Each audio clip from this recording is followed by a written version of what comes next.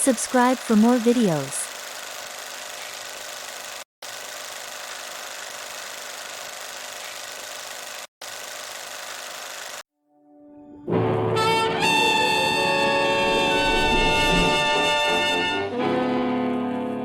Dangerous Assignment, starring Brian Donlevy as Steve Mitchell.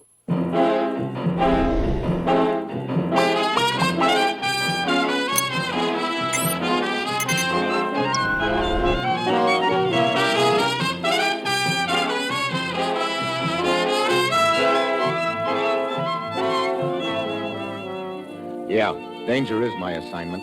I get sent to a lot of places I can't even pronounce. They all spell the same thing, though, trouble.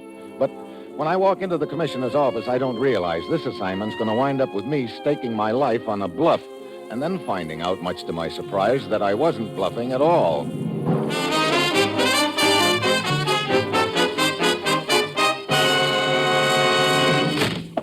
Morning, Commissioner. Ruth said you wanted to see me. Steve, last night, 3 men landed in Miami by plane. They were picked up in a limousine. The local police chased them, and the car crashed, killing all 3 men. So what's all this got to do with us, Commissioner? One of those men was a well-known foreign agent. Oh, I see. How about the other 2? A check was made on their identities. Phony, both of them. Oh, you mean they were carrying phony identification papers? No, the papers were legitimate enough, but they didn't belong to the men who were carrying them. We believe those papers were stolen from U.S. citizens who were traveling abroad, and in each case, those citizens were traveling alone and unattached. 5 will get you 10. That also, in each case, those U.S. citizens are dead right now. Exactly. Well, Steve, it looks like we're up against a clever and vicious scheme to get foreign agents into the States. Yeah, they grab one of our tourists, bump him off, take his papers, and then slip one of their boys into the States with those papers. We've got to work fast. We don't know how many times they've pulled this trick so far, but we've got to keep them from continuing. Get down to Miami, Steve. Backtrack their operation until you find out who's behind it, then smash it once and for all. Well, that's it. You've got your assignment. Good luck.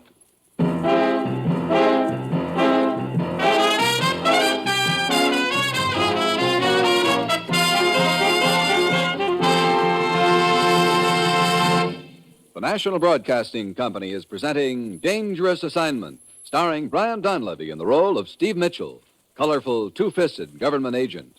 At all those places of the world where danger and intrigue walk hand in hand, there you will find Steve Mitchell on another dangerous assignment.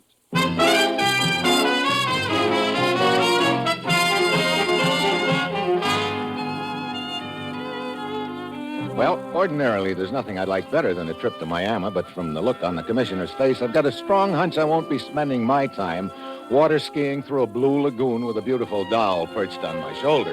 My plane lands there on Friday morning, and I head for the immigration office. Oh, Mitchell, we've been expecting you. I've got some luggage here you might be interested in looking through. This stuff here? Yeah, just help yourself, huh? This is the stuff that originally belonged to the tourists that we think these foreign agents murdered and then impersonated. Routine stuff. Clothes, curios. Yeah, that suitcase that you're going through now belonged to a Harold Davis. Yeah, according to my information, 3 guys landed here in Miami and were whisked away in a limousine. Yeah, that's right. When their car crashed, they were all killed. And that's where we recovered this luggage and those identification papers. But it didn't take us long to discover that the men in the car didn't belong to this stuff. Oh, what kind of a plane did they land in? A regular passenger plane, Caribbean Airlines, from Trinidad. Well, what is it? Hey, this picture here in the suitcase. Is this the real Davis? Yeah. Yeah, it's Davis, all right. Well, maybe you should say it was Davis. That girl with him in the picture, that's not bad. Not bad at all. You say the guy who was impersonating Davis flew in from Trinidad, huh? Yeah, that's right. You think that this picture was taken there? I know it was. I recognize the hotel in the background. Oh. Well, in other words, this picture shows that the real Davis was in Trinidad. But the man who flew up here from Trinidad wasn't Davis. Well, that means that... That means that Trinidad is my next stop.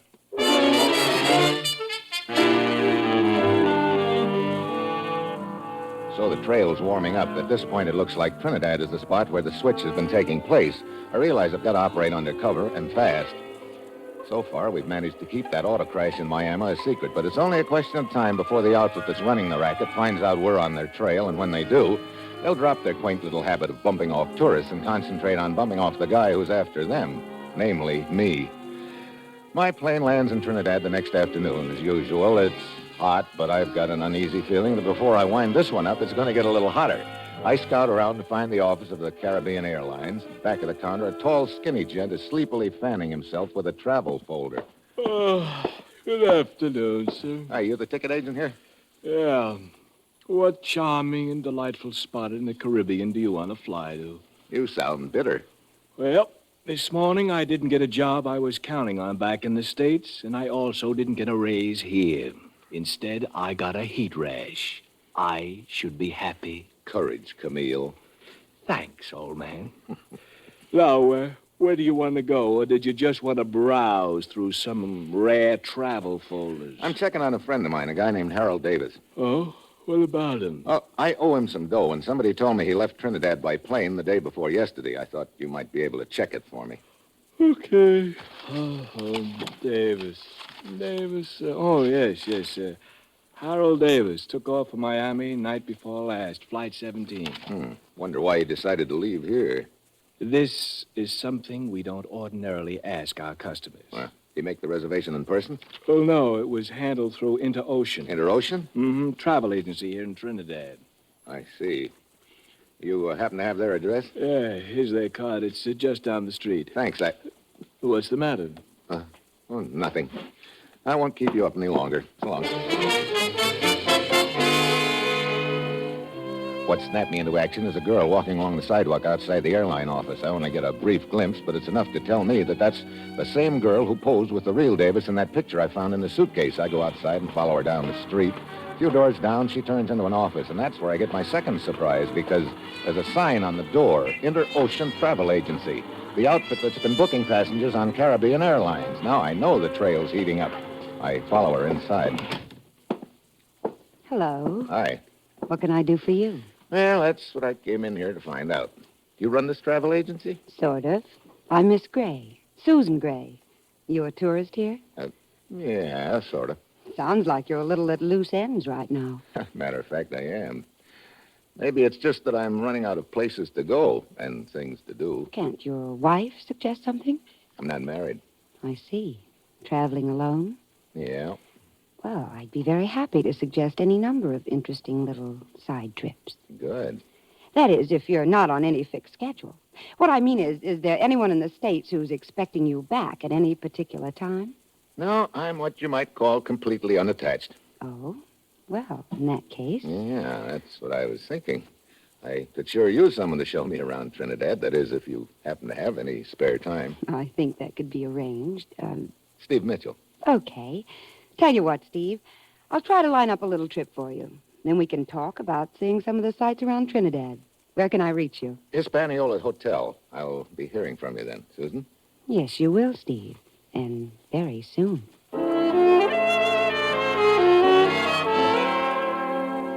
I start back to my hotel, so I dangle a little alone and unattached bait in front of little Susan's nose, and she snaps it up like an underfed cobra, which is all very fine, except that what it boils down to is that I'm setting myself up as a grade A clay pigeon.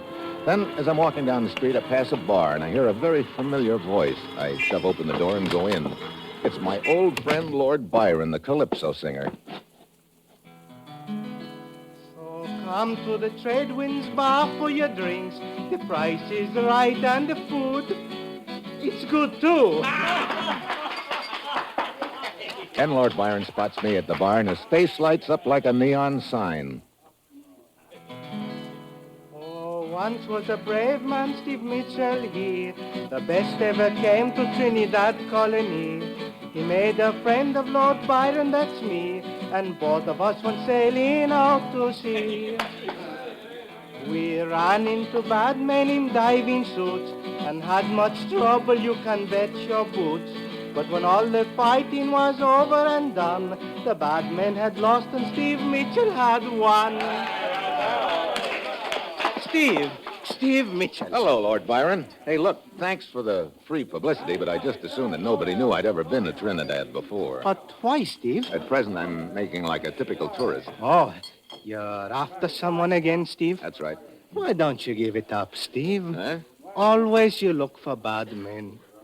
Why don't you forget it? Now, me, I'm a happy man. This is the life here. To go fish, to go sail, to lie in the sun, to be happy. That's nice work if you can get it. There is more to life than this. Well, I guess there shouldn't be, but What's the matter, Steve? that girl who just came in. Girl? Oh, sure. She's nice looking, Steve. You want to meet her? I've already met her. Susan Gray works for a travel agency. Does she come in here often? Oh, yes. She comes in here almost every night. The tourists, she's always with them. I see. Well, that checks. Okay, I think I'll go have another talk with her. Be careful, Steve. No trouble. No trouble. Hi. Well, hello, Steve. I was just thinking about you. How was it? Hmm? The thinking. Nice. When do we start seeing the town together? Tonight, maybe? Oh, I'm sorry. I have plans tonight, but we'll make it real soon. Okay. And in the meantime, I'm trying to line up a little trip you might be interested in. Oh. Good evening, my dear. Oh, hello, Carlos. I do not believe I have met this man. Well, you couldn't have very well. I just met him a couple of hours ago myself. Steve Mitchell, Carlos Gelder. Hello. This man is perhaps bothering you, my dear. Of course not. He seems to be presuming upon a very short acquaintance. Look, Buster, is there any law against talking to a girl in a bar? In this particular part of the world, there are many unwritten laws covering various subjects. Oh, what subjects, for instance? For instance, you. Carlos, please. Just a minute, Susan. Okay, Gelder. Just what are those unwritten laws covering me? The same which apply to anyone who seeks to tread on forbidden ground. I could take that either of two ways. You may choose whichever you like, but just be certain that you do take it. Okay, for the time being. And I can assure you I am not talking in terms of the time being. Yeah. See you later, kid. Steve, I'm sorry. I'll get in touch with you later. So, Steve, she's a popular young lady. Too popular, Lord Byron. Who's that little gent in the white suit I was just exchanging gay repartee with? Oh, he's a bad man, Steve. Stay away from him. Oh? Carlos Gelder. He's a very powerful man. What's he do? No one knows. But in Trinidad, his name means trouble. I see. He and Susan seem pretty thick. One trouble plus one trouble. Is double trouble. Hey, wait a minute. They're leaving together. No, Steve. Yeah, I know. No trouble. See you later, Lord Byron.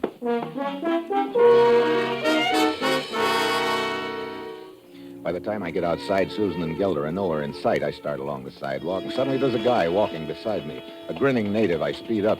He stays with me. I stop. He throws a shoulder into me and sends me lurching into the alley. I whirl around. There's another guy in the alley waiting for me, also with a big grin on his face. And in his hand is a wicked-looking knife with a spring blade. He edges towards me quietly, the knife held low and pointing up. The first guy is somewhere behind me. I flatten myself against the wall and wait, watching the knifer's eyes. He starts to jab. I swing my butt. The knife goes flying, but the guy just keeps grinning and moving in. I dive to the end of the valley, but the first guy jumps on me. I give him a left, but too late. They're both swarming all over me. One of them pins my arms. The other starts working me over. He's doing a good job on me. Body punches, enough to hurt, but not enough to knock me out. After what seems like an hour, I guess he gets tired. He winds up and lets fly with one to my face. And that does it.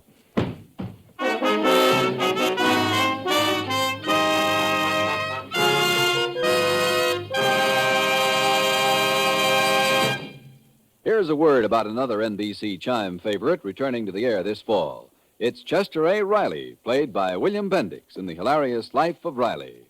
Riley will be back over most of these stations just 1 week from today.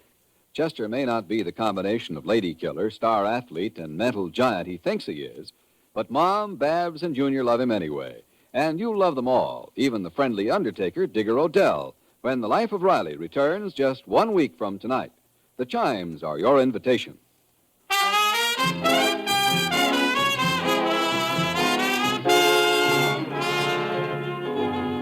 Now, back to Dangerous Assignment and Steve Mitchell.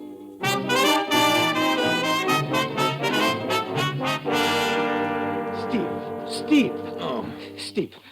Come on, Steve. Steve. Oh, Lord Byron. What happened, Steve? Oh, I wasn't playing tic-tac-toe.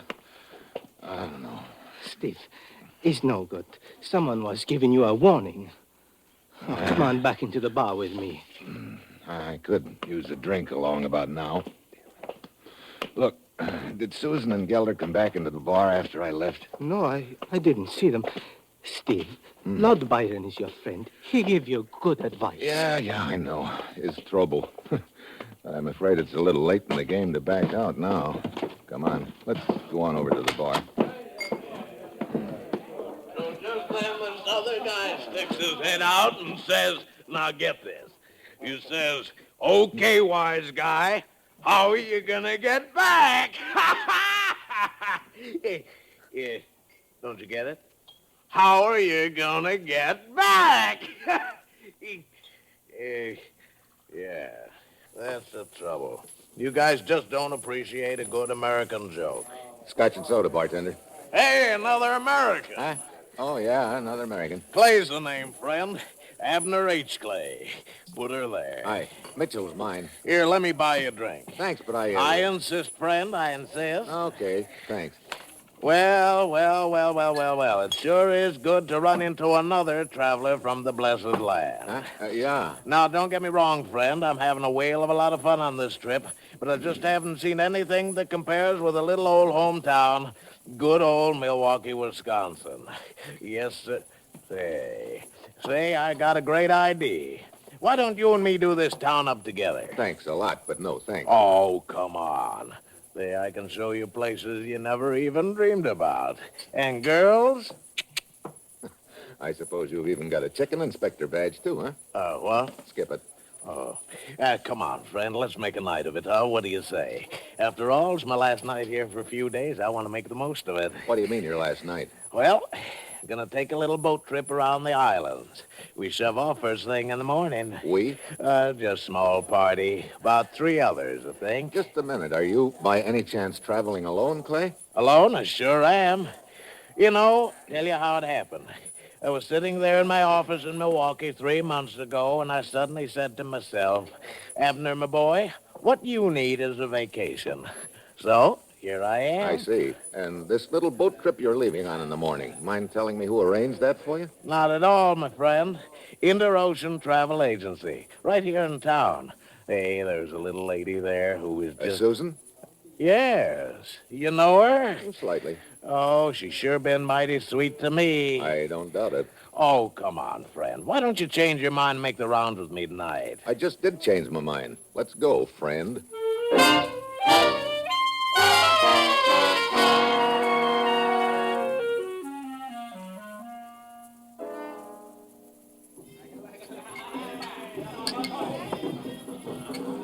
Oh, brother, is this someplace, huh, Steve? Well, it looks about the same as the last 5 bars we've been in, Clay. Look, this boat trip you're taking in the morning. Yeah? Have they told you where you're going? Oh, they said we'd poke around a few little islands in the out-of-the-way places. Uh-huh. I suppose you're taking all your luggage and papers with you. Well, that's right. Matter of fact, they told us to be sure and bring them. Oh? Well, they said we might stay longer than we expected if found places we like. I see. Look, Clay, What's the matter, friend? Somebody just walked in. Huh? It's Susan. Hey, Mitchell, I got a great idea. Why don't you come along on this trip, huh? Well, I don't know. It's pretty short notice. Well, Susan?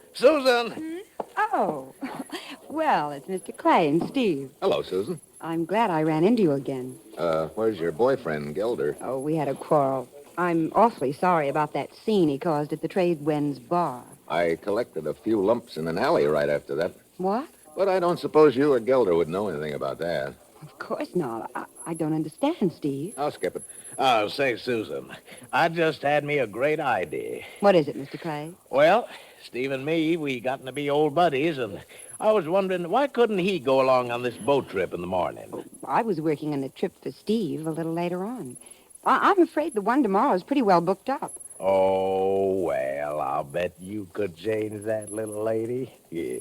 Now, couldn't you? Well, I suppose I could make some last-minute arrangements. I'd sure appreciate it. All right. There, that's my girl. That's my girl, all right. Yeah, how about that, Steve? Isn't that swell? Yeah. All right, now, tell you what. Meet me down at the dock at 7 tomorrow morning, okay? All right, Clay, I'll be there.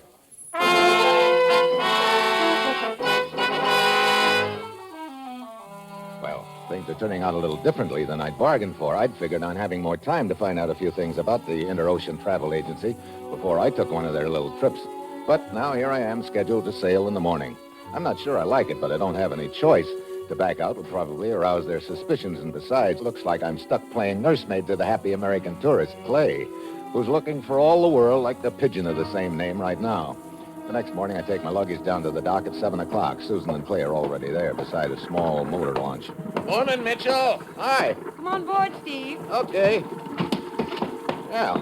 Where are all the other passengers? They should be along any minute. How many are there? 3. Oh, great morning for a trip, huh? Yeah, but how about this boat? It doesn't seem to look big enough for much cruising. Oh, this is just a launch that'll take you to an island down the coast away. You'll pick up the cruise boat there. I see. Oh, here comes one of the other passengers now. No, I guess it isn't. Hey, it's that Calypso singer. Huh? Hey, Lord Byron. Oh, Steve, What's the matter, Lord Byron? nothing. I came down to give you a goodbye serenade. Oh? Well, you really get service, Steve. Yeah, so it seems. Now, where else could you find atmosphere like this, huh, friend? Okay, let her go, Lord Byron. Oh, Steve Mitchell came down to Trinidad and met a girl who sure made him glad. She worked for a travel agency and arranged little trips for a modest fee. Well, thanks for the plug. Then Steve met a tourist in the bar last night who took him around and showed him the sights. But poor Steve Mitchell, he doesn't see that the tourist owns a travel agency. Well, a happy trip, Steve. Lord Byron, come on back here. But you see, I've got to... You're not going anywhere, friend. Come on, Right. get in the boat. Move. Very well. Well, thanks for the try anyway, Lord Byron. Sure, Steve. Okay, Susan, shove off. What about the other passengers? We can't wait for them now. We'll take care of these 2 birds first and then come back with the others. Get going. All right. You've been the big boy in this deal all along, Clay, huh? I sure have, friend. Well, I guess congratulations are in order. That's quite an act you put on, being the great American tourist. Not bad at all, is it? And with Susan giving them the come-on, I don't suppose you have much trouble getting all the unsuspecting tourists you need. We haven't had much trouble so far, and that's the way we're going to keep it. You mind telling me where we're going? Not at all, friend. Tobago Island, a little way down the coast. But you know, really shouldn't matter much to you where you're going. Because I'll tell you something. You and Lord Byron aren't coming back.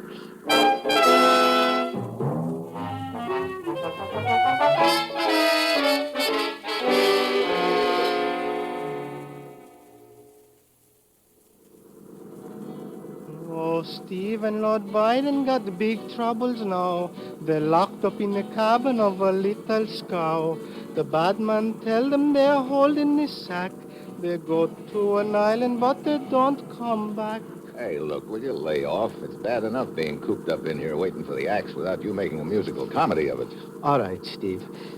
But why is he taking us to Tobago Island? That's probably where his agents are hiding out, waiting. It's probably also the tourist graveyard.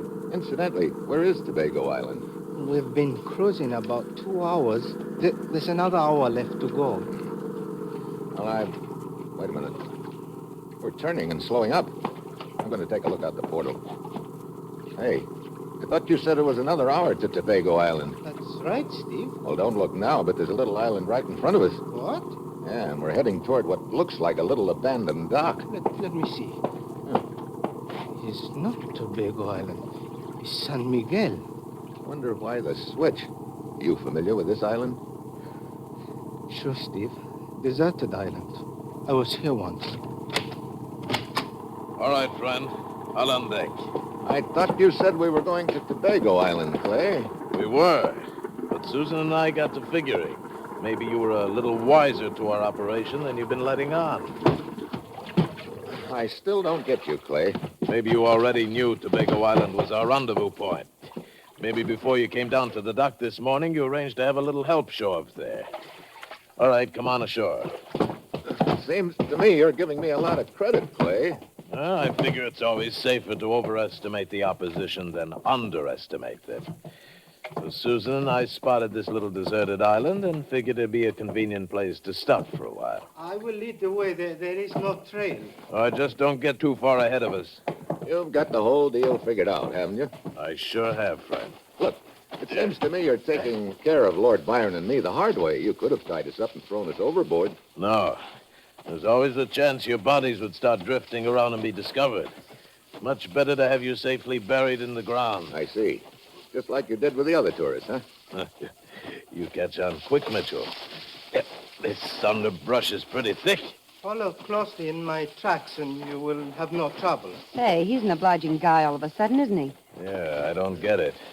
Well, here's a little clearing. Yes, this is where we stop. All right, it's as good as any. So this is the last stop, huh? For you and Lord Byron. For all of us. What do you mean? This San Miguel Islands is a very bad place. What are you talking about? Steve, you've heard the legend of San Miguel, haven't you? Legend of it. Oh, yeah, why, sure. It's supposed to be a pretty bad place, isn't it? Yes, a very bad place. Look, bluffing's not going to do you two any good now. It's no bluff. I will tell you the story of San Miguel. Oh, once came a man to this island here. He built a house and he built a pier. Then he walked into this jungle so nice and green, and never any more was he seen. Look, what are you giving us anyway? It's the truth, Susan. I remember it all now. The ground opened up and down he went. The earth closed over him without a dent. But on some nights you can still hear him say, from San Miguel Island, stay away. All right, that's enough of your silly song. It's not a silly song, Clay, it's truth. All over the island, quicksand. Quicksand? Sure, that's it. Quicksand. The whole place has quicksand under it. Every once in a while, the crust over it collapses. All right. I said cut out the fairy tale. It's no fairy tale. Look, Lord Byron's the only one who knows where to walk safely. You kill us, and you'll never make it back to the beach. Clay, what if he's telling the truth? They're not telling the truth. I tell you, they're bluffing. What was that? Probably a hunk of ground collapsing. Shut up, Mitchell. It's just an animal of some kind. Was it? There it is again. Where did it come from? Came from right over there. Thanks for turning your head away. Yeah, let go of me, Mitchell. Drop that gun before I break your arm. So, the quicksand story was a bluff. Sure, it worked. Lord Byron's sharper than I figured. Now, drop that gun. That's better. I'll get it. No, Susan, I'll take the gun. Clay, come back here. Let him go, Steve. Let him go, you crazy. Clay! Now he's out of sight. You will not go far, Steve. What?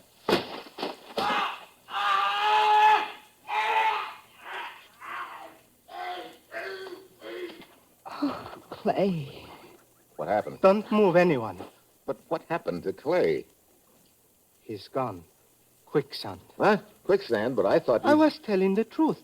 This San Miguel, very bad place. Oh, brother. All this time I thought we were just bluffing. Come on, let's get out of here. Lord Byron, very happy to do just that. Look, you can't leave me here. Don't worry, you've got a date with the jail, Susan, and I imagine the Harbor Patrol will be happy to head for Tobago Island to pick up Clay's boys. Well, let's go back to the beach, Steve. Okay, but just one thing now. Oh, Steve's friend, Lord Byron, has saved the day, and under the quicksand you'll find Clay. Now, 2 more words, and then I'm through. My dear Lord Byron, after you.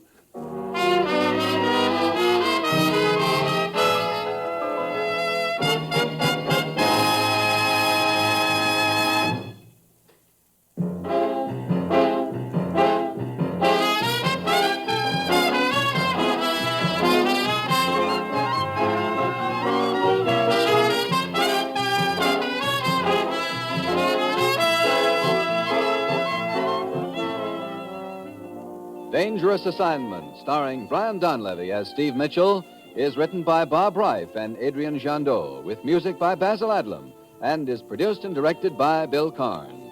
Be with us again next week at this time, when Brian Donlevy, starring as Steve Mitchell, will embark on another dangerous assignment.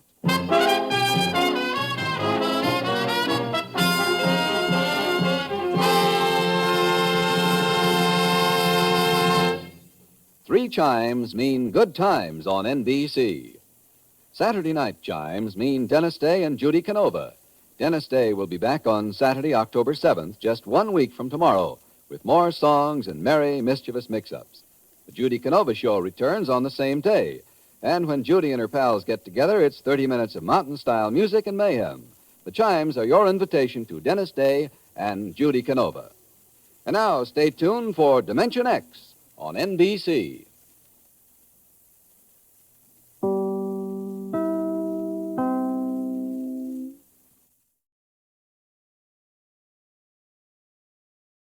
The Cavalcade of America.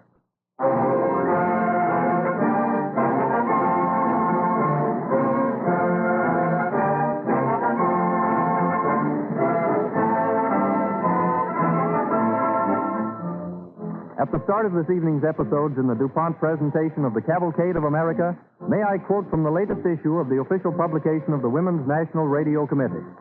This is the organization affiliated with so many women's activities, including the General Federation of Women's Clubs, the American Association of University Women, the National Federation of Music Clubs, the Council of Women for Home Missions, the Catholic Daughters of America, the National Council of Jewish Women, and many other outstanding groups.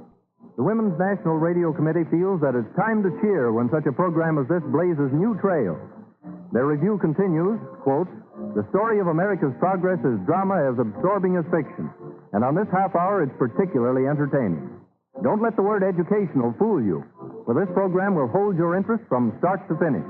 We recommend it especially as family entertainment, and suggest that the children be allowed to sit up and hear it. The DuPont modest commercials deserve an extra round of applause." End of quotation.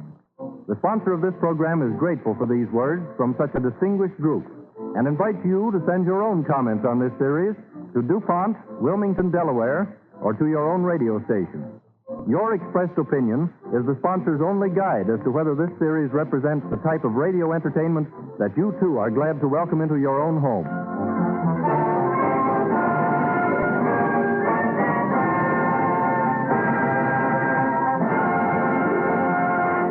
Our Cavalcade Orchestra raises the curtain this evening with the triumphal march of Greece.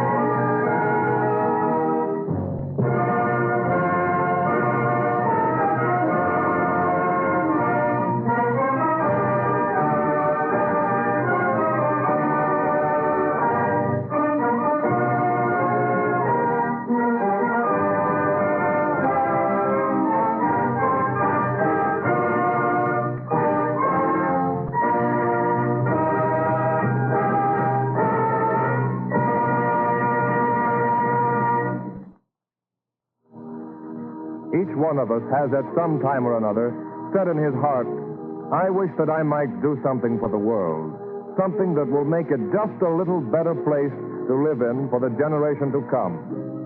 But tonight, we are going to show you how the loving ambition and the abiding courage in the life of a poor woman changed an evil situation into a highway of opportunity for millions who came after her. All this happened almost 300 years ago, in 1670 to be exact, when poor families bound out their children to wealthy masters for a term of years. This widow of very humble circumstances, Faith Hollister, lived in the Plymouth colony in what is now Massachusetts. She has walked with her 11-year-old son from her little village up to the town of Plymouth. We find her standing outside the entrance of a handsome house. Mother. Hi, Jeremy. You're squeezing my hand off so tight. Oh, am I now? I guess she's thinking of leaving you here. Here? Is this where Mrs. Fuller lives? Aye. And when we go in, you must speak respectful to her. She's a great lady.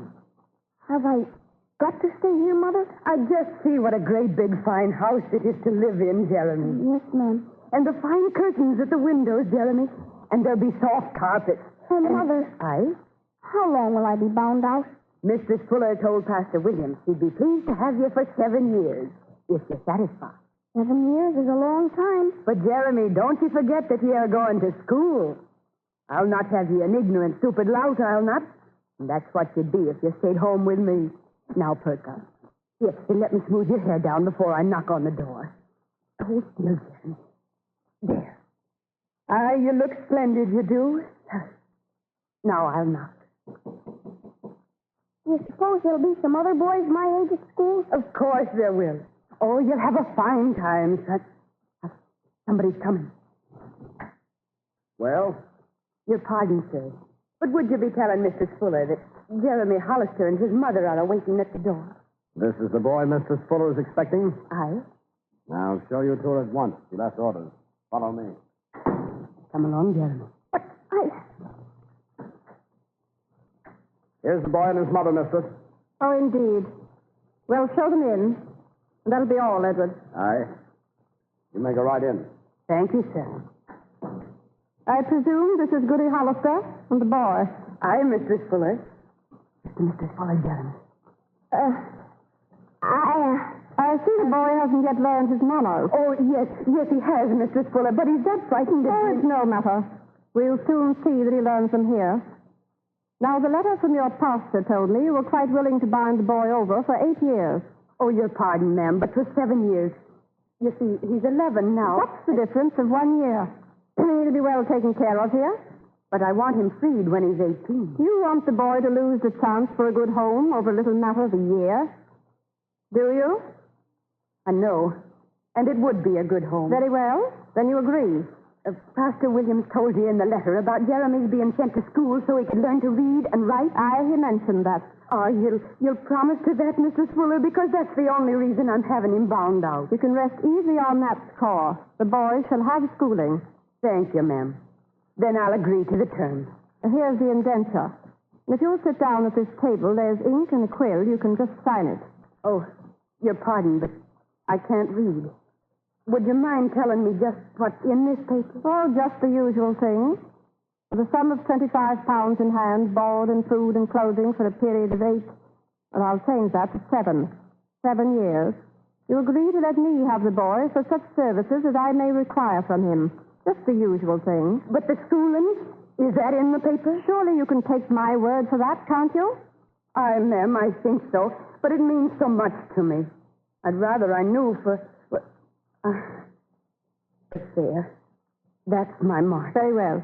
You may say goodbye, and then that will be all. Yes, Mrs. Fuller. Good day to you, ma'am. Good day. And now, goodbye to your son.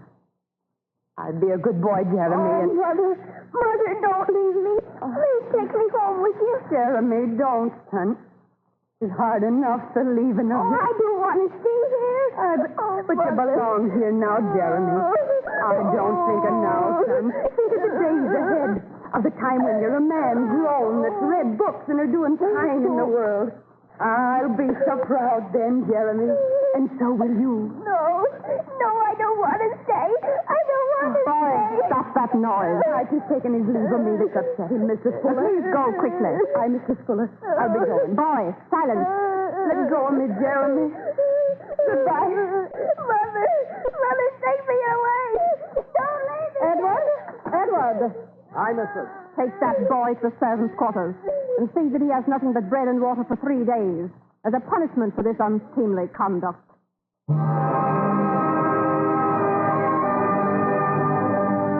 A year passes. Faith Hollister has not been able to visit her son during that period. But at last she stands expectantly after knocking at the Fuller's door. Good day to you, sir. Was there something you wanted? Don't you remember me? I'm Jeremy's mother. I have come to see him. I'll warrant he's grown so I hardly know him. Mother, is that you? Aye, it's me, son. Where be you? Oh, Mother, I'm that glad to see you. Oh, Jeremy. Oh, Mother. Come on. None of this. Let me look at you, son. My, how you've grown. I guess I have grown some. Those are awful shabby-looking clothes you've got on, Jeremy. Ah, but there, you didn't know your mother was coming, or you'd have put on your best bib and tucker, I'll warrant you. These are the best clothes I've got. You don't go to school looking like that. I don't go to school none. You don't go to school. But you have been going. Nary a day since I've been in this house. You mean to say you've had no education at all, at all? None, Mother. None. Not a bit. So, the strict I am. We'll see about this. Where's your missus? She's in the front of the house. Which way? Right through that door. Oh, but you can't go in there. Not without having Edward go in and see if it's all right. Here, you can't go through that door. I don't need Here, anyone wait. to see if it's all right. I'm going in and find out what's the meaning of this. You're not being sent to school. Mrs. Fuller! Mrs. Fuller! Who's calling me? I'll be calling you, and I want to see you. Where be you? Oh, there you be. Looky here, Mrs. Fuller. If you wish to speak to me, you should have asked Edward. I'm not asking anybody except you. And what I want to know is, why isn't my boy being sent to school the way you promised? Answer me that. There's no use getting excited about it. I told you we'd take care of the boy's learning. We have a great deal to teach him. He's not ready for school yet. You promised me you'd send him to school to learn reading and writing. When he's learned his duties here and learned his manners, perhaps then. There weren't no ifs and whens in your promise. You said you'd send him to school, and you aren't sending him. And I want to know when you're going to keep your promise. I have done everything I agreed to do in the indenture. When are you going to send him to school? It's not in the contract. And if you could read, you'd know it isn't. Oh, so that's it. You never intended to give him any schooling at all. You thought because I was a poor widow and the boy was bound to you, you could forget the solemn promise you made. If you don't get out of this house, Goody Hollister, I'll have you put out. I'll go. I'll go. But I'll see if you can keep my boy out of the learning you promised him.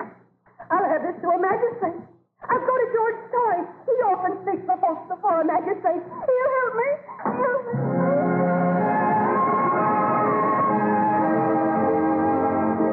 Before the magistrate's court, Faith Hollister lost her case. But George Story appealed to the general court, which in those days was not only the legislative body, but also the highest court of appeal in the colony. Presiding over the court was Governor Thomas Prince, a man whom Story knew was deeply interested in public education. As our scene opens, the trial has nearly run its course. George Story is just rising to present his last rebuttal. May it please your worship, I should like to ask Faith Hollister once more to take the stand. Take the stand, Goody Hollister. Yes, your worship.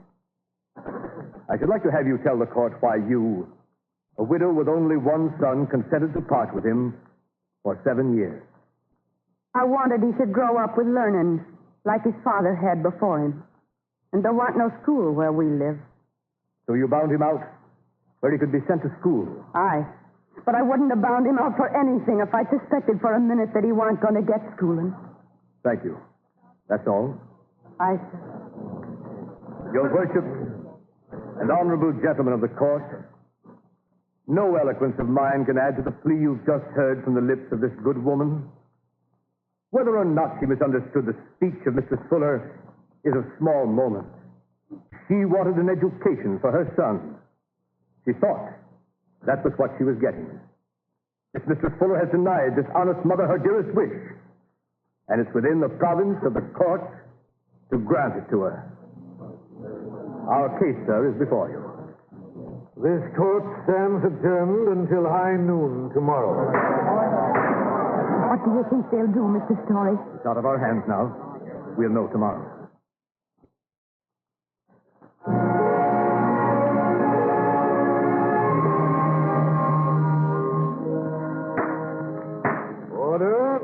Order in the court. The decision of the General Court in the case of Hollister versus Fuller. The finding is for Mistress Fuller. We've lost. Oh. Too bad.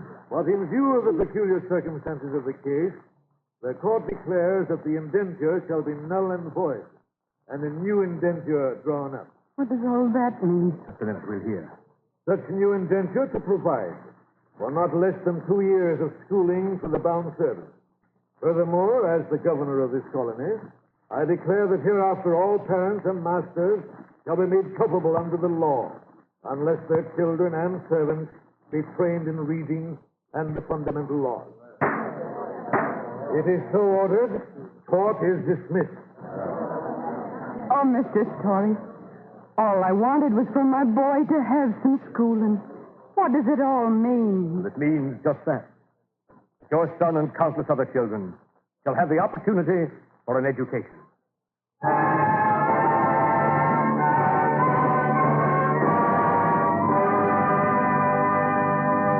And thus was education for the poor secured in New England.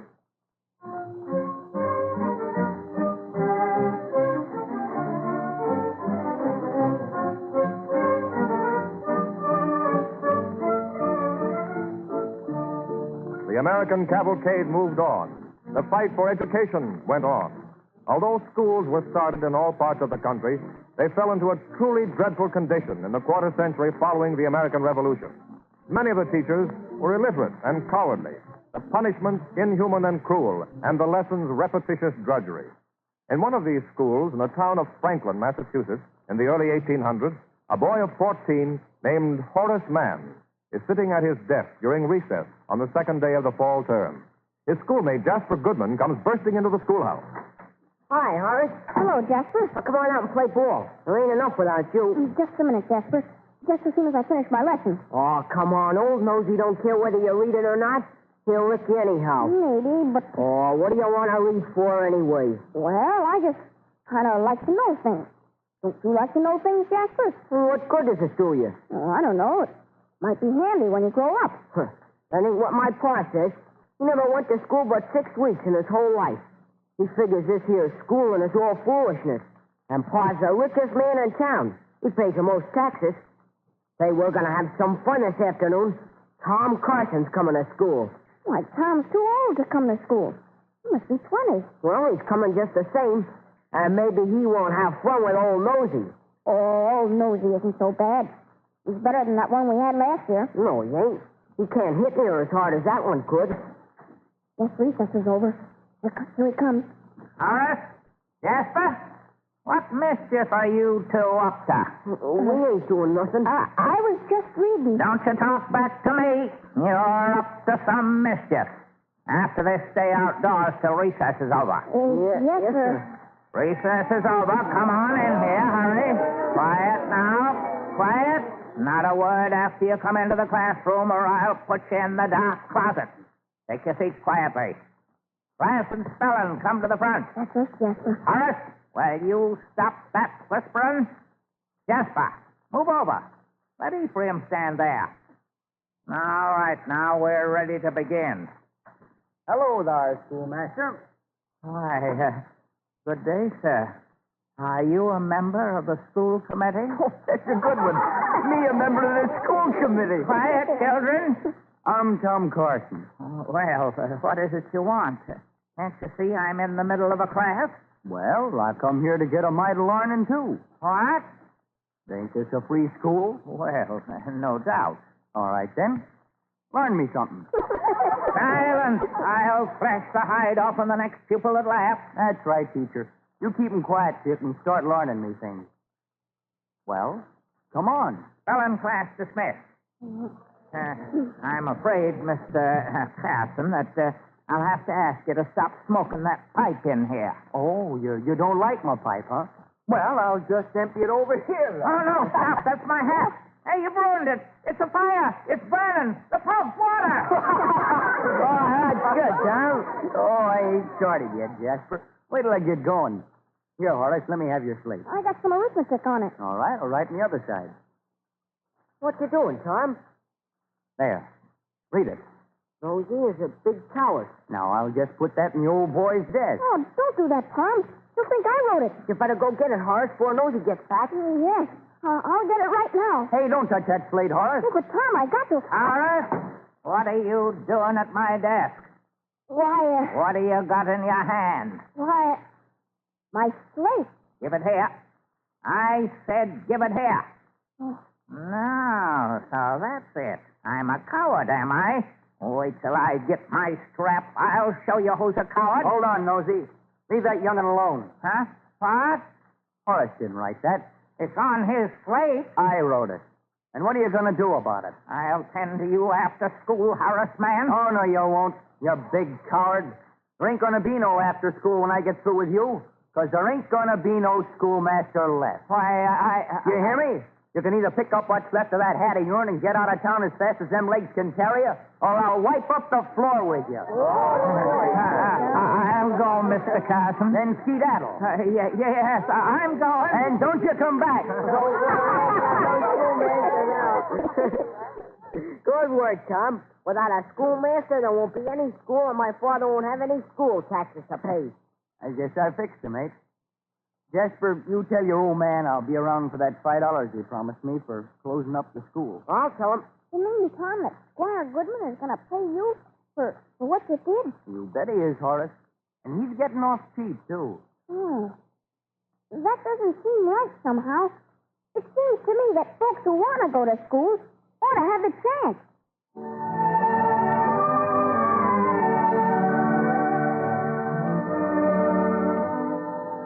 It seems to me that folks who want to go to school ought to have a chance.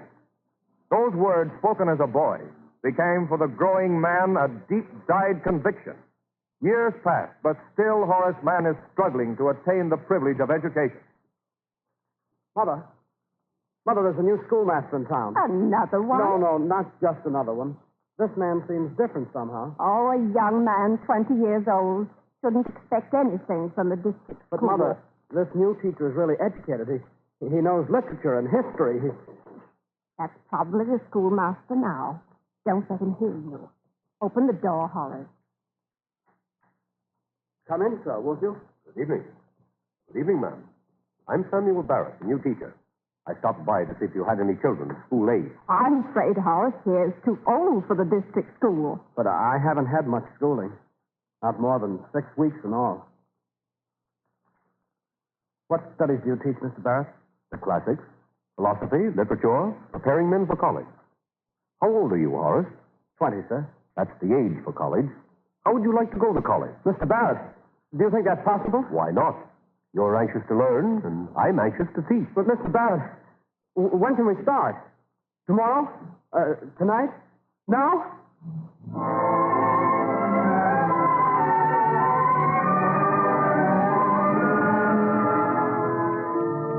In 6 months, young Horace Mann entered Brown University.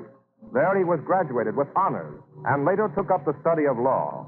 Elected to the state legislature, he was prominent in reform movements and always ardently interested in education. In 1837, we find him the president of the Senate of Massachusetts. And one day he is visited in his office in the State House by the educational reformer, James D. Carter. Mr. Carter, I congratulate you on getting through your bill for a state board to control education. Thank you, Mr. Mann. But everything depends on the man you get for secretary. Quite right, Senator. But we found the man. Well, I'm delighted. Yes, Mr. Mann. Governor Everett is making the appointment. Can't you guess who it is? No, I haven't the slightest idea. Well, there's only one possible selection. The governor has appointed you. But, Carter, what about my family? My clients? My law practice reaches through the state. It's expanding, and You don't need to tell me that. This is the opportunity, Mr. Mann, for you and Massachusetts. And the annual salary is $1,000. Not a very glowing prospect. And yet, what it would mean to the people of this state. Let me consider. May I come in, Senator Mann? It's a pleasure to see you at any time, Mr. Westcott. You know Mr. Carter, of course? Of course. How do you do? Well, how do you do? Senator, I want to be brief. My railroad must buy its competitor. But Mr. Westcott is my most valued client. You should know that I am considering taking the... You're the only man we can trust to negotiate for us. I'm grateful, sir. But really... I'm in a great hurry, Senator, and without waiting for you to name your fee, I'll tell you we shall pay you $20,000. Well, Senator Mann, seems that you're to have no time to consider further. Yes, so it seems. I must make my choice. Another client, perhaps? No, not one other client, Mr. Westcott, but thousands. Yes, millions. The boys and girls of the future. I think I know what you'll decide. Yes, I think you do. I'm sorry, very sorry, Mr. Westcott, but I'm no longer in the practice of law. My books are for sale. My office is for rent. From this moment on, I am devoting my life to the education of young Americans.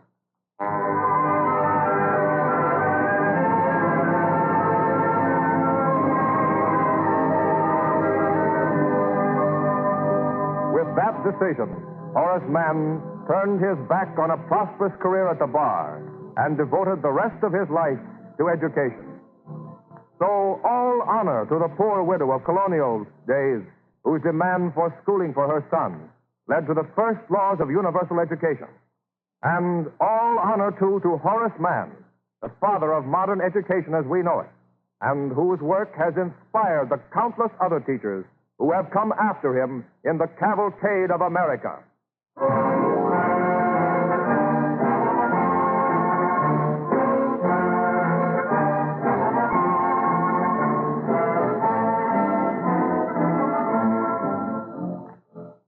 When we think of education, we think of all the arts and sciences that make up human knowledge.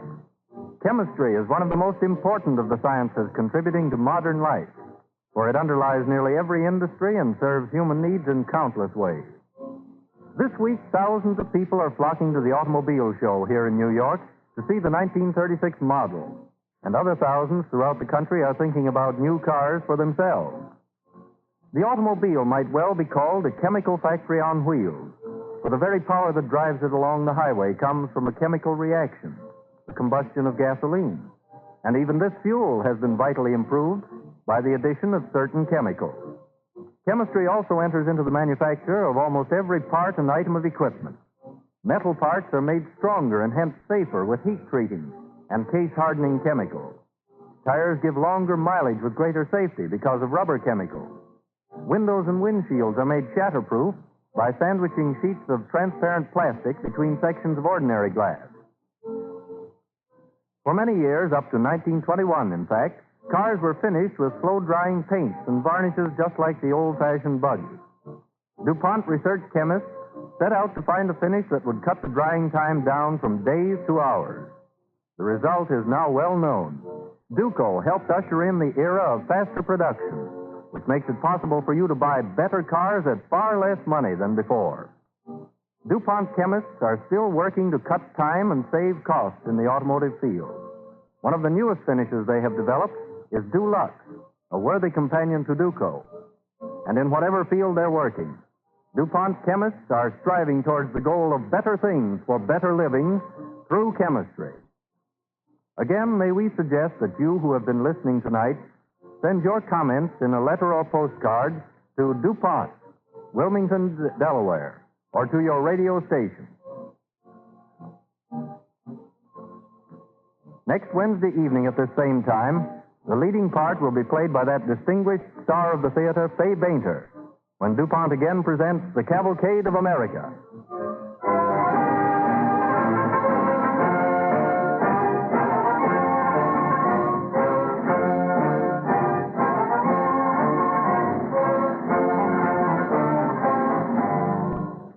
This is the Columbia Broadcasting System.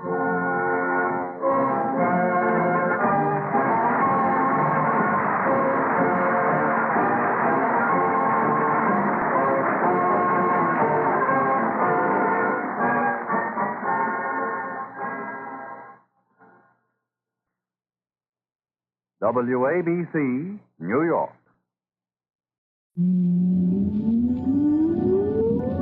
Countdown for blast off. X minus 5, 4, 3, 2, X minus 1, fire.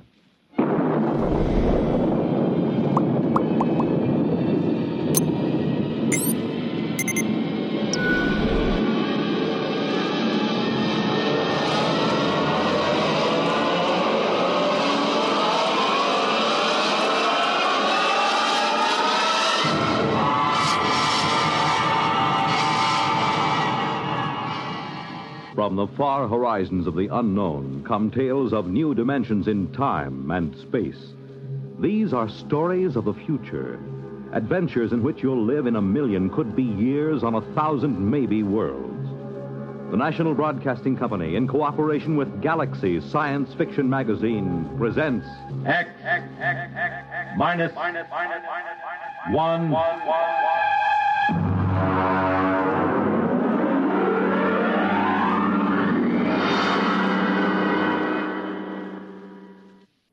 Tonight, the time is the late 1960s. The place, Washington, D.C. The story, Honeymoon in Hell.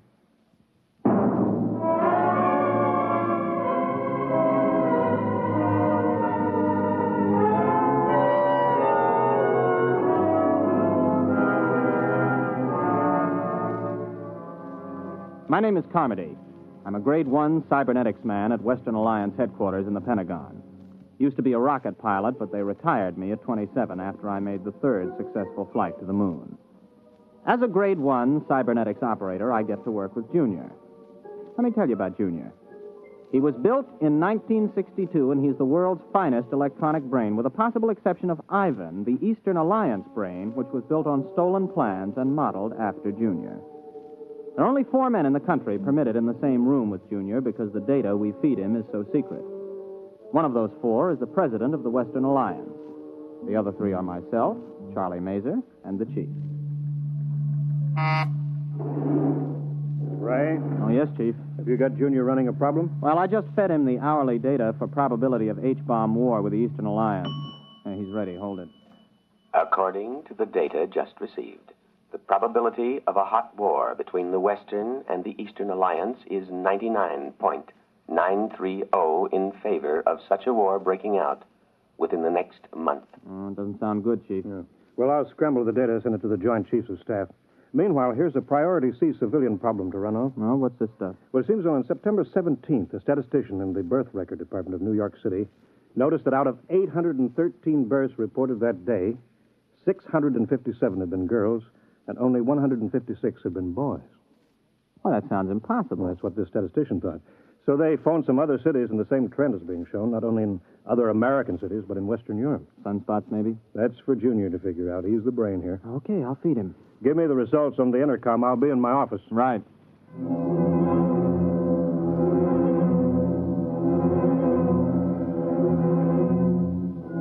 I didn't really pay much attention to the problem at the time. As a Grade 1 operative, I was more interested in asking Junior questions on security, ballistics, missiles, rocketry, and so on. The Eastern Alliance would undoubtedly have traded 3 puppet governments and the tomb of Lenin to have an agent as a Grade 1 operative. But I took the birth statistics and fed them in and waited. Junior, incidentally, responds to vocal stimuli. Speaks 12 languages.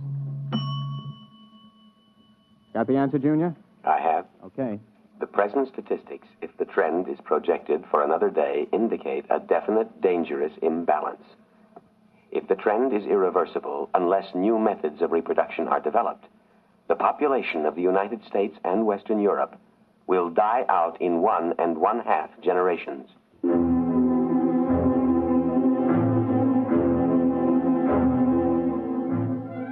Well, it wasn't long before the newspapers got the story and kicked it around. People in governments really started to worry now. Biologists and laboratories made it their #1 project. On September 29th, only 41 boys were born in the entire United States. During the month of October, in spite of all the work going on, not a single male child was born anywhere in the world, with the exception of 1 in Outer Mongolia and 1 in Alaska. November drew another blank. I was working 18 hours a day, feeding every available scrap of data to Junior. Data insufficient for answer to your question. Well, here's the latest. A new analysis of chromosome structure indicates the presence of an additional electron in the orbit of the Y atoms for carbon chain X. Now try again. The question is, what is causing the lack of male birth? Anything new, Ray? No, not yet. Hold it. Data insufficient. Well, that's it. We've fed Junior every scrap of information that every physicist, geneticist, chemist, and biologist in this half of the world knows, and all he does is say data insufficient. Yeah, well, the operator who had him last night didn't do any better. Any more information on the Eastern Alliance? Have they made any progress? No, but at least the talk of a hot war is dying down. Well, they're still working on a space station, aren't they? Oh, yes, we're both going ahead with that. But, well, this seems to be a common problem now. You know, in spite of hydrogen bombs and ICBMs, people don't really expect the whole race to die out from a war. But the complete lack of male children, now that's something that every family can understand. Has anybody thought of the possibility of some kind of radiation from outer space that's damaging the chromosomes, something our instruments can't detect? Everybody's thought of it. Nobody's proved anything. Well, keep trying, Junior. Maybe he'll come up with something. Okay. Junior, I'm ashamed of you. Answer me. Information recorded. Look, you're a whiz on rocket fuels and space orbits, but when it comes to women, you're a total bust, just like me. I don't understand them and never will. Information recorded. Now, you've convinced us that if we use the H-bombs in total war, both sides will lose, and we know that your counterpart in Moscow University has given the same information to the Eastern Alliance. That you can figure out. But women, you can't have genetics without women, right? No. Well, you know that much. Uh-huh. What about that blonde at the party last night, huh? What about her? The question is inadequately worded. Please clarify. Should I see her again? No. What? You haven't even got any data on her. Why shouldn't I see her again? Answer, please. Because tomorrow you are going to be married.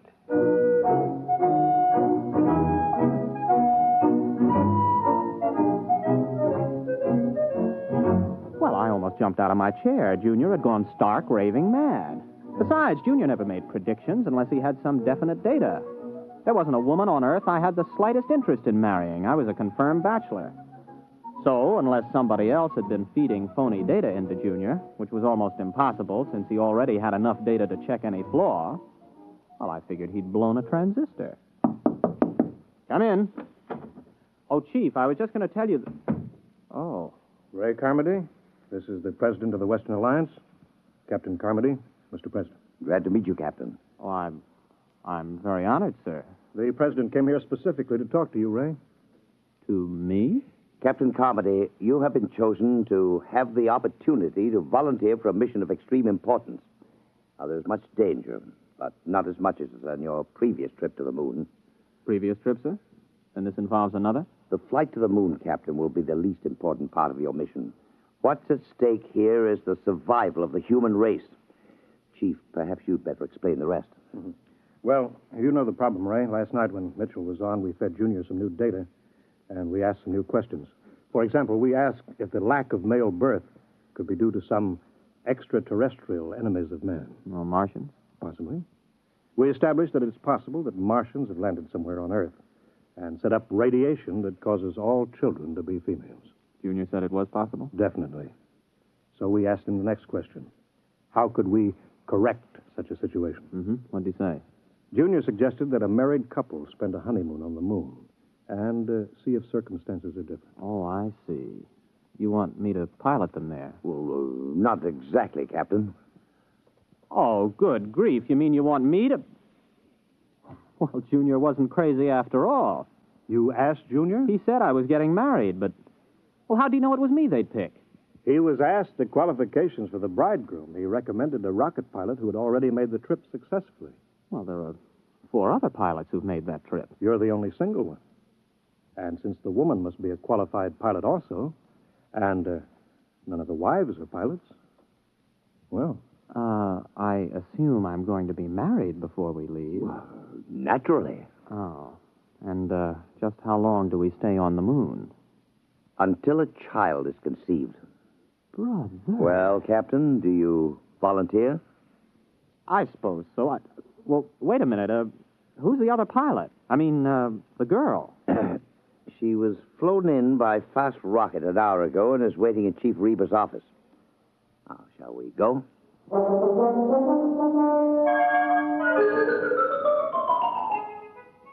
There were some officials there, and a justice, and my bride. She was small, dark, slender, and very attractive.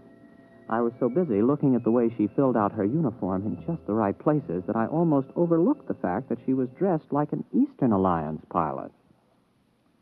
Captain Ray Carmody, may I present Lieutenant Anya Borisovna? You mean this is... an enemy pilot? Pleased to meet you, Captain. Yes, I'm pleased to meet you. Mr. President, Captain, this marriage is being done on an international basis for important diplomatic reasons. Both alliances have been advised by their cybernetic machine that the experiment, if it is to benefit humanity, must bring all the major powers together. Miss Borisovna is 24, an experienced rocket pilot like yourself, and quite attractive, if I do say so myself. Thank you, Mr. President. Now, if you're both ready, the Chief Justice of the Supreme Court will perform the ceremony. Well, there's just one thing, Mr. President. Miss Borisovna, would you marry me? Yes. And you may call me Anya. Okay. Mr. President, we're ready.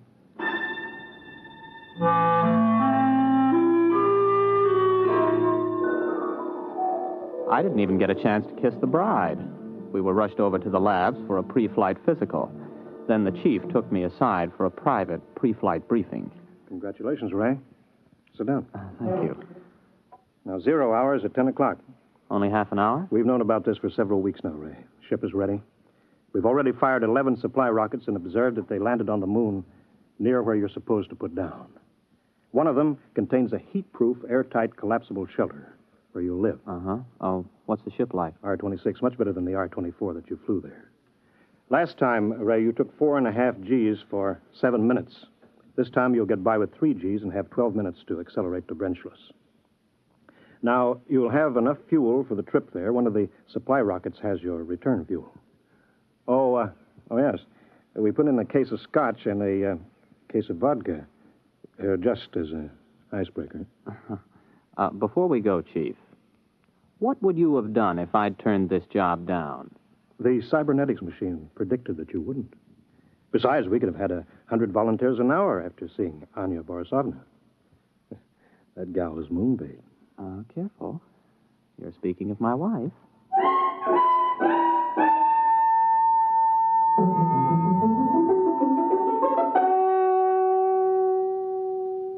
Tower to R-26. Are you both strapped in? Anya, you strapped into the webbing? Yes. Okay, Chief. The time is X-15.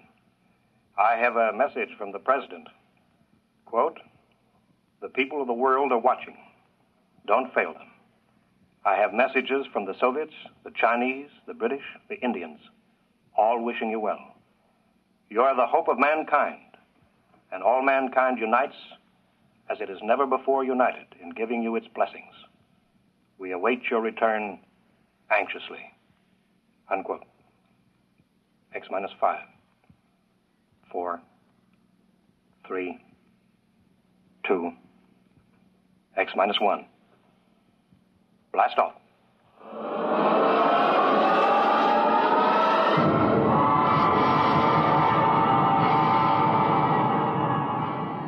The sound that was beyond all sound struck us like a giant muffled hammer. It built up until we weighed 480 pounds pressed flat against the webbing. Sound and pressure went on and on interminably. Then we reached Brenchless, free of the pull of Earth. I blacked out. When I came to, a lovely face was bent over mine, 2 dark eyes smiling at me. Are you all right, Ray? Oh, yeah. Are we weightless? Yes. I shut off the fuel.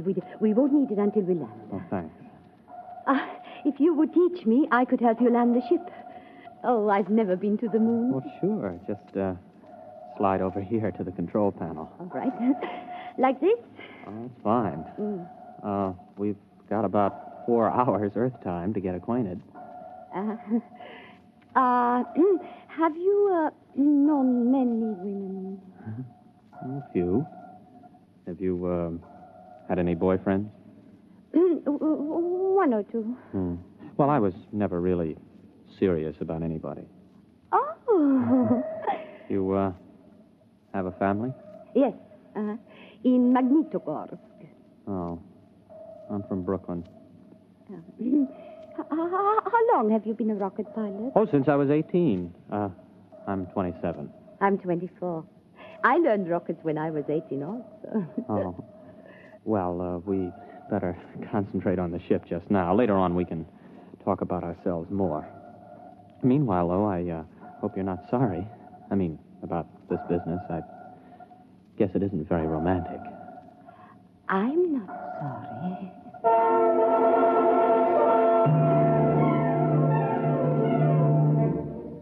We made a good landing. It didn't knock either of us unconscious. Then we got into our spacesuits and got out of the rocket. Some of the supply rockets were lying within a quarter mile. There were 6 eastern rockets and 3 westerns. About 800 yards away, though, there was a big supply rocket we couldn't identify. It looked different from the others, and neither of us could identify it as an eastern or western design we were familiar with. I pointed to it, and we headed there. You recognize that supply rocket? No, I was not briefed on anybody's standard still in the shape. Well, it must be something the chiefs of staff sent up as a surprise for us. I figured about 50 feet long, but you can't see the rocket tubes. It might be a payload from a stepped rocket assembly. Uh-huh. Well, there's a door on the side, anyway, you see? The top of that ramp. Oh, yes. Maybe we ought to observe it a while before we go in. Oh, nonsense. Come on. Ray! Yes? Ray, I'm frightened. There's something wrong with this. Only one way to find out, Anya. Let's go. Well, there's some kind of lock on this door. Let's see if it opens. Wow. That was easy. It's lighted inside. Mm-hmm. Come on. Maybe they sent us a surprise cottage for the honeymoon. Special delivery to the moon. This doesn't look like anything designed for humans to live in. Ray! The door's closed behind us. Try the lock. No, it's no use. Here, let me try. Ooh, holy smoke, I can't get it open. Do you have a gun? No, I have no weapons. They would be useless anyway. Ray. Oh, look. Good grief. They look like blobs of flesh with arms and legs. About 3 feet tall. Don't make any sudden moves. That's some kind of weapon he's carrying. Precisely, Captain Carmody. Who are you? How do you know my name? My people and I are inhabitants of another galaxy. Extraterrestrials? Precisely. As for how we know your name and your language, we have been studying you since you first achieved space travel. We have intercepted your radio communications, for example. Have you been responsible for the lack of male birth? We have been beaming an ultrasonic wave toward your planet. What are you planning to do? For the moment, we will keep you aboard our ship and study you. You may remove your helmets, incidentally. We have provided an oxygen atmosphere. Can we risk it? Well, if he wants to kill us, there are easier ways. Here, help me get it off.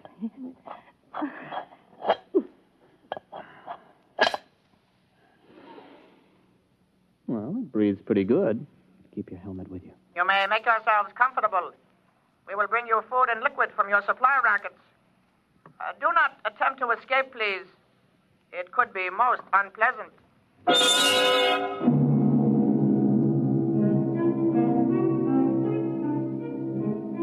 The next few days were like a nightmare. The blobs left us to ourselves except to feed us. Of course, it had its funny side, too. The creatures knew we needed liquid, but they couldn't distinguish between water and whiskey. For the first 2 days, we had nothing but whiskey to drink. For obvious reasons, I don't remember much about it, but we did begin to sing to each other. We also got to know and like each other. I got to learn some Eastern songs. On the 3rd day, the jugs were water jugs, and we sobered up. Oh, what a hangover. You were singing magnificently. Oh, well, you weren't so bad yourself.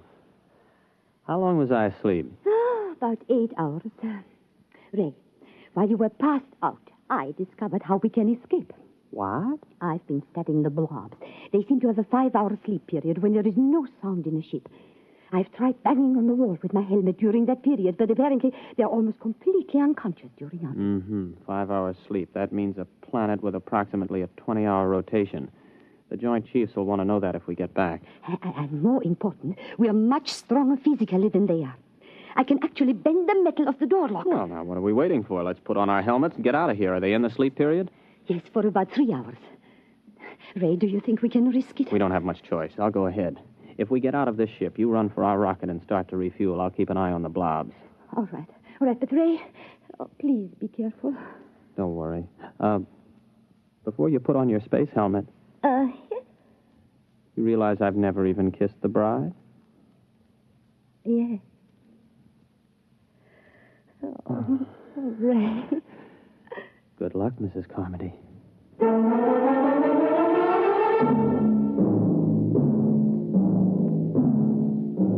By the time I reached the ship, Anya had the rockets refueled. I jacked up the tail fins and we headed for space. When I checked our screen to see if the blobs were after us, we detected their ship heading toward the outer galaxies away from Earth. The rest was easy. In less than 24 hours, I was in the office of the president of the Western Alliance making a full report. The Eastern ambassador was there, along with the chief. Captain, this story is incredible. Well, I'll be glad to submit to a lie detector, Mr. President. There's one on its way. Our embassy is questioning Miss Borisovna right now to see if her story is similar. Are you positive they were extraterrestrials? I mean, couldn't they have been, well, Easterners? If Easterners are 3 feet tall, without bones, and look like little green blobs of protoplasm. Yes. It's for you, Ambassador Coverage. Thank you. Yes. Yes. Yes. Yes. Our woman tells the same story under scopolamine. It must be the truth. Obviously, they went back for reinforcements or further orders. If and when they get back, we've got to be ready for them. My government stands ready to cooperate fully. Excellent. We'll have to build a joint space station, get to the moon, and fortify it jointly. If we pool all scientific knowledge, military data, we may be able to do it. Our propaganda ministry has already received orders to put everything into reverse gear. Carmody, I don't know how the world can ever thank you and Miss Borisovna. You not only averted a suicidal war between the East and West, you've also managed to draw us together in a joint effort where international power politics must be a thing of the past. Well, sir, I have a request to make. Anything, my boy. By the way, your wife is on her way over. I'd like to get back to Junior to ask him a personal question before I see her again, if you don't mind. Well, it's rather odd, but I suppose if it's what you wish. Chief, would you let Captain Carmody operate the cybernetics machine alone for a few moments? Right this way, Ray, boy.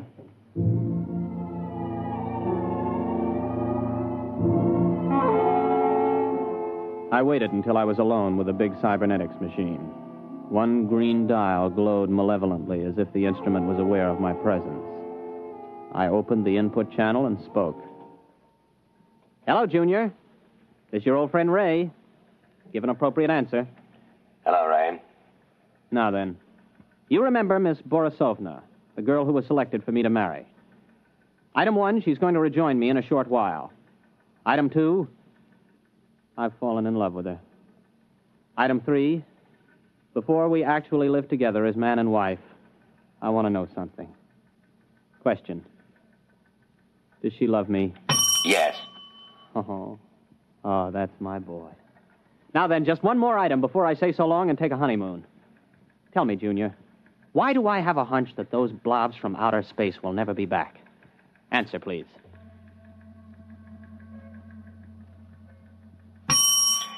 Because what you call a hunch comes from your own unconscious mind. Your unconscious mind knows that the extraterrestrials do not, and never did, exist. What? Do you wish the answer repeated? I wish you to tell me why I saw them, why Anya saw them. Neither of you saw them. Amplify that answer, Junior, or I'll smash every tube in your memory bank. Since I am an AC-7 cybernetics machine, I have no circuit reactor for threats of destruction of my tubes. The answer to your question is as follows. The memory of extraterrestrials is due to post-hypnotic suggestion. You mean I was hypnotized to find those blobs on the moon? Correct. And just who hypnotized me? I did. I hypnotized you. Oh. And Anya? A similar AC-7 cybernetics machine located at the University of Moscow. Would you explain why? Cybernetics machines are constructed to help humanity. A major war, the disastrous results of which I could accurately calculate, was inevitable unless forestalled. Calculation showed that the best way to avert that war was the creation of a common mythical enemy. Therefore, I created a situation which led to your mission to the moon. Well, wait a minute. You created the situation. Yes. Well, tell me how you did it. How did you prevent male babies from being conceived? A special modification of radio carrier wave for station JVT here in Washington, D.C., the only 24-hour-a-day radio station in the United States. The modification is not detectable by any instrument known to man at present. Well, how could you do that? You can't leave here. 1 year ago, you yourself fed me a problem. The design of a new cathode tube for radio station JVT. I modified the tube to send out a wave that would prevent male children from being conceived. So all we have to do is eliminate that tube. It will not be necessary. The tube was designed to burn out exactly 15 minutes ago. And the same thing happened in the Eastern Alliance? Precisely. 2 properly constructed machines will always arrive at the same answer to the same problem. Oh, Junior, I gotta hand it to you. But why let me in on it? It is to the interests of humanity to know the truth. It is to your own interests. And you will tell no one because of the type of individual you are. Mankind will work together now to reach the stars. One last question, Junior. If Anya and I were just hypnotized to think all of that was happening up on the moon, what really did happen up there? I waited a while, but Junior was silent. It's the first time he ever pulled anything like that. However, I'll swear that I saw that green eye of his wink at me.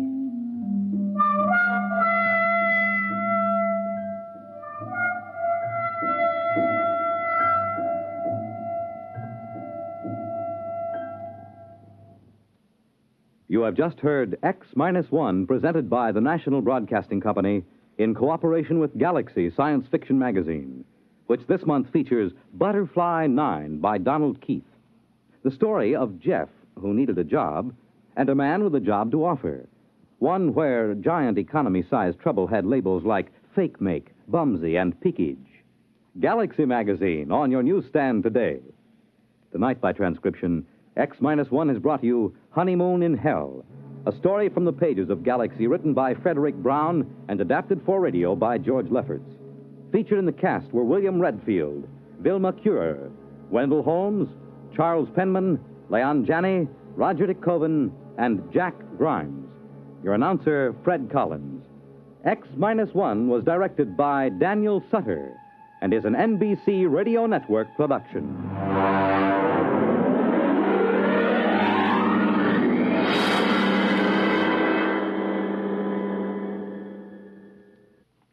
To keep the fight against heart disease moving steadily forward, you're urged to support your Heart Fund. Send a generous contribution to your local Heart Association or to Heart, care of your local post office. When you help your Heart Fund, you help your heart.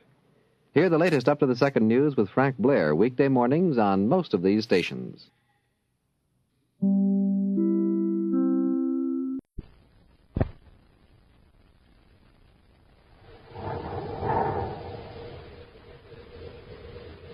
Rice Chex and Wheat Chex, the bite-sized cereals in the red and white checkerboard packages, present Space Patrol! High adventure in the wild, vast reaches of space. Missions of daring in the name of interplanetary justice. Travel into the future with Buzz Corey, Commander-in-Chief of the Space Patrol!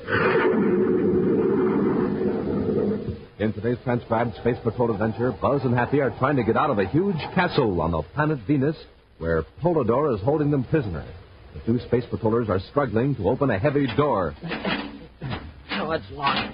But in a castle this size, there must be more doors. The chances are Polidor has them all locked. Yeah, by electronic control. Commander, something smells strange. I noticed it, too.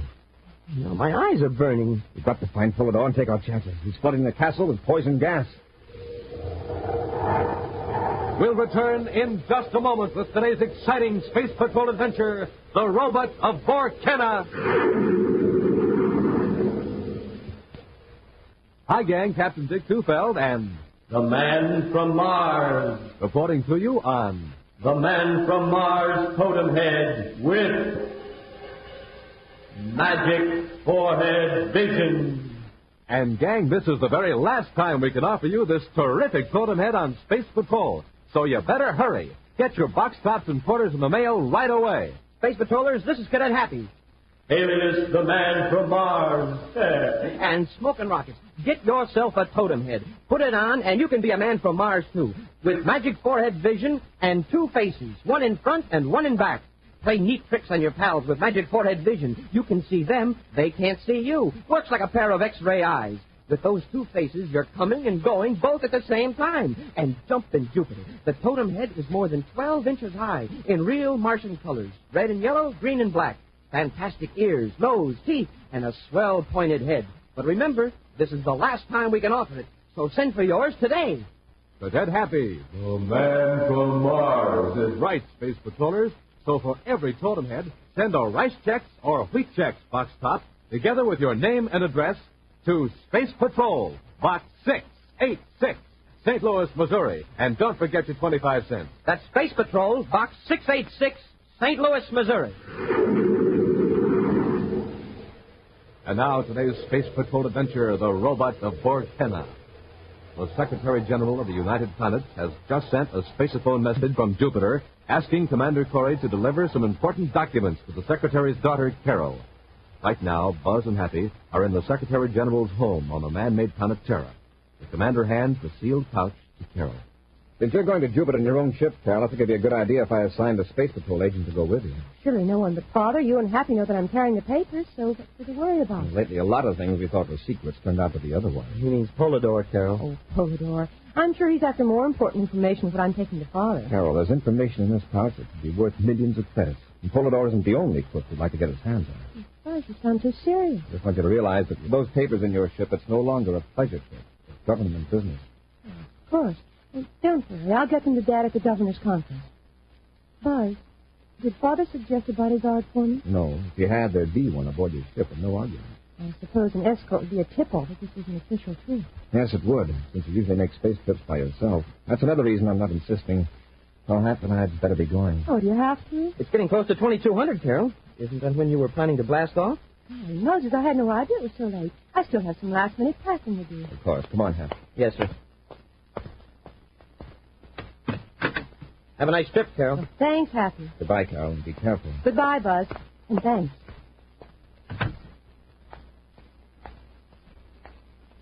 Just a minute. Did I startle you, Miss Carlyle? What are you doing here? Is that any way to talk to a Space Patrol lieutenant? You're not a Space Patrol lieutenant. All right, so I stole the uniform. I look like a lieutenant. Well, Lieutenant, I'll just get Commander Corey. Stay right where you are. If you try to scream, I'll use this ray gun. Who are you? What do you want? Why, I'm your escort. I'm going to get aboard your ship with you at the spaceport. You must be out of your mind. All I have to do is... You were about to say that all you have to do is signal the guards and they'd grab you. Isn't that right? I advise you not to try it, Miss Carlyle. If anything happens to me, I have friends on Jupiter, where your father is. You wouldn't dare harm my father. Come, Jethro, you're wasting time. What was that? One of my friends. He's on another planet, but he can see and hear us perfectly. Holy God. Yes. Jethro, take the girl and the document, and hurry. Where's the voice coming from? From a small device called a detectoscope. When your father had this room redecorated last week, one of the workmen installed it. In all this time... I've heard many interesting conversations, Miss Carlyle. Your father has such important guests. Come, Miss Carlyle. If we're noticed at the spaceport, it'll merely appear that a Space Patrol officer is escorting the Secretary General's daughter to Jupiter.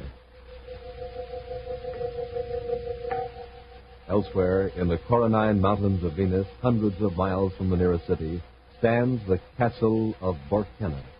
It was built during the 25th century by a wealthy space merchant as a showplace to entertain his friends in interplanetary commerce and society. Now, 5 centuries later, it is a deserted, crumbling ruin. It is here that Jedro has brought Carol. Here she is, Polidor. Welcome to Borkenna Castle, Miss Carlyle. Jedro, did you have any trouble? No, but I'd better camouflage Carol's spaceship. Yes, and later you can move it into the hangar under the mountain. Miss Carlyle, do you know who I am? You're a criminal who calls himself Polidor. Yes, and you are one of the few people in the universe who have met me face to face as Polidor. As Commander Corey now knows, I'm Rudolph Dennett, retired research chemist and amateur astronomer. I'm not the least interested or impressed. Aren't you curious why you were brought here? No. Of course you are. By bringing you here with the documents, I have a powerful control over Commander Corey. What do you mean? Isn't it obvious? To ensure your safety, Corey won't be quite as reckless in his efforts to capture me. Then you're going to let him know you abducted me. No, I'm going to lead Corey into a trap. Jedro. Yes, Commodore. Take Miss Carlyle's identification bracelet. See that it's delivered to Corey at the Terra headquarters according to plan. Right. And now, Miss Carlyle, after I lock you in your room, I'll set the stage for Corey's downfall. Hours later, in the central office of Space Patrol headquarters on Terra, a very worried Commander Corey talks on the intercom to a security captain. He's now 4 hours overdue at Jupiter City. All private commercial ships have been alerted, sir, just as you ordered. So far, report negative. I talked to the space control operator who checked her out through the airlocks last night. Her ship blasted off on schedule. Yes, I know. I talked to the gate patrolman who saw Carol get aboard with her bodyguard. Commander, here's... Just a minute, Happy. Captain, what did you say about a bodyguard? I said I checked with the gate patrol at the spaceport. I found a man who saw Carol board her ship with his space patrol lieutenant. Carol was going alone. I didn't assign an escort. What? Captain, get hold of the gate guard. Get a description of that lieutenant and check with personnel and operations. Alert the officer locator section. Yes, sir. Hurry out. Captain, you hear that? Yes, sir. That was one of our officers with Carol. He'll have signed out with space operations. Unless he's gone OPWL. We haven't had an off-planet without lead case in 5 years. I think that lieutenant was a phony. A checkup will prove it. Oh, sir, this package is for you. A private messenger brought it. I'll look at it later. Who's it from? It doesn't say. Marked urgent, personal, and official business. Open that half. I'm getting out a special search plan on Carol. Yes, sir. Look, the rockets, Commander, look. A girl's bracelet. Pat, let me see that. It's Carol's. Yes, sir. The identification bracelet his father gave us for her birthday. I see that piece of paper. Yes, sir. I have information that will help you locate Carol Carlisle.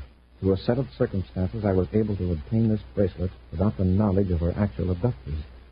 This puts me in a dangerous position. Still, I feel it my duty to cooperate with the Space Patrol. Wow, does that sound phony? There's more.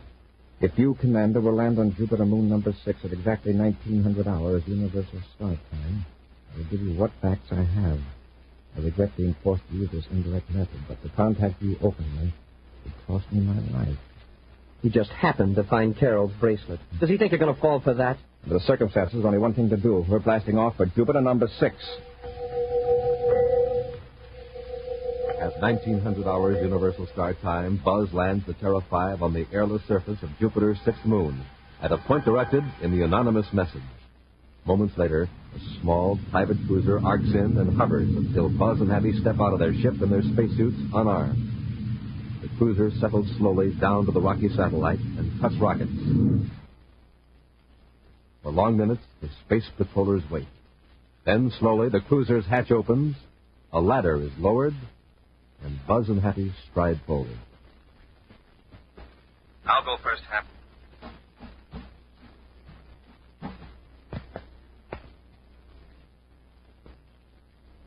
Corey and Cadet Happy are aboard. Show yourself.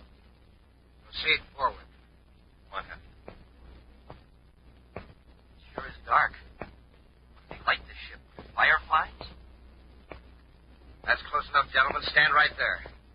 Where is Carol Carlisle? There are certain preliminaries, Commander. Now, let's get to them. Close that hatch so we can open these face pieces and talk man to man. Our conversation can best be carried on as we are, in our spacesuits. You've got us at a disadvantage. You can see us, but we can't see you. Your note said you weren't connected with whoever abducted Carol Carlisle. That is correct. I'm not. Then why are you wearing that one-way vision face piece? Yeah, and why the dim lights? Yes, for an innocent man, you're taking a lot of precaution. Please, if you'll listen, you'll understand. May not approve, but you will understand. I do know the men who are holding Miss Carlisle. Yes, and you're afraid of reprisals. You're scared. Now what? I want to ask a favor. In exchange for certain information. Keep talking. I have here on this small duty desk a bundle of currency. 200,000 credits. I want you to deposit it in the Terra Bank to the account of D.J. Whitney. And if I promise to deposit the money, you'll tell me where to find Miss Carlisle? Yes. Now will you deposit the money? Uh-huh. If you can prove that Carol is safe. That's easy. Space Inform has been on since you came aboard. Hold the door. Put the girl on. Hold the door. We might have known it. Carol, this is Buzz. Can you hear me? Yes, Buzz. Watch what you say, all of you. Are you all right? Have they harmed you? No, I'm all right. Sounds like Carol. This is Kraft. They're going to frame you. Listen. That's enough of that. Polidor's got Carol, but we've got you. Is that so? Commander, he closed the hatch. Open it. We're taking you to our ship. You are? Got him, Happy? I've got him. Oh!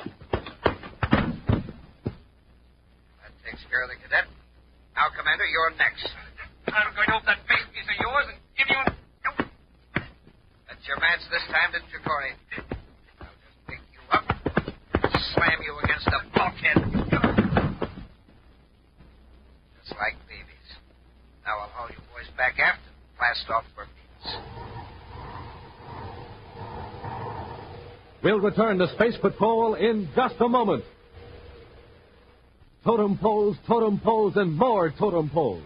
Tall ones, small ones, middle-sized ones. In every Space Patroller's backyard, they're going up. All of them made out of those super scary, super spooky Man from Mars totem heads, stacked one on top of the other. Say, gang, how about yours? Have you started building your totem pole yet? Well, if not, you'd better hurry, because today is positively the last time we can offer you on Space Patrol the terrific Man from Mars totem head. Yes, sir, today is the last day I can tell you about the fantastic fun you can have with the Man from Mars totem head and Magic Forehead Vision. That's the special secret vision plate on each totem head. When you wear it, you can see out, but nobody can see in. Colored red, yellow, green, and black, the Man from Mars totem head is more than 12 inches high, with a face in front and a face in back. 2 pointed ears, 4 weird eyes, a beak-like nose, and fang-like teeth. Get one or two. Wear them one on top of the other. Fool your friends and scare your pals. And remember, you can see them, but they can't see you with Magic Forehead Vision. So get lots of totem heads. Stack them one on top of the other. And you have an honest-to-goodness totem pole to guard the door to your room or the gate to your backyard. But send for them right away, because today is the last time we can offer you the Men from Mars totem head. So for everyone you want, send a Rice Chex or Wheat Chex box top, together with your name and address, and 25 cents in coin, to Space Patrol, Box 686, St. Louis, Missouri. Don't forget your 25 cents. That's Space Patrol, Box 686, St. Louis, Missouri. This offer good only in the USA and may be withdrawn at any time. And now back to our Space Patrol adventure, the Robot of Borkenna. Harold Carlyle has mysteriously disappeared on a space flight to Jupiter. Following instructions in an anonymous note delivered to Space Patrol headquarters on Terra, Buzz and Happy blasted off to Jupiter's 6th moon. Meeting the informer, a man whose identity was completely hidden by his spacesuit, Buzz learned that Carol was being held captive by the super criminal Polidor. Carol's spaceophoned warning that they were in a trap caused the Space Patrollers to attack their treacherous informer. Amazingly, Buzz and Happy were overpowered, apparently with ridiculous ease for their adversary. Right now, they've regained consciousness in a dimly lit room. Commander, are you okay? I'm still groggy from that slamming around. Lucky we had our spacesuits on. We'd have plenty of broken bones. Hey, we're not in our spacesuits now. No, we're not in that cruiser anymore. Stone floor, stone walls, we're on land. But what land? The immediate problem is to get out of here. Yeah. I don't know who that guy was, but he could be the wrestling champ of the solar system. He handled both of us like we were a couple of kittens. And that's what'll trap him eventually. He took the trouble to hide his face, yet he displays the one characteristic that will set him off anywhere in the universe, his incredible strength. Yeah, but suppose he's smart and doesn't play Samson again. Half a man who could resist every temptation to show off just isn't human. Just isn't human. Sir, somebody's coming. Oh, so you two finally came out of it, huh? Don't try anything. Get him. A gun in one hand and a toolbox in the other. Must be hunting for work. Well, that's it. Have your fun while you can. Hey, Commander, this is the fellow that was in that cruiser. I recognize his voice. You're very clever. Come on, let's go, both of you. Where? Polidor wants to talk to you. Here, Cadet, you lug this tool case. Me? I don't know whether I can. If it gives you trouble, well, I'll try it. It's not so heavy. Out the door. You first, Cadet. Now, Corey. Now what? Drop that gun. I'll get it, Commander. Met your match this time, didn't you? Smoking rockets, Commander. You took care of him easy. But in his ship, he tossed us around like nothing. I could tell he wasn't superhuman the way he carried that toolbox. Say, maybe it was the spacesuit that gave him extra power. A spacesuit with muscles. This man wasn't in that spacesuit. But, sir, his voice. It's the same as on the ship. Somebody's coming. You let me go.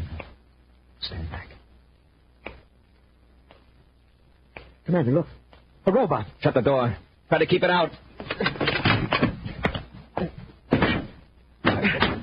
That's no use, sir.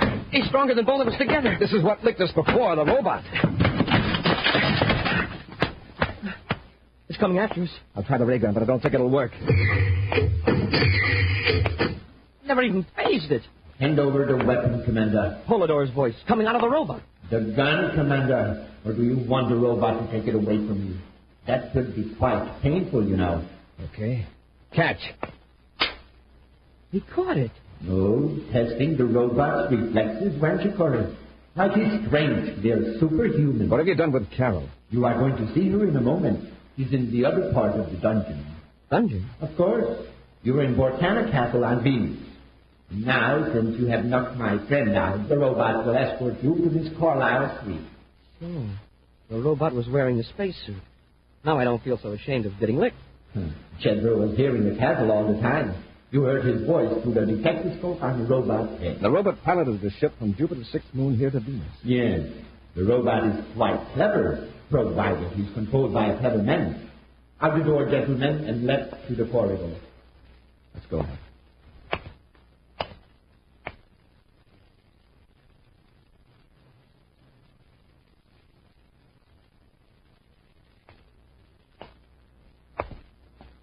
Unbolt the door, Corey, and go in. Hi, Catherine. It's my fault you're here. Take it easy, Carol. Polidor didn't get rough with you, did he? No, I'm all right, but I shouldn't have warned you. Forget it. Happy and I would have tackled this robot anyway. Sure. Such an ugly, horrible thing. Yeah, it looks better in a spacesuit. The robot is designed for utility, not for beauty. It's Polidor's voice. Yeah. You get used to hearing his voice boom out of walls, spaceships, and now this animated ash can. Gus here. Gus? The robot. If he's going to be around, he ought to have a name of his own. Gus the robot. Somehow it fits his personality. It's time we got down to business, Corey. Fine, but let's talk man to man, not through this mechanical monstrosity. Yeah, and this dungeon is cold and damp and reeks of paint. Giving you a headache. Fine place to put the Secretary General's daughter in a room full of paint cans. If you cooperate, you won't be here long. The paint, incidentally, is to be used on my spaceship. I find it necessary to change markings and identification numbers. Don't you know that's illegal? We're wasting time. Between the three of you, I should learn some interesting facts about the Space Patrol and government plans. You're still wasting your time. Remember the robot. He can be very persuasive. Corey, we'll start with the Space Patrol code system. Come, I'm waiting. Well, this is going to take some time. I think I'll pull up a can of paint and sit down. Oops. It's loose on this one. Let me see that. Sure. Here, Commander. Corey, what are you going to do with that can of paint? Black paint, not too thick, not too thin. Stand back, Carol, away from Gus. Paint isn't going to stop this robot. No, but it'll slow him down. Wow. All over Gus's head and down his front. I can't see. Confound you, Corey. Now, put the empty can over his head for good measure. Oh, look out, Buzz. Don't let him grab you. Have the robot drop the ray gun. Get it. Let's get out of here. Yes, sir. Yes, Corey. Come on, Carol. Pull that door shut and throw the bolt. That was close. I can still hear Gus stamping around in there with a can on his head. That was a great idea, Commander. Before that robot will be any more use, pull it over and have to get the can off its head and wipe the paint off the detectoscope. Poor Gus, just like a blind Samson. Poor Gus, my eye. He's a walking pile driver. Carol, do you know how to get out of this castle? They brought me down that stairway over there. Come on.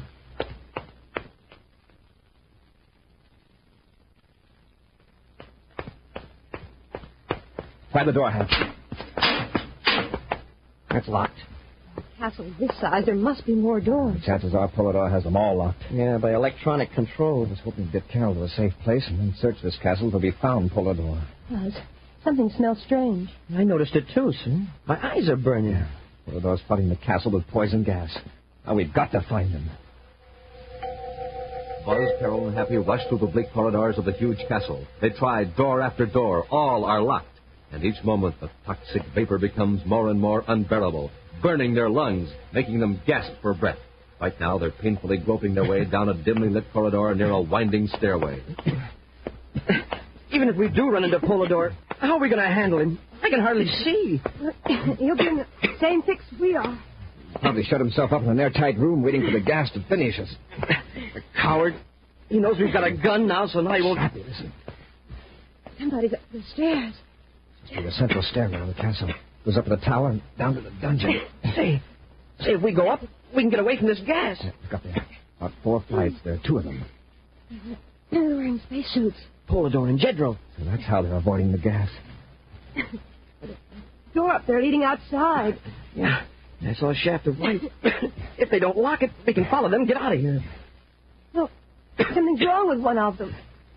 Hey, look how he's staggering around. Maybe there's a leak in the spacesuit. Hey, that means that... Look, he's falling over the railing. The other one isn't even helping him. Stand back. He's going to drop down the stairs.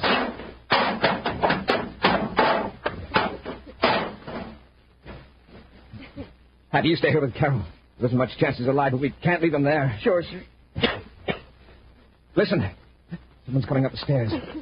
Carol, who else is in the castle? I don't know. Just Jedro and Polidor, I thought. Smoking rockets, Commander. Look. It's Jedro. No, it's me, but don't worry, I'm not. Get me out of here. Hey, wait a minute. You're here, and one of those men in the spacesuit was Polidor. Who was the other one? The robot. Yeah, that's the one that fell down the shaft. How do you know? Because Jedro made him fall, isn't that right? Yes. Polidor ran out of me, left me here to die, but I got this. It's one of the robot control mechanisms. Polidor had the other. We were fighting for control of the robot. Polidor up there and you down below. Yes. That's why he staggered. But why would he take the trouble to put the robot in a spacesuit? Perhaps to confuse us in case we caught up with him. And he figured Gus was more used to him now than Jedro.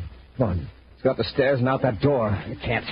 It won't open. Polidor had the only key. Well, maybe we can break it down. It's no use. You mean we're locked in this castle? Yes, Polidor thought of everything. We can't even shut off that poison gas. Got to break that door open. But Jedro says we can't. Jedro. Down at the bottom of the stairwell is something that might help us, the robot. What? He must be smashed into 1,000 pieces. Try that control, Jedro. Hurry. Okay, I'll cut it on. Might work with that. You see this little screen that just lit up? Yeah, it's the robot's shadow. Now, let's see if it'll move.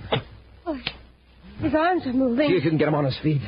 Hurry, we can't hold out much longer. Hey, it works. Gus is walking. Once I get him started, he'll follow the railing right up the stairs. Come on. There's one up at the door and wait for him.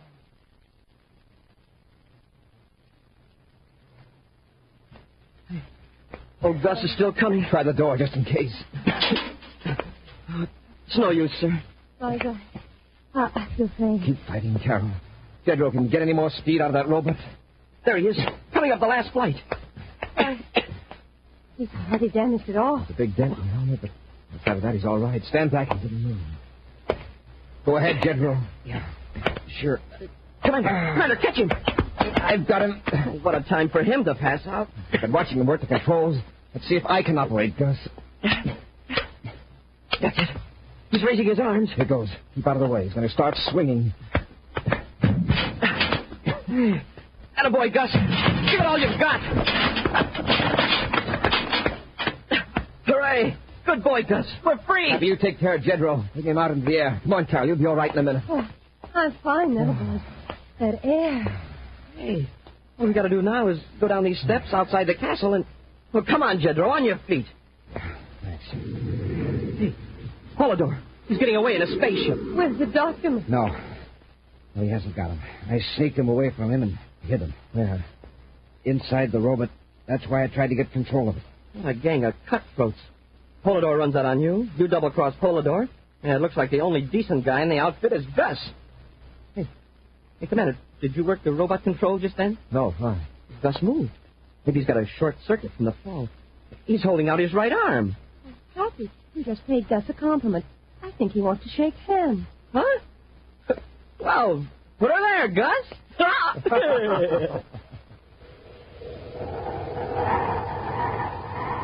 A preview of next week's exciting Space Patrol adventure in just a moment.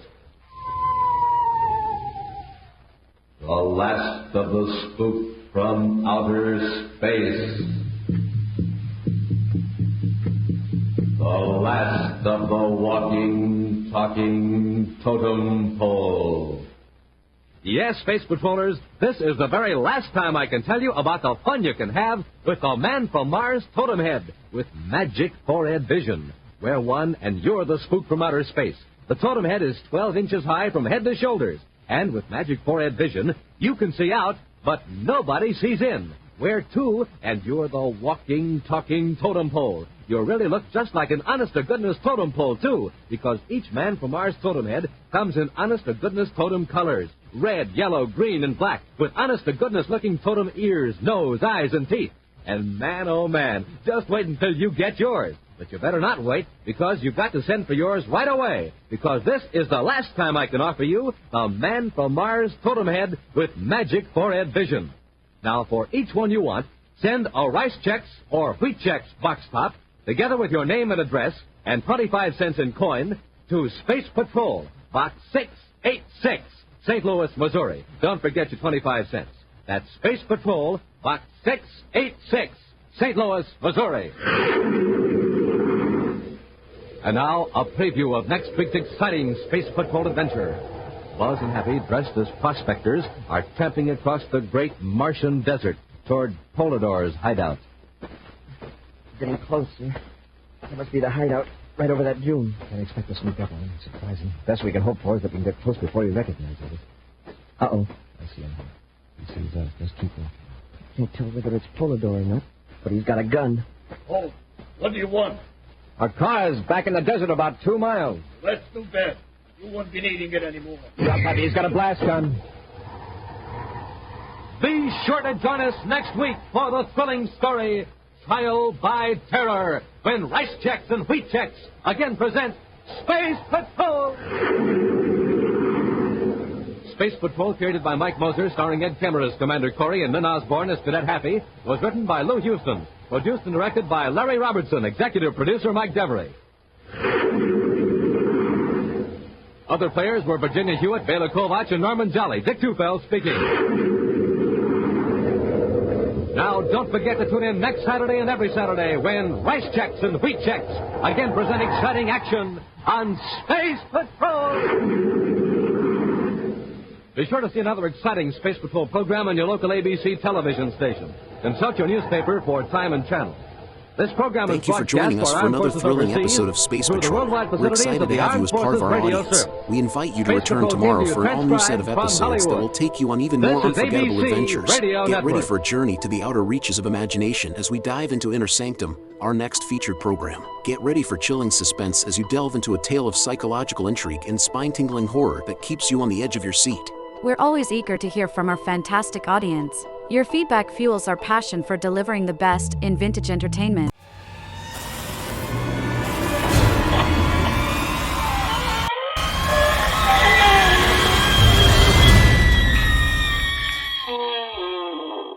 Good evening, friends. This is your host to welcome you through the creaking door into the inner sanctum for another quiet, restful evening on the homey side. What's that, madam? Oh, the humidity. You feel that? Oh. Well, right this way into the morgue. This cold slab will straighten you out. Oh, too cold. Well, how about a nice hot poker game? Cutthroat. Well, how about a nice sociable game of bridge? No? Oh, I see. Yeah, it's afraid of the stiff competition. Oh, you play. Well, remember, you gotta pay up if you lose. We got enough deadheads here.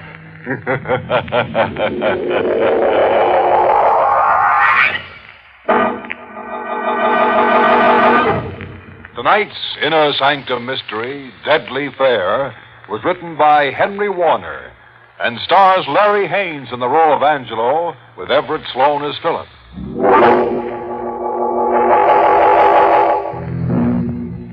Just a moment. Don't settle back in your chair. You're going for a ride. Ready? It's the dark hour before dawn. Along the tree-lined suburban highway, the headlights of the speeding sedan poked two long yellow fingers through the swirling dew. Behind the wheel of the sedan, a local taxi, sits Angelo Manetti, the cab driver. The cold nose of a madman's gun pressed against the back of his neck. Wondering, by what fate, a man like himself will live through the beachheads at Salerno and Anzio, only to come home to die like this. Wondering how long before the madman's trigger finger bends in a nervous twitch and makes a widow out of his wife, Josie, and a fatherless boy, the 7-year-old son, Johnny. I'm sorry I yelled at you tonight, Johnny. Sorry I made you cry, but if I ever get out of this, you can have all the crayons you want. 100 boxes of crayons, and you can mark up all the walls. You can mark up the whole house. Pray for me, Johnny. I can't die like this. What a break. Just because I was a good guy and changed shifts with Connolly. I guess it was just in the cards for me instead of Connolly. Just in the cards to be working nights and meet the 225 when it pulled into large front. Taxi? Here you are, ma'am. You going to the manor? Yes, ma'am. I took a quick look up and down the station platform to watch for stragglers. Bad business leaving a local citizen stranded in the middle of the night. Then I saw him coming towards me carrying a suitcase. He must have got off from the first car. Is this a taxi? Yes, sir. Oh, I can't tell. These suburban taxis look like private cars. Where to, sir? You go to New Rochelle? I slept past my station. Well, good thing you only slept by one station. Sure, I'll take you. If you don't mind riding while I drop this lady. Thanks. I took the mic off the dashboard. Called the office. 64 calling radio taxi. 64 calling radio taxi. Come in, 64. Station of Manor, then Rochelle. Check. I put the mic back on the dashboard hook and settled down for the run. How are you boys doing since you installed the two-way radio service? Oh, fine. Must say, it's improved the service. Was it dependable? Oh, yes, ma'am. No trouble at all. Circuit's always open for us to receive messages. If I want to talk back, I just press the button on the hand mic. Very simple. What's the address? 76 Manor Lane. Calling 64. Radio taxi calling 64. Hey, Angelo, listen to me. What's eating you, Louie? Place on fire? Hey, Angelo, just got a police call. Don't pick up a guy with a tan raincoat. The cops are looking for him. He's a killer. Take it easy, Louie. Now, what's this you're saying about a killer? What did you say? The cops say he got on at Grand Central with a ticket to New Rochelle. But so what?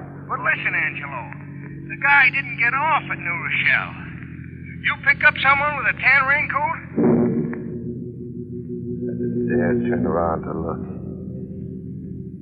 To see if the man in the back seat had a raincoat. You could almost hear the woman sitting beside him, holding her breath. And then I recalled the guy as he walked down the station platform. I recalled plain that he did not have a raincoat, only a suitcase. Will you pipe down, Louie? You better get some coffee at the diner. If you fall asleep, you'll be having nightmares. Roger. Good thing I have no raincoat, madam. What? Yes, of course. Strange that all that should stand in the way is a raincoat. How's that? Driver, right there, please, in front of the next street light. How much is it? 35 cents. Thanks. Your change. She just waved her hand as if telling me to keep it. Change from the dollar. She, seems kind of scared, if you ask me. Are you? Well, scared? What for? The killer. That Louie, he gets excited about everything, always adding a little out of his own head. What's the address in Rochelle? Bayside Lane, 36. 36 Bayside Lane? Yes. Know the place? Off Hillside Road, long driveway? That's it. I drove a party up there from the manor tonight. What did he look like? I didn't say it was a hint, did I? Well, wasn't it? Yeah, it was. Tall chap? Slick-looking? Mustache? Well, look, I didn't talk out of turn, did I, mister? Not at all. I rather expect I'll find him still there. What's your name? Angelo Minetti.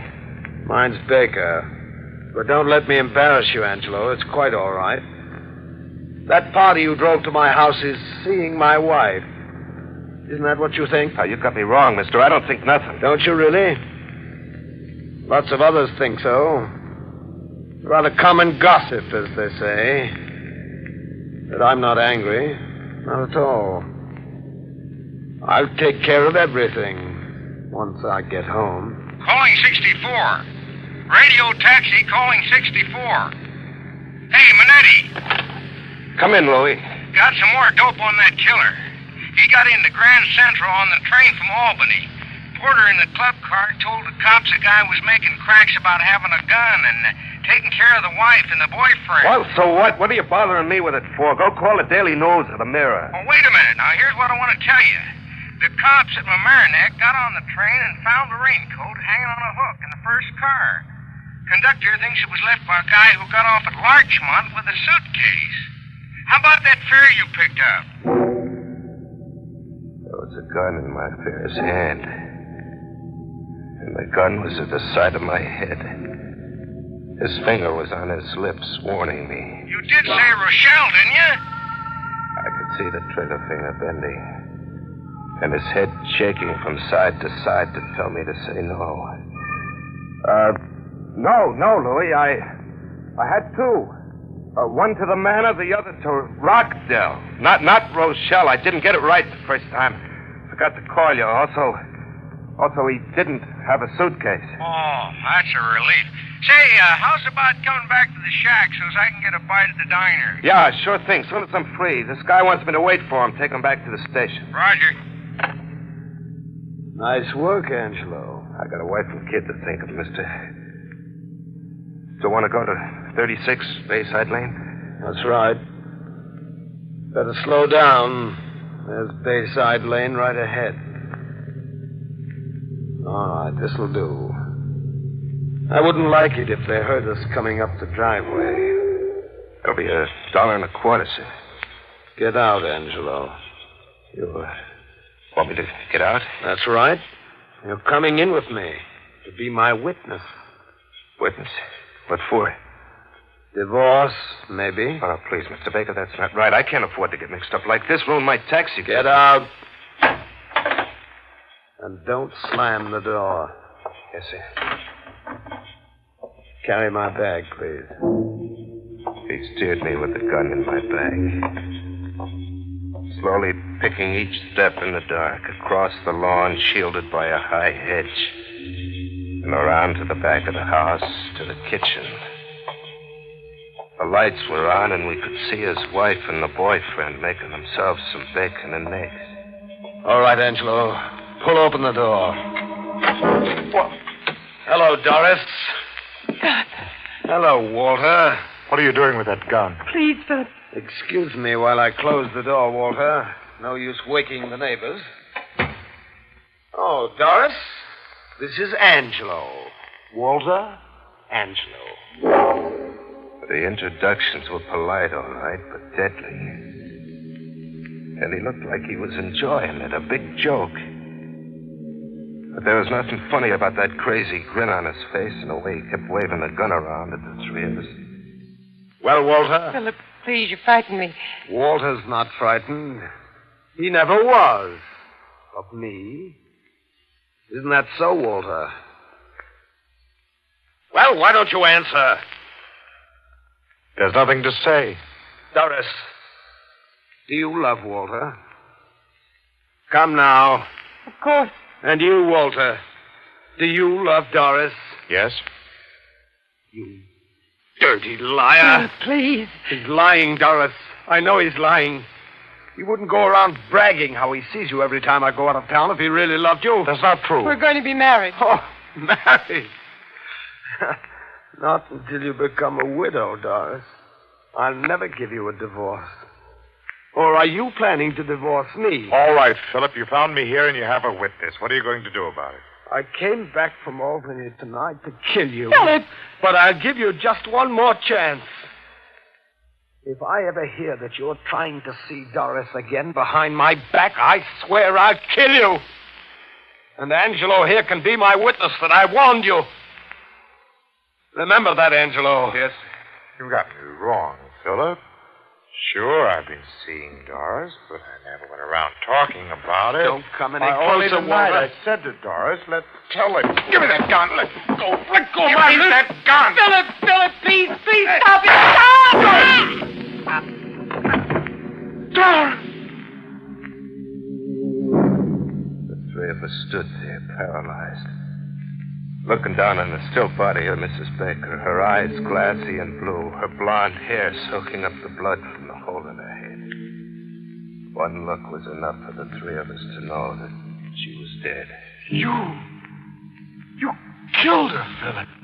I killed her. No, Walter. You killed her. Didn't he, Angelo?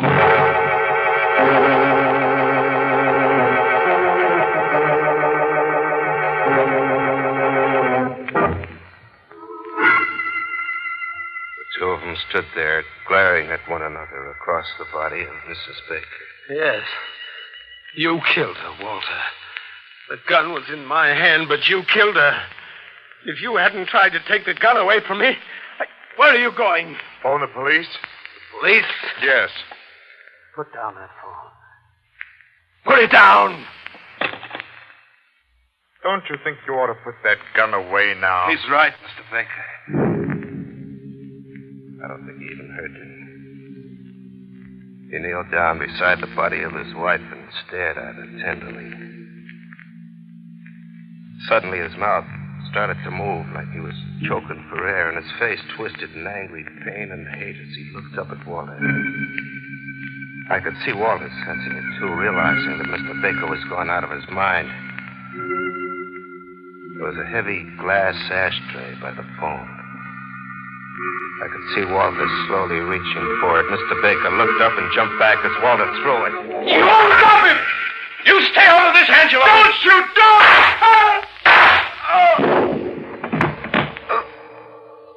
Doctor! Angelo! Doctor!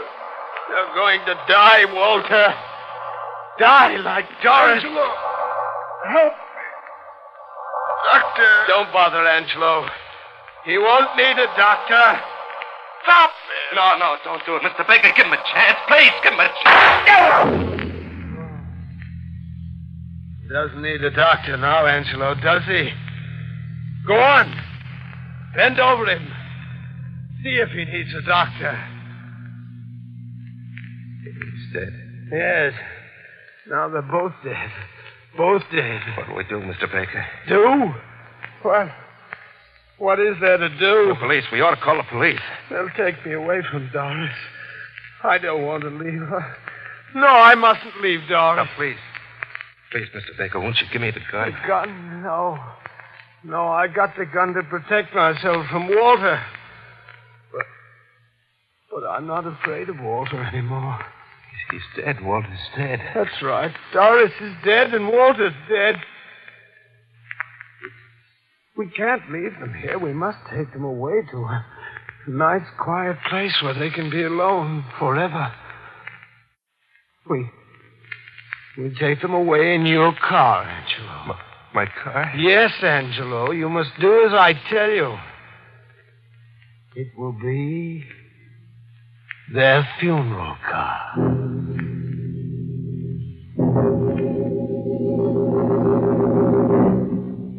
The kitchen was next to the garage. And he made me drive my car into the garage. Open the trunk compartment, Angelo. He kept the gun on me and followed me into the kitchen. He pointed to her first.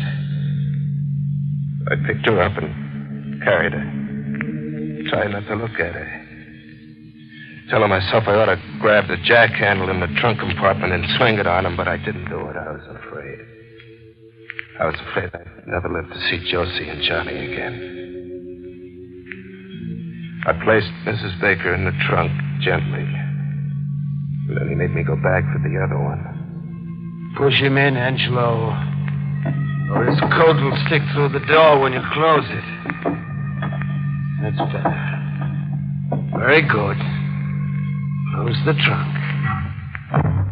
As I locked the trunk door, I grabbed the handle and bit my lip to keep from passing out. Don't you feel well? I'll be all right. Yes. You'll be all right as soon as we hit the road. The fresh country air will straighten you out. Get behind the wheel, please. I got in and he got in the back seat. I must remind you, Angelo. I'll be right here behind you with this gun in the back of your neck. Don't try to trick me. Radio taxi calling 64. Hey, Minetti. Why don't you answer? What's the idea? Don't answer, Angelo. Call me on the phone if your mic is out of order. Ignore him, Angelo. Start driving. Where to, Mr. Baker? Just keep going. But stay off the Hutchinson Parkway. Patrol cars, you know. Take the back roads. You'll find a nice, quiet place for them.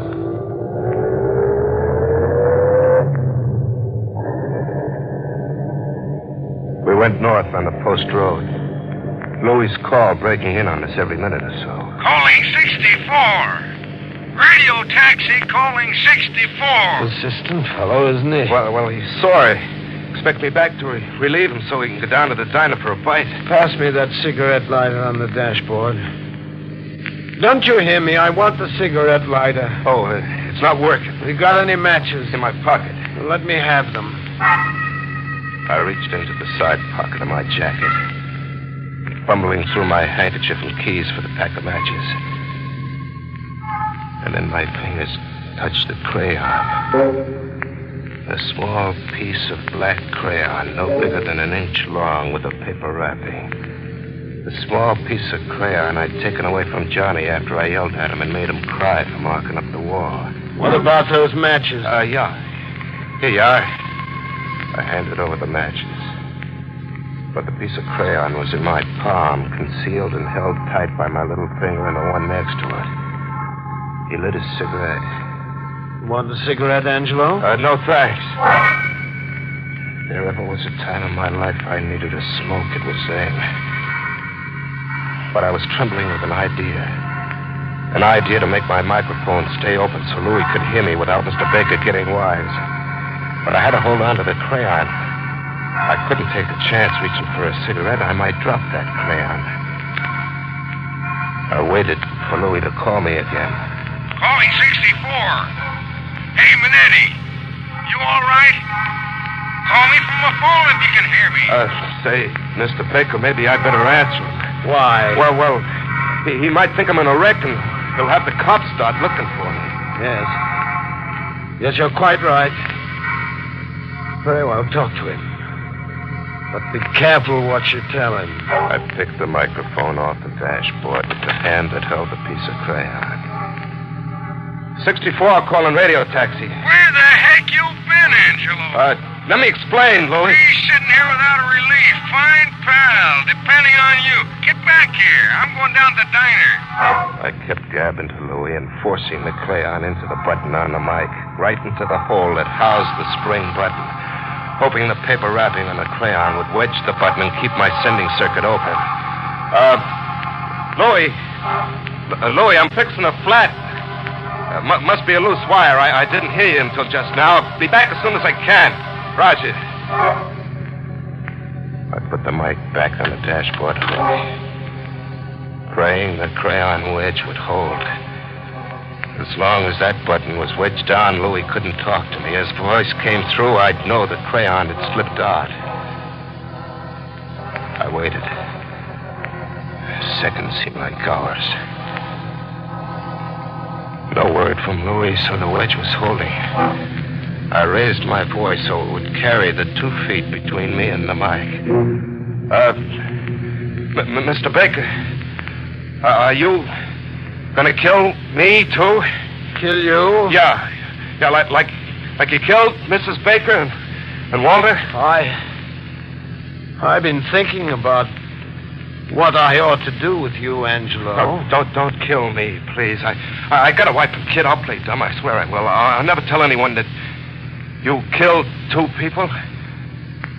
Where are we going to hide the bodies? We'll run out of gas if we keep going like this.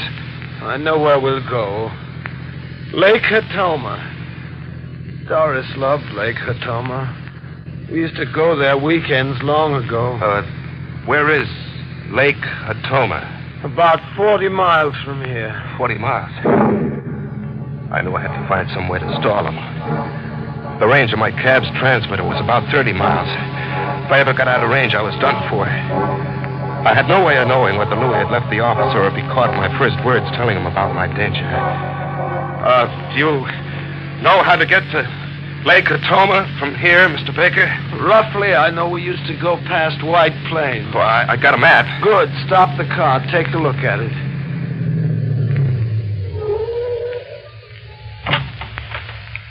Now, let's see. White Plains. Yeah, Lake Hatoma. There it is. We go up here and then... I know where it is. Sure. All right, let's go. We'll go the most direct way. No detours, mind you. Oh, no, sir. We're on Weaver Street now. We keep going up Weaver Street till we get into Old Mamaroneck Road. That sounds right, but hurry. I'm getting very tired. Step on the gas. I heard him, but I played dumb. Don't you hear me? I said let's go faster. Yeah, sure. Sure, anything you say, Mr. Baker. But, you think it's smart? We're doing 50 now. Not very fast in the country. Well, county patrol cars are all through this section. We'll get caught speeding. That's quite all right. I pay the fine. Faster, Angelo. That's better. 60, 65, 70. Faster. It'll soon be daylight, and I'm very tired. I'm very tired. I wonder if Doris is tired. See, what did I tell you? This is Weaver Street. And then into Old Mamaroneck Road. Oh. Hear that? Patrol car? I told you. Here comes our speeding ticket. Slow down. But remember, I'll have the gun in my coat pocket. Let me do the talking. Just accept the ticket and we'll be on our way. All over! The patrol car let me roll ahead and swung in behind us, and we came to a stop. Where do you think you're going? You were doing 80. Let's see your license. It's my fault, officer. I asked him to. Yeah, what for? There's been a death in my family. My wife. Sorry. So I have to give the driver the ticket. He looked at my license in the beam of the patrol car headlight. And he started making out the ticket. And then in the side mirror of my cab, I could see another cop get out of the patrol car with a gun in his hand. And I saw him sneak down on the right side of the cab. He stuck the gun through the open back window just as Mr. Baker saw him. Don't move. What?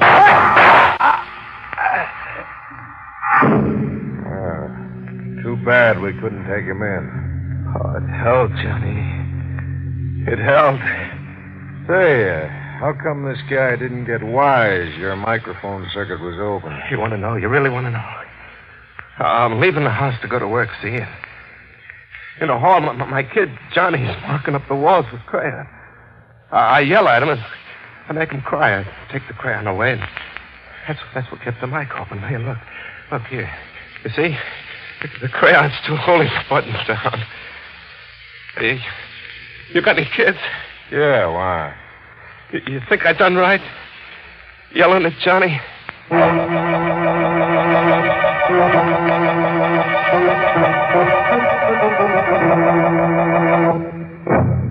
Which just goes to show you a fella can do a lot worse than stopping in the middle of the night for a lovely siren. As you fathers, next time you find Junior's crayon scrawls all over the house, he means well.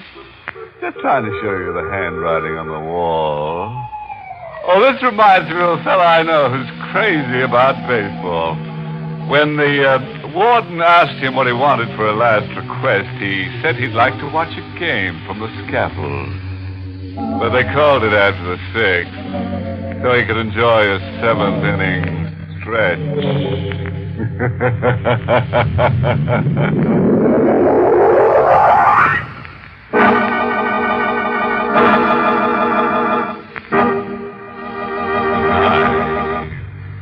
Pleasant dream.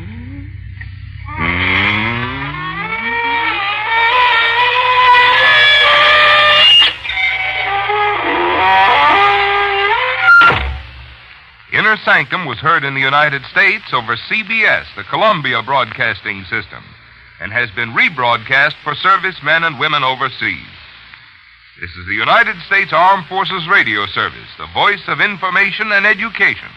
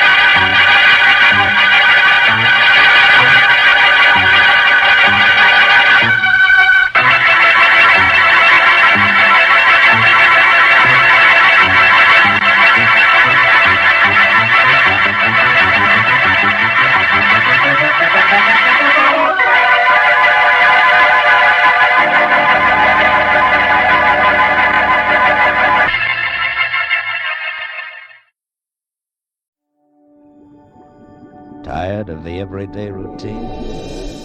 Ever dream of a life of romantic adventure? Want to get away from it all? We offer you Escape.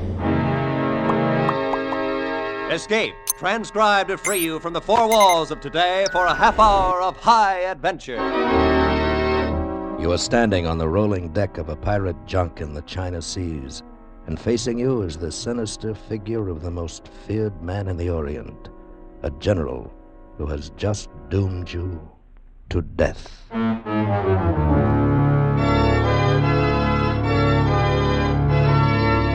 Today, with Bill Conrad starred as O'Hara, we escape to China and the gripping story of pirate treasure, as Charles Booth told it in his fascinating novel, The General Died at Dawn.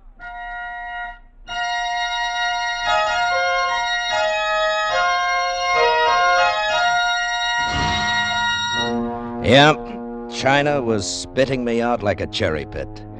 I was sitting that afternoon on a bench in the strip of park that fronts the harbor of Shanghai, and all I had in my pocket was an English shilling, and it was counterfeit. Well, I sat there and stared at a ship in her berth at the Asia-Pacific docks. She was a crack liner named Pearl of the Orient, due to sail at 11 the following morning, Europe-bound, by way of Suez. Well, bitterness, a counterfeit English shilling, a need for physical action. All of a sudden, they melted into each other and bubbled into an idea. I left the harbor and made my way to Frenchtown, to a narrow street of 2- and 3-story buildings, and into one of them, and up a shabby stair and along a dim corridor to a door with Mark Ramsgate printed on it in gold letters. Ramsgate, I've come for the 1,500 you owe me. Would you mind shutting the DOOR? There's a simply killing draft. The 1,500, Ramsgate, I want it, now. Aren't you the persistent one, though? Now, where was it you say you advanced me this huge sum of money? Chungking 4 years ago. Oh, yes, Chungking.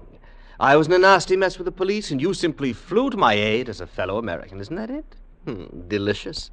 But too fantastic. Start counting out the money, Ramsgate. Will you listen to the man? I'm a private investigator, Mr. O'Hara, not a banker or a missionary. I am not the most patient man on the China coast, Ramsgate. Mr. O'Hara, can you crack a walnut between your forefinger and thumb? I can. You see? Would you mind leaving now? I've scads of things to do. What's this? Careful, careful. That's Ming. Oh? Yes. Gorgeous, isn't it? I use it for a goldfish bowl. It's empty. I didn't feed them. They lasted 6 days. Well, if you have no goldfish, you don't need the bowl. Oh! I'll smash you for that. I can be smashed. Try it. He was strong and very fast, and he wore an enormous ring, which was damaging whenever he landed a punch. But he'd lost his coolness, his best asset, really. And it didn't last very long. No!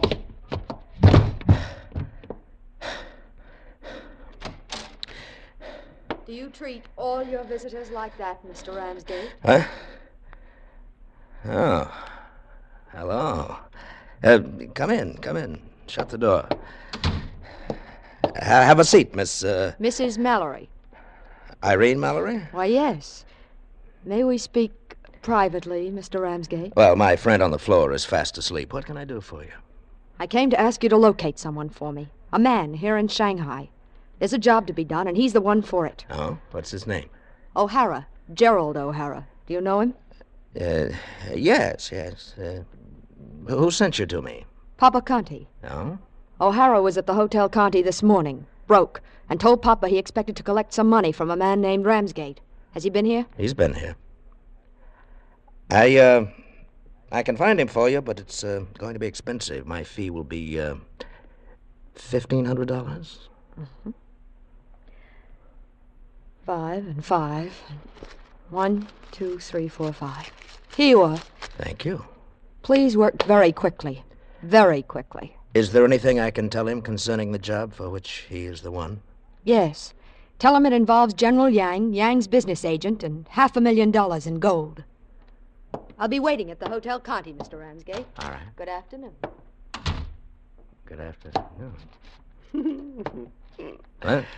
You play the loveliest hand of poker, Mr. O'Hara. Got the $1,500 you came for, didn't you? Well, you bounced back fast. How much did you hear, Ramsgate? That's for me to know, you to find out. I will. Good afternoon, Mr. O'Hara. Good afternoon. And would you mind closing the D-double... Door! Yes.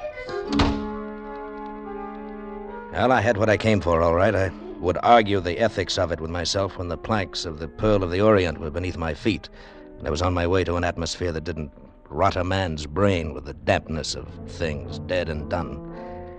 I turned into Nanking Road and stopped in front of the Asia Pacific office. And in the plate glass window, the Gerald O'Hara who'd helped build the Trans-Siberian Railroad, who'd gone after ivory and rubies and gold, that Gerald O'Hara took a look at the Gerald O'Hara who'd rooked Irene Mallory out of $1,500. And then I hailed a rickshaw and told the boy to take me to the Hotel Pierre Conti. Ah, Gerald, my friend. Ça marche? Ça marche, Papa Conti, ça marche.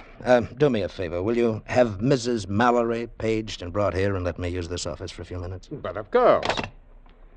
Hello. The front desk? Où?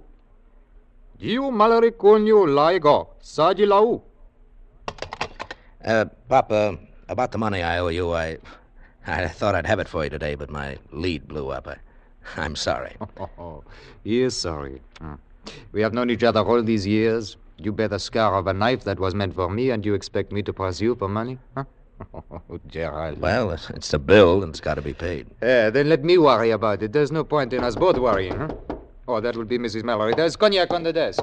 Visitor for you, my belle. See you later, Gerald. Good evening, Mr. O'Hara. Oh, I suppose Conti told you who I was. No, I recognized you this afternoon. Oh. Here's the money you gave me. Oh? Do you know what the odds were when you handed it to me of your ever seeing me again? I was ready to cut my best friend's throat for the price of a ticket west. Wouldn't you prefer to leave with a good bit more than that? Oh, the $500,000 you mentioned? Yes. Would you care to hear about it? Well, perhaps care is too strong a word, but I'll listen. There's a man named George Martell registered here. He's General Yang's business agent. Do you know him? Your eyes are lovely. I like your eyes. Yang had $500,000 worth of gold bars here in Shanghai. Can you guess why he kept his funds in bullion? Well, it'd be hard to abscond with almost half a ton of gold. And Martel has been converting that into American dollars for some time now. But there are two things he doesn't know. Yang is aware of what he's doing, learned about it last week. And Yang will be here in Shanghai tonight. Well, Yang enjoys a good deal of tolerance in this city, but he's still an outlaw with a price on his head. He has no legal recourse. He's got thumbscrews and jackboots.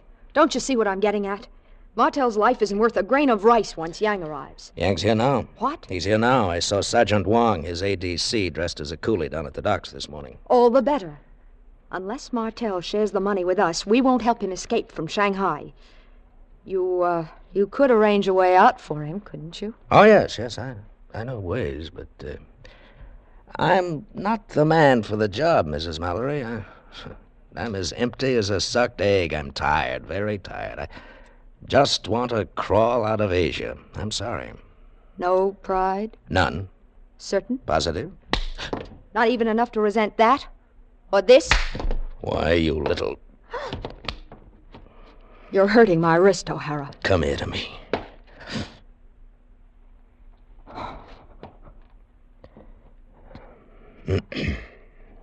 Where's Martel now? In the bar. Then he goes to dinner. That's his routine. You know his room number? Yes. Well, lead me to it.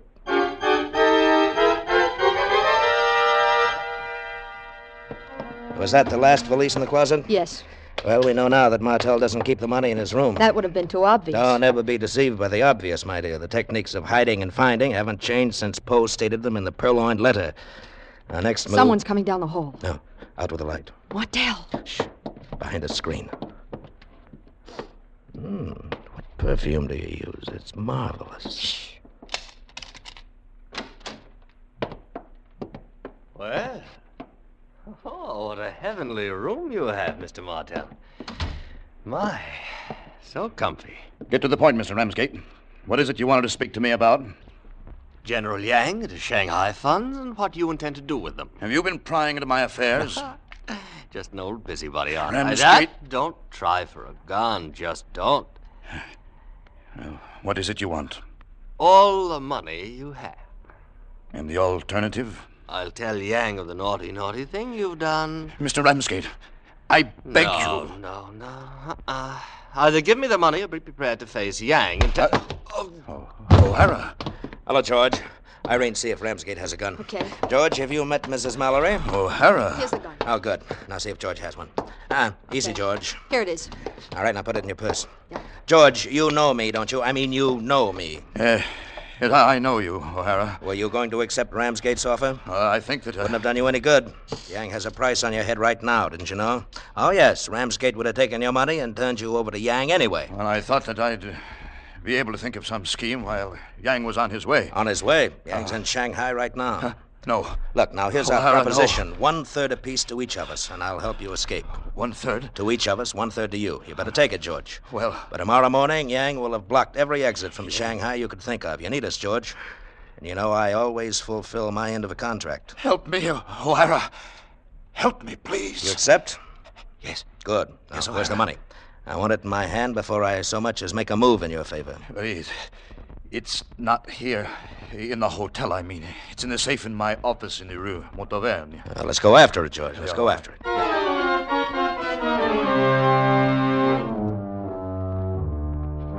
We left the Hotel Conte. I hailed a taxi, and George gave the driver the address. It was just past the dinner hour, and the night traffic was thickening. Across the harbor, I could see the lights of the Pearl of the Orient. Tomorrow morning, I thought to myself. Tomorrow morning, I'd be on deck, taking a last long look at China, with a fortune in my pocket. Irene followed my glance and then smiled up at me and squeezed my arm. You ever been to France, Irene? Yes. You know the stretch along the coast of Normandy between Honfleur and Trouville? No. I'd like to show it to you sometime. I'd like to see it sometime. Good. We got out at the shabby end of the Rue Montauvergne. Martel was trembling so violently that I had to take the key from his hand and open the door myself. Easy, George. Now just take it easy. I'm in a bloody blue funk, O'Hara. Yeah, we know the feeling, George. Now, where's the money? It's in the safe. Small valise in the safe. Well, get it. You really can get me out of Shanghai? Look at me, George. I really can, can't I? Right. Now then, left 22. You know, there's a drink they drink in Normandy called Calvados, a brandy. Did you ever taste it? No. Really? Vast horizons will soon open for you, I think. There. There we are. Have you got it? Yeah. Here, I'll take it. Okay. Now, where's the key? The bag's locked. Oh, right here. I always carry it. O'Hara. What? Face at the window. Oh, the light. Shoot! Shoot, O'Hara! Well, I don't think I hit anything. Let's get back to the hotel.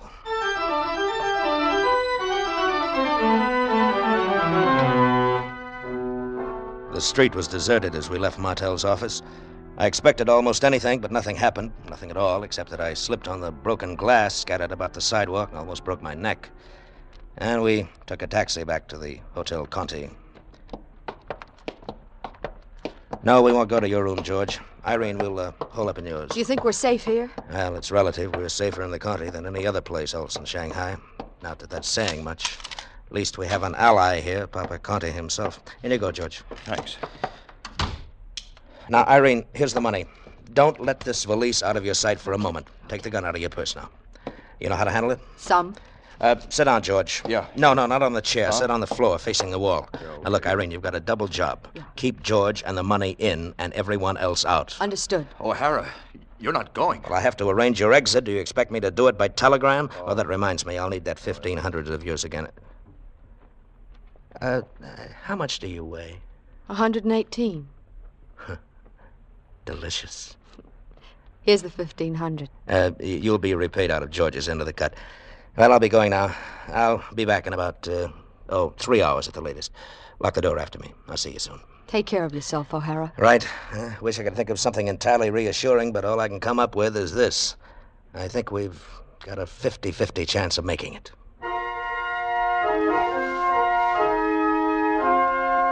They'll tell you Shanghai is the coldest-blooded, most cynical city in the world. Has none of the charm of Paris, nor the comfort of London, nor the youth of New York. But as I made my roundabout way to the docks, past the food shops and the dens and the coffin makers and the honky-tonk joints, I suddenly no longer cared about that. I felt vaguely excited and eager for the next moment. And then finally, I found the man I was looking for after a tour of the bars. He was a big, bearded Swede named Nelson, the owner and captain of an old bum freighter. And after an hour or so of negotiation, we had it straight. He'd have a taxi driven by himself, parked near the alley 2 blocks from the Conti, ready to pick Martel up at dawn and carry him to the ship. 1,500 down and another 15,000 from Martel when he was safe on deck. And that was that. I was back at the hotel by 2:30. Irene, it's O'Hara.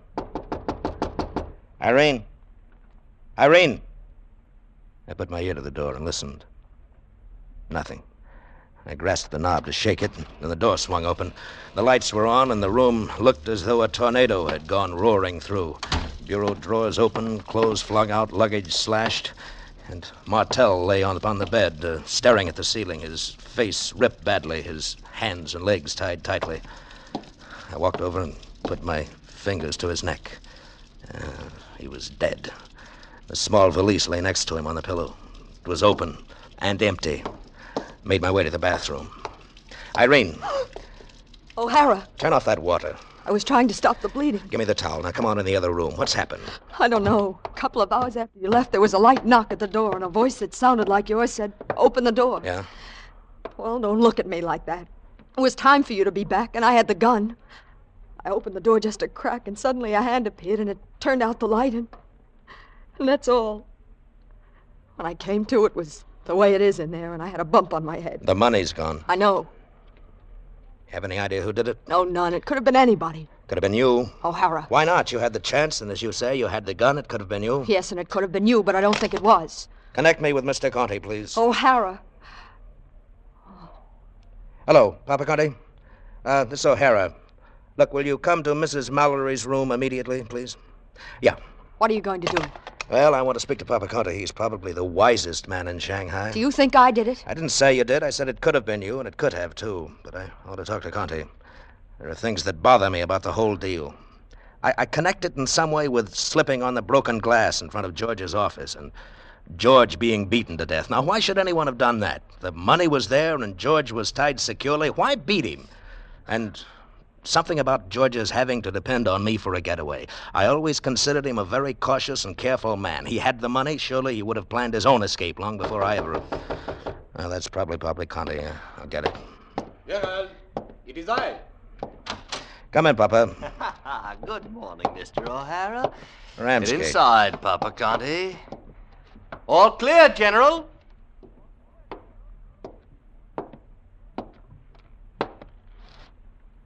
O'Hara. Hello, Yang. Yo, Ramsgate, close the door. All righty. See if O'Hara is armed. A pleasure. I have it, General. So, the dog is dead. And the bone is buried. Oh, I will find the bone. Well, first you must find the other dog. Perhaps I'm looking at him. Try to prove it. If you do not kill Martel, why have you not sent for the police? Shall I telephone them now? O'Hara, what would you do if you were in my position? Well, I'd search the luggage and personal property of all of those here. Then if I didn't find the money, I'd question us, all of us, including Ramsgate. And if I didn't find what I was looking for, I'd make my apologies and look elsewhere. It is good advice. I'll accept it. Conte, you have a baggage truck in your garage. Go outside, give the key to Sergeant Wong. And no tricks, Conte. My men are at every entrance and every floor. Ramsgate. Yes, General. Go with Conte. Tell Sam Fu to take a squad of men, pick all the baggage belonging to Mrs. Mallory and Papa Conte and George Martel. Bring it to my headquarters. Tell them to take also Martel's body. Yes, General. Come along, Conte. O'Hara, you and Mrs. Mallory will come with me. Where to? To the pier of Yin Louis and Company on Suzhou Creek. And then? To my Shanghai headquarters. The Liao Ping, a seagoing junket, lies in the anchorage. Come, O'Hara. Come.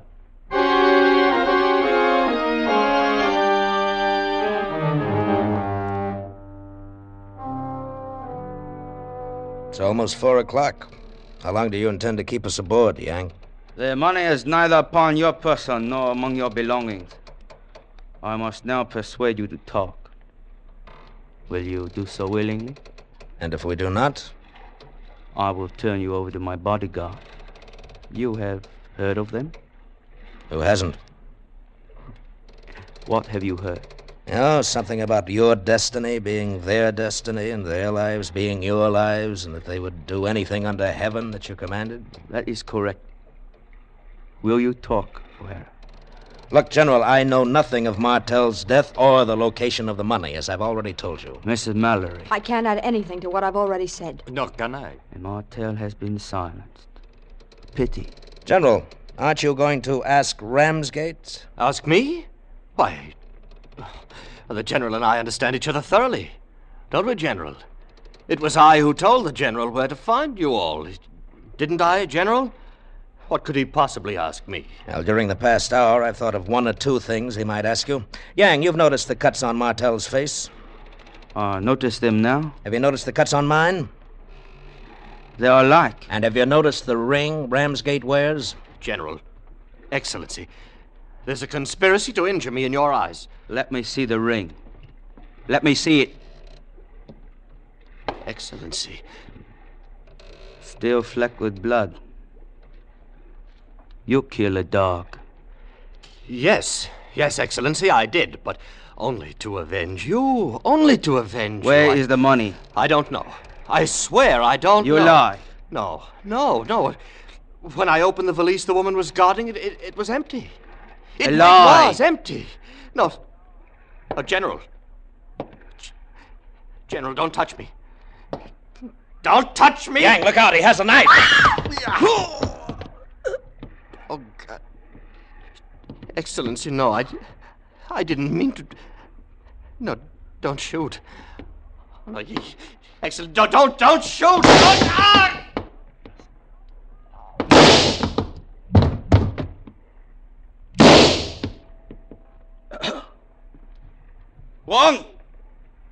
Wang!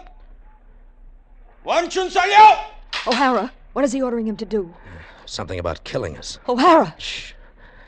Yang, this is a thing I never expected to see. A man of destiny stabbed by a fat fool while his bodyguard, his loyal bodyguard of 12, stands by and watches. You'll find it amusing.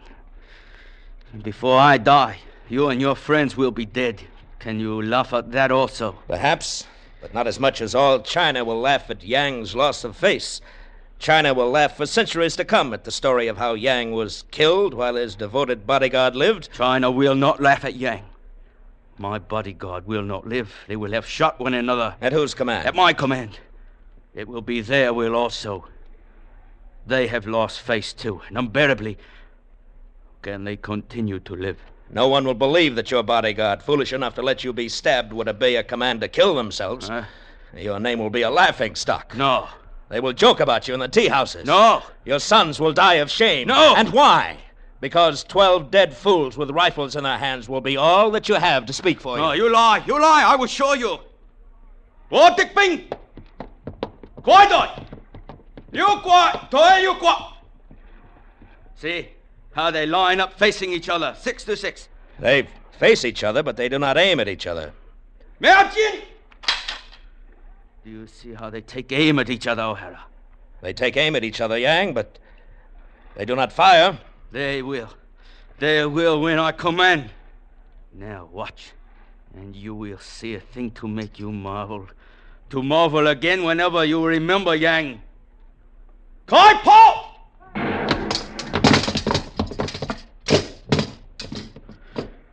Was Yang not right? Was he not? Right.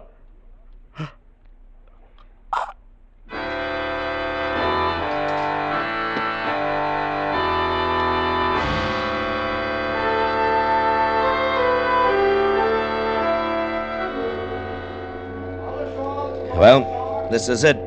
Goodbye, Papa Conte. Goodbye, Gerald, and much good luck. And to you also, Mrs. Mallory. Thank you, Papa Conte. I'll send you a piece of the wedding cake. Do that, yes? Thanks for everything. I'll repay you the loan as soon as I can. Of course, of course.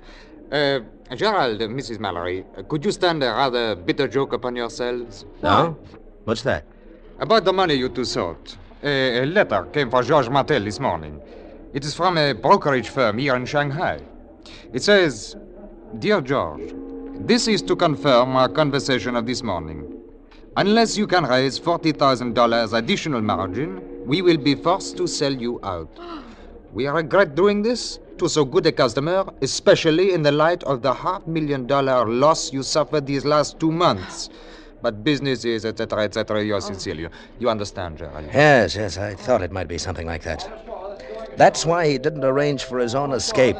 Each day he expected to recoup his losses. And he tricked us in his office on the Rue Montauban. He didn't want us to learn the valise was empty, and so he pretended to have seen that face at the window. Yeah, that's right. And then when we put out the lights, he must have thrown something through the glass, a paperweight or the like. Now, that's what puzzled me about the broken glass. It was on the sidewalk and not in the room. It was also why Ramsgate killed him. He couldn't make Ramsgate believe his story. Papa Conte, may I have the letter? I'd like it for a souvenir. Oh, but of course. Thank you. Well, au revoir, Gerald. Au revoir, ma belle. I wave to you from the shore. Goodbye. Goodbye, Papa. No regrets, O'Hara? Regrets? None. No regrets for the past, and no doubts for the future.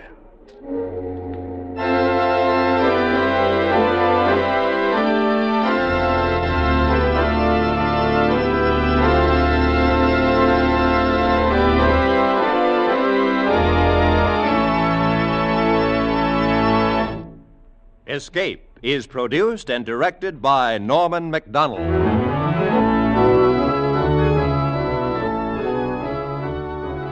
Today we have presented transcribed The General Died at Dawn by Charles Booth, adapted for radio by Walter Newman, with editorial supervision by John Dunkel. Starred as O'Hara was Bill Conrad. Featured in the cast were Estelle Dodge, Larry Dobkin, Ben Wright, John Daner, Jack Prussian, and Peter Prouse. Special music was arranged and played by Ivan Ditmars. Next week, we escape with the unusual story, The Great Impersonation, by E. Philip Oppenheim. Be sure to tune in at the same time next week, when once again we offer you Escape.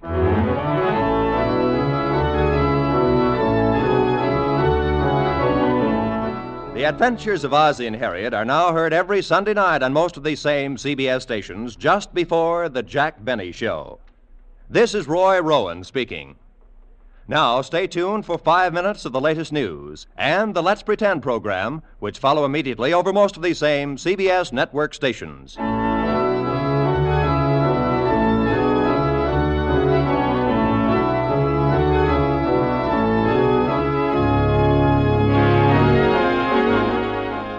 This is CBS, the Columbia Broadcasting System.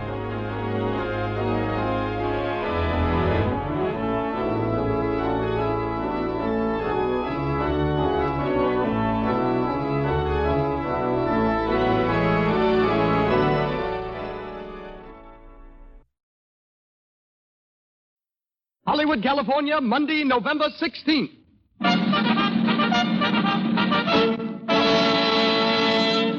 The Lux Radio Theater presents Lily Pons and Adolphe Menjou in Conversation Piece with Marjorie Gateson and George Saunders.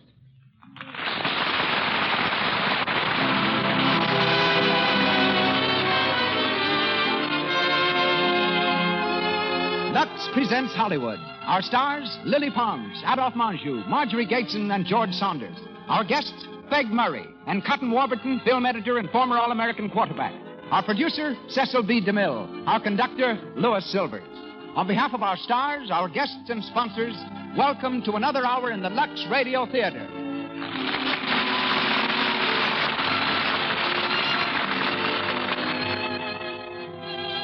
There is no better, easier way of keeping your complexion soft, smooth, and clear than through the daily use of Lux toilet soap. It's not surprising, then, that 9 out of 10 of the screen's loveliest stars protect their complexions with Lux toilet soap. What is surprising is that a large cake of this pure white soap costs only a few cents, so little that every girl can use Hollywood's favorite beauty care every day. Remember to buy a supply tomorrow. Thank you. And now, our producer, ladies and gentlemen, Mr. Cecil B. DeMille.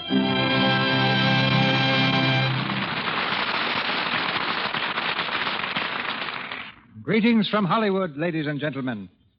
Of all the precepts in the Bible, I have found none more pleasant to observe than love thy neighbor. It's not as much to my credit, however, as it is to theirs. For the neighbors in my case happen to be those charming people, Lily Pons and Mr. and Mrs. Adolphe Menjou.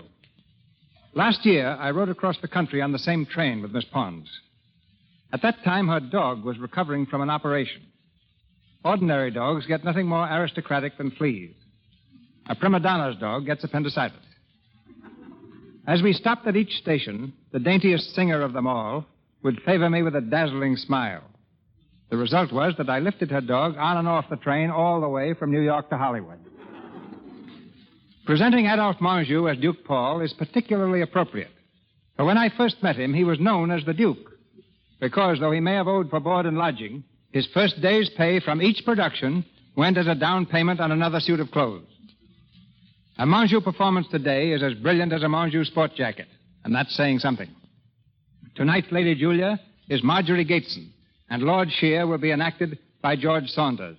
Miss Pons is heard as Melanie, a cafe singer and acrobat. And now, Noel Coward's Conversation Piece, starring Lily Pons and Adolphe Menjou.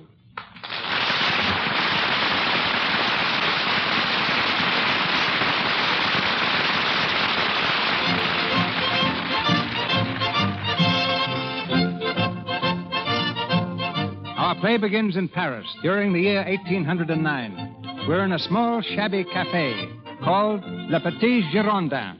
The hour is late, but the cafe is filled with a drinking, boisterous crowd. At a tiny window, seeking relief from the tobacco-laden air, stands the perfect gentleman of the time, Duke Paul, conspicuous in that crowd for his elegant attire and obvious refinement. He has just been joined by Melanie, exquisitely fresh and untouched. Melanie, too, is quite unlike the others. Monsieur, you have come too early. I cannot leave until I sing again. I am impatient to start our new life, mademoiselle. Do you have to juggle your wine barrels, too? No more tricks. Just one song and I will be finished here for the night. Finished here for good, Melanie. Yes, for good. But you seem gloomy about it. No, but I'm in a daze. I'm so afraid I am dreaming. It is really true, all this? Or will I just wake up? Oh, it's quite true. One more turn and you are done with cabarets, finished with tricks, wine barrels, and squalor. But anyone would be in a daze with all this smoke in here. The window is open. Shall we live out together? Then we can breathe and see the stars. Well, let's breathe by all means. Oh, bright it is tonight. You have enough room? Well, it's a tight squeeze. Yes, but cozy. Come now, back to business.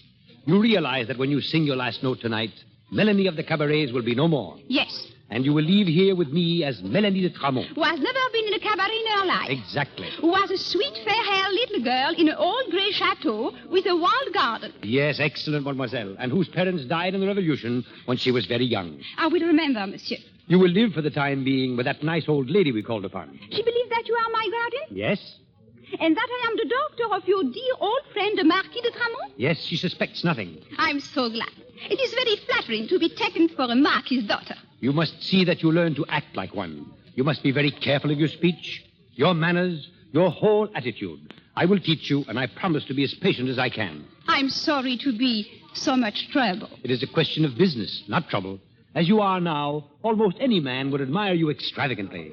But no rich man would believe that you were the daughter of a marquis and marry you. And if no rich man married you, you could never pay me a rich commission.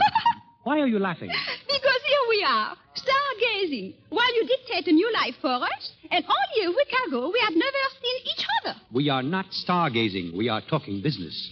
Now, but still, the night is all blue, and here I am, a singing acrobat, unknown and penniless, squeezed in a dusty window with you, a great duke. Equally penniless and middle-aged? Oh, no, not middle-aged. Well, getting on, then. A little bit, so nice to me. Look here, mademoiselle, you are talking nonsense. I'm sorry. You are not in the least sorry. Oh, monsieur. If you were, your eyes wouldn't shine like bonfires. My eyes? Put them out. Yes, monsieur. Ah, that's better. And no more sentiment, please. Our new life is a sensible business partnership, strictly. Yes, I know. That is agreed. Even a great duke must eat. And the revolutionaries left me nothing but those few pictures I told you about, which they somehow overlooked. So you are my only possible business asset. You always come back to business. But naturally. We will live on in Paris, as I say, on the little I have saved. I will be very frugal. Then, when we are ready, perhaps something will turn up. Enough money to take us to England and a rich and doting husband for you. I see. England is where we will catch him. Melanie, come here. I'm sorry. They are calling me. I have to squeeze back now and sing. All right. Your last song, mademoiselle. I choose it carefully. A fitting swan song? No, not a swan song. It is a promise. Listen to it, please. Because it is about someone rather like me who promises that she will not betray you and destroy your plans, but who will follow her secret heart, no matter what prices pay, until she finds love.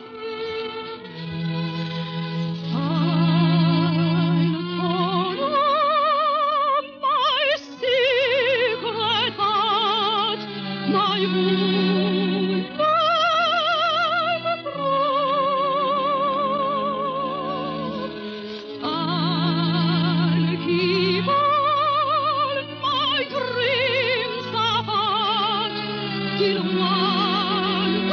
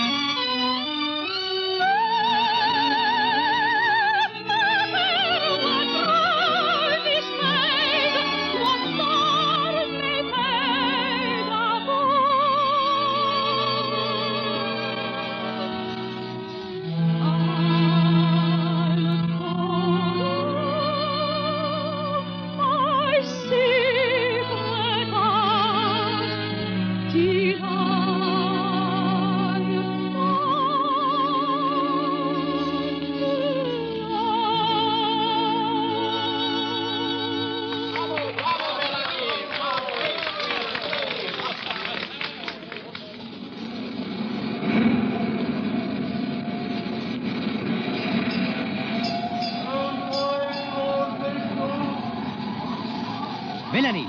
Melanie! Where are you? Come here! I don't know. This nasty ship keeps pushing about me. I'm drenched from the waves, and the wind is shocking me. Where are you? Here, by the railing. Oh, Quicksand, catch me. Here, hold on. Are you all right? No, I'm miserable. What do you want? Look, off there. Those lights. Yes, what there are? Melanie, those lights are England. England? Are you sure? Of course. It looks like rock. 2 years we have been waiting for this moment, and now we're here. No, quite. Oh, Think what it means, Melanie. We have enough money left from the 2 pictures I sold to keep us going properly for 3 months. And you are changed into a perfect aristocrat. not perfect enough to fool your friend. Who? That woman we met here on the boat, Lady Julia. I think she suspects. Nonsense. Lady Julia couldn't possibly suspect. You are an aristocrat, and there is England teeming with rich men. It doesn't look it. We have only one handicap left. You're English.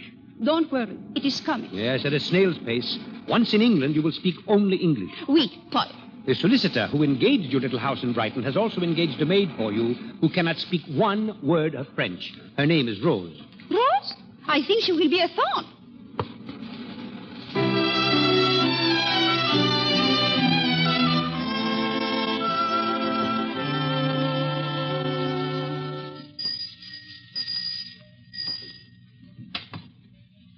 Good morning, Monsieur le Duc. Good morning, Rose.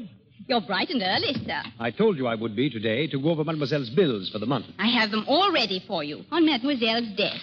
Thank you. And how is Mademoiselle's English this morning? I don't know, sir, but my French is improving by leaps and bounds. I see. There seems to be a lot of veal on this butcher's bill. I keep telling Mademoiselle that it's unreliable. It's not its integrity I question, but its cost. What is this bill here? Oh, that, humbug, sir. Huh? They're sort of big bullseyes. Bullseyes? Ooh, not real ones, sir. They're sweet, candy. You tuck one in your cheek and it keeps you going for hours. Mademoiselle's very partial to them. Good morning, Melanie. Oh, mon Dieu, personne ne m'a dit. English, Melanie, English. Oh, I did not know you were here. At the door now, Rose. Thank you, sir. Melanie, what on earth's that lump on your cheek? Humbug. They are delicious. Paul, are you mad again? You have been speaking French to Rose and eating too much veal. Please, I'm sorry. Veal is unreliable and expensive. You are eating too many sweets, and unless you learn English quickly, we shall have to go away, just as we came, without money, without position, without anything. Please, do not be angry with me this morning. It is my birthday. Again? Well, I feel like my birthday. How can I make you realize that life is serious? Look at these bills. We've been in Brighton a month, Yes, Paul. and nothing has happened at all. Alors, what will you have me do? Have no food? Have no clothes? Go out into the street in rags and say, marry me to every man I see, or comme vous êtes fâcheux ce matin? English? Zut. You must. Listen, I will be sensible, even in English. I will try to be sensible, but you must not ask me to be serious. This adventure must be gay and funny. That's because today you feel particularly happy without reason, just as yesterday you felt miserable without reason. You are a creature entirely without balance. I was an acrobat once. Kindly remember that you spent your lisping, carefree childhood in the walled garden of an old gray chateau feeding swans. What is lisping? Never mind. You have never even seen an acrobat, let alone been one. Now then, business, Melanie. What did Lord Shear say to you last night? Not very much, but he was very ardent. He's coming here this morning. This morning? I wrote him a little note from you. I will receive him, and when I have talked to him for a little, he will propose marriage. When he does, you will accept him. When may I love somebody, please? Love has nothing to do with our agreement. I see. What's the matter? It doesn't feel like my birthday anymore. Please, Melanie, no sentiment. And what if I fell in love? Fell in love? Yes. What if I fell in love? But why all this talk of love? I tell you it has nothing to do with our agreement. But what if I could not help it, in spite of your agreement? Then we could have to go away and start all over again. Now, please stop talking nonsense. It is not nonsense. You are so sure that everything in life can be arranged just so, like arithmetic. But why not? Emotion is so very untidy. That is how you feel. Exactly. Very well. I will see our young Lord Shear, but I have not forgotten my promise, Paul. Promise? That last night at a cafe, to follow my secret heart.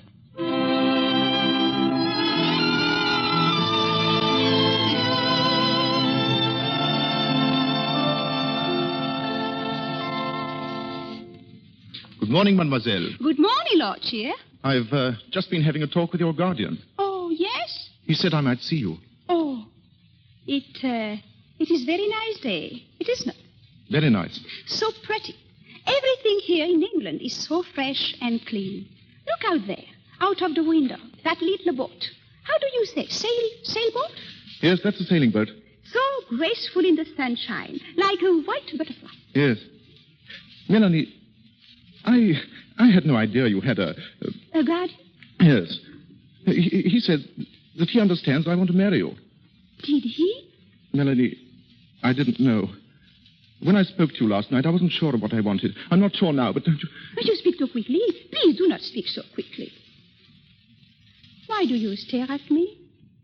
Who are you, really? I am Mélanie de Tramont, the daughter of the Marquis de Tramont. My father was killed in the Revolution. My mother also, and my little brother Abner. And your 4 other brothers and 4 sisters. I know all that. Your guardian told me. Oh. A large family. Very large. You love them? Yes, they are very nice. And your guardian, you love him? Yes. I see. The father. Who are you, really? Oh, go away. Who are you? I don't know. Oh, please. I love you, Melanie. No. It's true. It feels strange, as though I weren't quite awake. And yet at the same time, more awake than I've ever been before. You see, I'm not very old, not very experienced yet, and... Well, it's the first time. Oh, this is very uneasy. Why? Didn't you expect it? No, like this. You wanted me to love you, didn't you? Both you and your guardian? No, You see, I'm not quite so young as all that, not quite a fool. My eyes are wide open. Well, there's a lot I don't understand, a trick, some sort of trick. I feel it with all my instincts, but I don't care. I feel more than that. I feel that you're very lovely and very sweet, and that's enough. Will you please be my wife? Leave me, I beg of you. Don't hide your face in your hands. Look at me. No. Melanie. Go away, please, go away.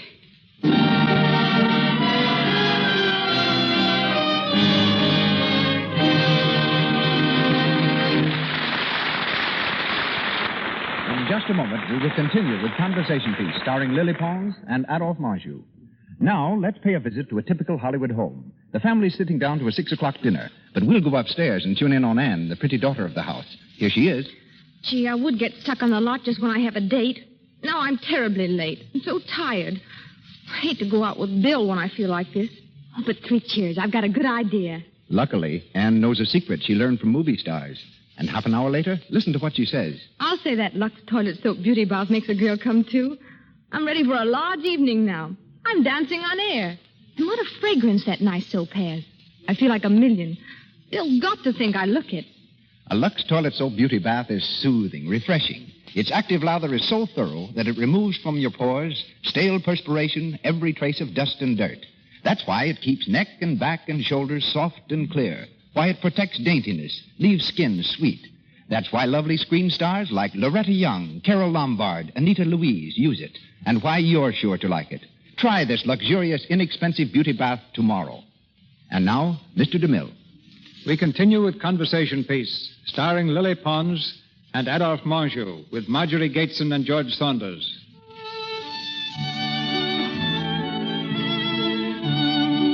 It's several days later. In the little house in Brighton, Melanie waits eagerly for Paul to pay his daily visit. At the sound of a footstep, she turns quickly. But it's only Charles, the servant. Mademoiselle, Yes, Charles? there's a lady and gentleman to see you, mademoiselle. Who are they? The Duke and Duchess of Benetton. The Duke and Duchess? Lord Cheer's parents? Yes, mademoiselle. Where are they, Charles? In the sitting room, mademoiselle. Thank you. I will go and see them. Good afternoon. Good afternoon. You are Mademoiselle de Tremont? Oui? I am the Duchess of Benetton, and my husband, the Duke. Monsieur? How do you do? Please forgive us for calling on you so unexpectedly.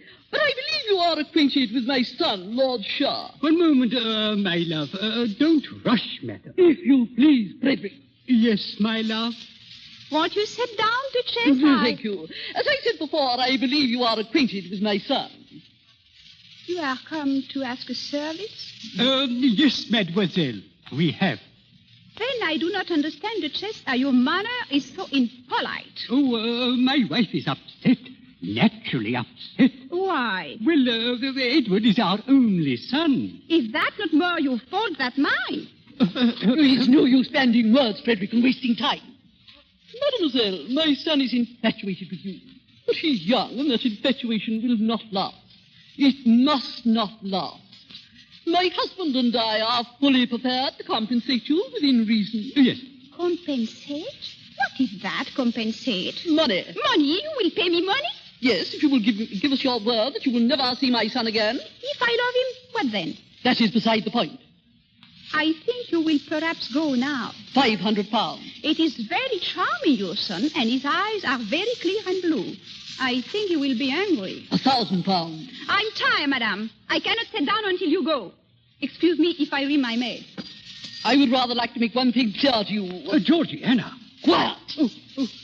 If my son marries without his parents' consent, he will not have a penny. Not a penny. Do you understand that? Georgiana, please. You rang, mademoiselle? Yes, Rose. The Duke and Duchess are leaving. Come, Georgiana. Come, my dear. My maid will show you out. It will not be necessary. Good afternoon. Rose, quick, some sherry. My legs will not stand. My goodness, her face when she went out. My goodness, her face all the time. Oh, Rose. How my heart bleeds for her poor husband.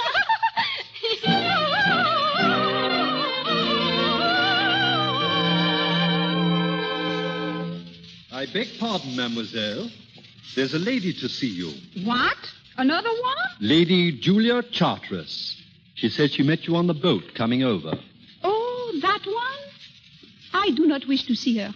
Tell her I'm far, far away. Yes, mademoiselle. Good afternoon. Oh, please forgive me, but it was so drafty in the hall. Oh, yes. That will be all, Charles. Yes, mademoiselle. Will you sit down? Thank you. I fear that Monsieur le Duc is not here. Yes, I know. It was you I wished to see. I've recently come to Brighton, and I've been so wanting to see you again. I'm very happy, madame. I have so much to talk to you about. Your guardian and I spent a great deal of our childhood together in France, you know. That is very nice. It was such a pleasant surprise to see him again on the boat. I had thought he was dead. No, he's alive. Yes. I knew your father many years ago, the Marquis de Tramont. Yes? Oh, a most witty and delightful man. Yes, he was very nice. I don't remember that he had any children. Oh, yes, two. One boy and one girl. I was the girl. Oh? Where did you live when you were a child? A grey walled chateau near Bordeaux. It's all very distant in my mind. The Chateau de Tramont, no doubt. Yes. There was a small water and swans. I spent all my early years lisping there. Oh? Well, you haven't got a lisp now. No, I lost it in the Revolution. You remember very little about your early life? It is so far away. So very far away from the truth. Madame! Oh, my dear child, don't be absurd. The whole story is idiotic. You've been very badly rehearsed. Paul should be ashamed of himself. I do not understand what you speak, madame. Oh, nonsense. And I do not understand why you come here. I came to find out what you were like. To see what sort of plaything Paul had picked out for himself. Plaything? I am not plaything. Oh, come. You can hardly expect me to believe that. How dare you speak those words to me? Oh, there's no necessity for you to lose your temper, my dear. How dare you? Leave here at once. At once. Do you hear? Paul! What in the world? Oh, Julia, I didn't know you were coming. Tell her to go away at once. Tell her, Paul. Melanie, be careful. No, enough of being careful. Enough of these English busybodies. I congratulate you, Paul. She has a fine spirit. My dear Julia, what has happened? I have been insulted. Insulted? Yes. First, by the very charming mother of Lord Shear. And now, by this snooping camel. Melanie, Lady Julia is a very old friend. But she has no right to come here and call me your plaything. What? Yes, your plaything, to my face. I will not stand for you taking that tone. You want me to marry Lord Shear, do you? Very well. But after, you will have no penny, not one, and I shall be forced to do tricks again. Melanie de Tramont in a cabaret? That will be charming. And a lot of good it will do you. This is idiotic. It is, and I will not stand anymore. Not for you, not for the love of heaven.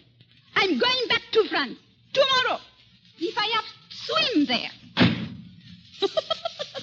It's all very interesting, Paul. It was unkind of you to come here and bully the child. I didn't bully her. I merely wanted to find out who she was. I see. Well, it's an odd story, Julia. Quite fantastic, in fact. May I hear it? If you wish. First, I should like to speak to Melanie for a moment. Do you mind? Not at all. I'll be here when you come back. Thanks. I won't be long. Melanie. Melanie. Yes. Come here. I want to speak to you. Yes. Melanie, why did you speak like that in front of Lady Julia? I hate her. That's quite beside the point. Don't you realize that if you persist in treating people as you do, that our plans, the work of 2 years, will be for nothing? I say I was going back to France. Yes, but you don't mean that. I do. Oh, Paul, let me go. I will never be happy here. Let me go. And you come with me. I? Why, no, Melanie. My life is here. And yours, too, if you would only realize it. You do not care about whether I am happy? You can be just as happy here as in France, alone. But when I'm married, when you have found me a rich man, I will be alone here, too. You will have your husband. I will have his money. It's a good compensation. Is that all that love means to you? Is there nothing else? I've told you, business and sentiment don't mix. Now dry your eyes, Melanie, and try to be cheerful. I'll speak to you later. Where are we going? I'm going to call a carriage and take Lady Julia home. I'll have a good deal to explain on the way. Must you go? I'm afraid I must. Goodbye, Melanie. Oh, Paul.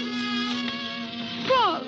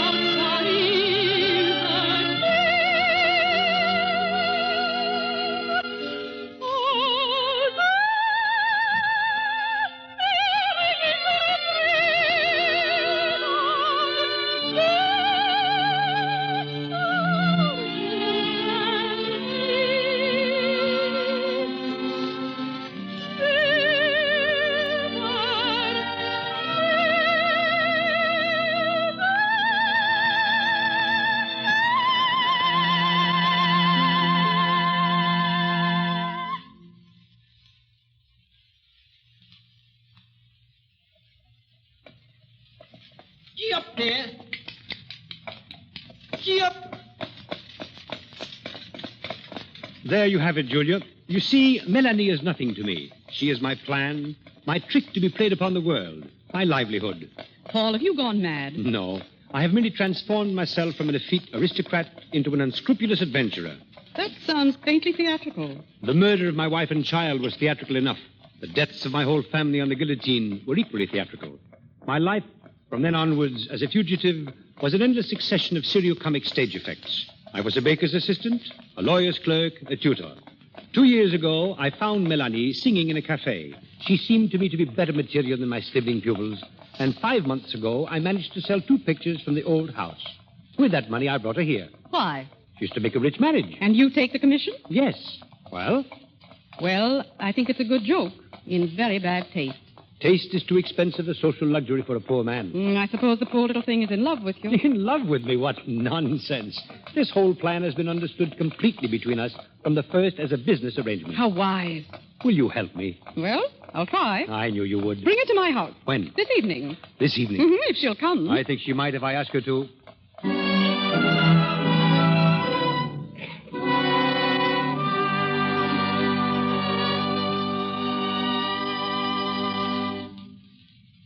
Won't you sit down, Melanie? Thank you.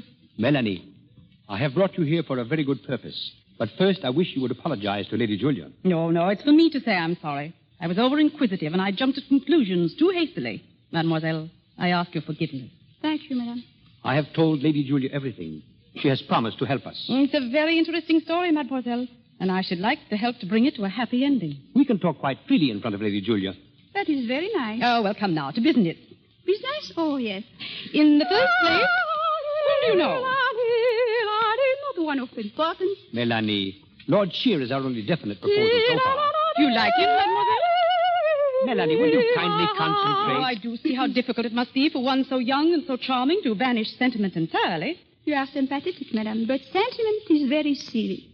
There is no sentiment in the whole world real enough to waste the time upon. Paul has spoken that very often.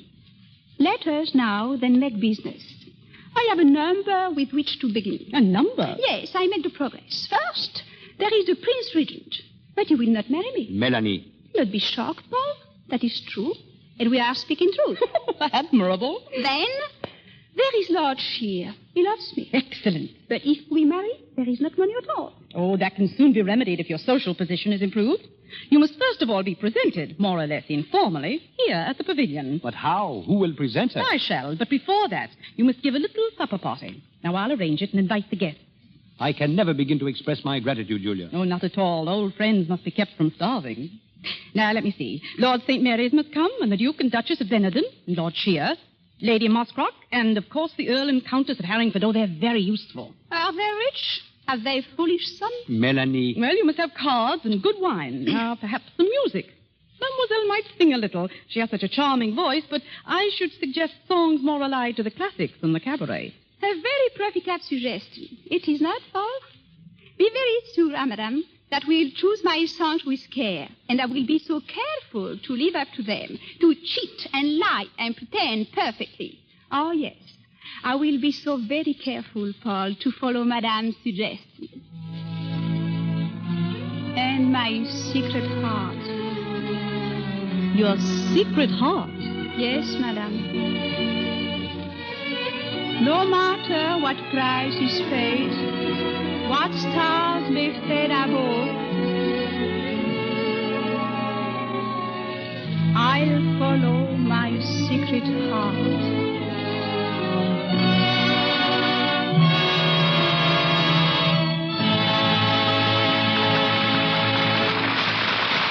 We pause for station identification. This is the Columbia Broadcasting System.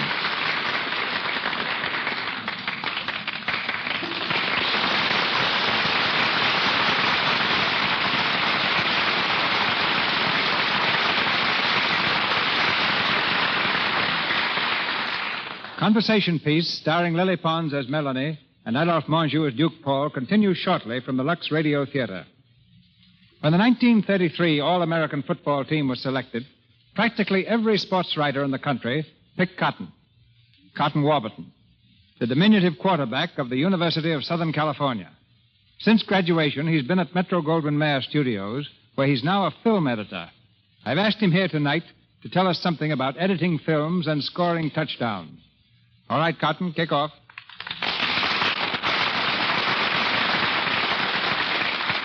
Thank you, Mr. DeMille. First, I'd better explain what a film editor does. It's very seldom, ladies and gentlemen, that a picture is filmed in the same continuity as you see it on the screen. The middle part may be taken first. The first part may go before the camera last. All this must be joined in its proper sequence and music and sound effects injected. Cutting is a major problem. In The Good Earth, for example, 2.5 million feet of film were shot, enough for 200 pictures. It's our job to cut The Good Earth to 12,000 feet. You know, Mr. DeMille, I thought I was through with football when I went in the picture business, but I'm still calling signals. Take this, for example.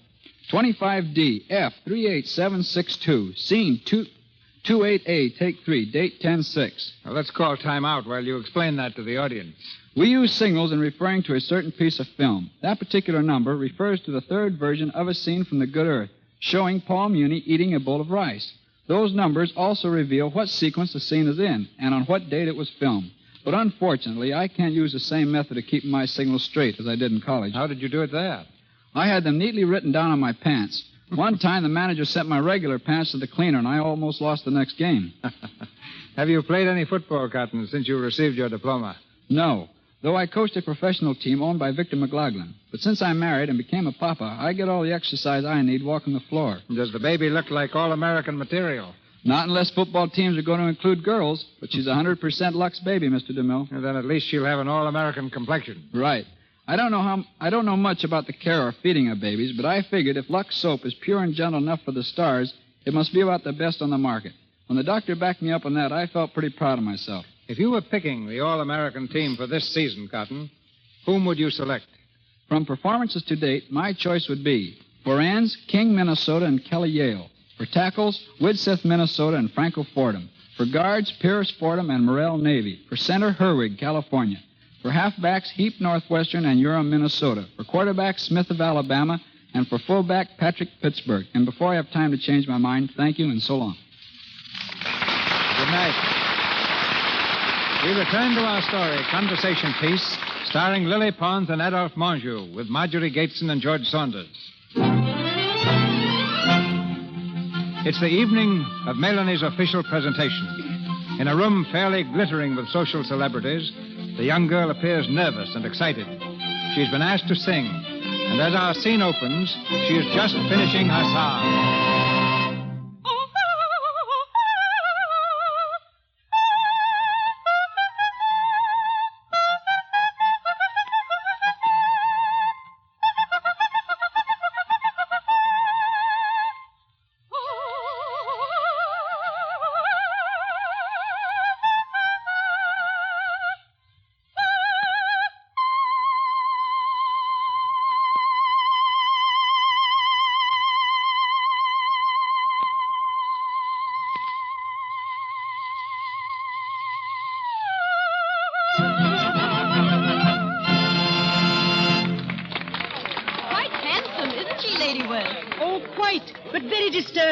She doesn't seem to fit in, if you know what I mean. Yes, her background is a bit, shady, don't you think, Lady Harrington? I wish we could find out more about her. Well, I'm going to ask. You can't be too careful these days about the people you meet. Since Lady Julia was the one who presented her, perhaps she will give us a little information.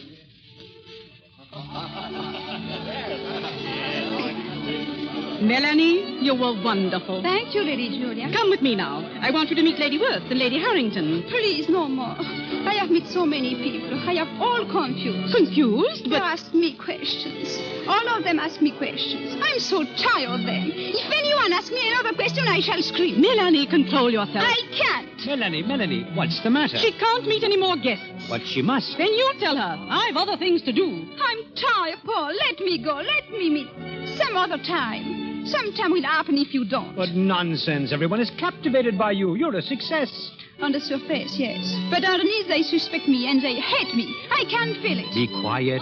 Paul. May we have the pleasure of meeting your very charming ward? But of course. Lady Harrington and Lady Worth, my ward, Melanie de Tramont. Sure. So pleased, my dear. Thank you. De Tremont, The Marquis, I presume? Yes, he was my guardian's friend. Oh, of course, of course. It's so stupid of me, Paul. Not at all. You sing beautifully, my dear. Wherever did you study? Why? In France? Under what teacher? Why, I don't. A private teacher, Lady Worth. Unknown, but very efficient. He must have been. Oh, Paul, may I see you? Certainly. Excuse me, please. Of course. I'll be back directly. Oh. Perhaps I had best to go too. Oh, no, please. We have so much to ask you, mademoiselle. Yes, about the revolution. Yes, I would rather not talk about it, if you don't mind. Then we shall talk about something else. Please, I would rather not talk about anything. My dear, are you ill? Yes, I'm very ill. Strange. Lady Bromley said you were ill just before, when she asked you something about your life. What do you mean by that?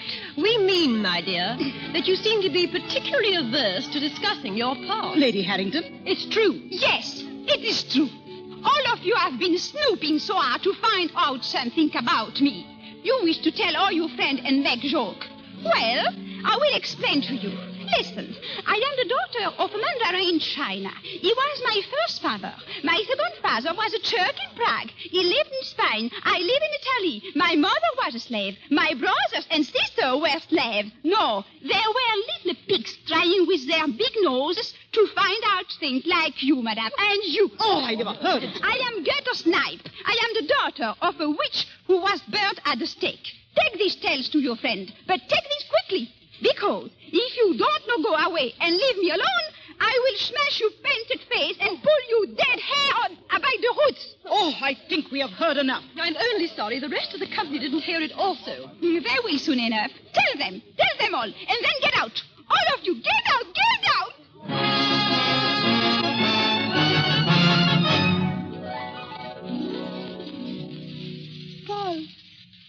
Paul, where are you? I am here. Lie quietly, Melanie. Oh, what happened, Paul? You fainted. You'll be all right now. Oh, yes, I remember.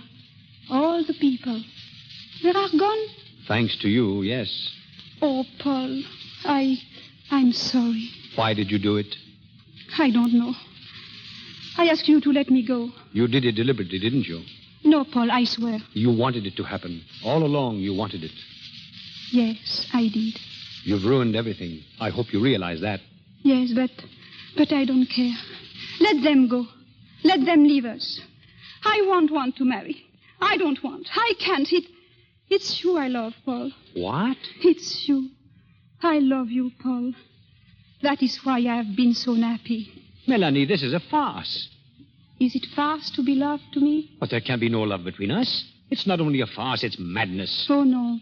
It is only a very simple truth. You have broken your word, you have lied, and you have made me ridiculous, a fool.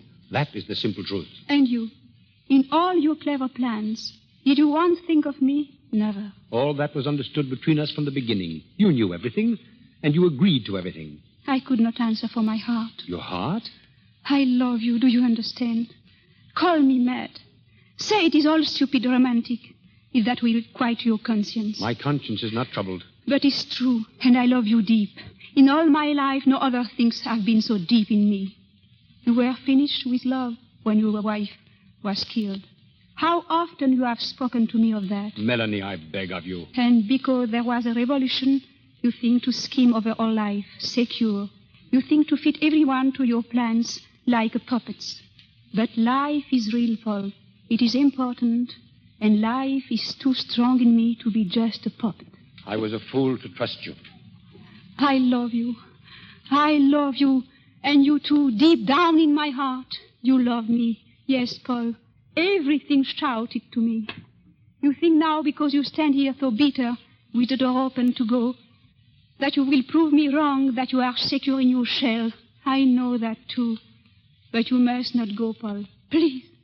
Oh, Paul. Come back, Paul. Come back.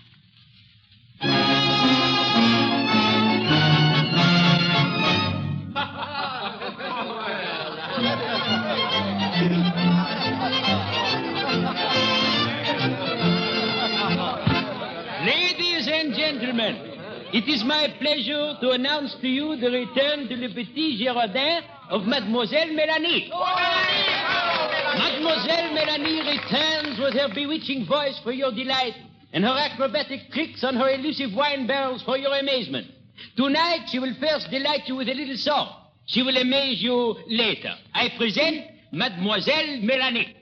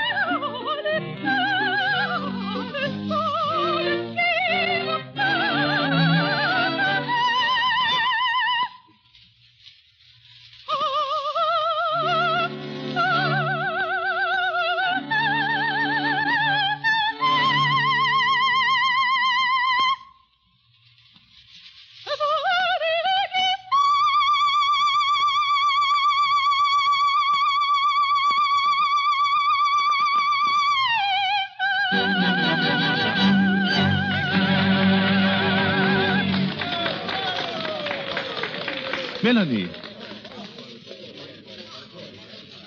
Melanie. Ah! Why are you here in France? Thank God you're all right. To be with you I came, that's all. We can talk here. Come with me, quick. Oh, Melanie. Here is a little window in the shadow. This one. It will squeeze us to look out, but we will be less conspicuous. All right. How did you know where to find me, Lord here? I asked Lady Julia and Rose for everything they knew. I had to find you if only to see that you were all right. They told you everything? Yes, between them. I made them. So do you understand now? Yes, I understand. Then, why are you here? I love you. But I know. But I had to tell you, Melanie. there is only room for one true love in my heart. My secret heart. I understand. I see you. The stars are thick tonight. You're not looking at them. I see them in your eyes. They are flooded with stars. I'm sorry. No, do not be ashamed of these tears. They are fine and manly. See, I keep them. Oh, thank you, my dear, for being so sweet to me. Melanie, you don't know how I've longed to kiss you. I hope I'm not intruding. Oh, mon Dieu, Paul. You here too? Yes, I was worrying about you. This is an unexpected pleasure, Lord Shear. And how do you do? Worrying? I see now there was no need. But when I went back to your house and found you gone, You went back? the day after, I did not know Lord Shear was with you, and naturally I felt a responsibility. However, it was plain when I interrupted you just now that you have returned to reason. Yes, Paul. Lord Shear, I congratulate you. Oh, but... Yes, Paul. It's so pretty to see youth in love. Please, be parloking. I have a brandy at the table. If you'll please excuse me, I'll wait there. Shall we lean out of the window, Paul? With pleasure. It's still dusty, I see. Yes, Paul. You are going to marry. Yes, Paul. I'm very glad. Yes, Paul. You're in love? Yes, Paul. So am I. Yes, Paul. What is the matter with you? Can you say nothing else but yes, Paul? There is nothing else to say. When are you going to be married? Soon, very soon. What about money? That will no matter. Never does. Have you anything to reproach me with? No. Well, then, there is really nothing else except this. What And is... one other thing. What is this? Bugs, your favorite candies. Oh, Paul, please open them. And other things. It's all true what you said, Melanie. I do love you. There, they're open. And if you want an bug now, Yes, please. I love you desperately, with all my heart. And I know now that I can never prove you wrong. Ouch! What is it? My muscles. They are not used to acrobatics. So, Melanie, you are going to marry Lord Shear after all. Certainly not. I'm going to marry you, my darling. Melanie. Wait. Business now. I must go this moment and amaze the clientele with some tricks. Quick, another humbug. Never mind. Business can wait. What was that in your song? No matter what price is paid, what stars may fade above,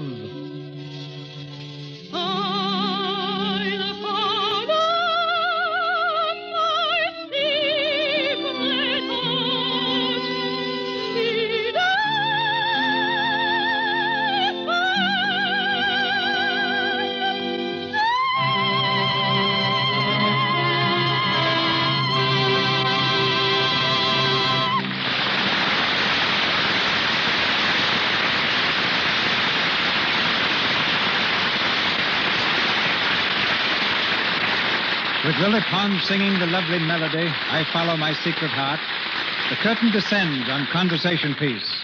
But we shall hear further from Miss Pons and Adolphe Marjou a little later. Before introducing our next guest, we make a statement furnished by Mr. Melvin Purvis, our guest on last week's program. Quote, after stating figures on crime, it was discovered that the number of murders committed in Memphis in 1935 was 103. Instead of the figure given. I desire to express my genuine and sincere regret for this inadvertence. Unquote. I join Mr. Purvis in offering my regrets for this mistake. As the Ripley of Hollywood, Feg Murray is an encyclopedia of strange truths concerning your favorite stars. In returning to our microphone, he bears the distinction of being the first guest to be called back since the Lux Radio Theater has come to you from Hollywood, proving that you like to listen to his odd facts as much as you like to read his cartoons in the daily paper under the caption Seeing Stars. I've asked him to begin with what he knows about Lily Pons and Adolphe Marjou. Ladies and gentlemen, Mr. Feg Murray. Thanks, Mr. DeMille. Starting from the ground up, Lily Pons wears the smallest shoes of any star in Hollywood, size 1.5B.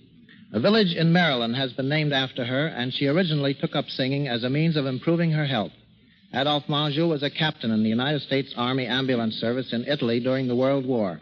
Hollywood told him he was through when the talkies came along, so he made pictures in French, Italian, and Spanish, and was so successful that Hollywood did nip-ups trying to get him back. His parrot likewise speaks French, Italian, and English. And now, Mr. DeMille, I understand you have an item for me concerning the Plainsman. Yes. Since I began making the Plainsman, 39 different people have written me, each claiming to own Lucretia Borgia, Buffalo Bill's famous rifle. And now what can you tell us about football and Hollywood? Well, Paul Robeson and Jim Thorpe, the Indian, were both All-American players. Barton McLean once ran back a kickoff 105 yards to score a touchdown for Wesleyan. Johnny McBrown of Alabama caught the 58-yard pass that beat Washington 10 years ago in the Rose Bowl. Gene Raymond blushes when you mention football. Once in a prep school game, Gene ran the length of the field for a touchdown, only to discover he had galloped in the wrong direction. Dolores Del Rio should also be mentioned here. She's never seen a football game. Dolores, who is Gary Cooper's aunt by marriage, doesn't know what she's missed, just like those girls who may never have used Lux toilet soap. I think the strangest fact I could find in Hollywood would be a movie star who doesn't use Lux soap. And here's another fact people may not know. That wonderful aroma in Lux soap comes from 34 different ingredients gathered from the far corners of the earth. Now, suppose I turn you loose with whatever facts you care to give us. Swell. In Lloyd's of London, Freddie Bartholomew eats roast beef that costs $1,502.10. They must have ordered it from a nightclub. The meat itself cost only $2.10. The $1,500 was the cost of time lost in getting that roast beef to steam properly for the cameras. Shirley Temple has a life insurance policy which is void if she takes up arms in defense of her country or meets death by accident while intoxicated. Lionel Stander, who appeared in 28 Broadway flops in 8 years, has one green eye and one brown eye. And speaking of variety, there's a tree on Elisa Landy's estate which bears oranges, lemons, grapefruit, and kumquats, all from the same root. Fred Astaire has spent more than 200 hours dancing on air. In each dance, he's in the air 1 second out of every 5. And there's a card on file in a Hollywood studio which turned Fred down with the following notation at the bottom. Astaire also dances. Any more inside information? Just one more fact, and this is strictly from the inside. Warner Baxter's appendix is on his left side instead of his right. Good night. Good night. If the statement of Dr. Samuel Johnson is true, that a Frenchman must always be talking, tonight's stars must have felt at home in a play whose title is Conversation Piece. Miss Pons was born in southern France, while Mr. Monjou, a native of Pittsburgh, is the son of a Frenchman. They now resume the conversation. Mademoiselle Pons, Monsieur Monjou. Don't forget that you're partly French yourself, Mr. DeMille. Yeah, but I'm not the boulevardier. You are, Monsieur Monjou. Thank you. Why don't you foreigners talk English like me? I know. I've only a little accent. I wasn't always such a fine speaker of English. It's very hard to learn. So many words. You spell them almost alike, but you pronounce them so much different.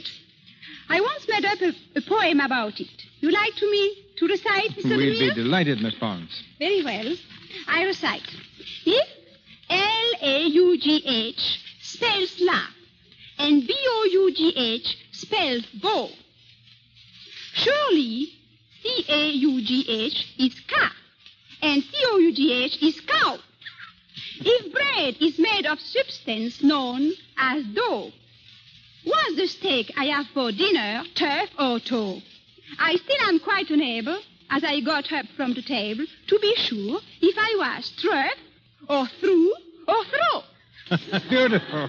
Beautiful. And if your dog gets sick again, I suggest you see Mr. Monjou. He knows all about dogs. So, Yes, I raised them, Miss Pons, just as a hobby. Cairns and Ciliums.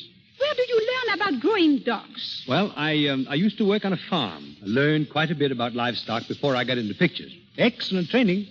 A foreman told me the other day that the cows have gone so high hat they refuse to be washed down unless the farmhands use Lux toilet soap. Who can blame them? All beautiful ladies use Lux soap. But why did you want to be a farmer? Well, I wanted some nice secluded place in the country with plenty of sunshine and fresh air where I could cultivate a mustache and get into pictures.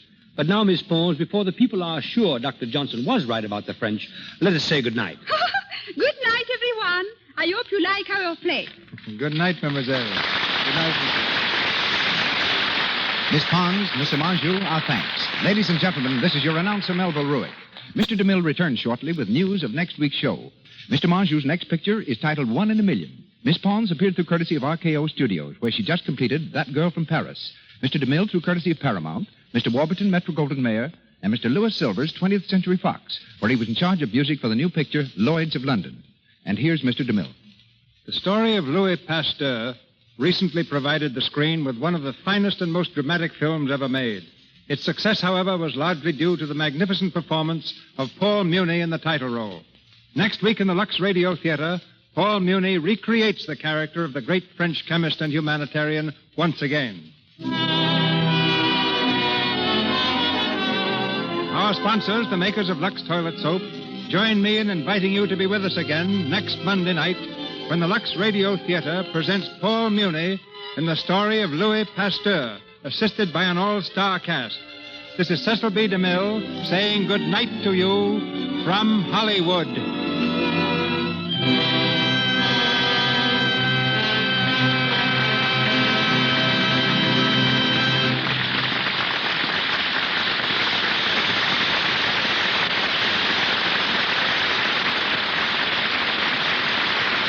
This is the Columbia Broadcasting System.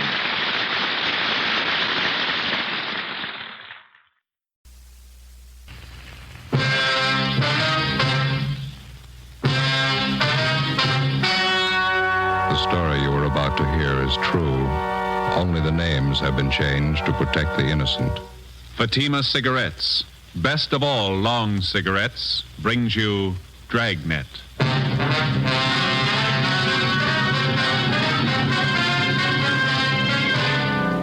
You're a detective sergeant. You're assigned a bunco detail.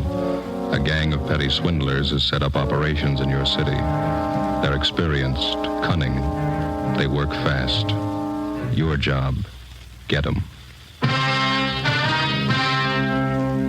You'll be amazed when you compare Fatima with other long cigarettes. You'll find they now cost the same. But in Fatima, the difference is quality. You see, Fatima is the quality king-size cigarette because it contains the finest Turkish and domestic tobaccos superbly blended. And Fatima is extra mild with a much different, much better flavor and aroma than any other long cigarette. Because of its quality, its extra mildness, its better flavor and aroma, Fatima has more than doubled its smokers coast to coast. So try comparing Fatima yourself. Fatimas now cost the same as other long cigarettes, but your first puff will tell you. Ah, that's different. Yes, in Fatima, the difference is quality. Ask your dealer for Fatima, the quality king-size cigarette. Best of all long cigarettes. Start enjoying Fatima tomorrow.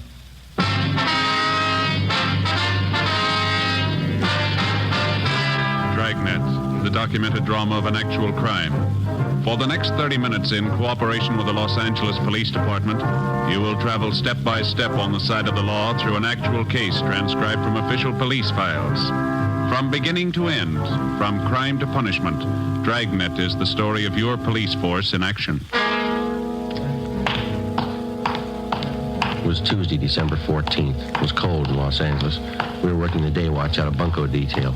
My partner's Ben Romero. The boss is Captain McCauley. My name's Friday. It was 10:35 a.m. when I got to room 38. Bunco detail. Joe? Yeah, Ben.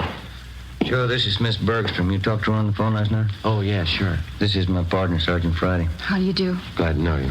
Would you care to sit down? Thank you. I was downtown, so I thought it'd be just as easy for me to come in and see you.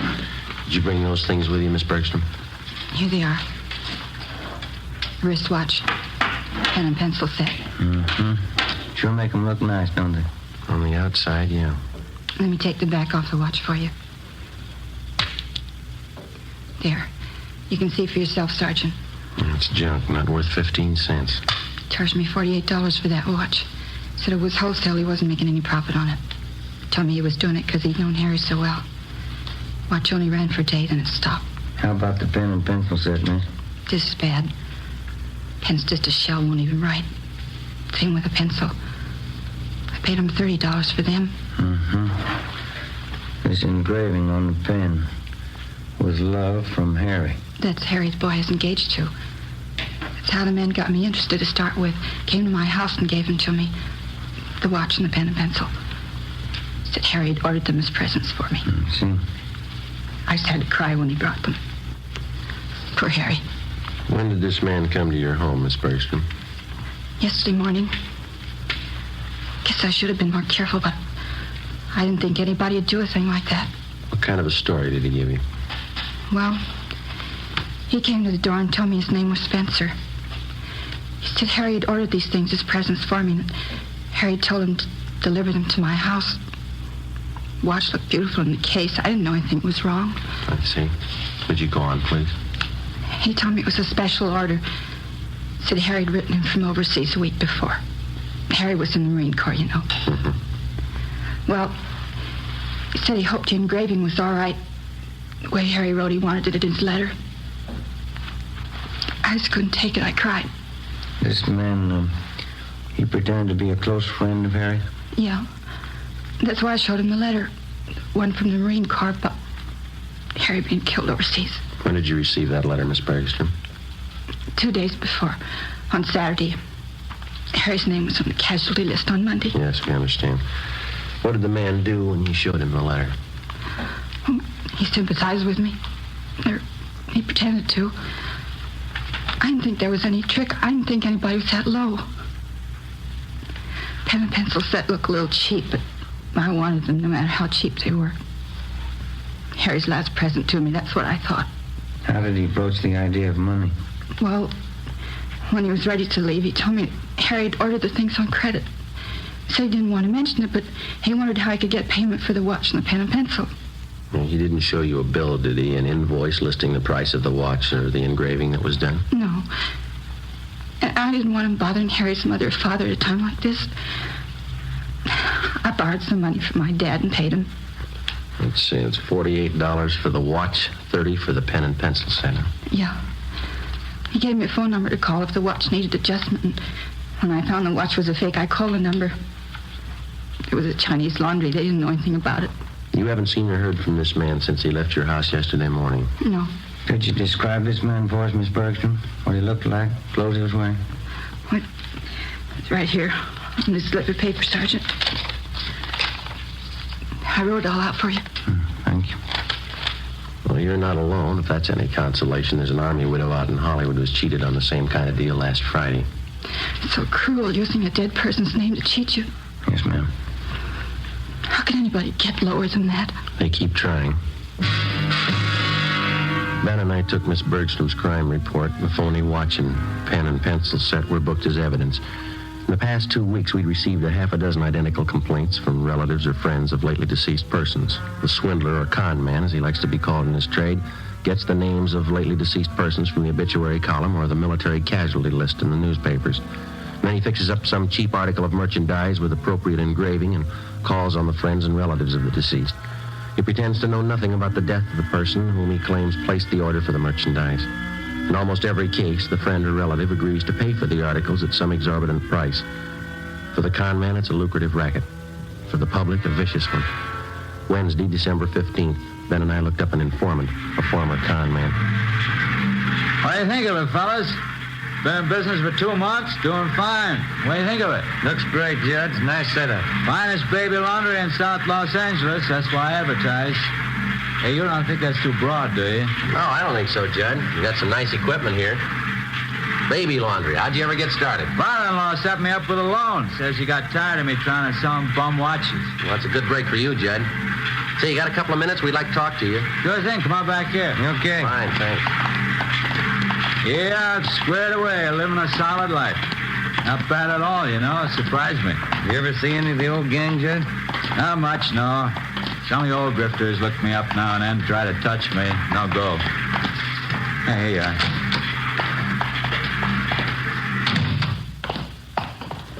Pull one up. Yeah. Thank you. Okay, fellas, what can I do for you? Well, we'd like to know how close you got your ear to the ground, Judd. There's a gang of bunks in town. They're working hard. What pitch they using? They're working the obits, the casualty lists. Thought maybe you might be able to help us.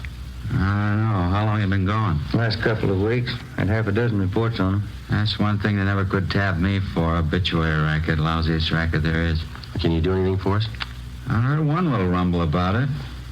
4 or 5 guys in the con mob. That right? We know that, Judd. Where can we look for them? You know my position. When I quit the game, I quit. The only contacts I make are when some of the old boys come around for a touch. Well, how much have you heard about the gang? What I said, there's 4 or 5 of them out of the Middle West, I think. You got any idea at all where we could start looking? Well, I can start checking for you. You nailed any of them yet? We've got to find them before we can arrest them, Judd. Yeah, well, as I say, when I quit the game, I quit. But maybe I can take a few soundings for you. Can't promise you anything. I'm strictly on the up and up. Okay, Judd. You know where to get in touch with us. We'll appreciate anything you can do. Yeah, well, you've helped me plenty of times, fellas. Wouldn't hurt a bit to tab that bunch. I'll walk out with you. I see you got all the machines going. Baby laundry business must be pretty good, huh? It's a staple commodity, fellas. Kids always need a fresh change. Just a minute. Yeah, look at this. Just look at the size of it. Yeah. You ever see anything so small in your life? It's cute, huh? Yeah, what is it? New kind of soakers, I think.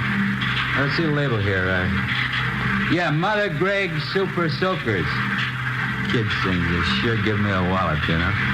Hey, we might as well check the office while we're here, Ben. Can I use your phone, Judd? Yeah, right over there on the wall. You got change? Yeah, thank you. I have.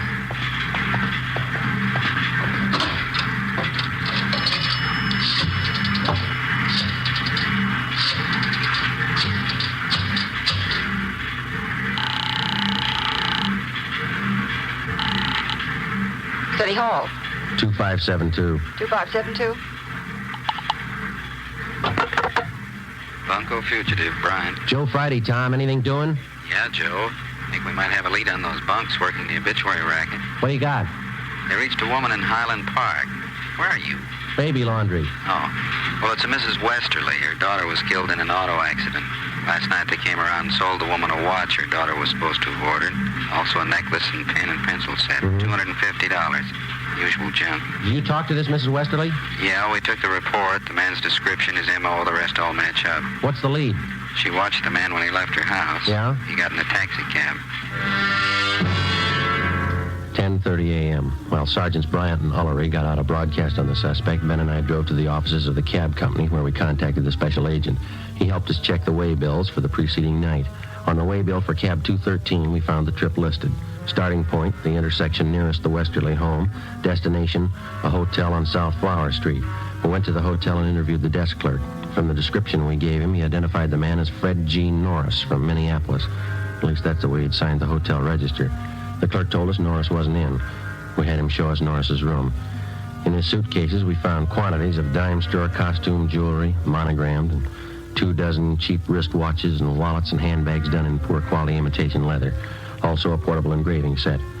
The clerk told us that Norris was expected back shortly. We told him to say nothing to the suspect when he arrived. We called the office and arranged for a stakeout at the hotel. Then we drove back to the office. 1 p.m. They told us Norris had been recognized from his description and picked up by Unit 17R on the way back to his hotel shortly before noon.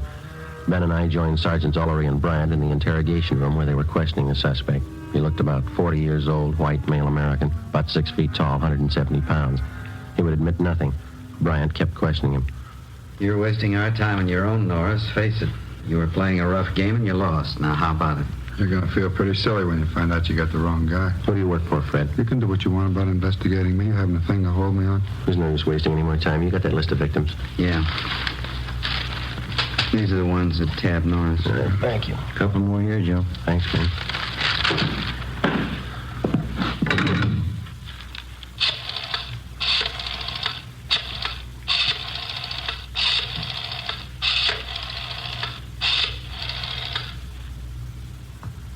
Hello, Miss Bergstrom there, please? Oh, this is Sergeant Friday, Miss Bergstrom, Bunco Detail. Yeah, we picked up a suspect. We'd like to see if you can identify him. Would it be all right if we sent a card for you right now? All right, fine. Thank you very much. Bye.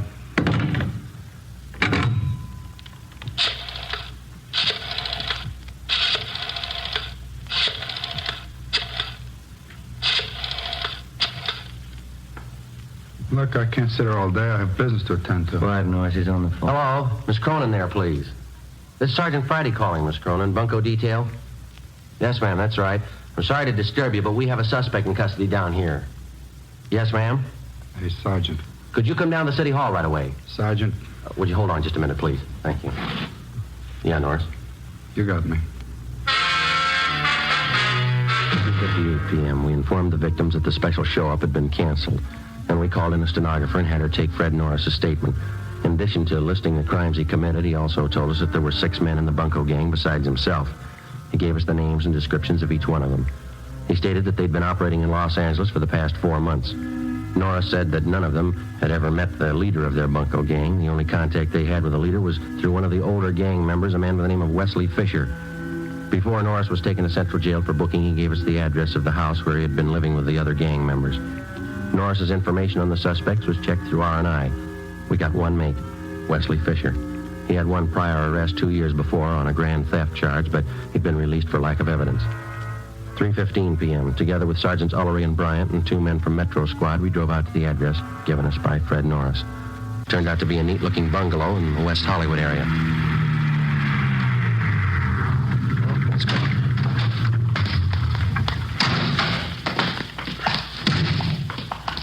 We can take the front door, Joe? Yeah. Say, Tom. Yeah? You want to have Johnson and Brewer cover the back of the place, please? Okay, Joe. Maury and I'll cover the side. Thanks. Let's go, man. Did you want to see the people who live there? Yes, ma'am. Do you want to check for the termites now? I'm Mrs. Callahan, the owner. No, ma'am. We want to see the tenants. Oh, I'm afraid you're a little late. Was that so? They just moved out, bagging.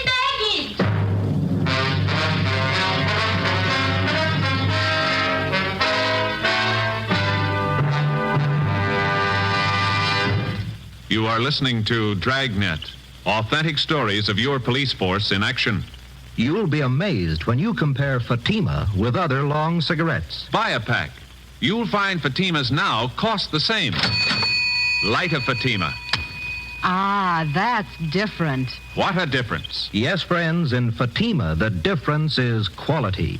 Quality of tobaccos, the finest Turkish and domestic varieties, extra mild and superbly blended to give you a much different, much better flavor and aroma than any other long cigarette. Quality of manufacture. Smooth, plump cigarettes, rolled in the finest paper money can buy. Quality, even to the appearance of the bright, clean yellow package, carefully wrapped and sealed to bring you Fatima's rich, fresh, extra mild flavor. Try comparing Fatima yourself. Fatimas now cost the same as other long cigarettes, but your first puff will tell you... Ah, that's different. Yes, in Fatima, the difference is quality. Ask your dealer for Fatima, the quality king-size cigarette. Best of all long cigarettes. Start enjoying Fatima tomorrow.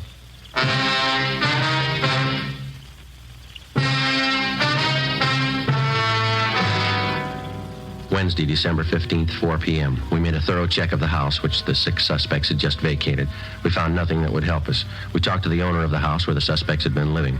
She told us that she'd rented the place, furnished, to them about 3 months before. She identified Wesley Fisher's mugshot, but she told us that he'd used the name of Charles Wilder.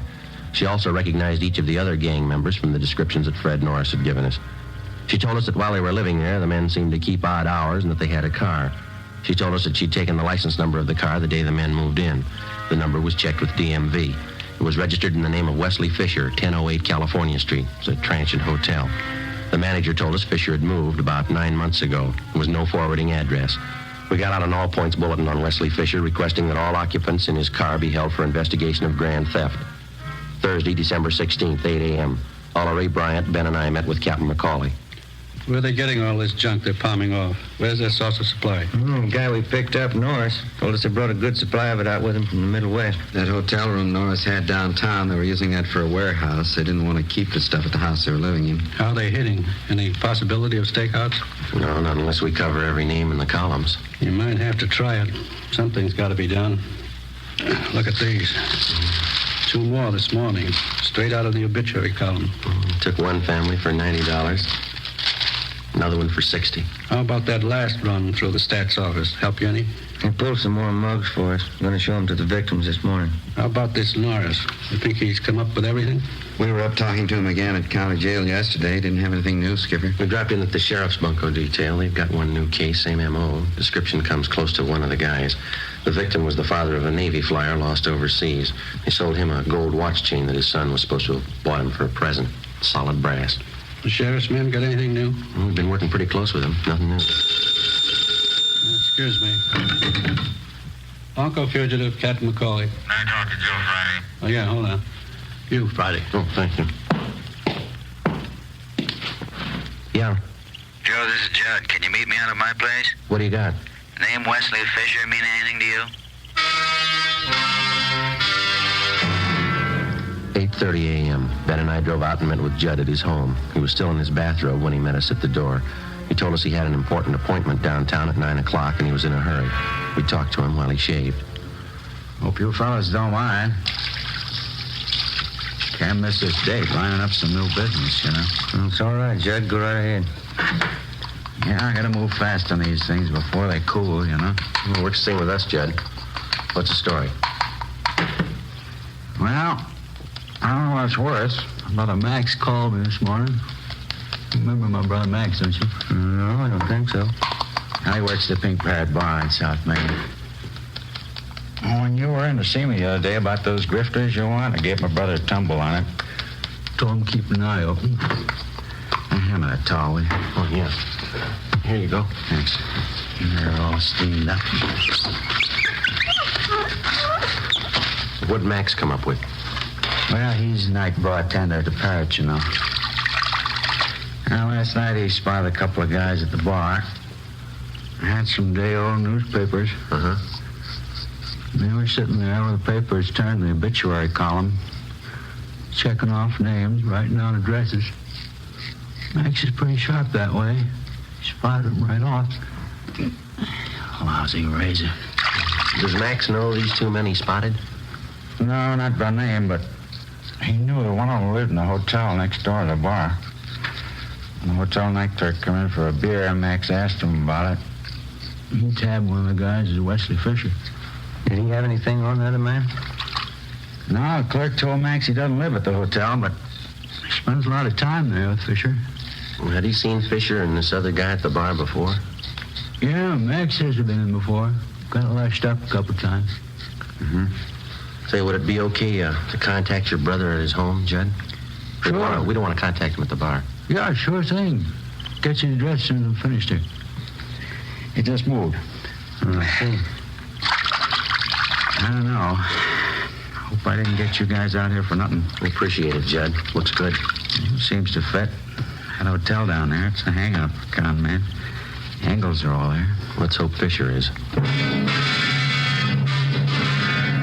8:53 a.m. We arrived at the hotel on South Main Street. We checked with the desk clerk, who told us that Wesley Fisher had room 37.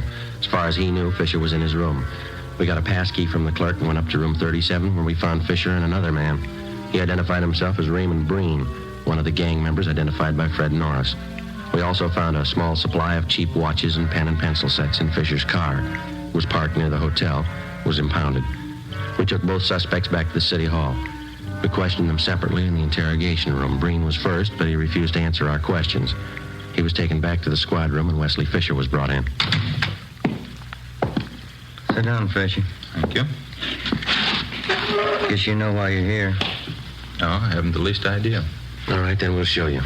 Do you know Fred Norris? Fred Norris.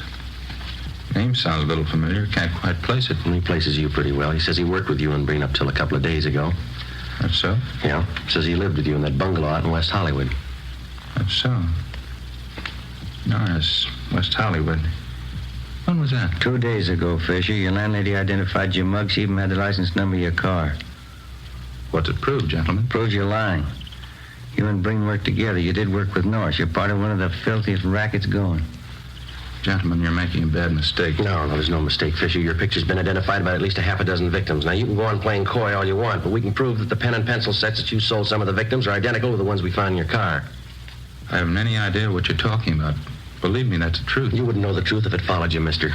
Now, look, maybe you're great at conning old men and young girls, but don't try to pass any of it here. Now, just a moment. Now, you listen, you two-bit thief.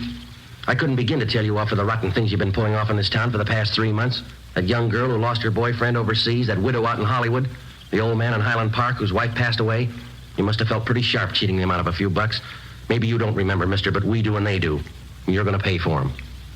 You all through? I'm through, Fisher. You're just starting. I have nothing further to say, gentlemen. You can talk to my lawyer. We'll give him your new address. Yes? County Jail. Suspects Wesley Fisher and Raymond Breen were booked and transported to the county jail. Both of them were positively identified by the victims. Warrants were obtained for the 3 suspects, Norris, Fisher, and Breen. They were arraigned and held to answer at a preliminary hearing on several counts of grand theft. During the next 2 weeks and through the Christmas holidays, identical complaints of bunco operations continued to come in. Friends and relatives of lately deceased persons were still being victimized. The gang's operations continued as usual. There was only one change. The crime report showed that a woman was now operating in the obituary racket along with the male suspects. Christmas came and went. On New Year's Eve, Ben and I were assigned to standby duty. A few minutes before 8 p.m., we got a call from the county jail that Wesley Fisher wanted to see us. Went to the 10th floor of the jail, the interview room. I'm not going to take all the heat. They're in just as deep as I am. If they can't do right by me, I'll square it up myself. I'll tell you everything I know. Go ahead, Fisher. What is it? Her name's Betty McGraw. She's the one you've been looking for. The whole idea was hers. She planned it out. She got everybody together. It was her show. Where can we find her? 213 Foster, apartment 8. Wesley Fisher gave a complete statement of all his crimes and also implicated the other members. He told us Betty McGraw was his girlfriend. She'd come up with the idea for the obituary racket. She gathered the men together for the job, and it had been planned that she was to stay in the background. In case of trouble, she would furnish aid to the gang members in the form of bail bond money and lawyers. She received a percentage of the take from each of the gang members. We checked her through R&I. She had a criminal history dating back 11 years. We obtained her mugshot. 10:30 p.m. We went out to the address Fisher gave us. A maid answered the door. She told us that the McGraw woman was not there, that she'd gone to a New Year's Eve celebration at a downtown hotel. It was 11:15 when we got there. We identified ourselves to the special officer at the hotel and showed him the mugshot of Betty McGraw. He thought he'd seen her at the main bar. We started looking. Sure do pack 'em in. Yeah. Say, excuse me, please. Can I get through here? Thank you. Sorry, excuse me. Hey, Joe, over this way. I think we can get through. Okay, do you see her yet? No, they're jammed in there. I can't see a thing, but... Hey, wait a minute. Yeah. Can you see down at the end of the bar there? Where? And the black red? Oh, yeah. That's her. Would you let her through here, please? Excuse me. Sorry. Joe? Right behind you. Is your name Betty McGraw? Is your name Betty McGraw? Police officer. We'd like to see you outside.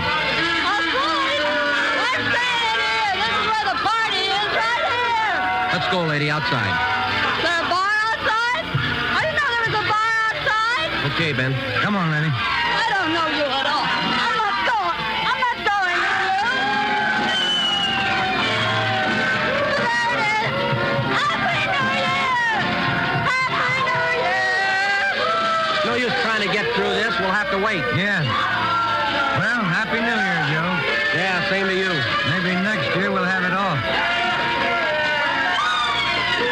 I know why. I always cry when I hear that song. No reason, I just cry. Yeah?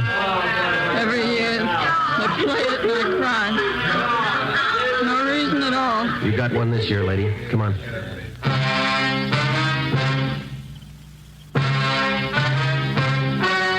The story you've just heard was true.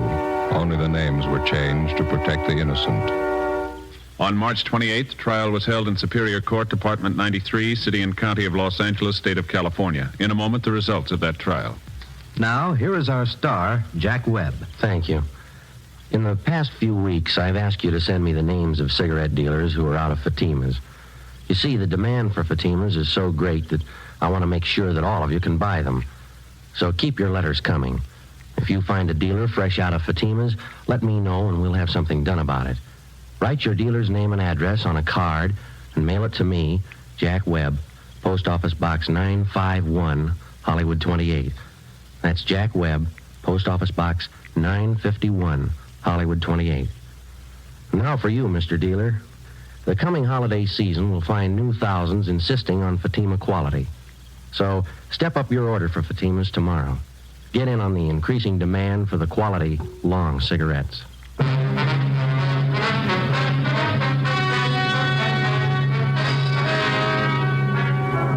The remaining members of the Bunko gang were apprehended and brought to trial. All of them, including the gang leader, Elizabeth McGraw, were tried and convicted of grand theft. They are now serving their terms in the state penitentiary.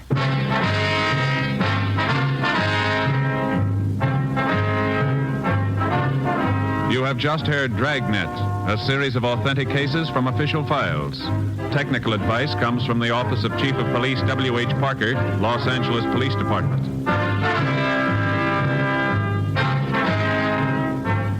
Fatima Cigarettes, the best of all long cigarettes, has brought you Dragnet, portions transcribed from Los Angeles.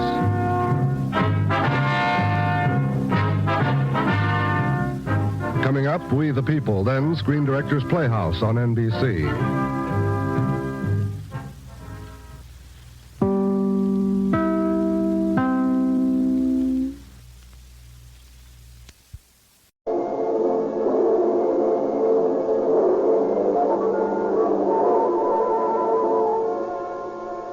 Calling all cars. presentation of the Rio Grande Oil Company. Los Angeles Police calling all cars, attention all cars, broadcast 69. A hold-up. Suspect described as 5 feet 10 or 11 inches. Weighed about 190 pounds. Escaped in a maroon-colored coupe. License number unknown. This suspect held up and robbed May West, motion picture actress, of more than $15,000, jewelry and cash. Go get him, boys. That's all. Rolls and clips.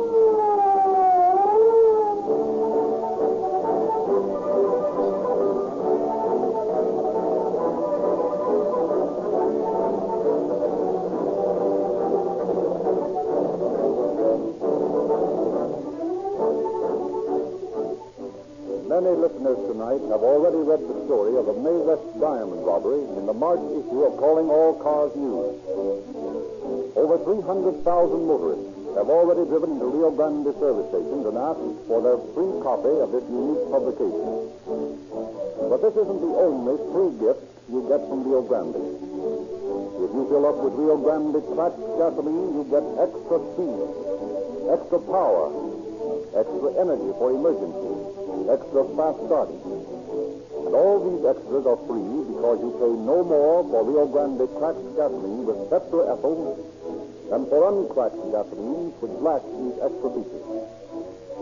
Because of these extra features at no extra cost, the police department which solved the May West robbery has specified Rio Grande cracked gasoline for all police cars for 3 consecutive years. You get another free gift if you ask your Rio Grande service station for Sinclair Opaline motor oil.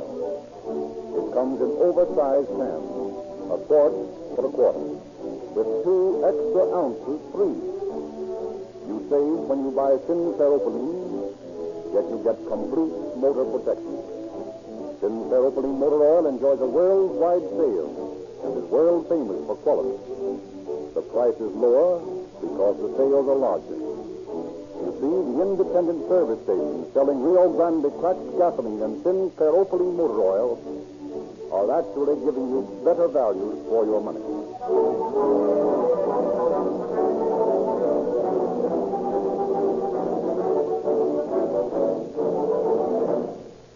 During 1935, it will be the policy of Calling All Cars to bring you from time to time rebroadcasts of outstanding cases we have dramatized in the past. Thousands of you have written us and expressed your desire to hear the May West jewel robbery dramatized again. So it is with pleasure that Calling All Cars tonight brings you the May West jewel robbery, with Miss Martha Wentworth playing her now famous impersonation of Miss West. What other past cases of Calling All Cars would you like to hear again? Write to Calling All Cars, care of the station to which you are now listening, and tell us what preceding case you would like to hear. And now we turn the microphone over to Chief James V. Davis of the Los Angeles Police Department, who has a message for you. Good evening, friends. When I became chief of police, there were several crimes on the police records which had not, I felt, been investigated to the utmost. To run down these crimes, I selected from the force 3 officers, Detective Lieutenants S.S. Stone, W.M. Robinson, and E.Y. Kynette, and appointed them special investigators working directly under my supervision. Among these unsolved cases was the theft of the May West jewels. I assigned Robinson and Stone to work on this case, which was, at that time, more than a year old. Although every peace officer in Los Angeles County had worked diligently on this case, nothing had been discovered of any value. Still, I felt that the case could be solved. The quickness and dispatch with which Lieutenants Robinson and Stone brought the case to a successful close speaks more volumes than any words I could utter in praise of them. Tonight's dramatization is based completely on the confidential report of the investigating officers and the court transcript of the trial of David Friedman. It has also been read and approved by the plaintiff, Miss May West. I turn now to Frederick Lindsley, who will tell you of the May West jewel robbery.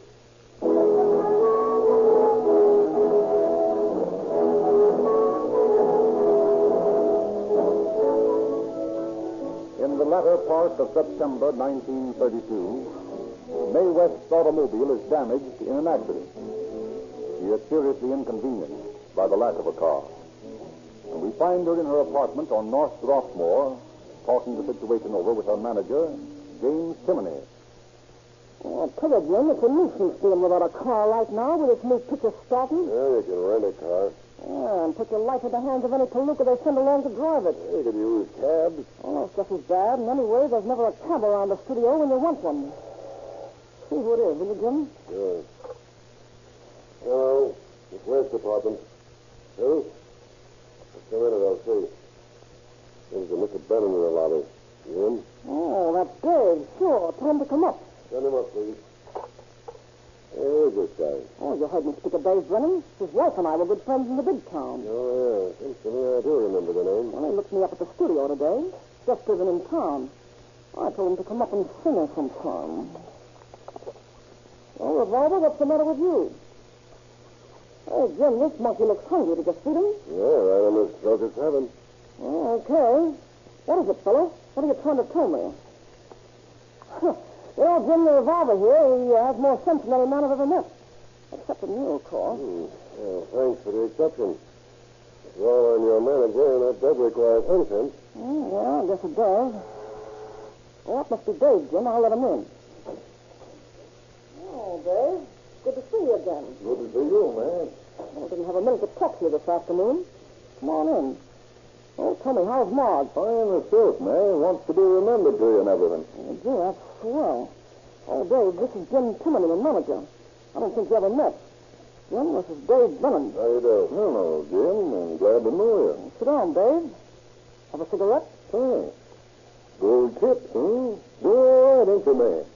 Little different from the time they closed Pleasure Man over in Jersey, huh? Well, I wasn't doing so bad then either. Yeah, you ring the bell every time, May. Well, tell me, how's every little thing out here in Hollywood? Oh, it's okay. I can't complain. I mean, I'm walking instead of riding these days. Well, what are you talking about, May? You walking? You turned over in a new leaf? Oh, don't be funny. Oh, that lousy chauffeur of mine wrecked the car the other night, and I fired him. And they're still fixing the car, so I haven't a chauffeur or even a car to put him in. Hey, that's tough. And the same, May. I'd be glad to help you out. What do you mean? Well, I'm not doing anything out here, just looking the place over. I'll drive you around. Oh, no, Dave. I couldn't ask you to do that. Why not? You're welcome to it. Oh, Jim, that sounds like the answer to a maiden's prayer. Well, anyway, the answer to a prayer. Okay, then I'm your new chauffeur. Oh, Dave, I accept with pleasure.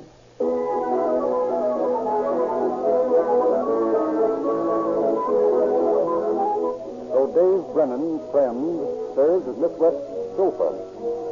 In a few days, he is completely familiar with her daily schedule. Then on September 27th, 1932, as he is driving Timoney and her along Wilshire Boulevard. Hey, Dave, stop here a minute, will you? Where's that, man? There's a shop at the next corner. I got to see about a fitting. Ah, come on, man. Let her go till later. I got an appointment with that cataracter at the studio. We have a rehearsal. Oh, now, Jim, it'll only take a minute. Yeah, no, your minute.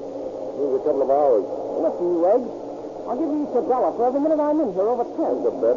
See? This is the easiest show you ever made. Yeah, if you make it.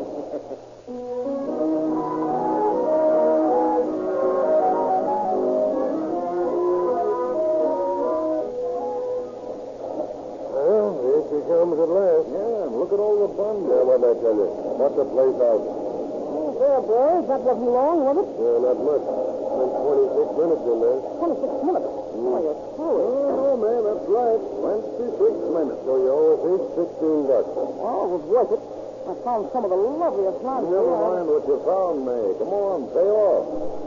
Gee, I can't right now. Why not? Well, I haven't got the car. Oh, go on. You're a fighter. Oh, on the level. I haven't any change. Woman, I don't trust you. Let's see your purse. Oh, here you are. Gee, $3,000 notes and 400. Nothing smaller, so I can't pay off. What's the idea of toting that fortune around with you, man? I just got it out of the bank. I'm selling it either. You know, my mother. Yeah. It isn't safe to carry it around like that. I'm getting the postal order for it this afternoon. No, you're not. We got rehearsals all afternoon and all day tomorrow, too. Oh, I'll have to carry it with me then. $3,000 and 4 keys.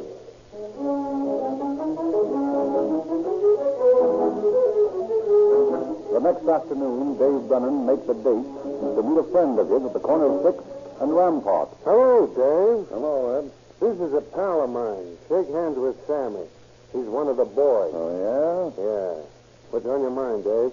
Listen, do you want to make a grand? What's the job? Grab May West jewelry and the dough. Sure. That's worth $1,000. How about my pal here? Oh, I'll cut him in for $1,000, too. Fair enough.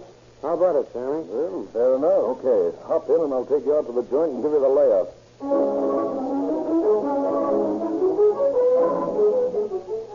Well, here we are. There's the apartment house where she lives, see? Yeah, but it's going to be sort of tough making a getaway from that joint. Wait a minute. You don't have to knock her over in there. Like I've been telling you, I've been driving her around, see? Now, every night after she leaves the studio, her and Jim Timoney, that's the manager, and me, we all put on the feed bag together, see? And right on the dot of 7, we pull up here, and Timoney goes up and feeds Revolver. What do you mean? He loads his gas? No. Revolver's the name of a pet monkey. Oh, I get it. Now, look here. I drive her up here at 7 sharp. I'll pull up by that fire plug across the street, see? Nobody will be parked by it. There's sure to be a vacant place there. Yeah, then what? You guys be parked right here. When you see Timoney get out of the car and go into the apartment house, you move in, see? Easy. Get the rocks and the dough and take it on the lam. I'll meet you at 11 p.m. at the same place as this afternoon.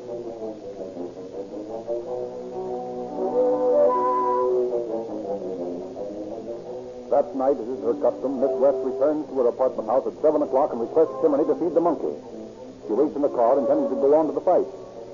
She has been chatting with Brennan about 3 minutes when she notices a man, coat collar turned up around his face, hat pulled low, swaggered across the street toward the car. Hey, Dave. I don't like the looks of this guy coming across the street. Oh, him. Just some drunk, I guess. Oh, maybe. And what's that he's got in his hand? I don't know. Looks like a handkerchief. It's a sticker. Hand over the poke. What? I said hand over the poke. Come on, give it to me. Now, give me the bracelet. Quit stalling. Oh, don't get in a hurry. Take your time, buddy. You'll get it. Oh, there you are. Now, that necklace. Come on, make it snappy. Good. Now I'll have those rings. Well, you haven't overlooked anything, have you? No, I can't think of anything. Can you? Now listen, Mug. Start this car. Keep on going, and don't look back. Okay. Oh, Dave, stop. You have to keep on going. I don't care what he said. Stop right here. I'm going to try to get his number. All right. Big Mug. Yeah, he's able to turn the heat on you, May. He sounded tough to me. Oh, he's nothing but a hoodlum. Well, you see anything? No, I couldn't get the number. It's a coupe. That's all I made out. What's the matter, man? You're out here standing in the middle of the street. Anything wrong? Oh, it's plenty wrong. Some mug just turned a rat on me and looked at my jewelry and that dough I was carrying. Well, come on. Let's report you to the police right away. Hey, listen, May, I wouldn't do that. Well, why not? Well, if you get the bulls on this job, you may never see the rocks again. I tell you, these gunmen are tough monkeys. Oh, what did you propose doing? Now, listen, you leave this thing to me for a few days, will you? Why? What could you do about it? Well, I had some connections back east. Might do some good out here. Let me look up some guys, and maybe I can get the stuff back for you. Well, what do you say, Jim? If you think you can reclaim the stuff, go to it, Dave.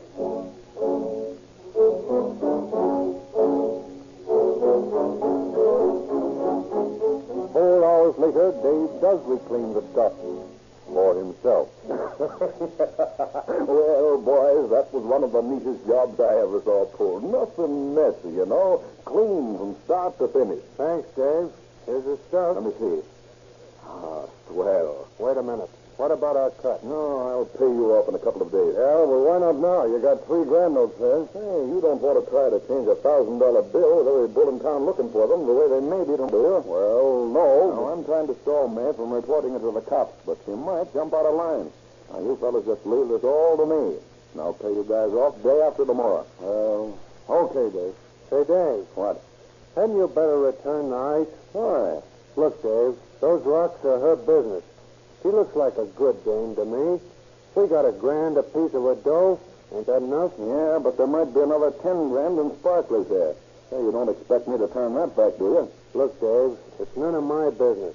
I done the job for you, and you're going to pay me off. What with the rocks is your own business. But if I was you, I'd turn them back. Gee, the dame's going to make a picker soon, and she's going to need him. Yeah?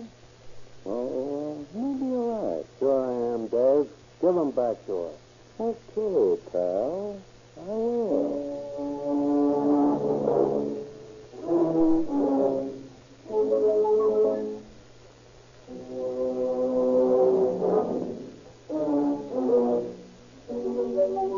The next morning, Timony and Miss West are discussing the robbery in her apartment when the phone rings. I'll answer it, May. Hello. I want to talk to Miss West. Who's speaking? This is the manager. Well, you do. It's about that holdup last night. Oh, yeah. Get a load of this, May. Well, what about it? Well, I just wanted to tell you where you can find the purse. Fine. Where is it? Well, you go down Rossmore from the apartment to Rosewood Avenue. Yeah? Then you turn to the right. Yeah? Well, in the middle of the block is a white garage. And behind the garage is a pile of lumber. And under the lumber, you'll find the purse. Well, that's fine. Where is this Rosewood Avenue? It's in here, Los Angeles, you know. It ain't far from your apartment. Next block down Rossmore. What's that? I'm a little deaf. I said the next block down Rossmore from your apartment. Yeah, I see. And you said something about a garage. Yeah, I said the purse is behind the white garage in the middle of the block under a pile of lumber there. Yeah, well, thanks. Who's this speaking? Hey, Mutt, do you think I'm nuts? I'm doing you a favor as it is, telling you where you can find that purse. No, but I'd like to... Hello. Hello. You hung up on me. You get that, man? Oh, most of it. What's the idea of all the stupid questions and that crack about being deaf? I just followed him so I could remember his voice if I ever got a chance to hear it again. Oh, smart boy, Jim. You ought to be a cop. They got the figure for it anyway. Oh, that's right. Well, they left the purse for me, huh? Yeah. Oh, I wonder if there's anything in it. Well, let's take a walk over there and find out.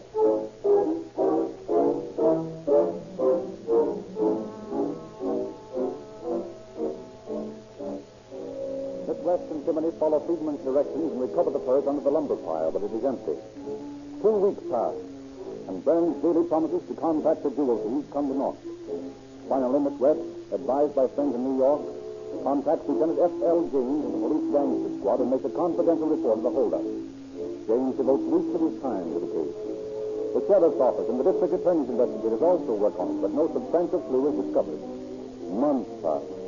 The May West jewel robbery becomes another unsolved crime. Then James E. Davis is appointed chief of police. Shortly after taking office, he calls Detective Lieutenant Stone, Robertson, and Kynette into his office for a conference. Boys, beginning today, you three are to work out of this office as special investigators directly under my supervision. You will be relieved of all routine duties, and I want you to spend all your time on certain cases which haven't been cleared up yet. There are a bunch of robberies that have been hanging fire. For one reason or another, no arrests have been made, and no substantial clues turned up. You know the way I feel about such a state of affairs.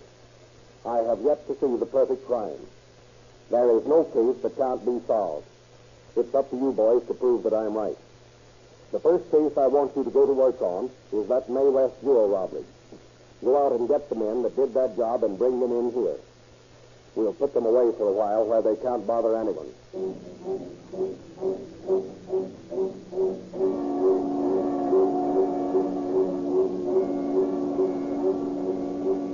Detectives Stone and Robertson studied the investigation reports of the officers who had originally worked on the case, and then planned their criminological strategy. Well, it's clear from these reports that only 2 people knew Miss West was carrying that dough around with her. Yeah, but remember she says here that she thinks maybe somebody started the diamonds at the fight. That doesn't mean anything. The first thing the stick-up man said was hand me the poke. The only thing in the purse he wanted was the money. Yeah, that's right. Now, 2 people knew about that money. Timony and Brennan. Yeah, and Timony's out. He's been her manager and trusted friend for years. Right. So that leaves Brennan, who, after all, was only a casual friend. Let's work on that angle. Holmes, your deduction is astounding. Elementary, my dear Watson. Elementary. All right. Let's get a line on this Brennan guy.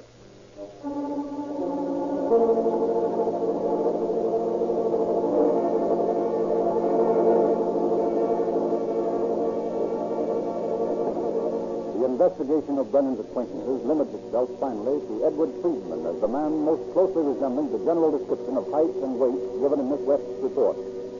Friedman, having been booked on a previous charge, the police records include his picture and fingerprints. Stone and Robertson take Miss West the mug of Freeman for identification. Well, is this your man, Miss West? Oh, let me see now. It's sort of dark and handsome, isn't it? What about it? Is he the guy? Well, I can't tell for sure. You see, he had his hat pulled down and his coat collar turned up, so his face was pretty well hidden. But if I could hear his voice or see his hands, why, then I'd be sure. What do you mean, see his hands? Oh, he had short, pudgy hands. That was the one thing about him that impressed me. Well, we'll run this guy down and let you get a look at his hands.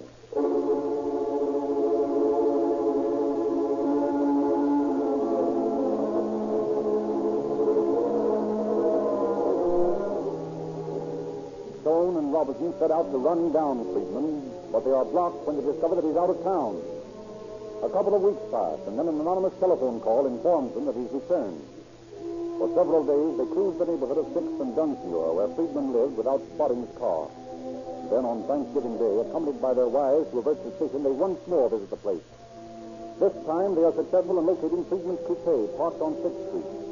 For 2 hours, they wait, parked nearby, and then at last a man comes out of an apartment house and approaches the car. They recognize him from the picture in the mug book as Friedman. As he gets into the coupe, Robertson walks up to the right side, and Stone closes in on the left side of the car. Open that door. What's the big idea? We're from the Detective Bureau. Get out. What's the rap? We want you for the May West robbery. It's a bum beat. Come on, get out of the car. I'm coming, you big flatfoot.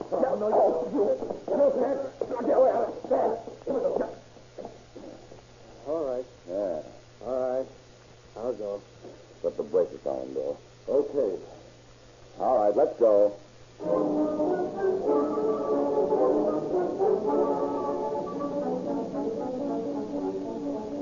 Stone and Robertson take Friedman to the University Police Station, where they question him. You know Dave Brennan? No. We know you do. Well, so what? We want that jewelry back. That lousy jewelry. Brennan promised to return it to May West. If he had, I wouldn't be here now. What did you get for that job? All I got was $1,000. It's hardly worth it, was it, Friedman? Well, I needed dough. But it was a crying shame to take that dame's rock. Well, what are you going to do about it now? I'll take my rap, and I'll take that double-crossing rat Brennan to the pen with me.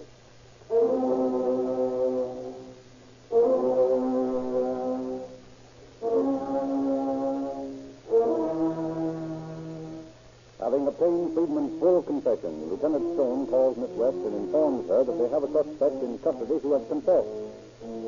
Miss West asks him to bring the man over to the apartment at once. He and Timoney greet them outside the apartment house. Miss West, this is Mr. Friedman, the suspect I told you about. I remember Miss West from the night I held her up. Oh, yeah. I remember your voice now. This is the man, all right, Lieutenant. Well, what would you say, Mr. Timoney? Sounds like him to me, but you have to hear his voice on the phone to be sure. Well, I guess we could arrange that too, Mr. Timoney. Listen, Lieutenant. No, I'd like to talk to Mr. Friedman alone.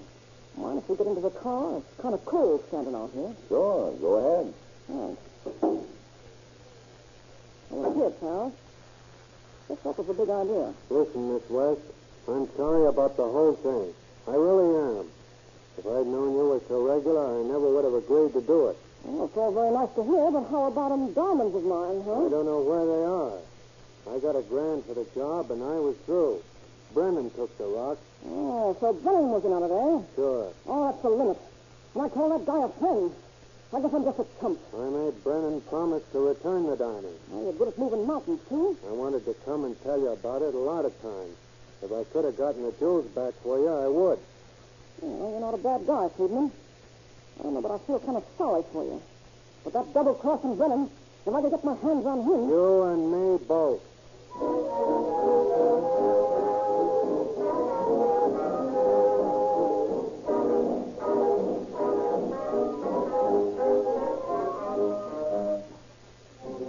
The long arm of the law reaches out for Brennan, and he is arrested in Chicago. Friedman is indicted by the grand jury on December 4th on 2 counts of robbery, the May West job, and a prior holdup. On January 24th, 1934, Friedman goes on trial before Judge Harry Sewell. Day after day, the courtroom is packed as May West gives her testimony. On February 2nd, the jury is given its instructions and retires. At 1 a.m. on February 3rd, the jury files back into the still crowded courtroom.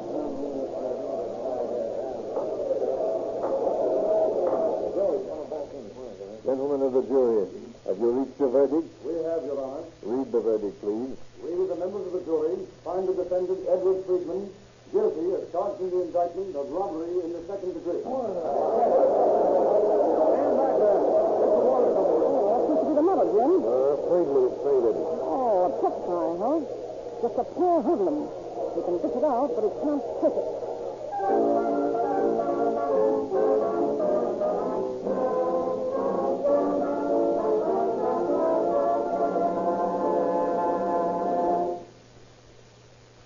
Judge Searle sentenced Friedman for from 2 years to life in San Quentin Penitentiary. He appealed his case, and the appellate court confirmed the judgment. Stubbornly, he carried his fight to the state Supreme Court, but that august body refused to review his case, and Friedman must serve his time. Dave Brennan, instigator of the plot, was arrested in Chicago, jumped a $10,000 bond, and traveled to Miami, Florida. There he was arrested again. Although Captain Stone traveled all the way to Miami to bring back his man, the governor of Florida ruled that as Brennan was under bond in Illinois, he would have to be extradited from that state. So the fight for extradition goes on. We, the police, have performed our duty and discharged our obligation to Miss West and to society in apprehending these criminals. But how quickly they can be locked behind prison bars is a question that can only be answered by those who manipulate the red tape of the law. Thank you, Chief Davis. Ladies and gentlemen, if you want further information on the May West diamond robbery, you can get the story illustrated in the March issue of the Calling All Cars News. Just drive into any Rio Grande service station and ask for your free copy. You are under no obligation to buy anything. But if you have not yet tried Rio Grande cracked gasoline, we urge you to fill your tank and then hunt for a hill. As soon as Rio Grande cracked reaches your carburetor, you will find your car developing new energy. It will accelerate easier. You'll go over hills in seconds where you formerly had to crawl in low gear. You won't have to shift gears so often in traffic. For Rio Grande cracked gasoline with tetraethyl has extra energy, extra speed, extra power, because it's refined by the distinctive cracking process that creates a livelier gasoline. To prove to you that Rio Grande cracked is a better gasoline, we refer you to cities like Oakland, Berkeley, Merced, Los Angeles, and to Maricopa County, Arizona, which have made tests and specify Rio Grande cracked gasoline exclusively for all emergency engines.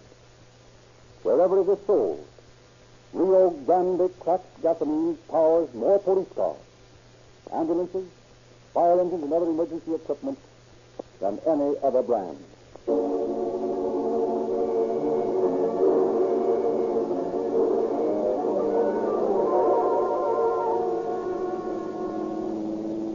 Los Angeles Police calling all cars, attention all cars. Cancellation broadcast 69 regarding a holdup. Suspect described in this broadcast is now in custody. That's all. Rose and Quick.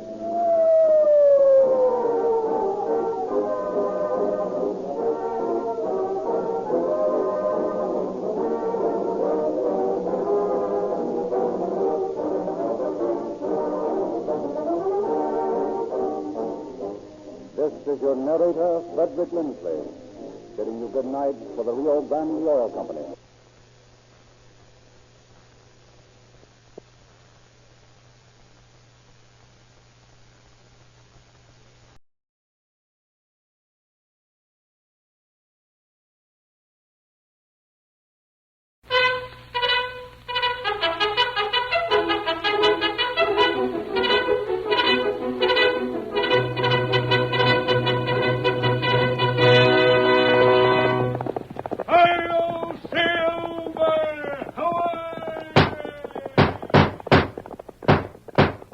Horse with the speed of light, a cloud of dust, and a hearty hi-yo Silver, the Lone Ranger.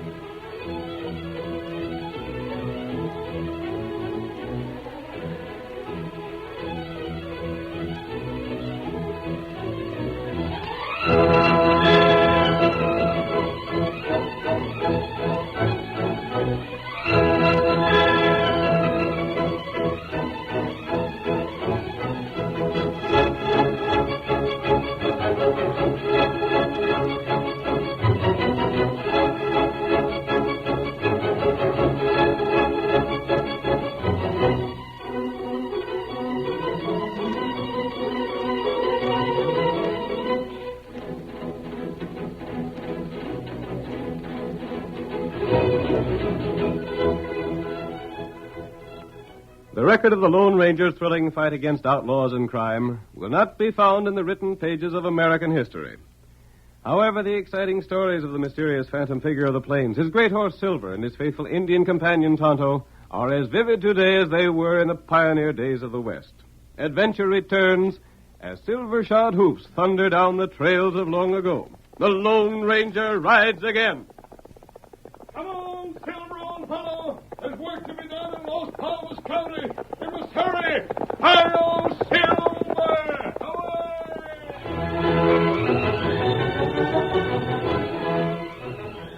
At the end of the Civil War, Bolivar Bates and Hackshaw Hawkins had driven westward with little to show for their careers as soldiers other than a saddlebag stuffed with worthless Confederate paper money. As our story begins, we see them mounted on a pair of sway-backed horses on the road leading to the capital of the territory. Their uniforms are ragged, their belts tightened to the last notches. I tell you, Hacksaw, it ain't right. 'Tain't just, that's what it ain't. What ain't what, Bolivar? Look at us. Just look at us. Here we are, two of the finest soldiers that ever followed General Bob Lee. And we ain't got no food, no cash, no prospects. All we got is stomachs so plumb full of emptiness they like to bust. Yeah, and a sack of Confederate paper money. Be useful to build a fire with if we had something to cook when the fire was built. $5,000 worth of Jeff Davis paper money, and it won't buy a mess of beans. Bolivar, can't you think of nothing we could do to get something to eat? I'm powerful hungry. You're hungry? So help me, Hacksaw, if I didn't get blisters riding bareback, I'd eat the saddle off General Sherman here. Hold on a second. Here comes a couple of fellows on white horses. They might lend us a hand. One feller's mad. I ain't particular. Hi there, stranger. Hello, soldier. Stop a minute. Oh, Silver. Oh, white feller. Whoa there. Whoa, General Sherman. Whoa. General Sherman? Yes, my horse. He kicked me once when he was in the cavalry, so I named him after that Yankee. He's seen better days. Mister, General Sherman was once one of the finest horses south of Potomac. Jeb Stewart himself never rode a finer one. So you rode with Jeb Stewart? Sure did. Why, stranger, I was Jeb's right-hand man. Yeah, and I was his left. Go on, Bolivar. You might just as well try it once more. Maybe the masked fella and the engine ain't as known as they look. What do you want to ask me? Well, you see, we got a saddlebag full of paper money that we figured we might trade you for silver. Paper money? It's right handsome. Confederate money? Well, what if it is? It's still pretty looking. You can't spend Confederate money now. We found that out, stranger. Shucks, you knew that, eh? Well, Bolivar, I reckon we're going hungry again tonight. I declare, if I don't see food mighty soon, I won't recollect what to do with it. Maybe we may camp here, huh? Yes, Tonto, this place is fine. Wouldn't you men like to camp here with us? We've food enough to go around. Food? You mean victuals? The real thing? Yes. Mister, we'd be downright ossified without an out gratitude. Tonto, fix some camp. We'd be right glad to help you in any way we could, Injun, but I'm afeard the sight of food would be so weakening we wouldn't be worth much as helpers. You men might be able to get jobs if you have a lot of courage. Courage? Stranger, if there'd have been a dozen more like us, the South would have won the war. It'll mean work. Work? Gosh, Hacksaw, you hear that? Well, Bolivar, we can swallow our pride for our stomach's sake. Name the job, stranger. We got nerve and courage aplenty. There's been trouble collecting taxes in Los Palmas County. That's so. The ranchers are not in sympathy with the federal government. Men who have been sent out to get the taxes haven't lived long. Oh, gosh, Bolivar, how bad do we need that job? Bad enough to take it. Wonder if we can get it. After we've eaten, I'll tell you how to reach the office of Mr. Bradley at Los Palmas.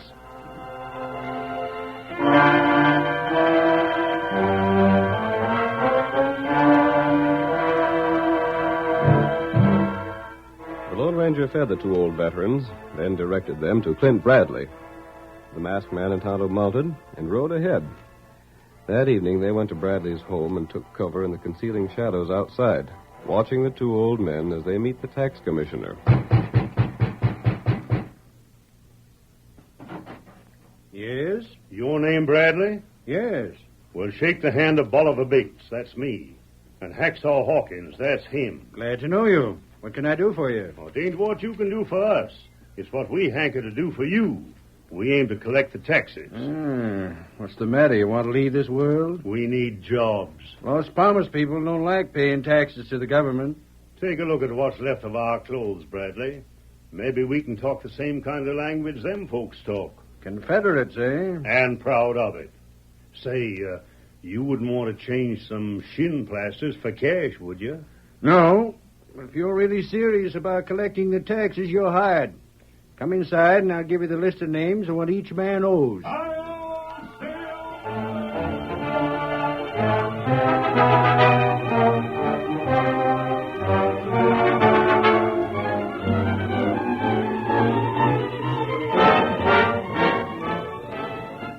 The Lone Ranger thought of a plan to aid Bolivar and Hacksaw in the collection of the taxes. The masked man had learned the route the two old soldiers would take, so he and Tonto rode ahead of them. There's the first stop they'll make, Tonto. Barnaby Lee's ranch. Oh, we go there first. Yes, and we'll have to make sure the old men aren't too far behind us. You take care of the horses. Oh, Silver. Oh, boy. Take the horses around to the rear of the house. I'll meet you there. Tonto do. Bolivar and Hacksaw should be along soon. Them near. Them be here maybe 2-3 minutes. Very well. I'll meet you later, then. Come, Silver. White feller.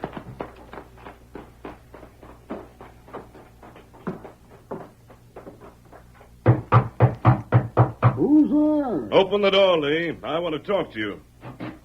Well, what the... You're covered. Don't move. What's this, a hold-up? What do you think? Oh, mercy.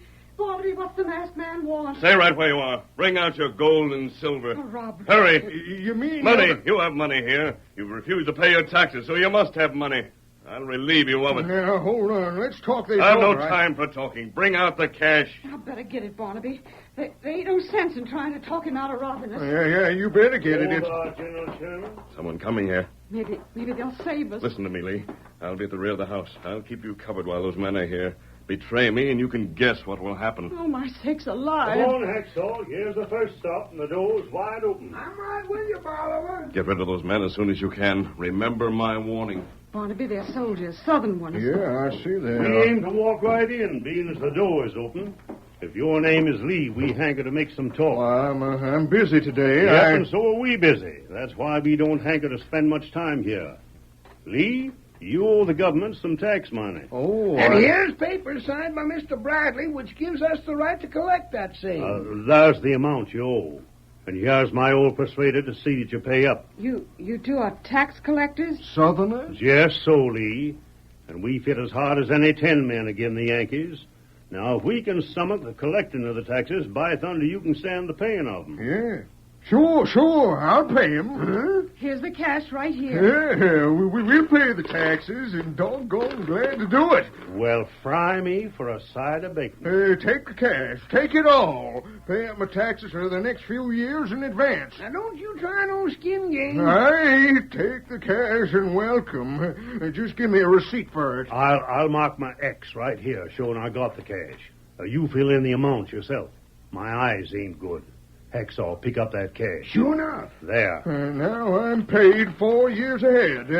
Good luck to you, gents, and thanks for coming for that cash. I still don't savvy, but I sure can see the cash. I got the cash, Bolivar. Let's get going before Mr. Lee changes his mind. Come on. Must be he's heard of us. And my downright determined look showed him it wasn't no use argufying. Yeah, there ain't nothing to steal. Come on out, you stick-up man. Reckon that's the time I fooled you. Instead of you getting my cash, I paid up my taxes. Where is he, Barnaby? I went back here. I thought he'd be shooting me most any second, seeing what I was about to do. Hey, you! Where are you? There he goes. Look at him travel. An Injun with him. Silver? He called that horse Silver, Marthy. Great guns! Maybe I wasn't so smart after all.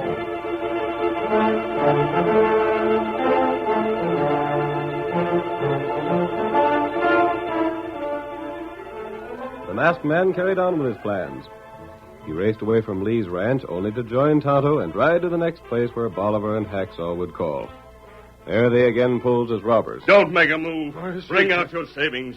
I'll take the money you've been refusing to pay out in taxes for the last year. Yeah, but stranger... Bring it out. Oh, General Sherman. Someone coming here. Get rid of them as soon as you can. I'll be in the kitchen.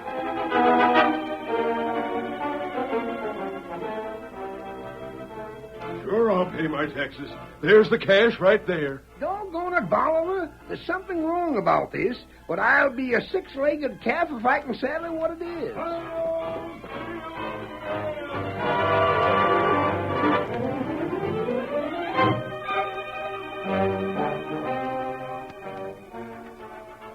There's my tax money.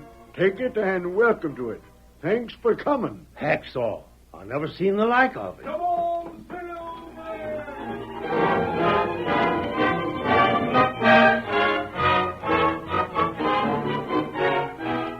Wherever Bolivar and Hacksaw called to collect the overdue taxes, they found the ranchers surprisingly willing to pay. Men who had loudly claimed they'd never give the government its money turned over their cash to the two old soldiers without a word of protest. Bolivar and Hacksaw carried on for several days. We join them as they make camp for the night.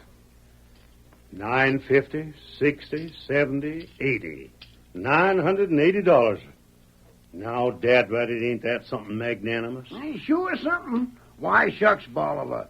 Folks are downright scared out in their wits of us.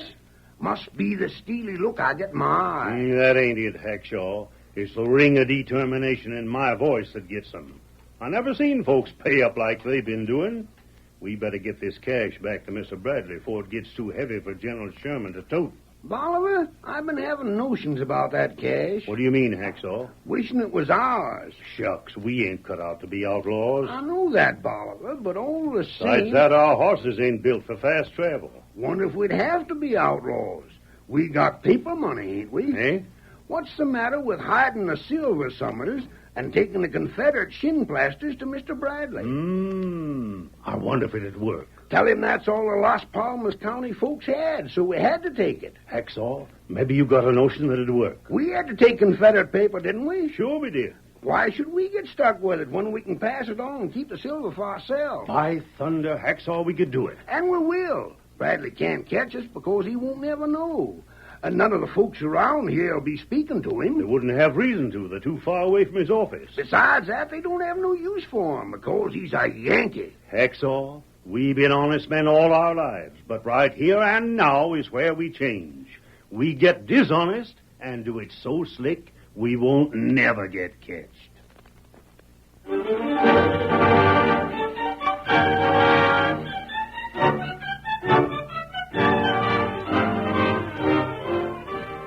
The curtain falls on the first act of our thrilling Lone Ranger drama.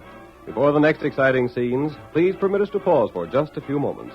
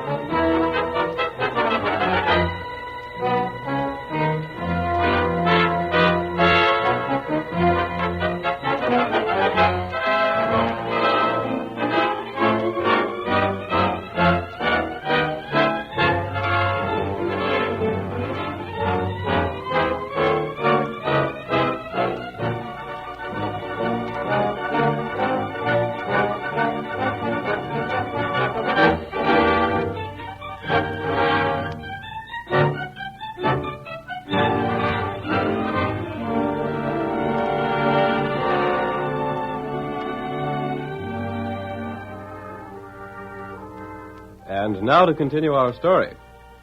Bolivar and Hacksaw, two Civil War veterans, had collected nearly $1,000 in silver. They were tempted to keep the cash for themselves and turn over an equal amount in worthless Confederate money to the authorities. We see them now before the desk of Clint Bradley, federal official in charge of the collection of taxes. This is Confederate money. Yep, that's what it is, Mr. Bradley. But the folks we got it from was Confederate folks. Worthless. Now, ain't that a doggone shame? I sort of thought you'd be having a kind word for a couple of old galoots that done the best they knowed how in fulfilling your orders. I suppose it's not your fault. Boss, we just risk our lives in defying the folks and making them pay up. I tell you, it wasn't easy. Maybe we'll raise some hard cash in the next calls we go out to make. I hope so. We figured we better tote in what we had. Yes, of course. Well, we'll get moving again. Old Jeb Stewart will tell you that Bolivar Bates and Hacksaw ain't men that give up. We are a couple of the most determined men that Come back when you've made some more collections. Yes, sir. Sure as thunder we will. Come on, Bolivar. Come on, Hacksaw, coming. Good day to you, Mr. Bradley. Goodbye and good luck. Paper money, Confederate money. This stuff won't pay the bills to run the government. Get up there, General. Bradley. Huh? Oh, hello, my friend. Those two old men who just left I'm here. afraid your plan was a failure because the settlers didn't have silver money. They did have. But this here is the tax money those men just brought in. I know it. Bradley, we put temptation in the way of two poor old men. What do you mean? They collected silver, but they hid it. What? It's hidden under a rock. They replaced it with their own worthless paper money. Why, those double-crossing One old moment. thieves? They aren't thieves at heart, Bradley. They stole. They took made the a money. mistake, but it isn't too late to correct it. How? Show them that they'll have nothing to gain by what they did, and make use of them in collecting the rest of the Los Palmas County taxes. And let them steal more money? No, Bradley. You know that your regular collectors failed in every case. Yes. While Bolivar and Hacksaw made a collection in almost every place they went to. With your help. Nevertheless, where ranchers had the cash, they paid their taxes. Agreed. But what is your plan? Let Bolivar and Hacksaw carry on. Then? Then let them come in here with the rest of the taxes they've collected. And then what? Teach them a lesson they'll never forget. A lesson that will make them useful citizens in a country that needs good men. I don't have much hope for that, but I will listen to your plan.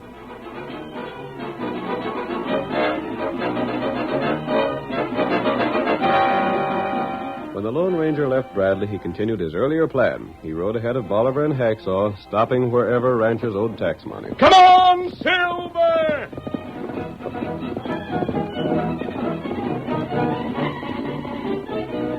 Hi-yo, Silver!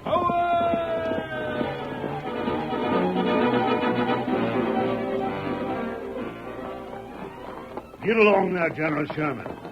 By darn Hacksaw, if I weren't a modest man, I'd be out and out stuck up by the way we managed to get them taxes without so much as a complaint. What gets me is the way folks sometimes thank us for the taking of the cash.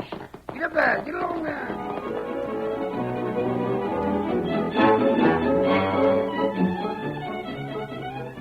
I never seen the like of it.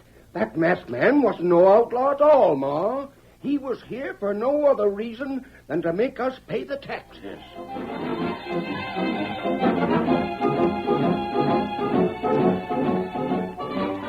After several busy days, Bolivar and Hacksaw had completed their collections. They returned to their camp, hid the gold and silver that had been paid them for taxes, and substituted worthless Confederate money once more. Then they mounted and rode again to Clint Bradley's office. There's Mr. Bradley at the door. Thank goodness you gents are back safe. Come on in. We figured on What's the matter, Mr. Bradley? I've been worried about you. You didn't meet any killers, did you? it. Gosh, no. Well, come in. Come inside. It's a good thing we've got some extra rooms here. You men are just 2 jumps ahead of a lot of trouble. Golly, now what? You have the money? We got the saddlebags here. They got the paper money in them. Still paper money? Uh-huh. Well, it isn't the money I'm worried about. I'd hate to be the cause of the death of 2 men like you. The what? Death? Yes. Word has come here there's a chance that the Los Palmas people are angry at the way you made them pay the taxes. They're likely to come here looking for you. Oh. Gosh. Well, we'll just turn this cash over and hightail it away from here. There's a list of the names and the money each is paid. Yes. Too bad that it's all Confederate money. I'd hope we could pay you your commissions in silver. Well, being as you got that paper, I reckon we'll have to be satisfied with some of the same for our pay. Too bad. A man can buy this money for about 10 cents on the dollar. We ain't meant to complain, though. Now, if you leave us go... I couldn't think of letting you risk your lives. You'll have to wait until tomorrow before you leave. Till tomorrow? Yes. If you started out now, you might meet the ranchers heading this way. Tomorrow I'll send a guard with you. But, Mr. Bradley, we could head north. Old General Sherman is the headinest horse you ever seen when he heads north. No, the responsibility for your lives rests with me. Now, you stay here for tonight. I have a room where it'll be quite safe. Tomorrow we'll see about getting you away from here. But Dad, rather, Mr. Bradley... You men are my responsibility. No, we don't I want to can't be shirk my duty. I know, Now, just come right in here, and I'll show you where you can sleep. And I'll see that your meals are brought to you. Hang it, Hacksaw. We ain't no choice. Look here, Bradley, I'll protect you if I have to use a gun to put you in your bedroom. Hey, this here looks like a jail to me. Look at them bars on the window. They won't get at you here. And we won't get at nothing while we're in here, not even sunlight. Cheer up. It's only for one night. If you'd committed a crime, you'd spend years here. Then you'd have something to complain about. You ain't going to lock us in, are you? Of course. How else could I be sure you'd be safe? You're treating us just like prisoners. Cheer up. It won't be for long. Well, by thunderation, if this ain't a fine kettle of fish we got into. Bolivar, I don't like what he said about being crooked and staying here for years. How in thunder did you think I felt about it? If them ranchers get here and tell him they paid in silver instead of paper money, we will stay here. We'll never see the light of day. That ain't the worst of it. Did you hear what he said about being able to buy the shin plasters for a dime a dollar's worth? He knows, Bolivar. There ain't no two ways about it. Mr. Bradley knows as sure as your bone. And then even if he don't know, look at what happened. Huh? Just suppose he does leave us go tomorrow with a guard to see us to the north. Dad Bradley, we won't have no chance to get that silver. Doggone, I never thought of that. Hacksaw, we are just a couple of plain and fancy doggone fools and idiots. We ain't cut out for crime, Bolivar.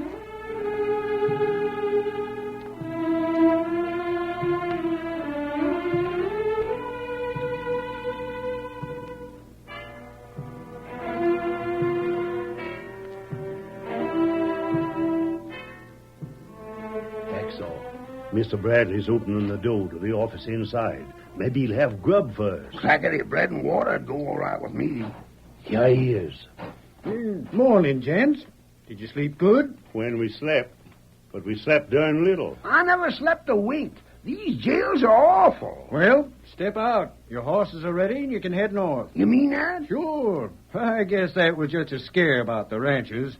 There ain't been no more word from them. And we're free to travel? Of course. Is there any reason why you shouldn't be free? Jumping juniper. Look at all the silver piled on that desk. Oh, that. Yes, I'm counting it. Why, there's a sizable sum there. Must be close to $2,000.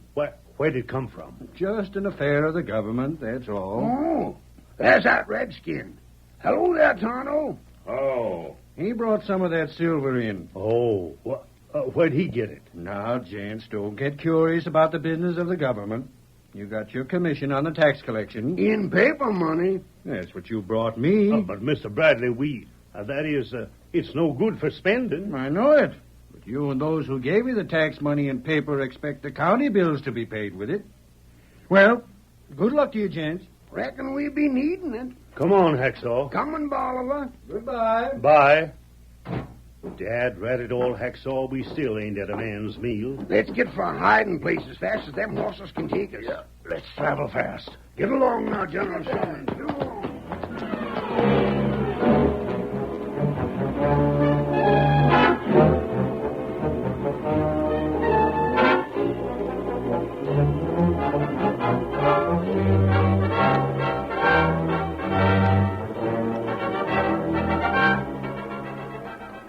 Whoa there. There's a hiding place. I'll get to the ground, dig up under that rock as fast as you can. Come on, Hacksaw. Give me a hand. Hello there. There's the masked man. Hi, stranger. How did you make out with the tax collections? Well, we made out... But we got paper money. Confederate money that ain't no good. Yeah, so that's what we was paid our commission with.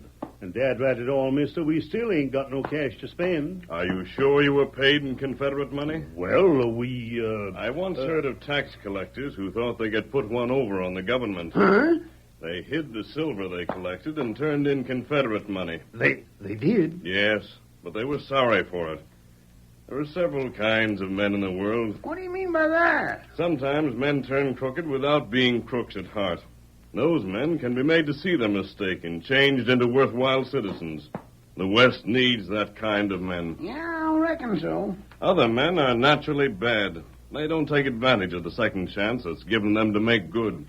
They're the kind who spend all their lives in jail or end up at the end of a rope. But what's all this to do with us, mister? You men were tax collectors. I hope you were good ones, because I got you that job. If you fell down on it, it would betray the trust I put in you. Oh. By the way, did you see anything of my Indian friend? Yeah, we seen him this morning in Mr. Bradley's office. Very well. I'll join him there. Come on, Silver. Hacksaw, what'd you make of what he said? I don't know what to make of it, Bolivar, but I was darn uneasy when he was saying it. Doggone it. I wish we hadn't turned crook. Well, we did.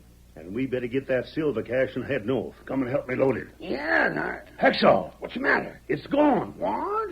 Our silver ain't here. Someone's took it. I bet that masked man got it. That's why he was here. He seen us hiding it, I bet. Bolivar, I'm dull-witted and slow thinking, but by darn it's finally got through my head that the silver we seen on Bradley's desk was that same silver that we had hid here. And we got swindled out of our commission. Hacksaw, it's as plain as the nose on your face. They know we tried to swindle them, and they wanted us to know it. Yeah, and we lost our commissions for doing that same. No, we had it coming. We ain't cut out for crooks. Now all we can do is chaw that sailed grub that's in our saddlebags, if that's still there. And let it be a darn good lesson. Why, Bolivar, don't tell me we ain't even stale bread left. What's that look on your face for? Why, there's something in the saddlebag. What is it? Silver cash. Money. Hard cash. Wait. Here's something else. A bullet. 45. Hacksaw, this here bullet is of silver. Get it. Did you get it? Why, it's sort of confusing. Remember what the masked man said? He got the silver. He turned it in and put our commission into the saddlebag in cash. Yes, so. And the silver bullet to let us know who he was. Silver bullet. Horse named Silver. The Lone Ranger's given us a chance to go straight, Hackshaw. I don't hanker to see no jail again. We are going straight.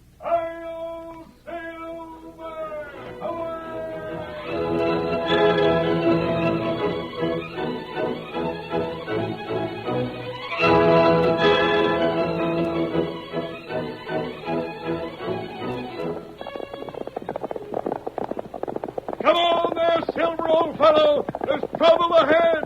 Hi-yo, Silver!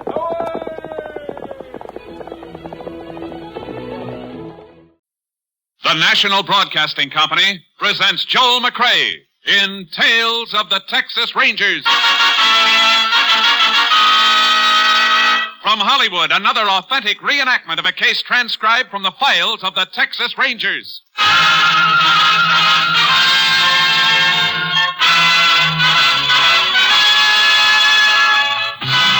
Tales of the Texas Rangers, starring Joel McCrea as Ranger Jace Pearson. Texas, more than 260,000 square miles, and 50 men who make up the most famous and oldest law enforcement body in North America.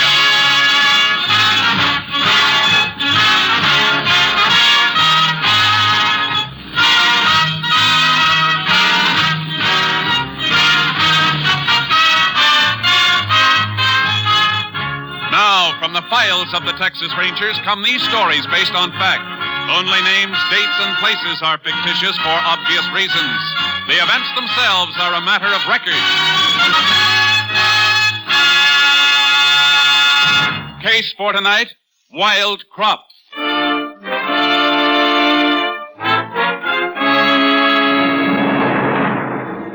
It is 7:30 p.m. a Saturday night in October 1947. In the fields near Burrowville, West Texas, two men stand in the darkness beneath a cluster of button willows. What'd you say we light up, Whitey? Later. I only want to take a few drags. Later, I said.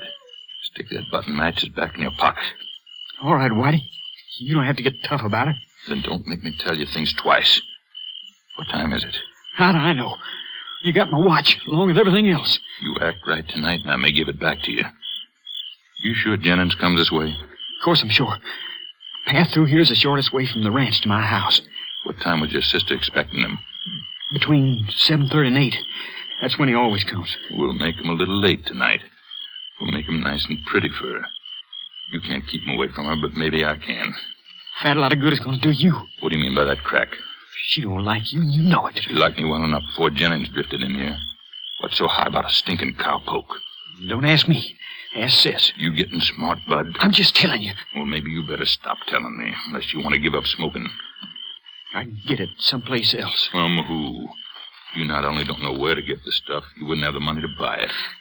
I could do without it. Yeah. I heard a lot of hemp smokers say that. You need marijuana, and I need your sister. And don't forget it. You don't Shut up. you... Somebody's coming. Yeah.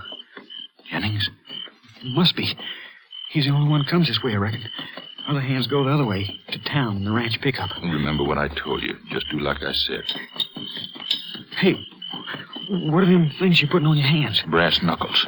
Look, I thought you said you was just going to fight. That's all, Bud. You could kill a guy with them things. Let me worry about that. But I tell you, quiet. He'll hear you. All right, Bud. Get him off that horse. Jennings? Oh, boy. Who's that? Me. Bud? Yeah. Where are you? Right here. I want to talk to you. All right. Stay here, boy. Well, you look like you've been waiting here for me. I have. Where you think you're going, Jennings? That's kind of a silly question, ain't it, Bud? I'm going to call on your sister. I don't think so. And your thinking ain't what it should be. Why don't you grow up? I told you to stay away from her. I just wait for her to tell me that. Now I'm going to tell you something. If you ever again lay a hand on her for saying me like I got a hunch you did once, I'm going to have you topping cotton from here to Houston. You want to start something? But if you weren't Mary's brother, I'd kick your teeth in. Oh, kid, why don't you grow up? Your sister's a big girl. We're going to get married soon. You and me going to be in the same family, whether we like it or not. I love her. I'm not going to hurt her. You're darn right you ain't. Because you ain't even going to see her anymore. Starting right now. You think you're going to stop me, Bud? Here's your chance to start trying. Well, that suits me fine.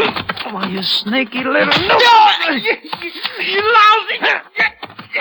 Get in this, Whitey! Don't worry, boy. I'm coming Oh, you too, huh, Whitey? Yeah, me too. Come on, Whitey! Give it to him, Whitey! He cut my mouth! Kill him! Go You on, like Whitey. it, Jennings? Come on, I got more. Give it to him! You got something on your hand! I got these. You're crazy! And these. He cut my mouth. Stop whining. Help me pick him up and stand him against that tree. What for? You want him running to the sheriff? Stand him up there. We started this. Let's finish it.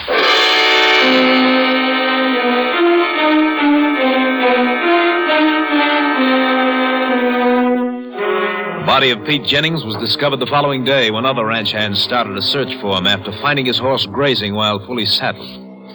The sheriff was summoned, and he in turn requested the immediate aid of a Texas ranger. Ranger Jace Pearson was assigned. Body's in them button wheelers right ahead, Jace. A couple of my deputies are there with it. Did you tell them not to tromp around? They're experienced men. Good. When'd you say the ranch hands saw Jennings last? Last night. Had his chuck with him, then rode out. Night riding? What for? Oh, he wasn't working. He was on his way to see a girl. Been going steady with Mary Adams. He always go courting on a horse? Well, he didn't have no car. Besides, the ranch road to the Adams place is no bargain. Reckon it was the easiest way for him to get there. I see. Those your men? Yeah, I staked him around the grove to keep people out. The place was kind of crowded this morning when the JP was here. Looks like they shoot everybody off. Howdy, fellas. Hi. Right in through here, Jace. There's a little path. Yeah, I see it. Oh, right there we are. Ooh, charcoal. Not very pleasant to look at. No. When we first come out here this morning, I thought maybe it was an accident. Maybe his horse threw him, or he hit a branch or something. No. One look around here kills that idea. I know. Dead leaves on the ground. No rocks. Nothing he could have hit that hard. Whatever his face met up with was plenty hard. Flesh laid open to the bones. Jaw and nose smashed. Any of the other ranch hands ride this way last night? Nope. Are you sure about that? I checked. All but one of them rode into town on the pickup. I know where they all were. I'll show you the statements later. You said one hand stayed. Yeah, but he never left the bunkhouse. You make sure of that? I didn't have to, Jace. He's in bed with a broken leg. He's been there 2 weeks. I guess we can count him out then. Any money on the body? No, but this outfit pays once a month, on the 15th. That's 2 days off. Cowpokes all figure to be broke. Be a big surprise if they weren't. The whole fight must have taken place right around here, in a circle about 10 feet. Why? The leaves are all ground apart. Other patches haven't been disturbed much. Hey, wait a second. Another spot over here. Yeah, not much here. Not like the other spot. A couple of leaves are stained here. Might be blood. Pretty far from the body, Jace. Leaves over there are stained a lot more. Yeah, I know. You find any signs of pony tracks around the grove? Too many. Most of the ranch hands were around here this morning when the body was found. They were all mounted. Then I brought my boys in, too. I guess that'd wipe out any tracks that might have been around. We'll have a look to make sure. Couldn't be helped, Jace. Oh, I know that, Sheriff. I wasn't being critical. Where are they going to go over the body? At the funeral home in Burrowville. Medical examiner's waiting for us to bring the body in. Better have somebody move it in on a buckboard. I sent for one. Good. I want to get a couple of jars for my saddlebag. Jars? Yeah. I want to take samples of those stained leaves around the body and in that other spot. Oh. Well, why from both places, though? Takes at least 2 men to make a fight, Sheriff. No rule says that one of them has to do all the bleeding.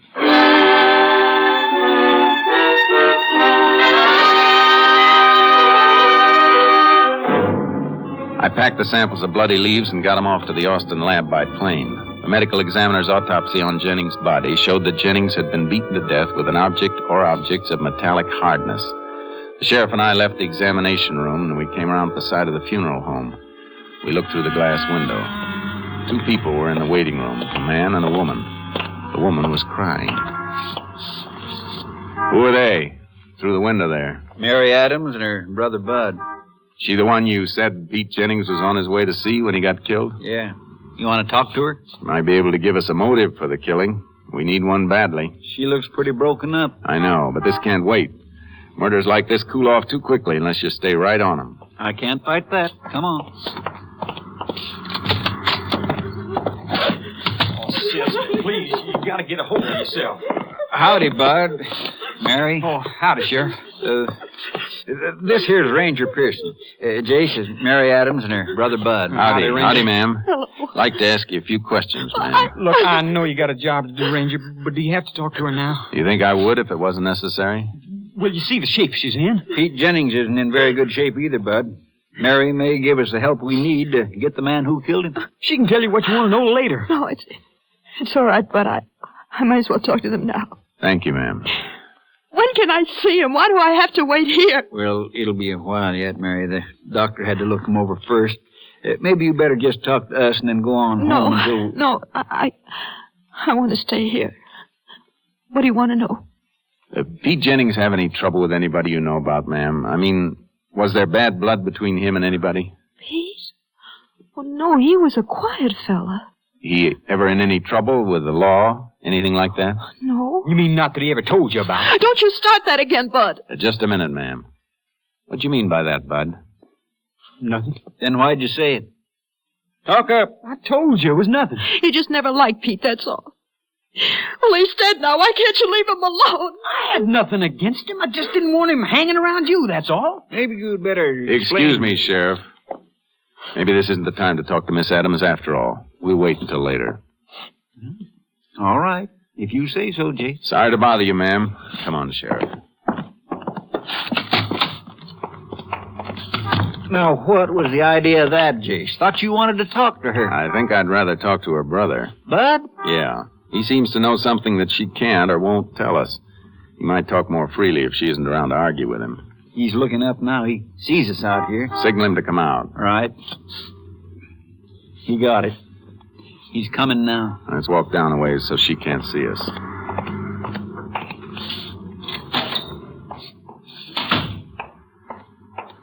You signal me to come out? Yeah. I wanted to get you away from your sister.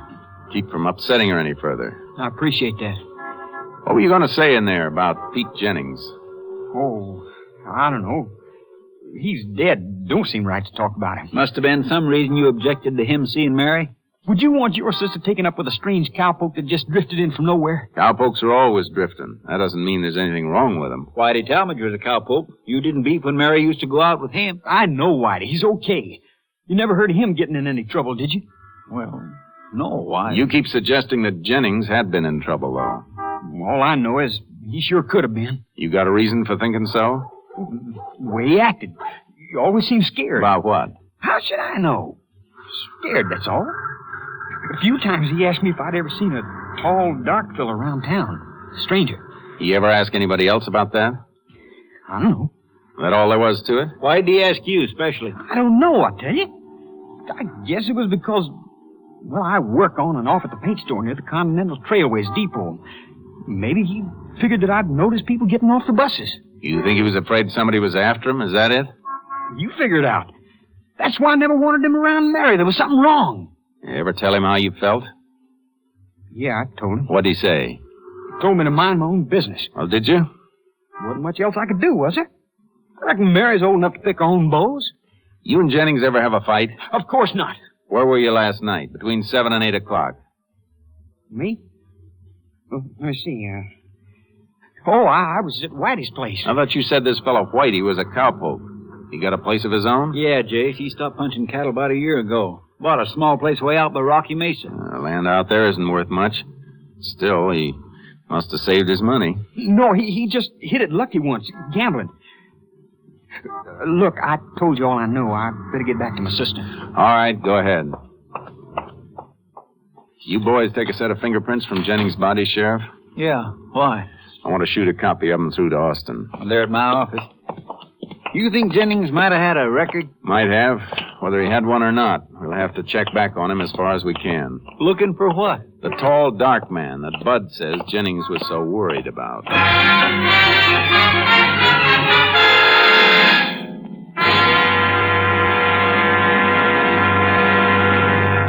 In just a moment, we will continue with Tales of the Texas Rangers, starring Joel McCrae as Ranger Jace Pearson. It is absolutely imperative that our armed forces have an adequate reserve of blood plasma at all times. The only answer to this crisis is you, the American people, who have never failed in such an emergency. The Department of Defense urges every one of us to contribute blood plasma. Blood cannot be manufactured or cultivated. It must be given by human beings to save a life. Make an appointment right away to donate a pint of your blood. Then know in your heart that you have saved a life. We continue now with Tales of the Texas Rangers, and tonight's case, Wild Crop, an authentic story from the files of the Texas Rangers.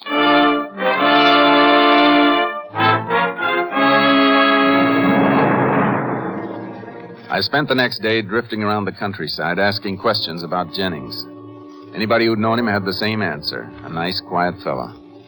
Got a few other interesting bits of information, too, before I got back to the sheriff's office at about sundown. Oh, howdy, Jace. Sheriff, anything come in for me? Yeah, about an hour ago, just after you called me from the Saunders Ranch. I called back, but they said you'd left. What do you got? The reports from Austin. I wrote everything down here. You were right about that blood. Good thing you took a couple of samples from that ground out there. Yeah. 1 type A. That matches the medical examiner's typing on Jennings. The other sample was type O. Too bad it wasn't the other way around. Type O is very common. The other report doesn't help much. The fingerprint check? Yeah, Jennings didn't have a record. Didn't seem to be running from anything either. Report says he wrote to friends on his last job, place where he worked before he came here, and asked them to pass his address around and have people write to him here. Sure left himself wide open to be followed by that tall, dark man. There wasn't any tall, dark man. You sound pretty sure. I was sure before I ever read this report. You know old man Crandall? Runs the newsstand in the bus depot? Yeah. Mm-hmm. He was one of the people I saw today. Jennings used to buy his tobacco there. Crandall liked him. They were pretty friendly. Crandall was right there to see every bus that came in. Jennings ever asked him about a stranger? No. Never asked anybody else I could find either. Never asked anybody but Bud Adams. Funny he should ask the one person who didn't like him. Yeah, mighty funny. To your knowledge, Sheriff, has Bud Adams ever been in a hospital around here? Oh, I don't know, Jace. Must have been in one in the Army, though. Come home with a medical discharge. Fine, that'll do. Operator. Hello, operator. I want long distance, please. Get me Texas Ranger Headquarters, Camp Mabry, Austin. Yes, sir. One moment, please. What are you after, Jace? A check of Bud's Army record. I want to get his blood type.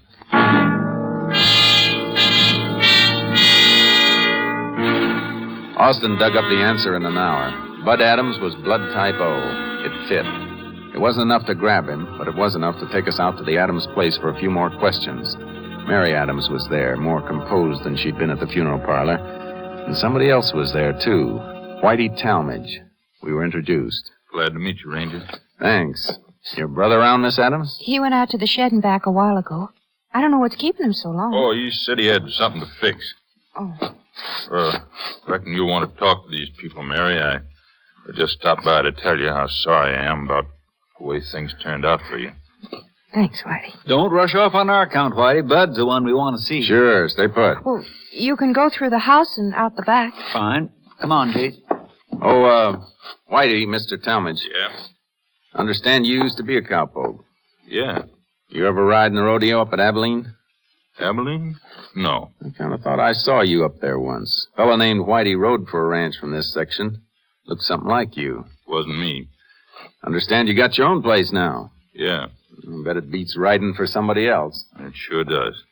Bud told us about it today. Oh? Must have taken you about 10 years to save that much money on a cowpoke salary. Yeah, it was rough going. Yeah, well, I get to talking about spreads and I forget what I came here for. Come on, Sheriff.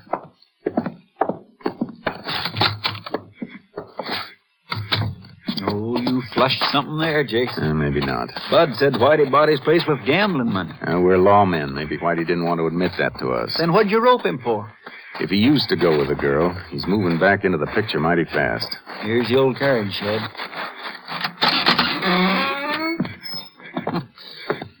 Sure dark in here. Light a match. Nobody here. No, but there was less than a minute ago. Is that a back door? Yeah. Figure he ducked out there? Maybe. We can catch him. No. Don't let him think we want to chase him. Better drop that match and light another one. What are you sniffing at? Still a little smoke in here. So, Bud was smoking a cigarette. Yeah. Old jacket on the hook here. Wonder if it's his. It is. I've seen him wearing it. Recently? Mm-hmm. On and off. Good. Douse the match. I want to take this with me. What for? To send through to the lab at Austin. Well, what are you going to have him look for? Man's cigarettes generally leave a few crumbs in the seams of his pockets. I'm kind of curious about the brand that Bud smokes. Must be the cheapest brand from the smell of the smoke in here. That's what I was smelling. If I'm right, Sheriff, it's not cheap. It's expensive. In more ways than one. That smoke smells like marijuana. I shipped the jacket through to Austin on the night plane, and we had a telephone report shortly before dawn. Tobacco grains in Bud's pocket showed traces of cannabis sativa, the hemp leaf from which marijuana is made. You look like you struck oil, Jase. I did. That was it. Marijuana? No doubt about it. Man who smokes that stuff could turn killer in a minute. We better pick Bud up. On what charge? Possession of narcotics. Not enough for that. Bud could say other people wore the jacket. You mean we gotta sit here and let a hophead get away with murder? No. We're going to the source. Find out where he got the stuff. Well, there's none of it growing around here. He must be getting it from across the border. I don't think so. Where do you figure? This spread Whitey Talmadge bought up near Rocky Mesa. Was there a house on the land? No, he had to build himself a place. Reckon his shack's the only one up there. Sure, it's the only one. The land there is dirt cheap because it's no good for grazing, no good for cattle, and you can't raise a crop on it. Only thing that'd grow up there is a weed. And that's what marijuana is. A weed. I should have wondered why a cowpoke could buy land up there. What are we waiting for? Come on. I'm towing a double horse trailer on my car. You can load your pony in with charcoal. We'll drive as close to Rocky Mesa as we can get, and the ponies can take us up to Whitey's spread.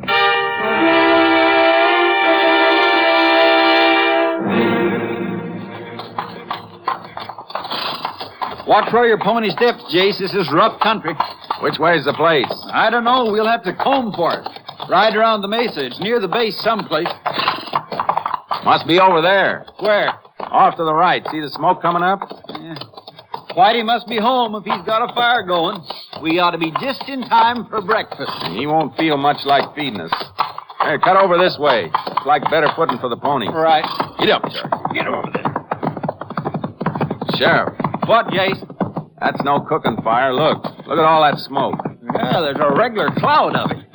What do you make of that? Whitey got scared. I think his crop's going up in smoke before we can get to it. Come on, pound leather. Up, Shark. Up, come on. Hey, rein in, Sheriff. Ooh, boy. What is it? Fresh tracks here, look. 2 horses. Came this far and then turned back toward the mesa. Now, why? Look in the direction we came from and you'll see why. Road's in clear view from this point. Our car shows right down the slope between those rocks. Bud must have come back here with Whitey last night. They were riding down this morning and spotted us. Might have seen us taking the horses out of the trailer. Come on. Let's see if we can save anything from that fire. Get up, Charlie. Up, boy. Come on. Took them a little time to ride back and fire that stuff, Jace. They can't be far off. They can be 1,000,000 miles off if we can't get some evidence to pin on them. Hey, there they are now. Where? Over to the right, past the smoke. On the pony, see them? Yeah, but what do we do now? You head for the fire. If you can get a clump of that stuff that isn't completely burned, grab it. Then come after me. Well, where are you going? After them. Come on, Sharky. Up, boy.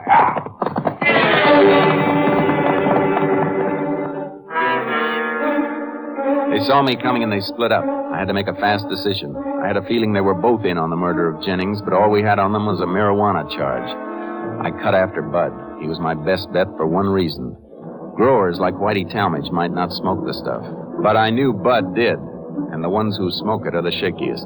I caught him just before he reached the road. Better rein in, Bud. Rein in, boy, or I'll stop you with a bullet. And stop that pony. That's better. Now get off with your hands over your head. I ain't got a gun. Just keep 'em up anyhow. Ooh, Sharky. Now stand still where I dig out your cigarettes. I ain't got any. I tell you, I ain't got any. No? What are these? You ought to smoke the kind they sell in stores. These look kind of homemade. The Whiteys. Whitey would have burned them like everything else is burning back there. But you couldn't resist sneaking a few, could you? Why'd you chase me? Why don't you go after him? I'll tell you why. Because there was somebody else's blood on the ground besides Jennings. Type O blood. Your type. No. You killed him, Bud. No. Give me them cigarettes. I gotta have them. Sure you gotta have them, but you couldn't buy them, could you? Not enough money. What kind of a deal did you make? Did Whitey promise you a lifetime supply for killing Jennings so he could have your sister? I didn't do it. I didn't. I suppose you didn't smoke this stuff either. Let me alone. Why don't you let me alone? I should have seen it in your eyes the first time I saw you. Whitey's gonna be free. He's burned everything we had on him. He'll be all right. But you're going to jail for possession, Bud. And whether we convict you or not, you're going to stand trial for murdering Jennings. Your blood was found on that ground, too. Your blood. Whitey killed him, not me. Whitey You did it. Don't lie. You hit him with something hard. What was it? It was Whitey. He had brass knuckles. I didn't want to kill him. Whitey was just going to beat on his face. All right, Bud. You hear that, Sheriff? I sure did. Everything was burned up out there, Jace. I grabbed what I could. That's all right. We won't need the marijuana charge. Hold him. I'll meet you later where we left the car. You going after Whitey? Yeah, he cut south over the mesa when they split. There's no roads down there. That's all Big Bend country, right onto the Rio Grande. He's heading for the border. Don't worry, Sheriff. I'll make sure he never gets there. Up, Sharky, up!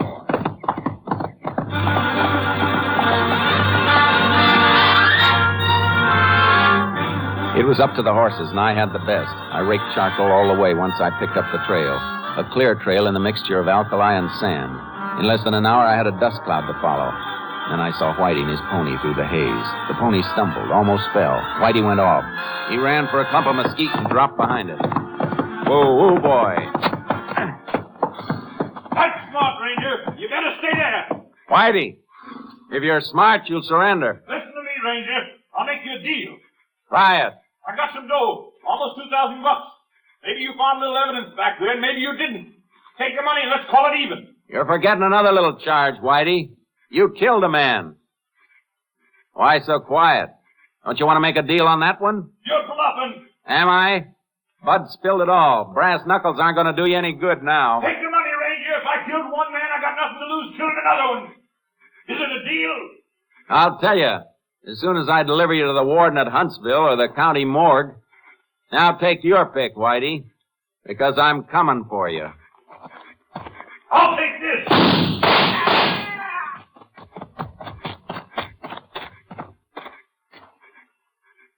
Looks like you picked yourself a low card, mister.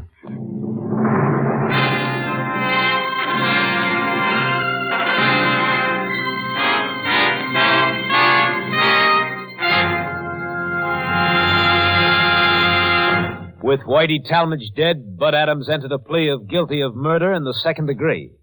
On July 8, 1948, he was sentenced to the Texas State Penitentiary at Huntsville for a term of 50 years.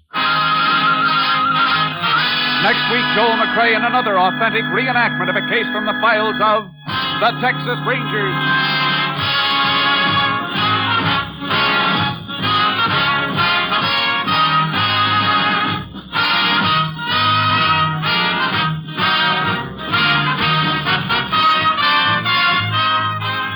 Joel McCrea is currently seen starring in the Universal International Technicolor production Cattle Drive. The cast included Tony Barrett, Sam Edwards, Barney Phillips, Parley Bear, and Michael Ann Barrett. The technical advisor was Captain M.T. Lone Wolf Gonzalez of the Texas Rangers.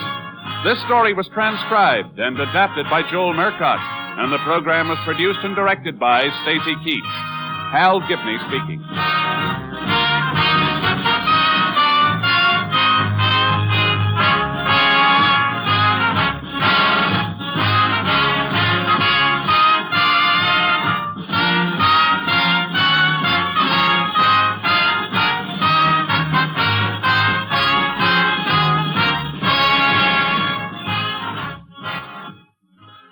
It's the Silver Jubilee on NBC.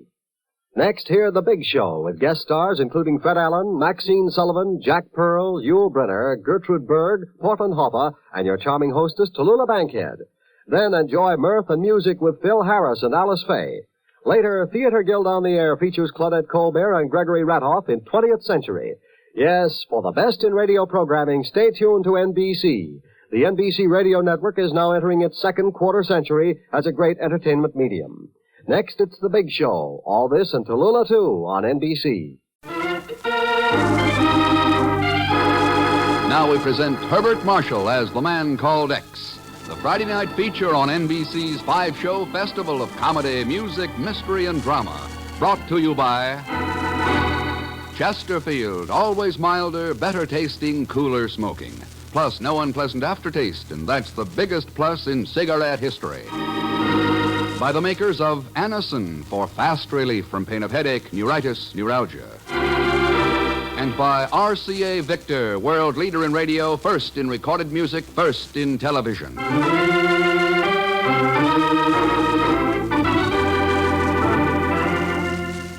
Herbert Marshall as the man called X.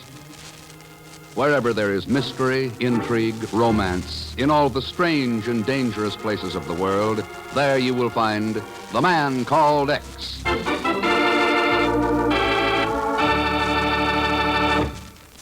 Science discovered it. You can prove it. No unpleasant aftertaste when you smoke Chesterfields. The biggest plus in cigarette history. Science discovered this fact. Of all cigarettes tested, Chesterfield, and only Chesterfield, leaves no unpleasant aftertaste. You can prove it. Smoke a pack of Chesterfields. They're always milder, better tasting, cooler smoking. And Chesterfield is the cigarette that leaves no unpleasant aftertaste. That's the biggest plus in cigarette history. Science discovered it. You can prove it. Buy Chesterfields today.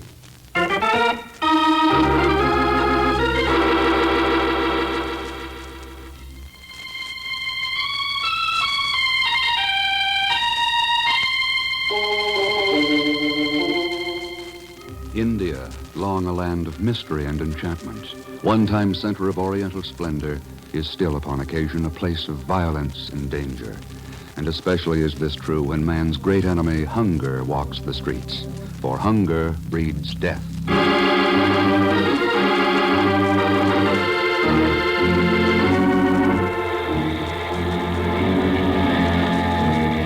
Night has fallen over Bombay Harbor, and the only footsteps heard on the mole are those of watchmen and police, and a few beggars too hungry to sleep.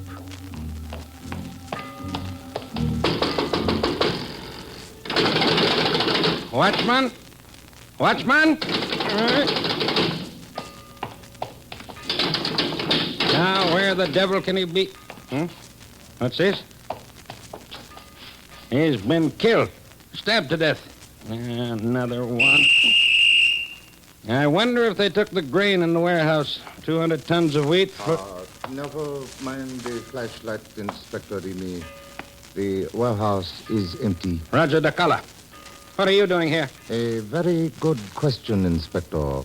one which might apply to you as well. Why, I belong here. It's my duty to protect the harbor warehouses. What's more, it's no affair of yours. Hunger is the affair of every human being in Bombay.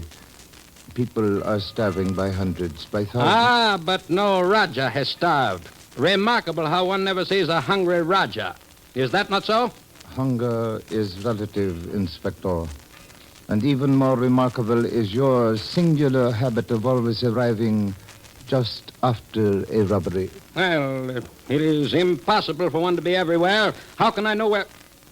But why should I offer you explanations, Raja Dakala? I have work to do.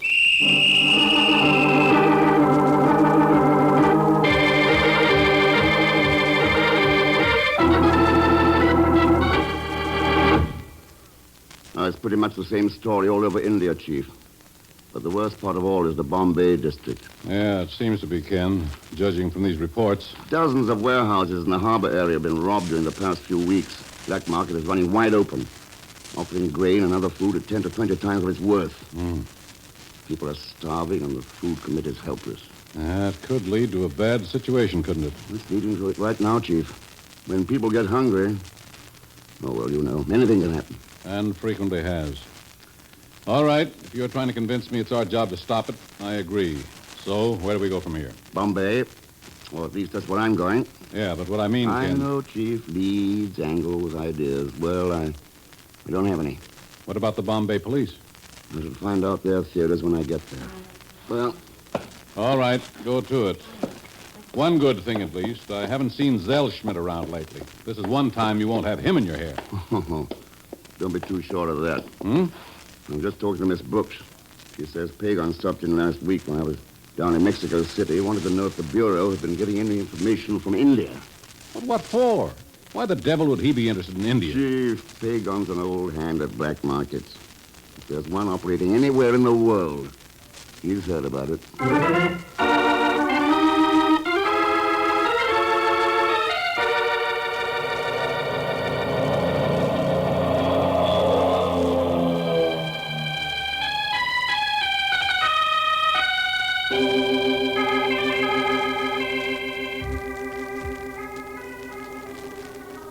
As you can see, Mr. Thurston, the harbor front circles off to our right for more than a mile.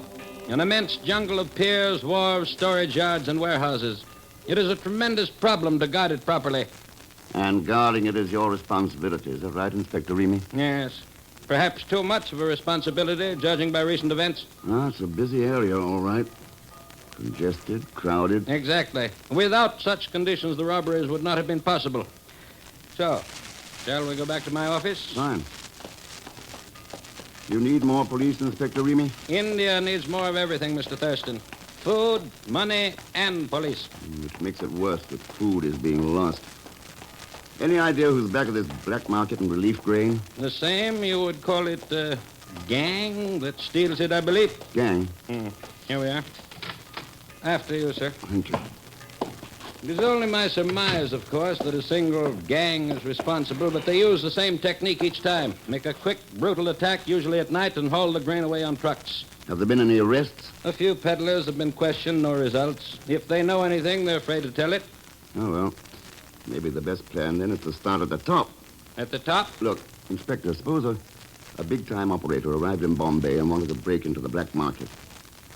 Wanted to buy some stolen grain. Now, what's the first thing he would do? Yes, I think I understand, Mr. Thurston. If such a man were unknown in Bombay, he might go to the Cosmo Club. The Cosmo Club, eh? And he might permit himself to be overheard talking about his plan. What kind of a place is it? An underworld front? Not so far as we know, but it is sort of a crossroads for notorious international personalities. I see. If nothing else, Mr. Thurston, a chance to meet the hostess of the club would justify your visit. Oh? Her name is Karma. Beautiful, mysterious, and, but go, see for yourself. Thanks, I will. By the way, Inspector, do you happen to know whether a man named Pagan Zellschmidt has arrived in Bombay during the last week? Zellschmidt? No, Mr. Thurston, the name is totally unfamiliar. A friend, perhaps? Well, he's beginning to worry me. After all, this run of luck can't last forever.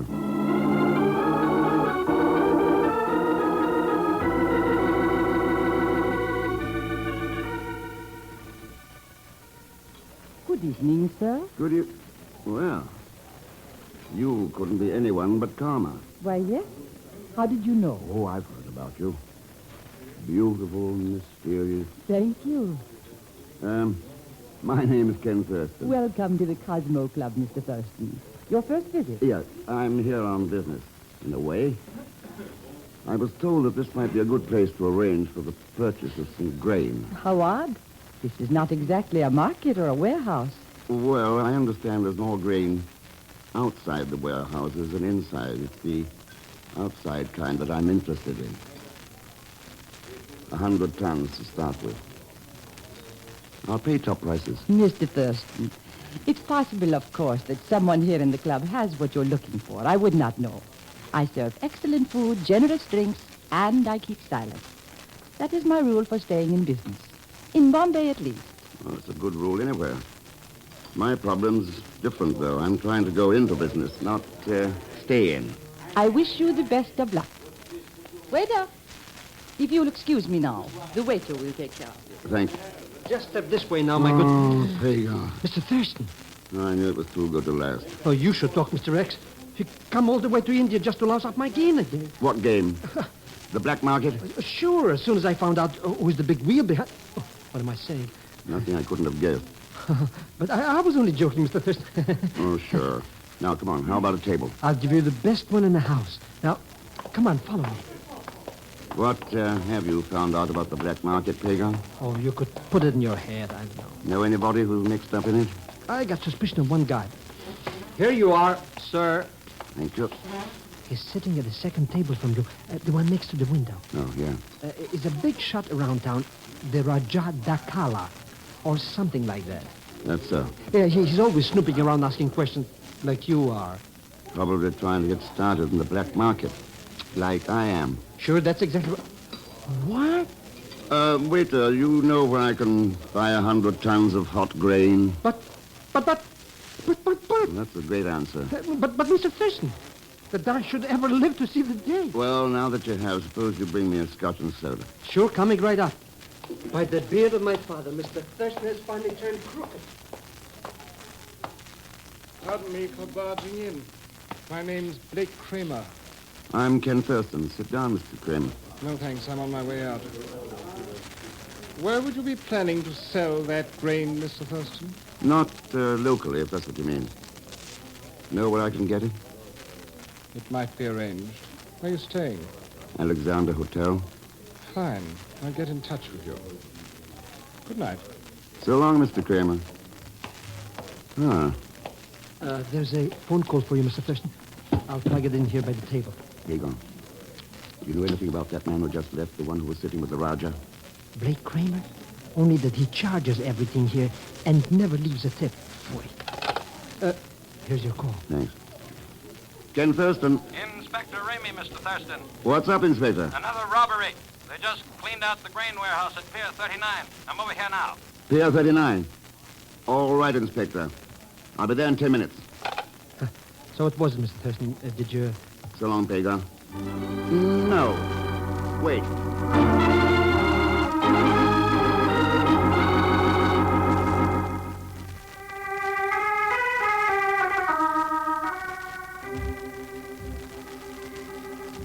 They used the same technique again, Mr. Thurston.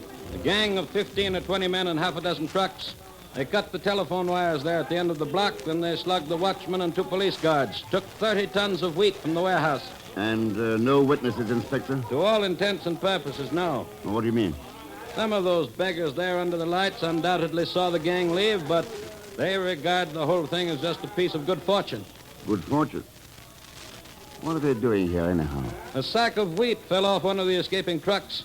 Most of it is gone, of course, but they're sifting the dirt for any grains that may be left. Oh, poor devils. Inspector, do you know anything about a man named Blake Kramer? Blake Kramer? No, I've never heard of him. Who is he? He's my one contact so far with the black market boys. Beyond that, I don't know. Well, there's a call box there by the warehouse. I'll check the name with my office. Thanks.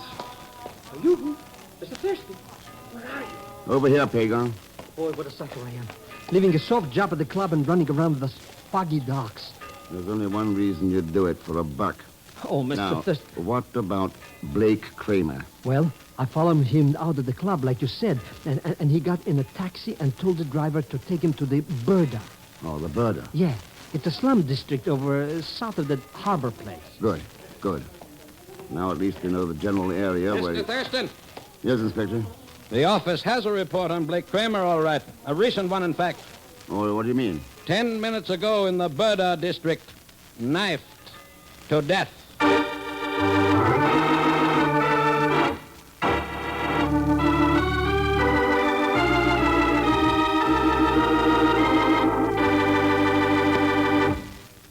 We will continue with The Man Called X in just a moment. Here is something you should know if you ever suffer from the sudden pain of headaches, neuritis, or neuralgia. It is a way to ease the pain, often within a few minutes. A way that is incredibly fast and effective. It's Anacin. Anacin is like a doctor's prescription. That is, Anacin contains not just one, but a combination of medically proven active ingredients in easy-to-take tablet form. Thousands of people were first introduced to Anacin through their own physicians or dentists. But today, these tablets are in such widespread use that all drug counters have them, and anyone may enjoy their benefits. Next time you suffer from the pains of a headache, neuritis, or neuralgia, by all means, try Anacin. You'll like the convenience of Anacin tablets, and you'll be delighted with Anacin's incredibly fast action. Anacin. Anacin. Ask for Anacin by name today at your druggist's. And now to continue with The Man Called X, starring Herbert Marshall with Leon Belasco as Pagan Zellschmidt.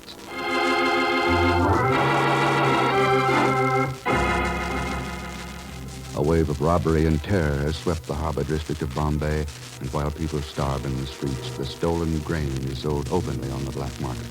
The police are helpless, and now Ken Thurston's only contact, a black market operator named Blake Kramer, has just been wiped out by murder. There's something slightly out of focus, Inspector Remy. That murder shouldn't have happened. The murder was probably committed by the black market gang. And yet, Kramer was a member of the gang. That's right. Doesn't make sense. Unless... Yes, Mr. Thurston? There's one explanation, of course, but that eliminates... Could be. Inspector, will you call your office? Ask them to trace back on Kramer. Find out when he arrived in Bombay and so on. Yes, I'll be glad to, Mr. Thurston. What do you think, Mr. X? Who's behind it? I don't know, Pagan. Maybe we're about to find out now. What do you mean? How will we... Oh. Permit me to introduce myself, Mr. Thurston. I am the Raja Dakhala. You? Another warehouse robbery. Looks like it, doesn't it? Ah, yes. And more grain gone to the street with no women. Street with no women? Perhaps Mr. Kramer could take the time to explain it to you. I doubt it, Roger. Afraid he's going to be busy attending a funeral. A funeral? I don't... His own. He was murdered tonight. Ah. What a pity. Kramer was a friend of yours? No. Merely the sort of acquaintance one meets in a public club. Ah.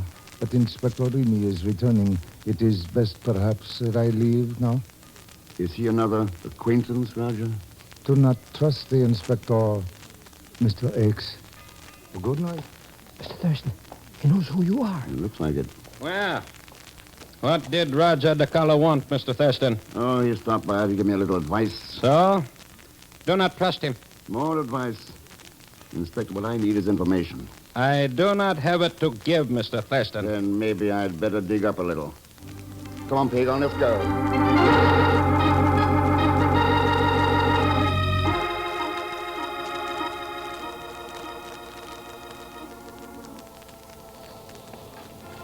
Now, let me get it straight, Mr. Thurston. I'm supposed to find this hack driver who took that Kramer character out to the Burda this evening, right? That's right, Pagan. And then what? Hang on to him until I come back out of the club. Now, go to it. I'll only be a few minutes. Well, good evening, Mr. Thurston. You are going to become a regular customer if you are not careful. Yes, I might as well arrange for a monthly charge account. Sorry. It's the same rule for everyone. Cash on the line. Part of your system for staying in business in Bombay? It works. I'm still in business. Would you like a table, Mr. Thurston? No, thanks, Thomas. I'm only here for information this time. Oh? Information in general or about something in particular? Both. Anything in general about 3 particular men. The Raja Takala, Blake Kramer, and Inspector Rini. Well, Inspector Rini has never been to the club as far as I know. The other 2 are occasional customers. That is all I know about them. I see. Part of the system again? Hear nothing, say nothing. That's quite right, Mr. X. Well, the last bit of information I needed. Surely you were aware of your own identity. But not aware that everybody knew it. Everybody but Blake Kramer, that is. It's too bad he didn't. Because that's why he's dead.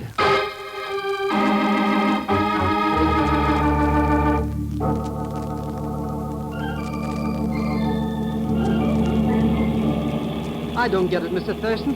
As far as I'm concerned, this is nothing but a wild goose. What are we going to do down here in this birder place? Look for a street with no women, Pagan. What's the point of that? I'd rather go back to the Cosmo Club and pitch wood karma. Now, there is a point. And how come this 10-pound sack of wheat you got there? What are we going to do, plant it? In a way. Is this the place, driver? Yes, sir. The man named Kramer left my vehicle here and walked south. Boy, those alleys are dark, Mr. Thurston. Dangerous, too, I bet. Well, they were for Kramer. His body was found about 100 yards from here. Come on, let's get out. Just stretch our legs a little, huh? Yeah, they might call it that. Here you are, driver. Thank you, sir. May good fortune guard your path. Thank you. Pagan, just hand me that sack of grain. Sure. Here you are. Are we going to plant it right here in the road? Not exactly. All right, driver, good night. Hey, Mr. Thurston. Hey, he's driving away. Yeah, I know. Come on. Come on, what? Stop him. He's going off and leaving us. Let's start walking. Down those dark alleys? Well, you can stay here and wait for me if you like. Well, that's more like a... Oh, no. Oh, no. I'm not going to stay here. Well, here I'm again. No choice.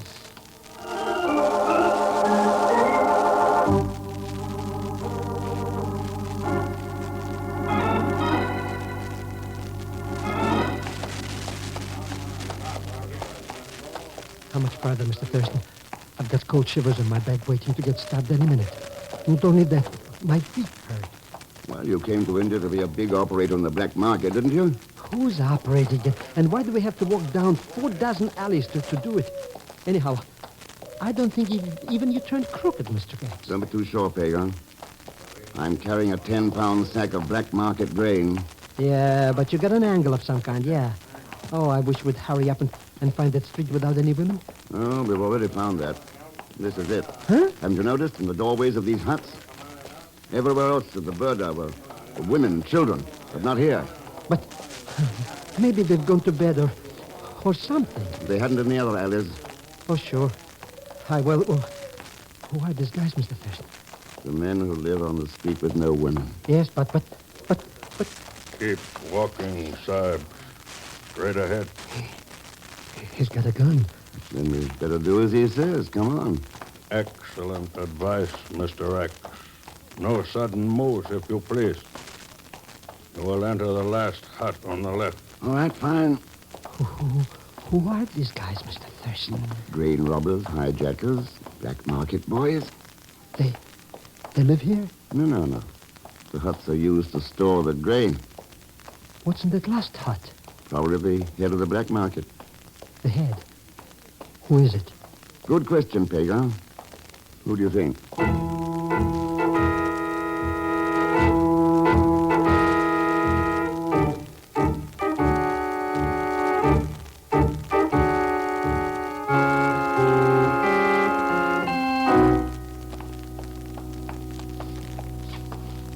This is the hut, Mr. X.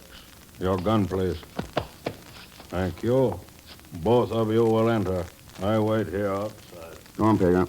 Mr. Thurston, If I get out of this alive, so help me, I'll... Good evening, gentlemen. How are you, Karma? You seem to have walked into a little trap, Mr. X. Trap? Mr. Thurston, that Raja is in with her. He's the one who mentioned the street without women. But it's a lie. Her. No, Pagan. I think the Raja is trying to stop the black market. He's been handicapped, though, because Remy doesn't trust him. You mean the inspector's not in with her either? No. Just Blake Kramer. While he was alive. Quite true, Mr. Thurston. I had to eliminate Blake because he tipped himself off to you before I could warn him who you were. Yeah, I kind of thought it might be that way. It's too bad you didn't think it sooner. Before you came here alone. Oh, I did. Remember your no-credit rule? Why didn't it apply to Kramer? That's right. He was charging all that she drinks. Say. And yet you came here anyway. Why? To stop these grain robberies. Stop the black market. Stop you. That's a high ambition for an unarmed man surrounded by 30 of my boys. Maybe. And did you plan to carry the grain away with you, Mr. Thurston? Is that the reason for the empty sack? Empty? What do you mean empty? No, she's right, Pagan. The sack is empty. Karma, you're under arrest. Oh, come now, Mr. Thurston. After all, I am... Mister, people have come. Thousands of them. They fill the street. What are you saying? They have found the grain in the huts. They come this way. Our men are fleeing. They come. Stop them. Do you hear me? No use, Missy. Thousands of people. I go now. Maybe get away. Karma, you're under arrest. You did this. You did it somehow. Yes, that empty sack had a small hole in it, so it left a trail of grain all over the border. A thin trail, of course, but for starving people, it was plenty. Well, Karma, they're outside in the street, all the people you robbed and starved. Would you like to take your chances with them, or come along with me? They would kill me. I would not have a chance. You know I would not. They're breaking into the house, Mr. Thurston. They're taking the grain. Hey, look! They're tearing those sacks to pieces. So why not? The grain belongs to them. Yes, you're right, Karma. You wouldn't have a chance. You didn't have a chance from the start. From the moment you set out to profit from starvation and misery and death. Good name, the street with no women. Because you're no woman. You're... come on, let's go.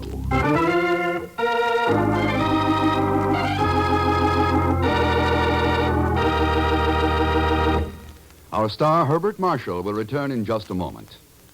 Here's a word from RCA Victor. Out on the beach, ready for fun. Then suddenly your portable radio grows weak. Don't let it happen to you. Install fresh new RCA Victor batteries, radio engineered for extra listening hours. Your portable radio is ready for top performance and long-lasting power when you install leak-resistant, climate-proof RCA radio batteries. Radio engineered for extra listening hours. Sturdy, dependable RCA batteries will deliver a powerful portable radio signal under the toughest service condition. See your RCA radio dealer or serviceman for a complete portable radio inspection now. If your portable needs new power, insist on RCA radio batteries for extra listening hours. Attention, electronic engineers. Right now, RCA has career openings for experienced engineers. If you're a qualified radio electronics engineer, RCA offers you lifelong opportunities. Just send a complete resume of your education and experience to Radio Corporation of America, Box 1, RCA Building, Radio City, New York. Your resume will be kept confidential.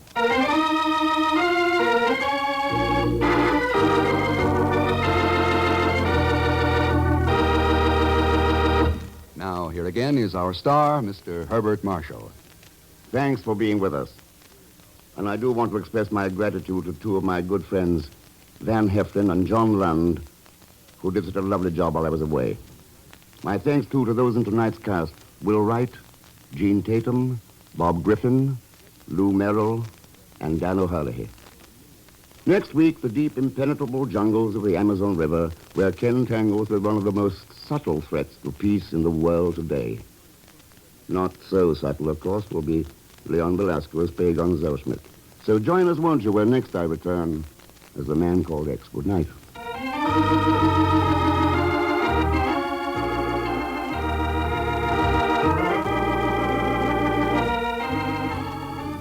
The Man Called X, starring Herbert Marshall, is the Friday night feature on NBC's 5-show festival of comedy, music, mystery, and drama. Brought to you by Chesterfield, always milder, better tasting, cooler smoking. Plus, no unpleasant aftertaste, and that's the biggest plus in cigarette history. By the makers of Anacin for fast relief from pain of headache, neuritis, neuralgia.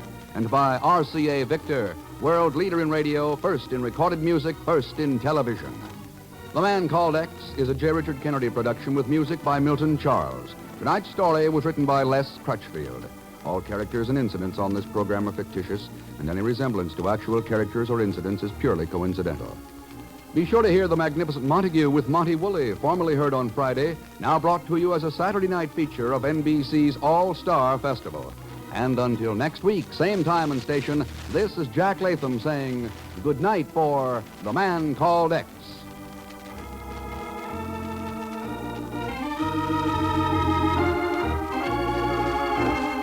William Bendick stars in The Life of Riley. Enjoy it on NBC.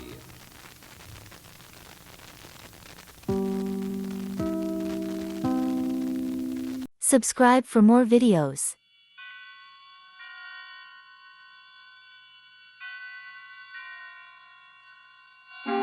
Suspense. Presented by Roma Wines, made in California for enjoyment throughout the world. Salud. Your health, senor. The world toasts Roma, and Roma toasts the world.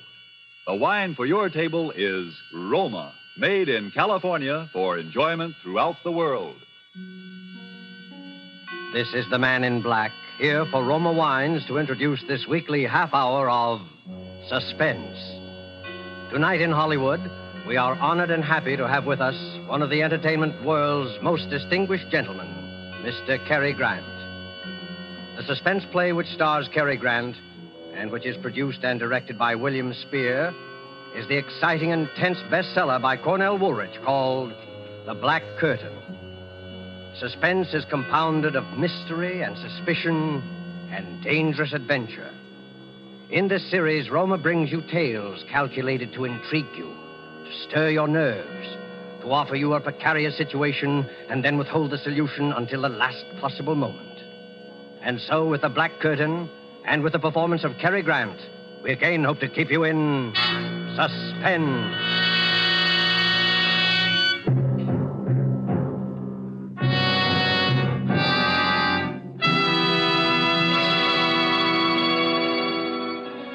It began, or rather life began again for me, I guess you'd say, that day, on that street.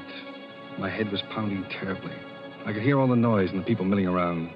Everything was a jumble at first.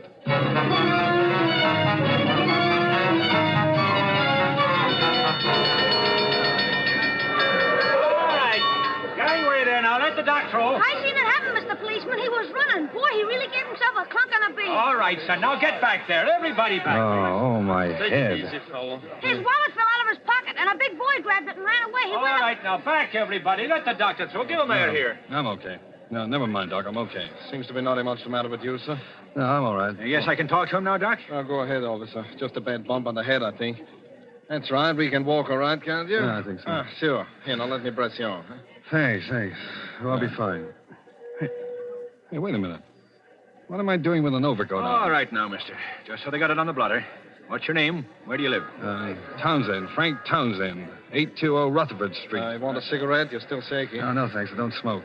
Well, while we're getting back then. Drop in at the receiving hospital if you want us to check you out. Yeah, I will. Hey, here's your hat, mister. I found it. Oh, thanks, kid. That's all. Now, come on. Move along. The guy's all right. Come on. Oh, well, thanks. I'm sorry about the fellow that got your wallet. Anyway, here's your cigar case, Mr. Townsend. Guy found it right alongside of you. Hey, wait a minute. This isn't my hat. DN. Those aren't my initials, DN. Sure, that's your hat. I seen it roll off you when you went down. Try it on. You see, it fits. Looks good. Yeah. But what am I doing with a cigar case? DN. Same initials as the hat. Don't you even know your own hat, mister? Wait a minute. I'm trying to think. Where is this? What? This street. You're on Tillery Street. Tillery Street? What am I doing on Tillery Street? He's lost. All right now, sir. My suggestion is that you go on home and go lie down. It's cold and starting to snow. No, please, wait a minute. Don't leave me. Tell me, what happened? Why, you slipped on this icy sidewalk. Fell down and hit your head good and hard on the curb. You were out for about 20 minutes and then Wait. Ice on a sidewalk? Well, look at it. That street cleaning department ought to clear away the snow there, too. Snow and ice? Sure, why? Snow? In July? July? Oh, it's December. December 1943. 1943? You better go on home, son. Good night. 1943?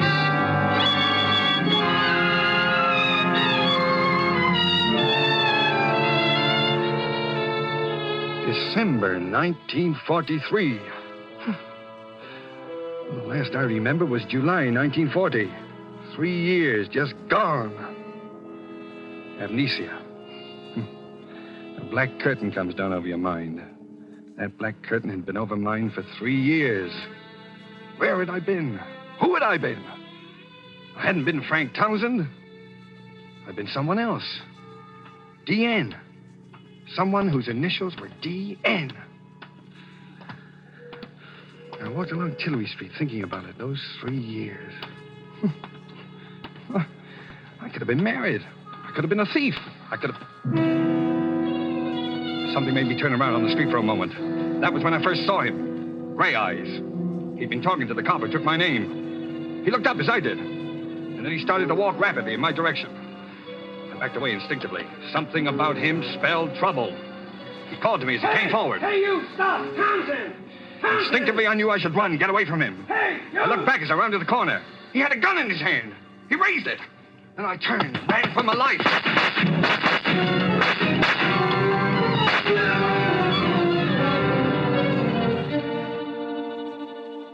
What lay behind that black curtain which separated Townsend from his past?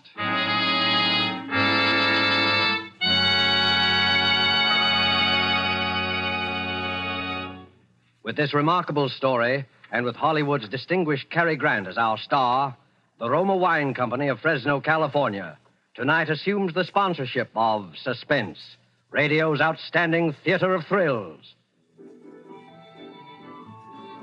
This is the dinner hour at an exclusive yacht club in Latin America, and we discreetly eavesdrop on that gentleman and his lady there at the table. This has been a lovely dinner, Ramon, and only you would have thought to have such a delicious wine as the finale. It was so perfect.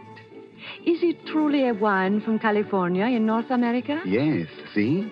This is the noted Roma port of California in the United States. We were fortunate to have it tonight, for now, in time of war, only occasional ships can bring us Roma wines. I knew that you would... Fortunate? Yes, for Roma wines please the exacting tastes of wine lovers in many countries. And we in the United States are most fortunate of all, for we can enjoy any of those delicious wines from the famous Roma wineries located in choice wine districts throughout California at prices unbelievably small for wines of such distinguished character. Because we do not have to pay heavy shipping costs and duty, here at home in America, Roma wines cost only a few cents a glass. What's more, you'll find Roma California wines just around the corner at your favorite dealers. Right there, waiting for you now, the types of Roma wines you most enjoy. So if you haven't yet discovered the delight of Roma wine regularly with meals or when entertaining friends, make your first purchases of Roma tomorrow. R-O-M-A, Roma, America's largest selling wines. Made in California for enjoyment throughout the world. And now it is with pleasure that we bring back to our soundstage Mr. Cary Grant and The Black Curtain, a story well calculated to keep you in suspense.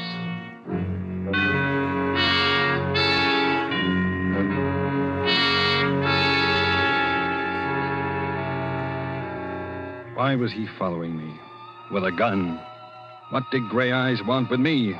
I must have done something. I beat it down the subway and hid. I had to think it all out carefully. I knew I was on the spot for something. Gray Eyes meant business. What could it be? Who had I been? During those last 3 years with that black curtain in front of them. Well, maybe I'd been a gangster, and he was one of a mob that wanted to rub me out. I didn't know. No identification, my wallet stolen. Nothing in my pockets that would help. Just D.N. in the hat, and D.N. on the cigar case, D.N. My head was aching with worry. My stomach had panic in it. I had to find out who I'd been, what I'd done. But how? Where? Tillery Street. That's where I'd been when I woke up. Tillery Street. Well, maybe Gray Eyes would go back there, too, looking for me. But I had to take that chance. Tillery Street.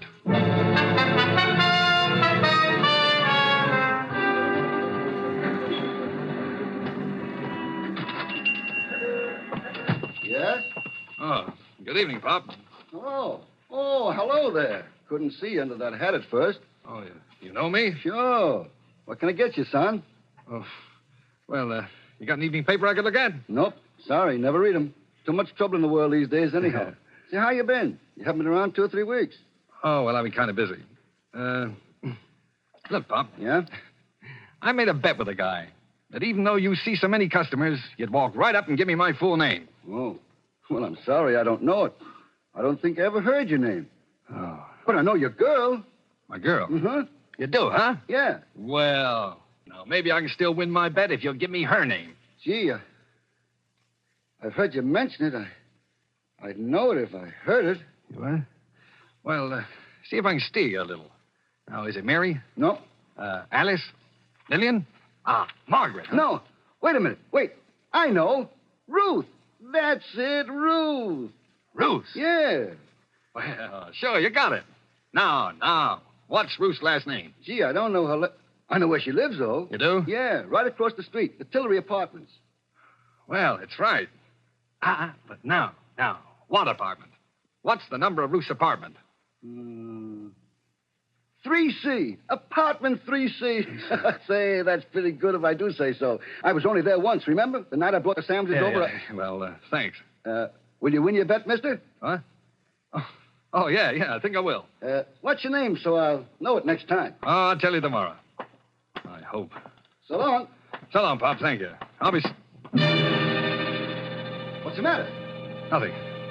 I just tying my shoe. I'd just been going to walk out when I saw him standing across the street, Gray Eyes again. I ducked down behind the store window and watched him. He looked over in my direction and then up and down the street. Then he lit a cigarette and strolled down to the corner. The minute he disappeared, I yanked the door open, dashed out, ran across the Tillery Apartments, and went in.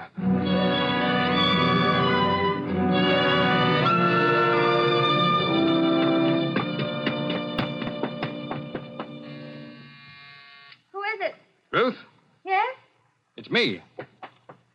Dan! Oh, Danny, where have you been? Get in here.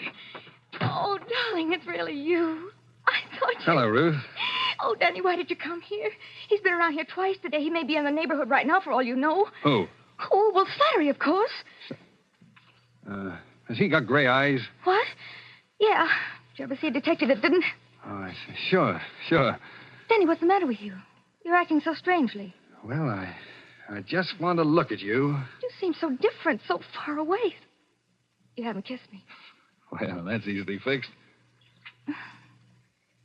Oh, darling, where have you been for 3 weeks? All around. Miss me? You know I did. Oh, Danny, do you think we could get away tonight? I've got $3,000 saved up. We could go to Mexico or South America. We could get married. Mr. and Mrs. Daniel Nearing tour the world. Daniel Nearing? Oh, yeah. And wife? Sounds plenty good to me. Oh, you'll never know how good. We'll get out of here tonight. I'll call up and tell them I'm quitting my job. I'll say I'm sick. All my stuff's here. Nothing's out there but a couple of uniforms. I'll make Alma and Franklin a present of those. Alma and Franklin? Don't you bother your pretty head about those 2 charmers. Maybe they weren't glad when it happened. A couple of vultures. Bye-bye to them. Oh, with you back, Danny. Just think with my $3,000 we could... Do you think you ought to quit your job? Absolutely, I think so. I was never cut out to be a nurse anyway. I guess you weren't.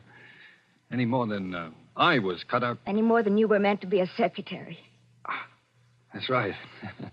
Well, I never wanted to be a secretary. Just drifted into it, I guess. Kind of got on my nerves, especially toward the end. You know, the boss was no cinch to work for. He certainly wasn't. He was a rat. The whole Dietrich bunch are mean, rotten. The whole family. Yeah, that's right. All except the old man. Oh, yeah, the old man. I sort of liked him, didn't I? And he loved you, Danny. I think he wished you'd been his son. Poor old man. He's the only reason I've stuck around out there this long. How are things out there? Oh, they've been questioning all of us. They've laid off lately, though, since you... Oh, Danny, don't let's talk any more about it. You're back. That's the main thing. I just want to forget New Jericho and the whole... New Jericho, huh? Yes. Oh, Danny. Danny, if only it hadn't happened. What hadn't? You know what? Oh, Danny, what's going to become of you and me? I wish I knew. Danny, get away from that window. Leave that shade down. He's down there. Who? Gray Eyes. He's standing in front of the hydrant. He's coming in here, in the building. Oh, did he see you? Ruth, will you help me? What are you going to do? I'm going to give myself up. No, Well, you're... it's better than getting shot at. What can they do to me? You crazy fool. They can send you to the chair. The chair? Well, what do you think happens to a man when he's guilty of murder? Murder? Ruth, listen to me. I'm not a murderer. If the whole world says I committed murder, I say I didn't. The me that's in me says I didn't. I never said you were, Danny. I always said you didn't do it. Oh, if you hadn't run away. So that's it. All right, Nearing. Open up. Why did you come here, Danny? Why? Ruth, wait. We got to get out of here. How about the fire escape shaft? Dumbwaiter. Dumbwaiter. Here. All right, get in. I'll stand on top and work the ropes. I don't think it can hold us both. Got to. Can you hear me? Yes, Danny. Danny, what do we do? We're going back there to New Jericho. New Jericho. No, Danny, don't, please, for me. Got to. I've got to find out. We're going together. No, Danny, no, I've got the money. We can get out of here and we... Stop it. Danny, ouch! My arm. You're hurting me. From here on in, we're sticking together. You're going to take me back there. Back where it happened. All right, darling. Crazy, but I'll go wherever you go. I can't lose you again.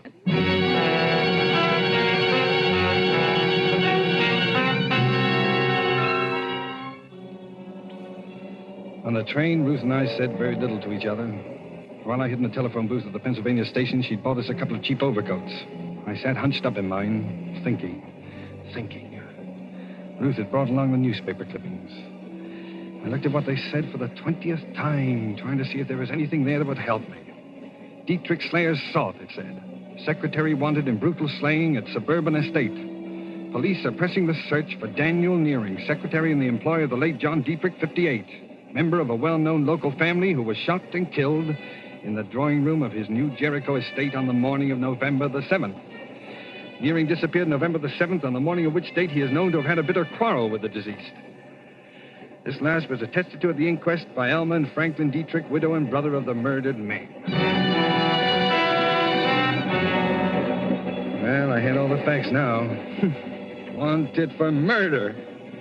And yet everything that was in me told me that no matter who I'd been, however many memories I'd lost, that I was no killer, that I couldn't have. I had to get into that Dietrich house and stand again in the room in which it had all happened. Maybe something would come back to me. Maybe there would be...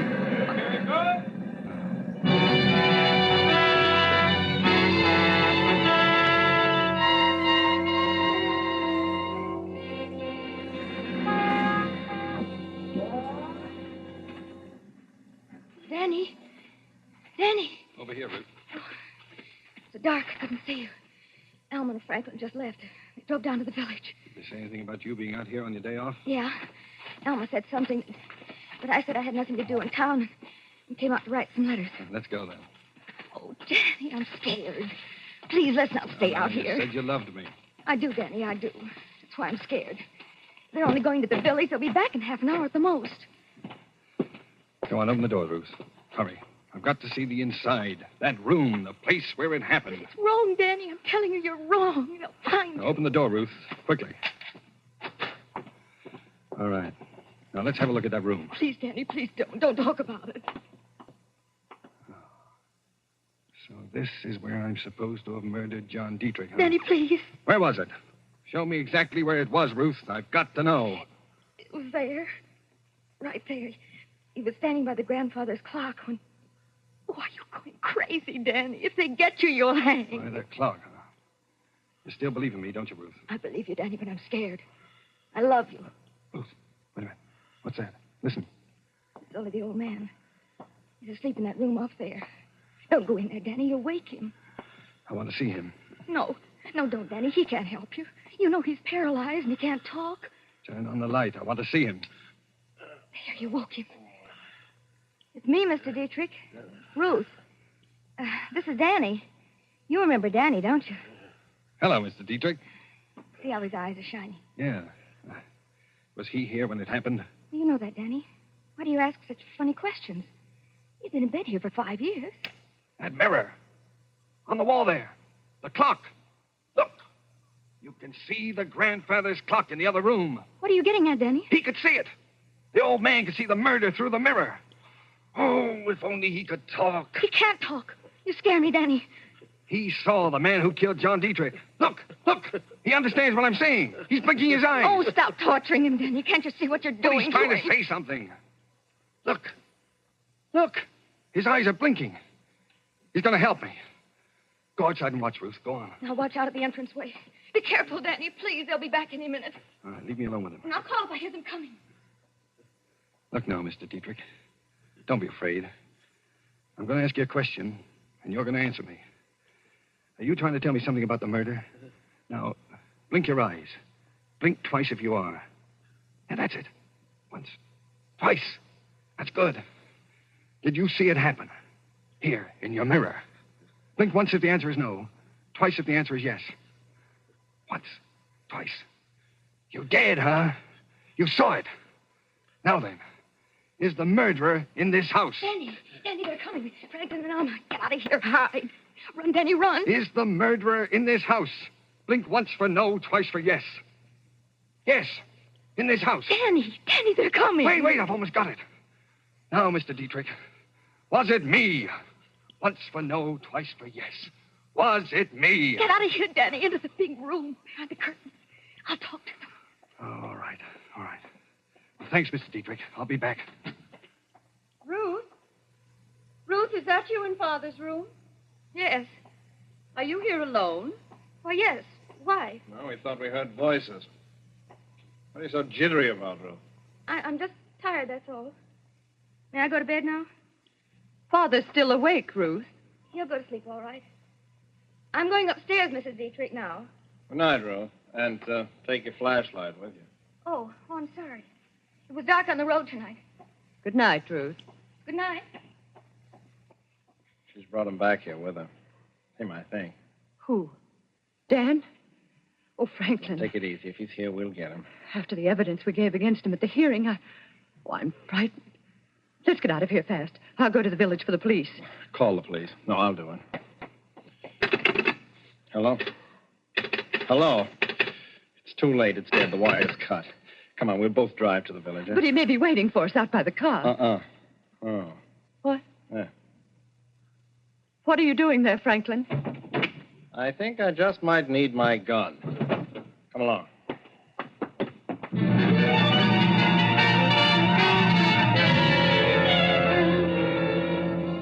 The moment they left the house, I made for the old man's room. I called for Ruth, but she was gone. Maybe Franklin and Alma had caught her after she cut the telephone wire, but I couldn't wait. My life was hanging on minutes now. I shot the flashlight on the old man's face. Now, Mr. Dietrich, you're helping me fine. You know I'm trying to save my life, don't you? Now, the murderer. Was it me? Was it me who did it? Me, Danny Nearing. Blink once for no. Once! Oh, you're sure? You're sure it wasn't me? Oh, you're smiling, Mr. Dietrich. Smiling. Now, it was somebody in this house. Then who was it? Oh, can't you make a sound? Help me, you've got to. Was it Elma? Twice for yes, once for no. Once. Not Elma. All right, then. Was it Franklin? Up with the hands, Neary. Up or you'll never go to trial. Franklin. Look, you've got to listen. You've got to. Shut up and drop that flashlight. Trying to kill the old man, too, huh? The murderer returned to the scene of his crime, huh? You know I didn't kill him. Well, you tell that to the police. Alma will have him here in a couple of minutes. Where's your girlfriend, Ruth? She's not here. I don't know where she went. Never mind. They'll find her. You're a dead duck, Neary. You killed my brother and beat it. What'd you get out of it? That's always puzzled us. You killed your brother. And now you're going to kill me. Oh, you've gone nuts, too. Why should I kill my own brother, you idiot? To get his share of the estate and his wife, Alma, amongst other things. But you can't stop with killing me. Someone else knows the truth. The old man saw it in the mirror. You'll have to kill your own father, too. The old man saw it. How do you know? He told me. Oh, you're lying. He can't talk. He can't even move. He can hear. And he can blink his eyes. Come over here and look. Now, look here. I don't... Rose! He'll be all right. I heard him. He was going to kill you. Here's the gun, Danny. Take it. Rose, you shouldn't have. In another minute, I'm not sure it was Franklin. Oh, Dan, darling, please, let's run for it. They'll be here in a second. It's your last chance. They'll all swear you did it. Not if I can be with the old man in another half minute. Mr. Dietrich. Mr. Dietrich. It's Danny again. No, Danny, don't. What? Tell me, Mr. Dietrich. Was it Franklin? Did Franklin kill your son, John? Blink once if he did. He's afraid. Why are you afraid? Oh, it's this gun. Here, take the gun, Ruth. You take it. He's afraid. I'm not going to hurt you, Mr. Dietrich. What's the matter? Why don't you answer me? Who killed John Dietrich? It wasn't me. It wasn't Elmer. It wasn't Franklin. But someone in the house. Was it? Ruth! Ruth! You! I told you. I told you not to come. Oh, I love you, Danny. I wanted you. I wouldn't have let them get you. Why? Why, Ruth? Why did you kill him? He was always after me. Wouldn't leave me alone. I hated him. Then that night he came at me, threatened me, said he'd kill me. If he couldn't have me, nobody could. He had a gun, and I got it away from him. He hit the clock. He leaned against it. I thought he'd never fall down and die. It was the day you ran away, and I was crazy. They thought it was you. They started looking. I love you, Danny. I still love you. I begged you not to come back here. Ruth! Put down that gun, Ruth. No. Stand back, Danny. Stay over there. Just want to look at you. I was hoping we could get away together. But you've been through enough, Danny. And all because of me. Now you're clear, Danny. And this is going to clear me. Darling. Ruth! Ruth!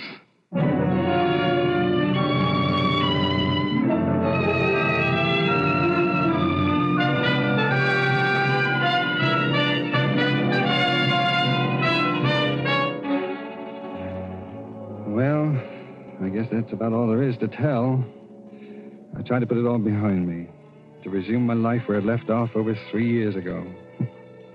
Sometimes when it gets toward evening, I go and walk along Tillery Street. Once in a while, somebody I don't know, will say, "Hello, Danny." I just say hello and walk on. I don't want to find out anything anymore. I want it all to die away and be still. And it will. All except Ruth. Because somewhere behind that black curtain I was loved and loved someone. We must have known a love that I'll never know again.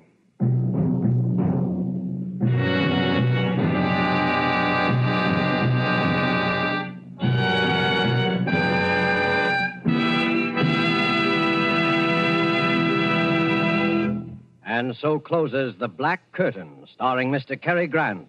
Tonight's tale of suspense. Since the beginnings of history, people have enjoyed wine. Ages ago, our ancestors found that wine made any food taste better. Wine is a simple pleasure that anyone can enjoy. That is why Roma has devoted all its wine-making skill to producing wines of fine quality at a price that means you can enjoy them often, just a few cents a glass.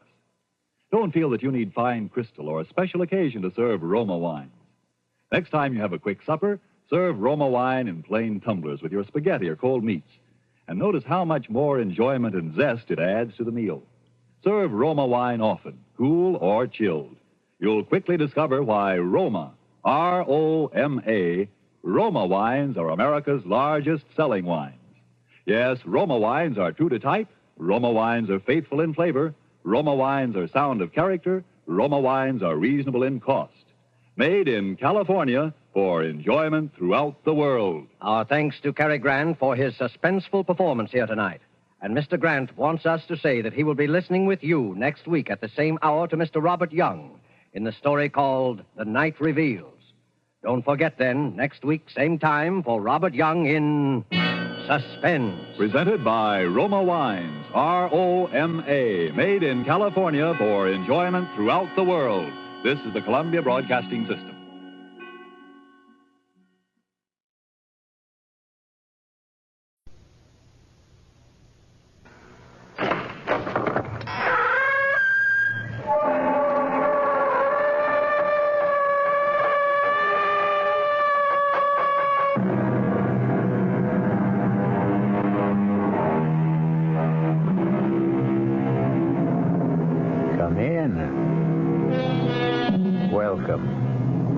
I'm E.G. Marshall.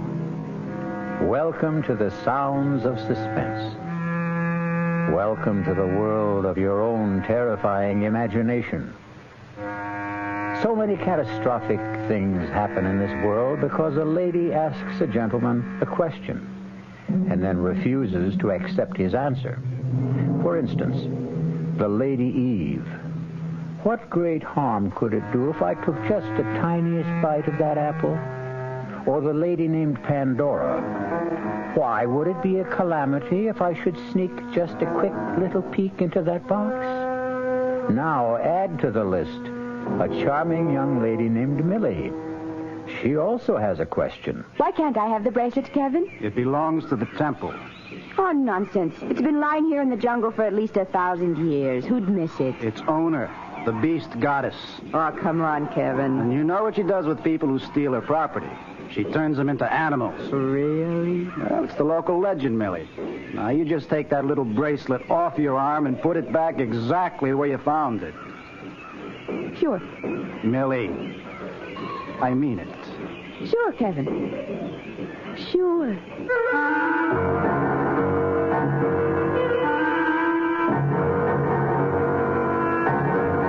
Our mystery drama, The Sign of the Beast, was written especially for the Mystery Theater by Sam Dan and stars Lois Smith.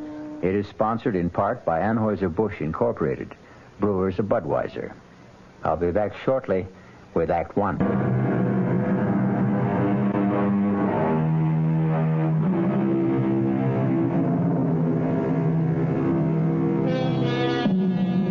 What is the difference between man and beast? There are those who ask, is there a difference? It wasn't very long ago that man himself was a beast, a carnivorous hunter with an insatiable appetite for raw meat. True, quite a bit has happened since. We've learned manners, we've invented civilization and culture, we've created a conscience, a code of morals, a system of ethics. But how deep do all these things go? Does the beast still slumber in each of us, waiting patiently, biding its time, ready at any moment to assert its mastery with fang and claw? This is going to be a very vital question for the very pretty and vivacious young lady who at this moment is riding in a helicopter. The copter is hovering over a large clearing deep in a South American jungle. Here you are, Millie. Thanks a million, Larry. It's a sure bet Kevin and Professor Jorgensen won't thank me. Better lift us out of here before they make you take me back. You know, Millie, I don't think I'm doing you a favor. Just toss my duffel bag over the side. What's more, it could cost me my job. Company's coming. And leading the parade, the adorable Kevin himself. Well, all ashore is going ashore. This ship's sailing right now. Thanks again, Larry. And if I ever leave Kevin, I'll marry you. Gee, and I thought you liked me. Now jump out fast.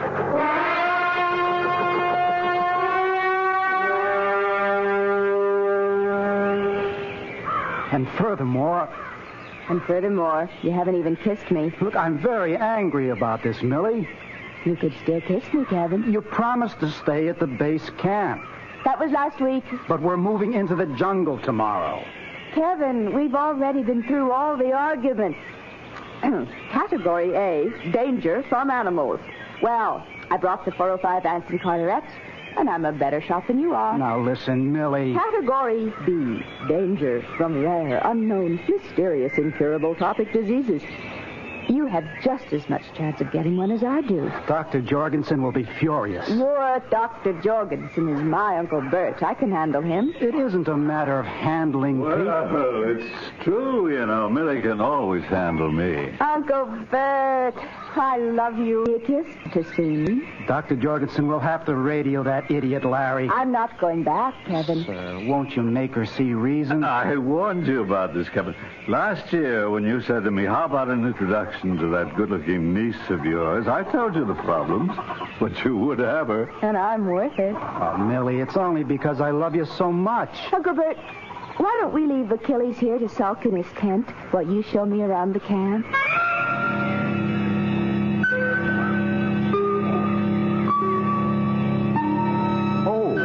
And there's somebody you should know, that tall, powerful-looking fellow. His name is Imara. He's our straw boss. Imara, whenever you want something done, you... Yes, Dr. Jorgensen. Imara, this is Kevin's wife. Her name is Millie. How do you do, Amara? It is an honor to meet you, Millie. Imara's in charge of setting up, taking down, and moving the whole camp. Ah, well, I can see he does a splendid job. Oh, no. The fact is he does a very bad job. What? What did you say? I said he does a poor and unsatisfactory job. Uncle Bert? Oh, it's the truth. But everything looks to be so neat, so orderly. Actually, Imara is unbelievably incompetent. He deserves to be fired. I think that's unfair and heartless. Excuse me, Millie. Imara, please go to Kevin's tent and bring Millie's 405 rifle. Yes, Doctor. At once. Uncle Bert. No, before you say another word. How could you be so heartless? You must understand, Imara, his primitive superstitions, his beliefs. But he's not some ignorant savage. You can tell by his speech. He's obviously educated. Must you insult him? Millie, you simply cannot compliment these natives. These natives? Oh, my, aren't we condescending? And why must we not compliment them? Will it spoil them as servants? Will it drive up the pay scale? Oh, Millie, where to begin? In Imara's religion, he is surrounded by a host of jealous, angry, implacable gods and goddesses. They do not tolerate praise for human beings. That's nonsense. One man's nonsense is another man's devoutly held belief. You terrify Imara when you praise him. Therefore, on this expedition, never. There's a charm in being, quirky, kooky, offbeat. Just obey orders. Don't, under any circumstances, praise anybody. Understand? Yes, Uncle Bert, I understand. Things are bad enough. In the first place, you're a woman. Well, I like that. You need some prestige. That's why I sent him for the rifle. Hit some tin cans, break a few bottles at 300 yards, and you'll be one of the boys. Uncle Bert, you actually are a male chauvinist. Who would have suspected it? Well, I have to pack away my instruments. Can I trust you not to get into any trouble? Implicitly.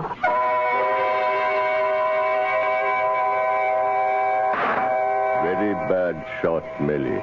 And now, I'll break that bottle next to it. Oh, that was terrible. Not bad, if I do say so myself. And that's every bit of 250 yards. Now, you see those three cats? You are a very poor shooter, Millie. That's nothing. You should see me when I'm in practice. Oh, my. I didn't know we had children in the camp. Who's that youngster by the kitchen tent? It is my little boy. He stays here with me till we leave the jungle. What's his name? His name is Isara. Isara. Oh, what a lovely name. No, it is an unpleasant name. I should think you'd be proud. Proud? Me proud? Why do you say I'm proud? Oh, because he's such a handsome child. No, he is plain, he is ugly. He seems so intelligent. Notice how patiently he lines up those stones and shells. No, you are stupid, I swear to you. He has no sense. He disgraces his mother and me. Well, what are you saying, Amar? This child is a fool. Anyone can see that. Now, I must go. Where? I must go clean the rifle. I must go. Well, oh, what made him so upset? Oh, now I remember.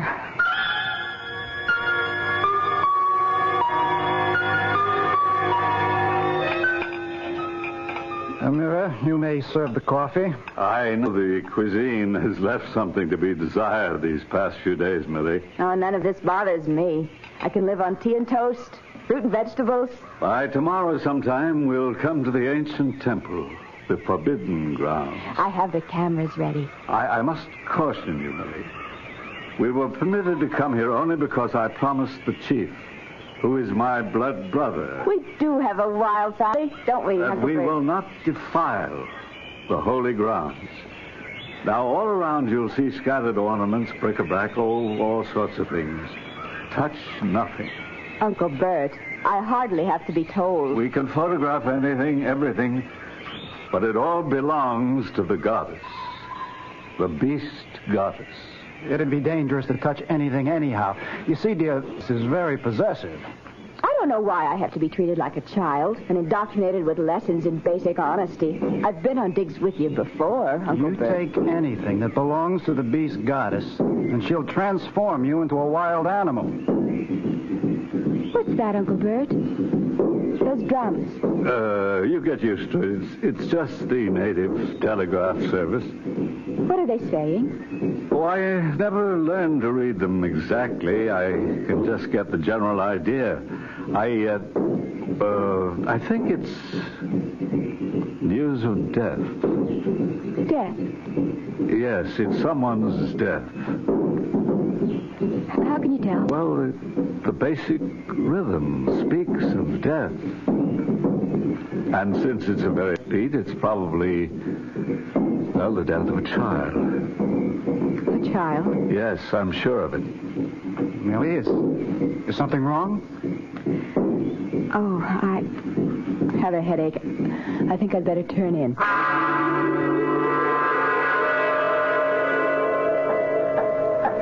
Amira, let's put the scaffold here. I want to climb this wall and study the inscription. Millie! Darling, you feel better? Yes, I suppose so. I'll just have to live with this headache. Helen, come here a minute. Okay. Amara, Yes, Millie. your little boy, Sarah, he's dead, isn't he? Yes. How did you know? I know. I'm sorry. I thank you. I mean, I hope you don't. Yes, Millie. I hope you don't think I'm responsible. Why should I think that, Millie? Because, oh, I don't know. Yes, I do. It's because I praised him just a few days ago, and you seemed so upset about it. I was upset? Oh, yes, very much. And Dr. Jorgensen told me... I know. I know what he told you. But my little boy, died of fever. The way so many children here do. Suddenly, without warning. Then you don't blame me. I blame you? No. I am not I felt terrible. I was afraid you might. You see, in our culture, we believe in praise, especially when it comes to children. We automatically say nice things about children. I understand. And have a gift for you. For me? We have a custom. When we make someone feel bad, we must give that person a gift. And the person must accept. Oh, that's such a lovely bracelet. Where did you get it? Here. Oh, but we're not supposed to... There are thousands of pieces of ornament. Who would know? Place it on your wrist. Ah, see how pretty it looks. Oh. Wherever you look, thousands of beautiful things. This is the very last. Besides, it is the custom. You see, you would have to explain why I gave it. I understand. And it would make them uncomfortable. Because everything they have come to believe about superstition would be wrong. Millie! Millie! What is it, Kevin? Bring the camera. I want to shoot these inscriptions. Thank you again, Amara. And it will be our secret. I'm coming, Kevin. Yes. Go to him. Go to your husband, arrogant, heedless, ignorant woman. You have defied my gods and killed my son. Your punishment has been decreed. It has already begun.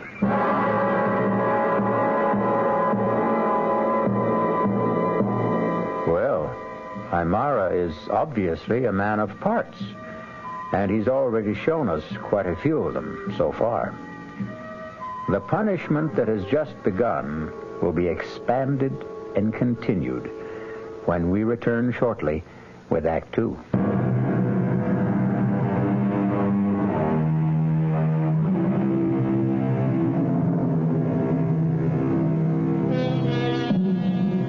Is it entirely valid to suggest that the best way to... There seems to be some historical basis for it.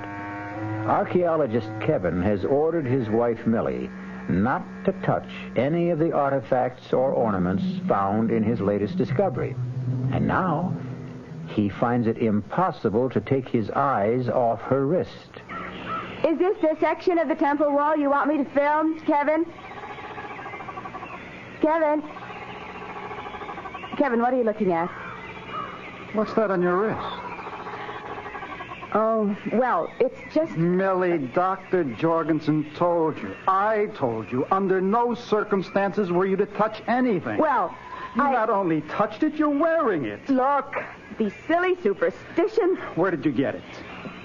Kevin, I don't like that tone of voice. Hey, what are you two quarreling about? Show him, Millie. Oh. Uncle Bert, listen. I must ask you, Millie. Where did you get it? I found it. You found it here? Well, around. Millie, I can tell by the workmanship. It was made by an ancient priest of the temple. It has the same symbols. What's all the fuss? Millie, I thought we all understood. Why can't I have the bracelet? Because it belongs to the temple. Nonsense. It's been lying around the jungle for at least 1,000 years. Who'd miss it? Its owner, the beast goddess. Kevin, are you serious? Listen, go ahead. Tell me the rest of it. Tell me if she turns people who steal her property into animals. Amara, let's put this... We're looking a point, Millie. If it were made of gold or silver or precious stones, I could understand, but it's just a twisted piece of copper. Well, for all I know, we're being watched.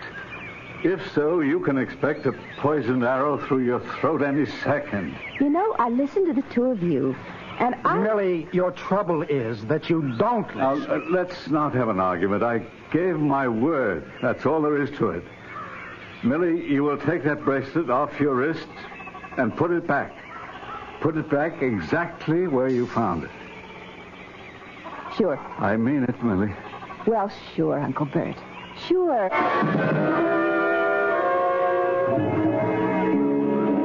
Here. These are the symbols the Incas used for weddings. Well, could they have originated this far north and east, Dr. Jorgensen? Millie, photograph this section of the wall. Yes. I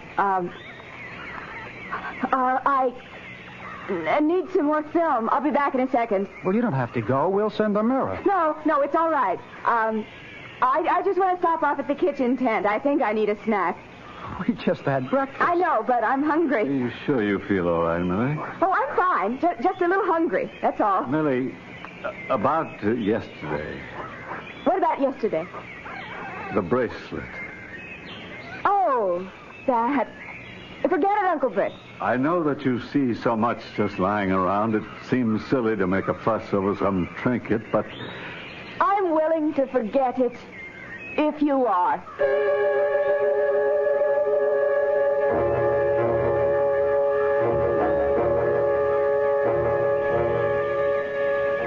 I'm Mara. Yes, Millie. Where's the cook? He will be back soon. I was wondering if there's anything to eat. What would you like? Well, I'd like some meat. I could cook a slice. Oh, would you please, Amara, and hurry? Will this be enough? Just throw it on the fire. Yes, Millie. That's good. Oh, that smells good. Be careful. Don't burn it. I just put it... No, you're burning it. Amara, that's good. It's good. Right now, just the way it is. I tell you, it's fine. Yes, Millie. Let me get you a plate and a knife and a fork. Oh, hurry. Here you are, Millie. Amara, put up some more.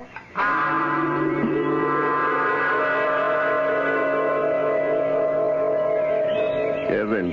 What is it, Amara? You asked me to prepare a list of supplies for the helicopter. Yes, good. Let me write it down. First, we need fresh meat. Okay, fresh meat. Wait a minute. Didn't Larry fly some up just a couple of days ago? Yes, Kevin. Oh, we should have at least enough for the rest of the week. The cook says he has only enough for tonight's meal. Oh, that's impossible. Would you like to see, Kevin? I take your word for it. But is someone stealing meat? I cannot say, Kevin. Well, I know we eat a lot of it, but still, All right, put down meat. And this time, get plenty of it.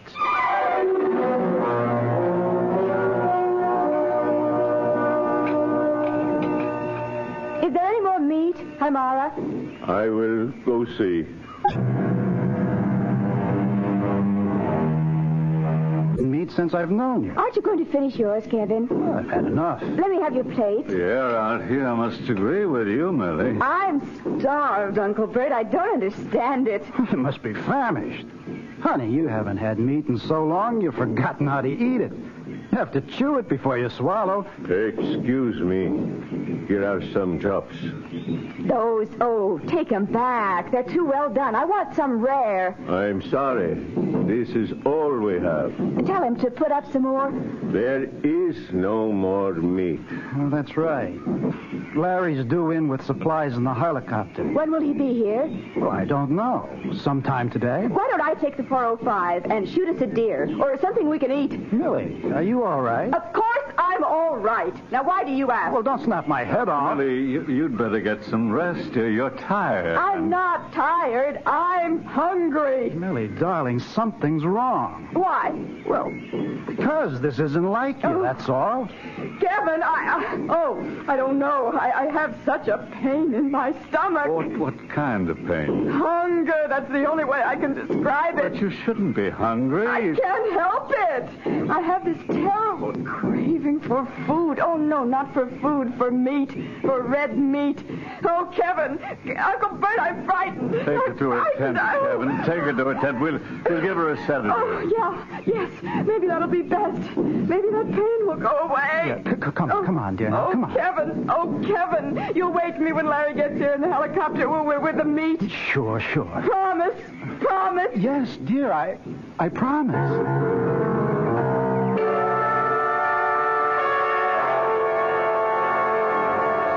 Is she asleep, Kevin? Yes, finally. Dr. Jorgensen, what's wrong? I don't know. I've never seen her hysterical. Are you as worried as I am? I'm worried enough to want to get her to Rio, to a hospital. Let's radio Larry to get that damn helicopter here pronto. I just spoke to Larry. We have a problem. It seems the helicopter needs some repairs. What kind of repairs, for God's sake? I don't know. It was technical. Larry's working on it. Larry, he's an idiot. If he hadn't brought her here... It's our fault, yours and mine. We let her stay. What are we going to do? You say she's asleep. Well, all she needs is rest. Maybe when she wakes up, she'll be better.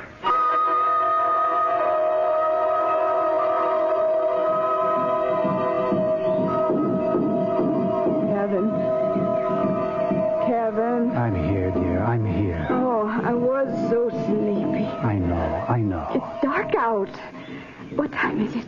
Well, it's almost midnight. You let me sleep. You didn't wake me. I couldn't. But Larry was here and he brought the meat. No, dear. The helicopter's out of order. Oh, Kevin, I am so hungry. Well, I knew you'd be hungry when you woke up, so I'll make you an egg sandwich. No, I want some meat. But there isn't any. There's plenty of meat. Where, Millie? All around you. Out there. There's deer. There's wild pig. Can't you smell it? Oh, no, Millie. Let me have the 405. We'll be able to feast. You can't go. No, in the morning. You can't in the morning. All at night. Darling. That's the time. Now listen, here are some pills to calm you. Kevin, something's wrong with me. I don't know what. I say things I don't understand. I have urges. Oh, I can't even describe. Hold my hand. Yes, dear. What is it, darling? What is it? Oh, my wrist! My wrist! It's burning! Oh, it's on fire! What's the matter, Millie? Look at her wrist. Oh, that's very ugly-looking irritation. How did you get it, Millie? Oh, I don't remember. I don't know. Oh, Uncle Bert, I don't know anything. I'm out. Here. Now, Millie, you must try to be calm. Try, dear. Yes, Uncle Bert, I'll try. Now, tell me, how did you hurt your wrist? I don't remember. Try to remember. You probably have an infection, some kind of bruise. I don't have an infection. I'm not sick. I'm hungry. Do you understand? I'm hungry. You want me, Dr. Jorgensen? I'm all right. Bring the medical kit. I'm hungry. Well, the first thing we have to do is put a penicillin ointment on that bruise. She's feverish, ravenous appetite for meat. Bruise on wrist. Could be anything. She could have scraped it against a bramble, anything. Or an insect. Dr. Jorgensen, we have to get her out of here. Now, radio Larry. Tell him it's an emergency. We have to do something. Don't lose your head. Listen, Millie. Kevin, won't you get me something to eat?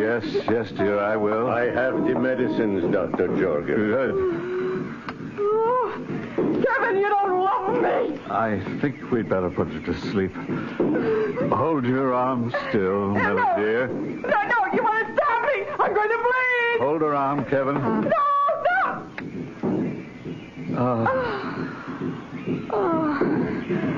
I'm all right. I want to ask you a question.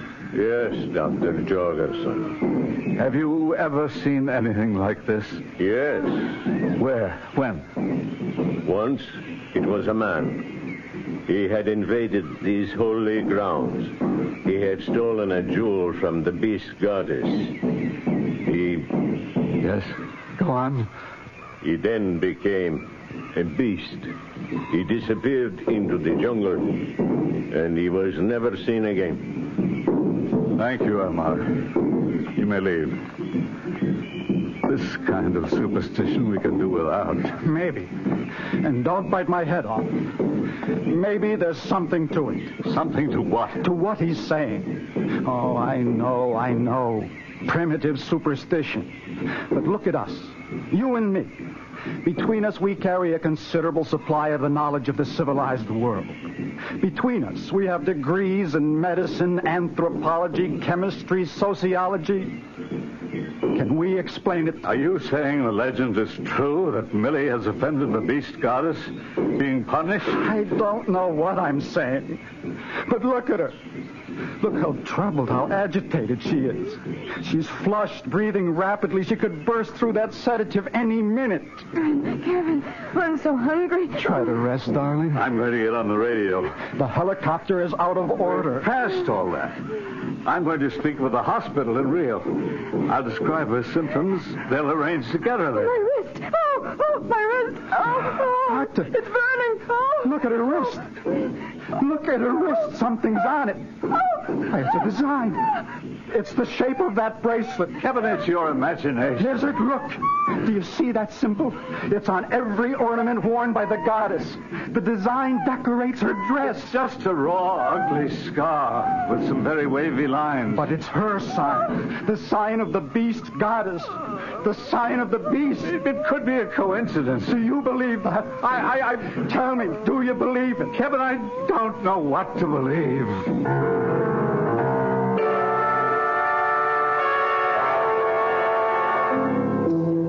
Well, you've got a pretty good handful of advanced college degrees in that tent. Most of them in the sciences. And it's surprising how quickly knowledge abdicates in the face of the unknown terrors of the jungle. Can science be just a veneer also? I'll return shortly with Act 3.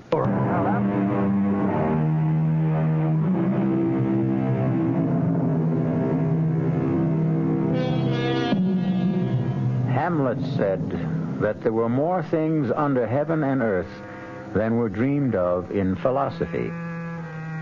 Hamlet should be with us in a tent, deep in a South American jungle, amidst the ruins of an ancient temple, because there are more things than any of us can dream of. Is she still asleep? I think so. She shouldn't be left alone. I'll go back in the tent in a second. Dr. Jorgensen, I just had to find out. Were you able to radio the hospital? Kevin, it's 2 o'clock in the morning. What's the difference? My contact there, the chief of medicine, he's due at 7. Can't he be reached? Kevin, he's returning from vacation. He's on the road. It's only 5 hours. Don't worry. Poor Millie. You know, she really didn't mean any harm. And there are scads of this stuff lying around. I know. It's a pretty little thing. Who'd miss it? She didn't think it was stealing. Kevin, don't talk as if... As if what? As if you believe this is the revenge of the beast goddess? Can you rule it out? Kevin! If they can't send a copter for her, I'll carry her out of here on my back. Those damn drums, what are they saying? Is it important? I'm getting so jumpy. What are the drums saying? Oh, nothing. That isn't so, Dr. Jorgensen. Why do you make an issue out of it? Why do you refuse to tell me? Now, you can read those drums the way I can read a telegram. Now, what are you trying to keep from me? It's just that I thought the agitated state you're in right now... Well, don't make it worse. What are those drums saying? Well, it has to do with revenge. Revenge? What was that? Well, those are rifle shots. Well, who'd be firing at this hour? Come on. Millie! Millie! Oh, she's gone. She's got a rifle. Amira, wake everybody up. Rouse the camp. We have to find Millie. Millie! Careful now. Watch every footstep. It's a good thing there's a moon. Millie, where are you? Those shots came from just about here. Why did she go out? Oh, let's quit pretending. You know why she went out. To hunt. At night? Why? Because she's hungry. Oh, Kevin. When are we going to face it? Admit it. Millie! Millie, can't you hear us? Look. Where? Oh, no. No, she can't be dead. Millie. She seems to be breathing. There's blood all over her. But it isn't her blood. She must have shot this deer and... Millie. Are you all right? I feel so nice and warm.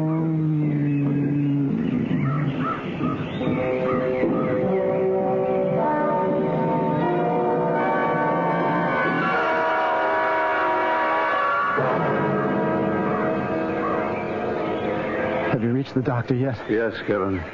They're sending a copter. It'll be here late this afternoon or tomorrow morning. Oh, that's great. They're doing the best they can. Oh, sure. I'll be reasonable. Reasonable, huh? My wife is being destroyed before my eyes. It seems there is, or they think that this might be a very unusual disease. Oh, come on. It's an infection. She might have picked it up from the bracelet. What are you talking about? It could have scratched her when she put it on. And? Well, it's been lying here for hundreds of years. All kinds of parasites, microorganisms.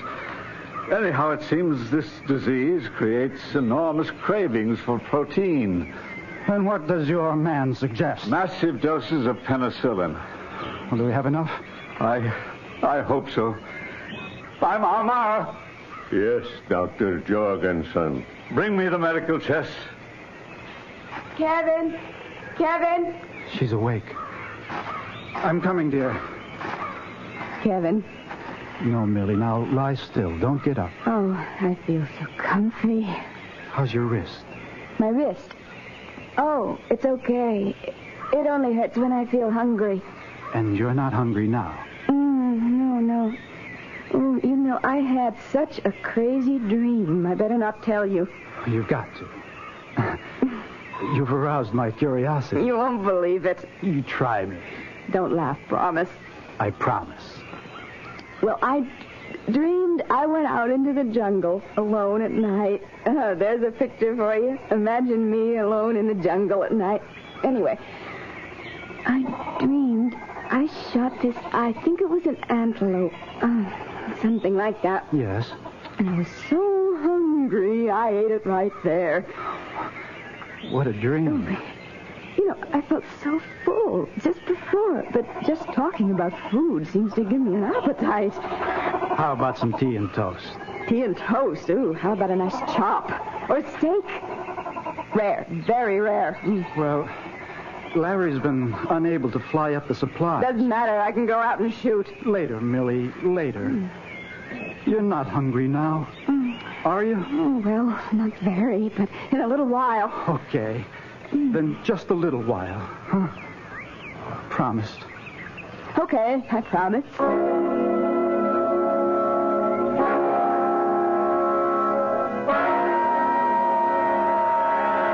Where have you been, Doctor? I've been waiting in the tent. Don't leave her alone again, Kevin. Where's that penicillin? That's just the problem. What problem? Look, we just can't have any more problems. We do. The penicillin is gone. That's impossible. All the bottles of penicillin solution, all the tablets, gone. But how? I don't know. Are any other supplies missing? No, everything's here. Kevin! Go to her quickly. The penicillin. Amara brought me the chest. The drug was missing. We have spares in the supply depot. I looked, gone from there, too.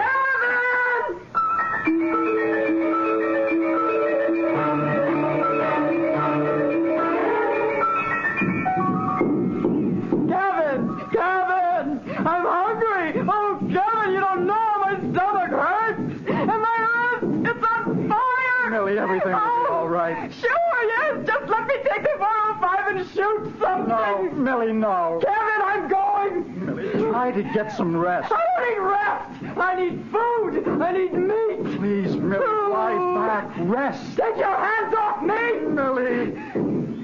Let go of me! Help me! Somebody give me a hand. But I'm tired, I'm all right. Get some rope. Let go of me! Let go!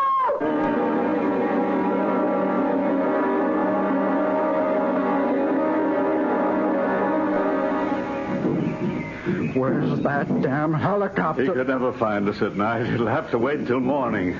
I don't know if she can wait until morning. Listen, we don't have medicine. Let's try the other thing. What other thing? The legend. Maybe we can placate the goddess. Kevin. Is there anything else we can do? Now, there's something happening here. The penicillin is gone. How do you account for it? He may have forgotten to pack it. Nonsense. Last night, you said the drums were talking about revenge. Revenge for who? For what? And what are they saying tonight? It's revenge. Kevin! Come in here! I'm coming. I'm coming. Kevin, I want the 405. Untie me. No, Millie. What did you do with it? Untie me. What did you do with it? The bracelet. You didn't put it back, did you? I'm hungry. I'll die, Kevin. I'll die. I'll untie you. If you just tell me, where did you put the bracelet? I'll get you some meat. Yes. Oh, Kevin, yes. The bracelet. The bracelet. It's in my makeup kit. Oh, no, untie me. Let me hunt.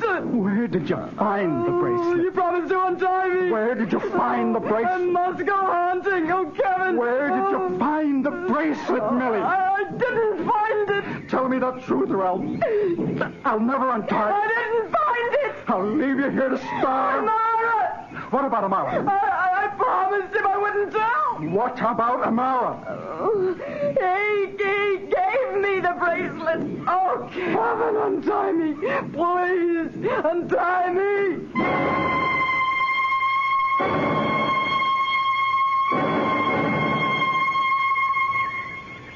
Amara, you will tell us where you hid that penicillin, or I'll blow your brains out. You may kill me. That's not the way. Let me beat it out of him. For the past 2 nights, Amara, the drums have talked of revenge. Whose revenge? Mine. Upon whom? Millie. For what reason? She killed my only son. How?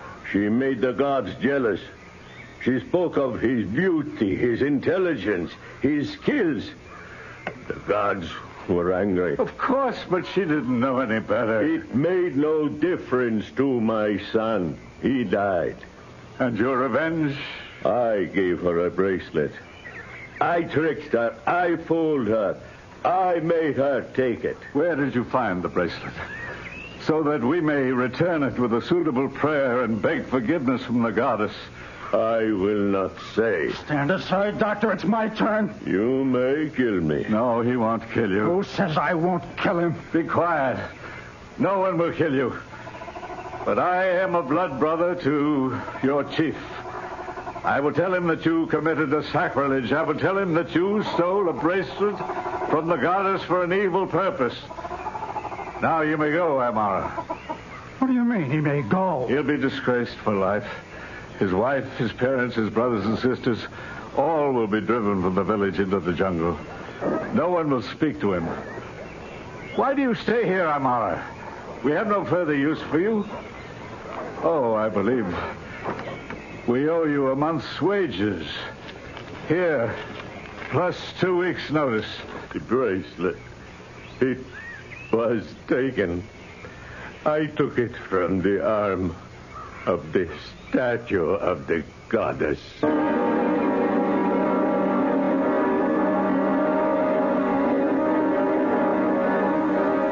Now repeat this, Millie. Why do I have to go through this mumbo-jumbo? Oh, just do it, Millie. Now, place the bracelet on the wrist of the statue. Ugly old girl, isn't she? Millie. Okay. Now say, forgive my sin. What sin? Okay. Forgive my sin. What else? That's all. That says it. Well, that's a relief. I must have been a trial to you boys. What happened to me, anyhow? The way you were shooting penicillin into me. How are you now, darling? Okay, I guess. Oh, but I'm so hungry. Hungry? Starved. For what? Meat? Meat. Since when did I ever eat meat? Just point me at some tea and toast, and salad, and fruit. I might even have an egg.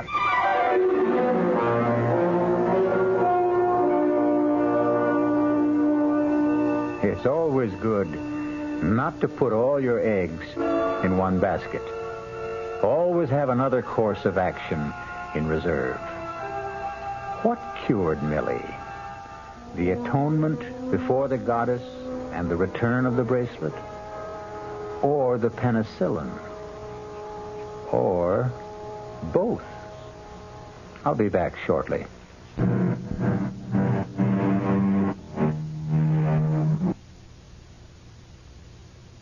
Subscribe for more videos.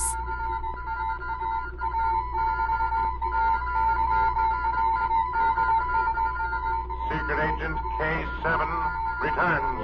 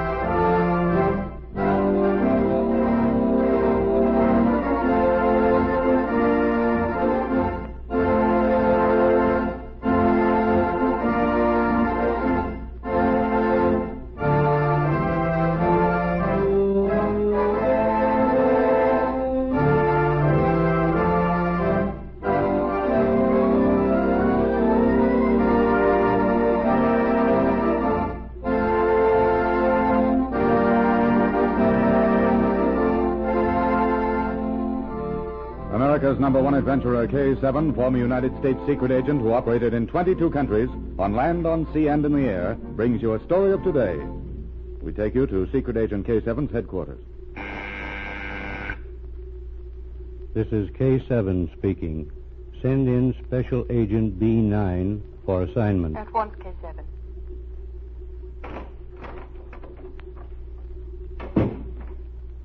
Special Agent B9 reporting for duty. Agent B9, we have been brought to this country by an old friend of mine who is a high-ranking Army official and a member of the General Staff. 2 days ago, a certain valuable map was stolen from General Staff headquarters. It must be recovered immediately. We have reason to believe it has not yet been carried out of the country. This record of the case has been prepared for you. It contains all known facts. Miss Yvonne Durrell will act as your assistant. Keep me informed.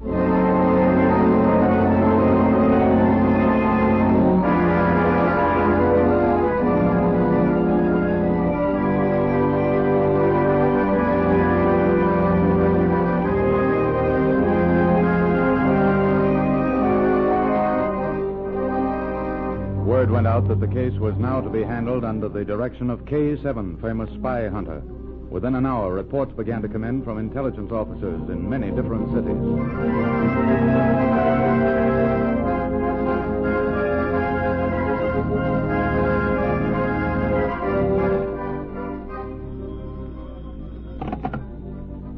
This is K7 speaking. L6 reporting. We have definitely established that the missing map was stolen by Andre Lajos, famous international spy. Lajos flew to Paris this morning. He's being followed.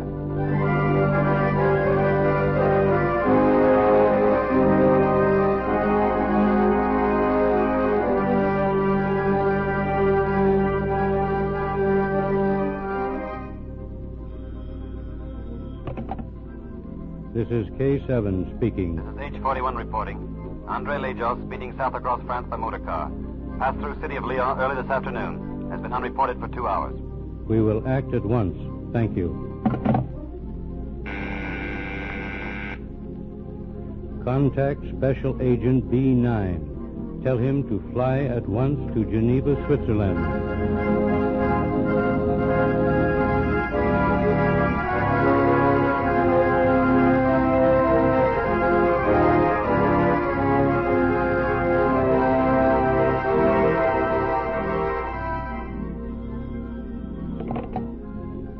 This is K7 speaking. Captain Sivet, Border Patrol speaking. We believe Andre Lajos crossed border an hour ago. A plane was waiting for him at Valence. Was headed for a small alpine field just across border.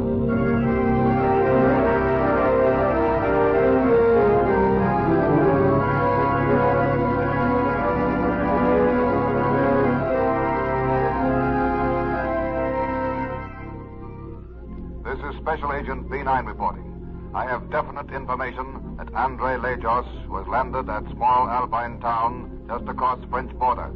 Mr. Rell and I are at airfield at Bern, Switzerland, our plane being refueled. We are less than an hour behind Lejos and should catch up with him before nightfall.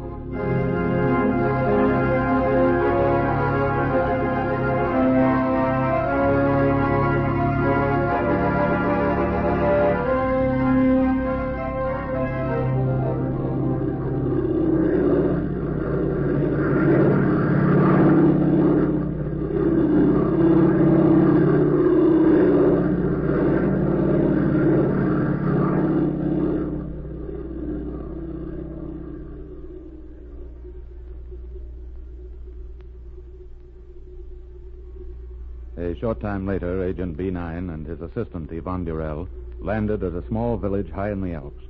From that point, they easily traced the spy, who, believing himself safe, was dining at a small inn. As he finished his dinner, Agent B9 and Yvonne entered the hotel. There doesn't seem to be anyone around, B9. The innkeeper is probably supervising the serving of his guests. A place this size is usually run by a man and his wife with no other help. That seems to be the dining room back there. Stand behind me. I want to look in. Is Lejos there? Yes. He's just finishing his dinner. We'll wait outside. What's the matter? Step back into the cloakroom, Yvonne. A powerful car has just stopped outside.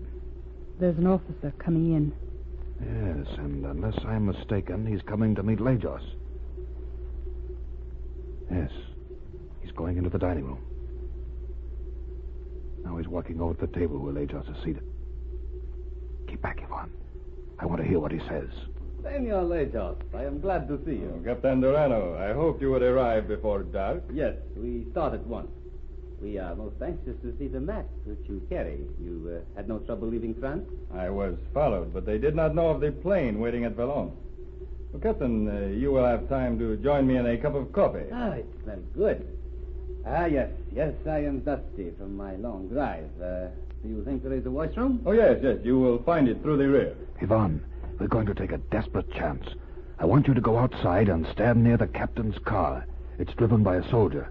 Have your gun ready for use, but keep it out of sight. B9, what are you going to do? The officer has gone into the washroom. While Lejos is alone, I'm going to take the map. There's a briefcase on a chair beside him. Remember, wait outside. Lejos, don't try to move. Who are you? That doesn't matter. I'll take this briefcase. Sit still and don't call out as I back out of this room.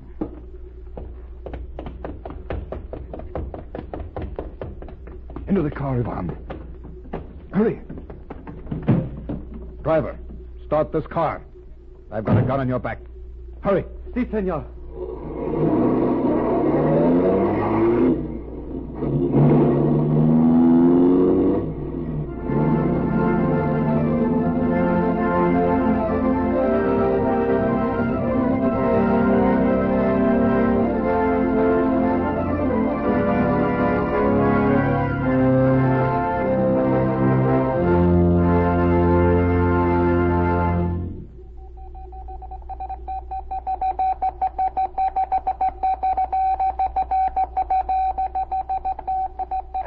Reporting to K7. Special Agent B9 and Mr. Rell are now in possession of the map.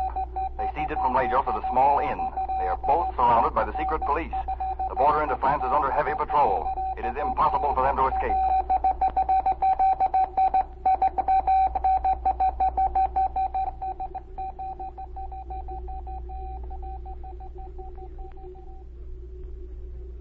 Agent B9 and Yvonne were in a desperate position. Their car raced down the mountains toward soldiers warned by telephone of their coming. To be captured meant certain death before a firing squad. B9 knew that before they could reach it, the border would be impassable. Then he sighted a small airport near the outskirts of a city.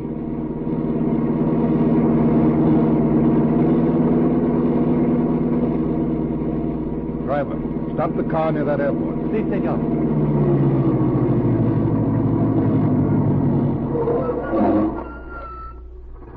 Suppose there isn't a plane being on. We'll have to take that chance, Yvonne. Open the door. Driver, I want you to turn this car around and go back up the mountain. If you attempt to go on into the village, I'll shoot you. I've got your revolver. Do you understand what I'm saying? Si. All right, start.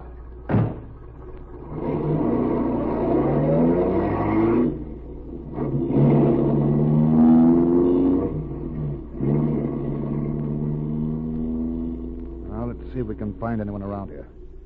Hello? Hello? Is there anyone around here? There's a man, B9. Yes, and there's a plane. We'll pose as tourists. You're my wife. We'll see if we can hire him to take us up on a sightseeing flight. Keep your gun out of sight. If he refuses to take us up, well, we'll take care of that when we come to it. Be ready to act.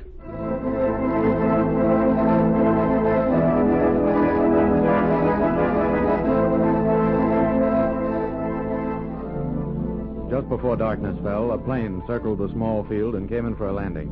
As its wheels touched the ground, two men ran to meet it. One was the officer, Captain Girano. The other was the spy, Andre Lejos.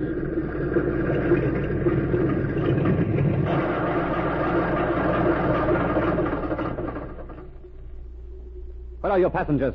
Where are the two you took up an hour ago? They're gone. I circled over the mountains. I looked back to see if they enjoy themselves, and they're gone. Did they wear parachutes? No. But wait.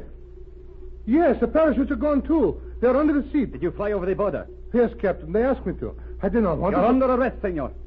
Arrest? Oh, no, I've done nothing. You have cost your country a great prize, which is already won. I arrest you for aiding the enemy.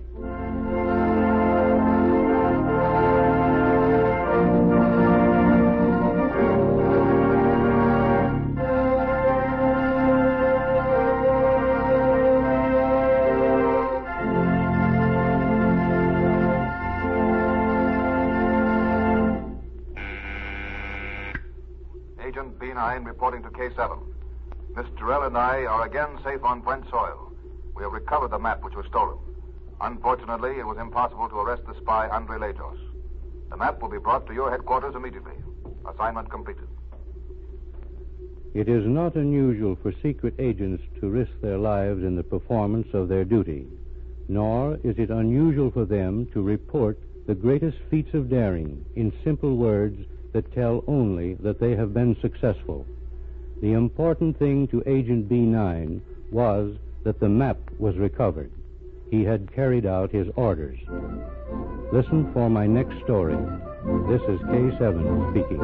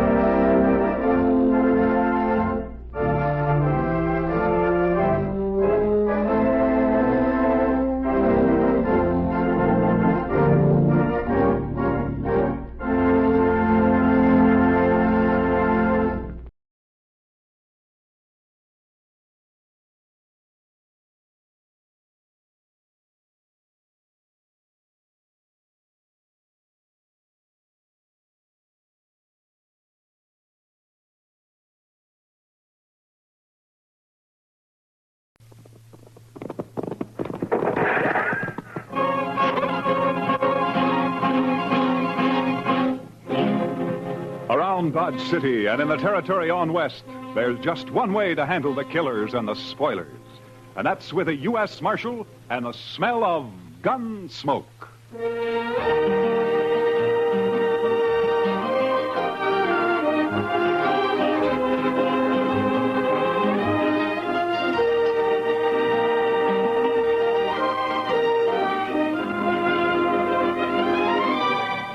Gunsmoke, starring William Conrad. The story of the violence that moved west with young America. The story of a man who moved with it. Matt Dillon, United States Marshal.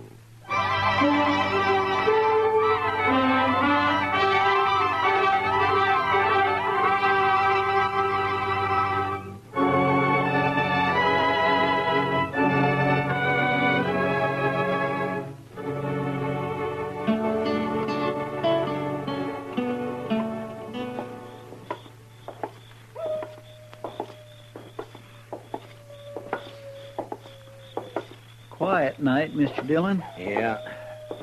Except for that coyote. He's wailing his head off out there. Mad at the moon, I guess. Or in love, maybe. Oh? Yes, sir, the way I've noticed it, any time you find a man or an animal out squalling around in the dark, it's usually love. Yeah, but this one sounds kind of mournful, Chester. Well, sir, love is mournful sometimes, Mr. Dillon. Yeah, so I've heard. Matt? Is that you? Oh, good evening, Miss Morley. How have you been, Matt? Oh, fine. Fine, thank you. You, down here on Front Street this time of night alone? I'm looking for Red Lawson. He's a new man, works for Al. Al's meeting him sometime after midnight, and they're going out on a cattle buying trip. I want to talk to him first. You satisfied? Well, it's just that this is no place for a woman alone, Miss Morley. Maybe you better go home. There are other women down here. They belong here, Miss Morley. They work here. Oh, don't be so stuffy, Matt. And call me Ava for once. Everybody else does. Well, your husband might take exception to that, Miss Morley. Now, you're blaming me for what happened before, aren't you? I'm not blaming you for anything, Miss Morley. I didn't tell him to get into a gunfight over me. It wasn't my fault. I didn't say it was.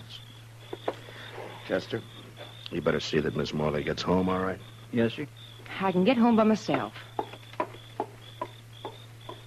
My, she's pretty as a picture. It makes you wonder. Yeah, maybe you were right, Chester. With a woman like that, love might be kind of mournful.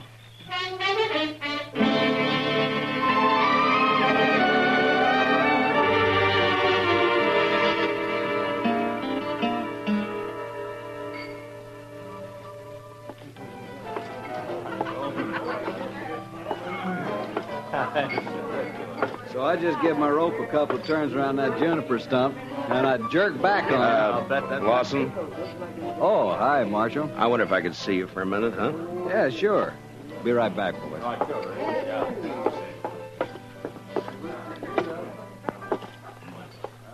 What's on your mind, Marshal?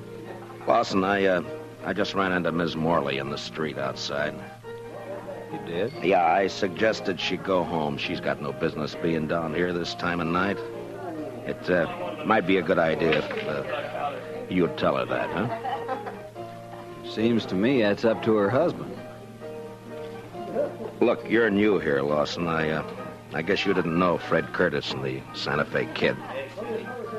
I heard about it. A couple of fools, as far as I can see. Yeah, I guess they were. After they met Miss Morley. Hey, look, Marshal. What's your stake in this? I got no stake. What Miss Morley does is her own business, as long as it doesn't cause any trouble. I'm just trying to keep the peace, that's all. I feel kind of sorry for her, that's all. Al treats her like a dog.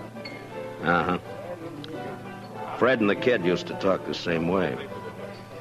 Like I said, a couple of fools. I'm not. I hope not. See you around, Marshal. Yeah, sure. Oh, I would think so. Sure. Hi, Kitty. Could I speak to you? Oh, sure, Matt. Excuse me, boys. I'll be back. All right. You hurry back now. What, Ma? Kitty, has Al Morley been in tonight? Oh, no. I haven't seen him, Ma. Should he have been around? Oh, not necessarily. He and Lawson are riding out around midnight on a cattle buying trip. I just thought they might be meeting here. Oh, well, not yet anyway. Jesse Wells would know what their plans are, though. Jesse Wells? Yeah, the bartender down there at the end, the young one. You know him. Oh, yeah, sure. Why would he know? Well, he's going along. Al asked him to help out. They're going to follow the Lazy Bee roundup. Try to get in ahead of the buyers from Chicago. Oh, yeah.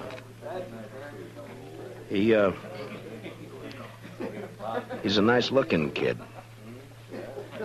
I wonder if... Yeah, he's another friend of Ava's.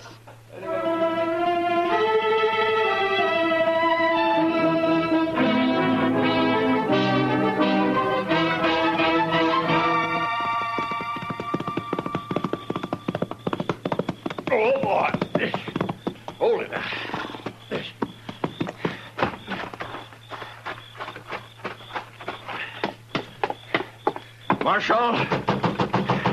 Marshal Dillon. Oh, come on. Wake up, Marshal. All right. Take it easy. Who is it? Jesse Wells, Marshal. Open the door. All right, just a second till I get it. What's the trouble, Wells? Al Morley, Marshal. And you better get your horse, because we got to ride back out there. Out where? What happened? Buffalo Flats. We camped there to wait for the roundup crew. And Al's dead, Marshal. He's knifed in the back. Did you do it? No. It was Red Lawson. He knifed Al and he stole the money we were going to use to buy cattle. What in the world is going on, Mr. Dillon? You better saddle up, Chester. We got to ride. What's the trouble? The usual. Nothing new but the names. Seems Red Lawson turned out to be a fool in spite of himself.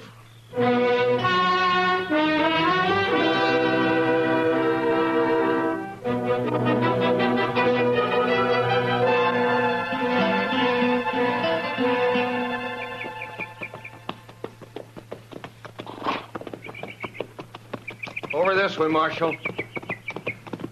Camp is right there by that plum thicket. Right.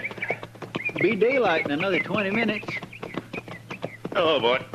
Oh. He's laying over there by the bushes. Yeah, I see him.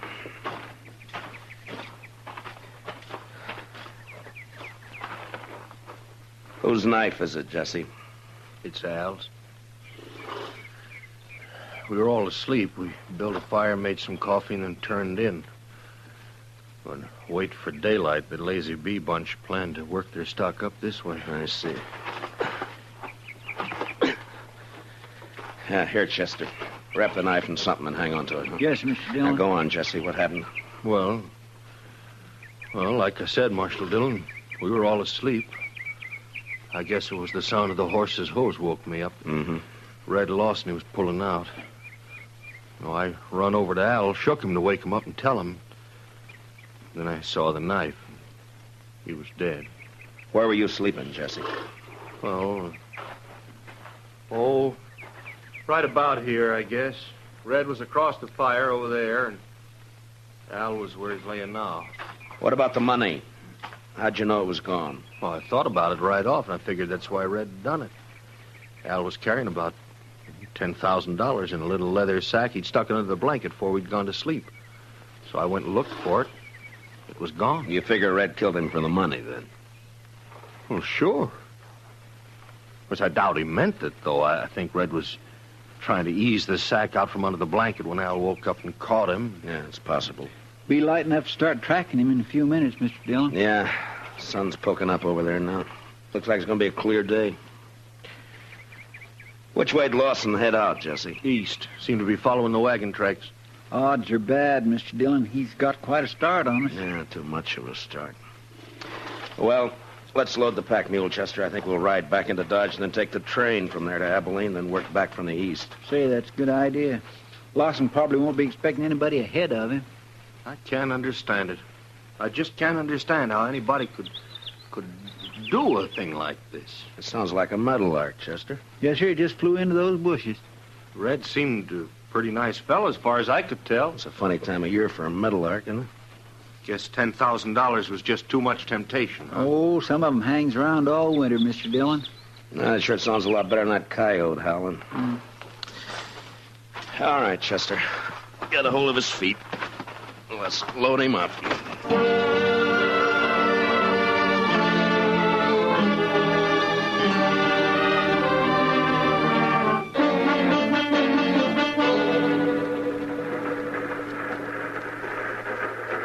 Sumac Creek water tank's right around the bend up ahead of us there. How long we stop here? Oh, about 5 minutes. Just long enough to take on water. Might as well relax, Marshal. It's a long ways yet to Abilene. Why, we ain't but 24 miles from Dodge City. Feels more like 100. These seats are harder than a saddle. Yeah. Say, this here fella you boys looking for, I guess he's a real mean enough. What? Oh, yeah. Mean enough. Well, it's just like I always say, this prairie country ain't never gonna be a law-abiding place to live. Well, every time I pull out of Kansas City on the run west, I'm expecting every minute to be shot or hung or scalped. Chester. What's the matter, Mr. Dillon? Look out the window here. Around the bend there by the water tank. Looks like we don't have to go to Abilene. Oh, yeah, there's some fella waiting to catch a train, I guess. You boys reckon that... Is he the one? Yeah. His horse is tied there by the tank. Must have decided on a quicker way of traveling. Yeah, it looks that way. All right, Chester, he won't be expecting us. Let's get out in the vestibule and then drop off and take him as soon as the train stops. Yes, sir. Hey, Marshal, whatever you do, don't let him get on this train. Just keep the passengers away from the windows. In a way, it's too bad, Mr. Dillon. Miss Morley would have really enjoyed that $10,000. You're guessing, Chester. Well, he hasn't seen us yet. All right, let's go. Lawson, get your hands up. Bill. You're under arrest. Get your hands up. No. He's running for his horse, Mr. Dillon. Lawson! He's going to fight. You can't get away on foot. Lawson! Come on, Chester. That's a cutting it awful thin, Mr. Dillon. Giving a man 3 chances before you haul down on him? Well, we're still on our feet. He's not. Yeah, but it's a pushing the odds, though. Yeah, I guess. All right, pick up his gun there, will you? Yes, sir. Lawson? He's still alive, Mr. Dillon. Can you hear me, Lawson? Sure. Sure, I can hear you. There's a sack of money. Looks like it fell out of his coat. Yeah, I see it. Lawson, there's no doctor on the train. We're going to try to stop the bleeding and do the best we can for you. There'll be a train back toward Dodge City in about a half hour. We'll wait for it. Is that all right with you? I don't have any choice, do I? No, I guess you don't. You made your choice last night. Was she worth it?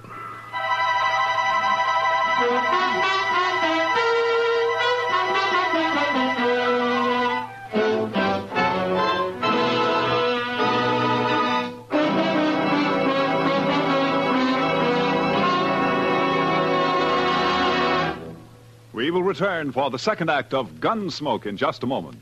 But first, every Saturday night, Gene Autry invites all his friends to visit him at Melody Ranch for a half hour of songs and stories about the Old West. Tune in the Gene Autry Show tomorrow night over most of these same CBS radio stations. Now for the second act of Gunsmoke.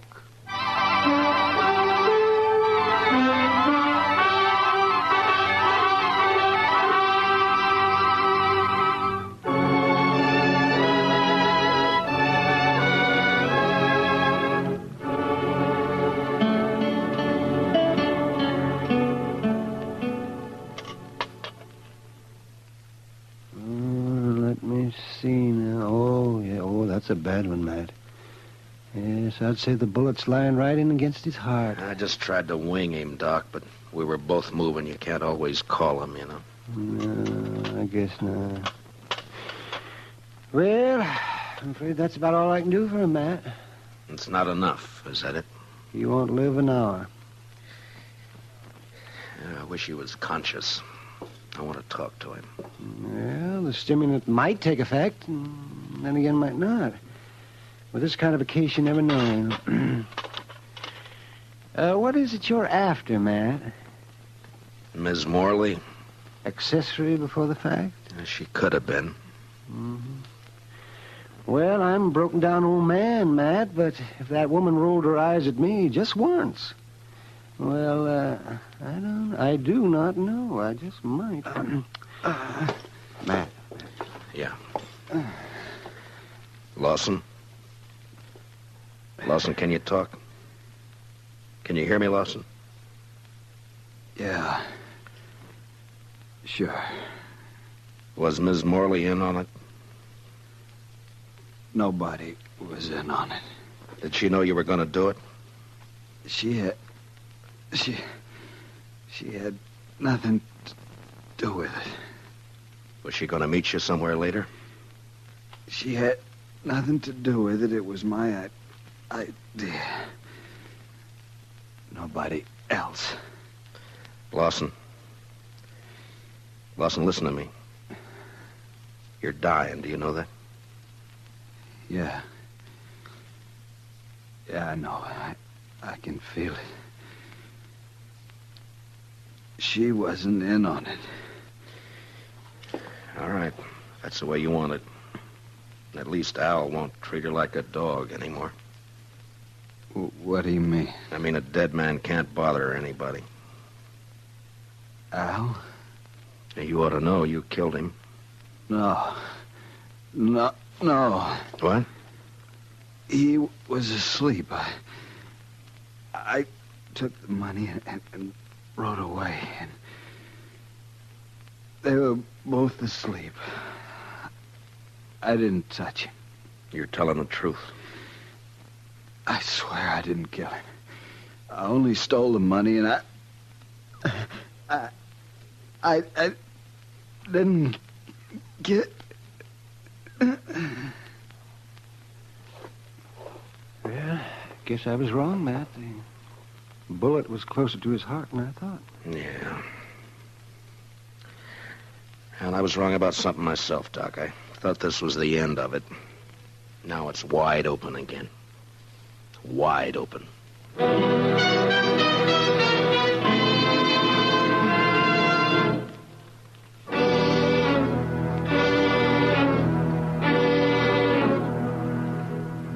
I don't see why you got me here just to ask the same things all over again, Marshal, because I told you how it happened. Yeah, I know, Jesse. You caught Red Lawson with the money on him. Now, what more proof do you need? It only proves he took the money, Jesse. It doesn't prove he killed Al.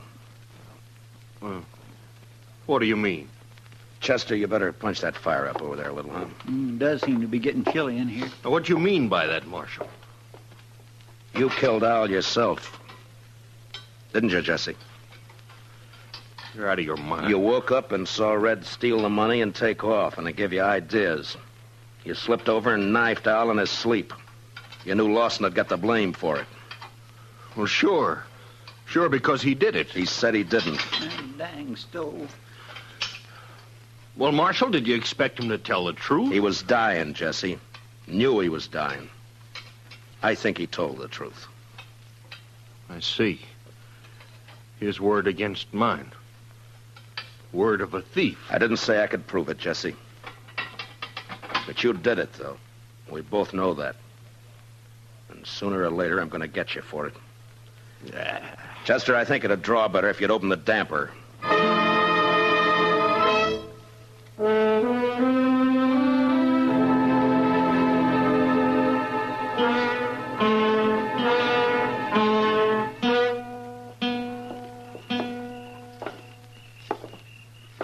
Quiet night, Mr. Dillon. It was a quiet night last night. And 2 men who were alive last night are gone tonight.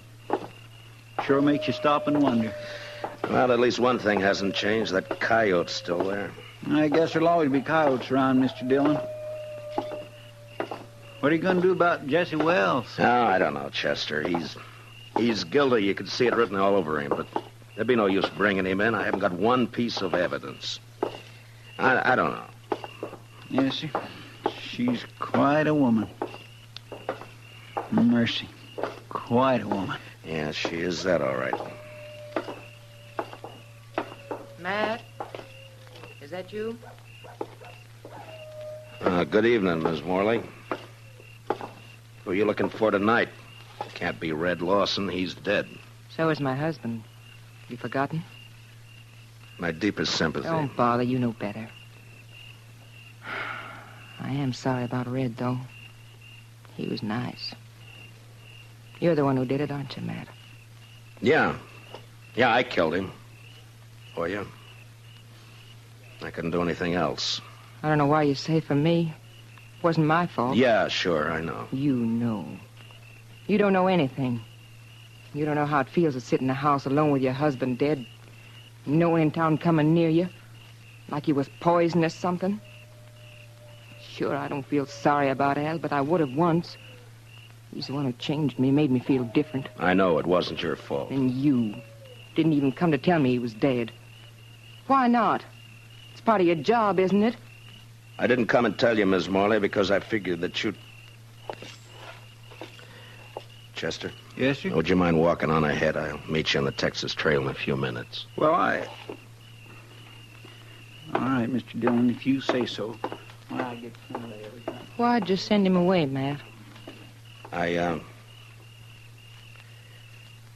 was just wondering if you were going to be home later tonight. Well, I could be. Around 10 o'clock, say? Sure, Matt. I'll be there.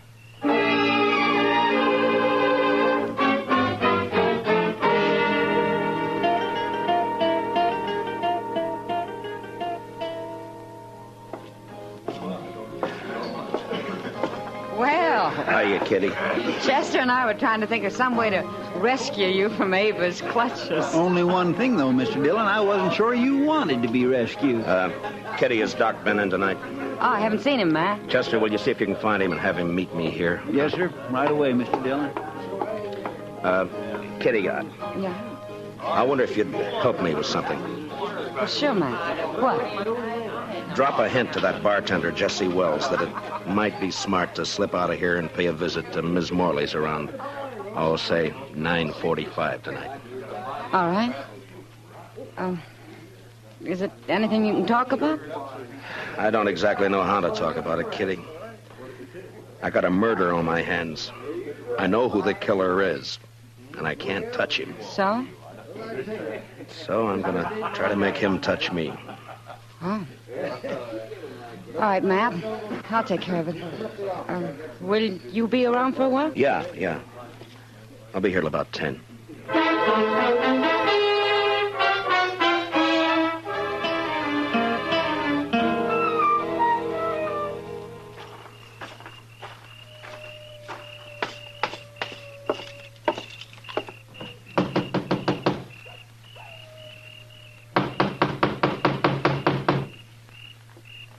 Who is it? It's Matt Dillon. Who'd you think? Just a minute. Well, hurry up. Let me in. All right, Dillon, come on in. Well, Jesse, I thought you were working. I was, till just a few minutes ago. Well, what's on your mind?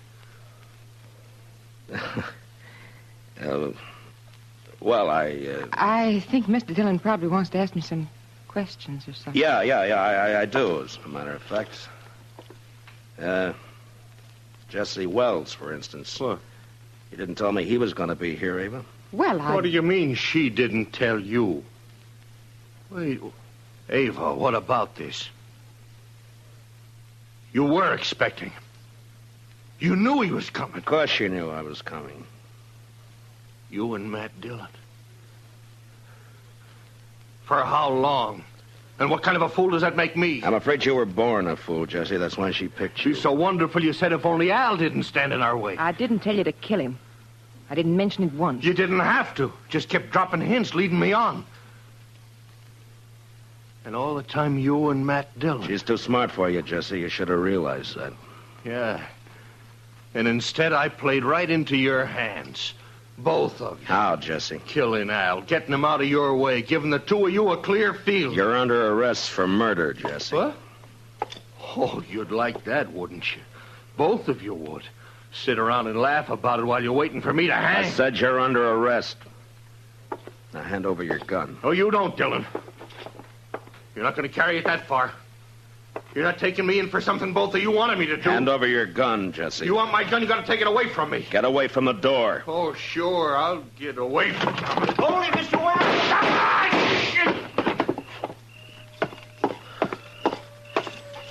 Are you all right, Chester? Yes, sir. It was close, but he missed me. Well, you two didn't miss him. I don't know which one of you fired first, but either bullet would have done it. Well, you got his confession all right, Mr. Dillon. Doc and I heard every word from the front porch there. We sure did. Only one thing, though, Matt. He didn't implicate the woman in it. Yeah, I know. Will you take charge, Doc? Oh, sure. Be glad to. Part of my job, you know. Matt? All right, Chester, let's go. Matt? Could I see you for a minute before you go? Matt? What's it add up to, Mr. Dillon? 3 men have been killed since this same time last night. Yeah. And you know, Mr. Dillon, I think maybe it's kind of all her fault. And you can't pin a thing on her. My. Well, there's one lucky thing. There aren't many women like her.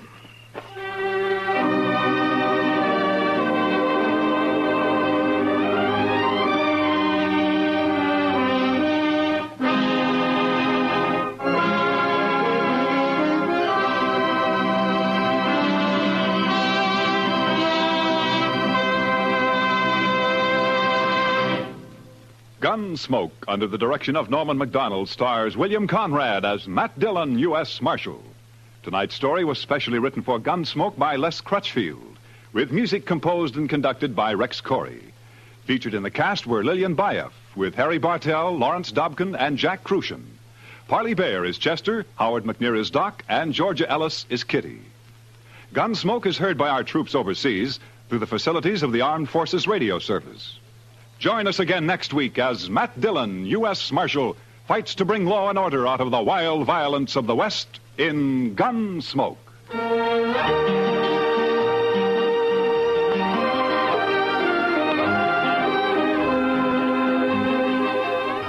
Strange Island tells the remarkable story of a tropical paradise that sank into the sea. Hear all about it on Tarzan, Lord of the Jungle, tomorrow night on most of these same stations. Hear about the miracle that saves Tarzan from drowning and brings the island back from the sea. Remember, it's yours for thrills on tomorrow night's exciting adventure with Tarzan, created by Edgar Rice Burroughs and brought to you now by CBS Radio. Clancy Cassell speaking. And remember, Broadway's My Beat brings you startling mysteries Saturday nights on the CBS Radio Network.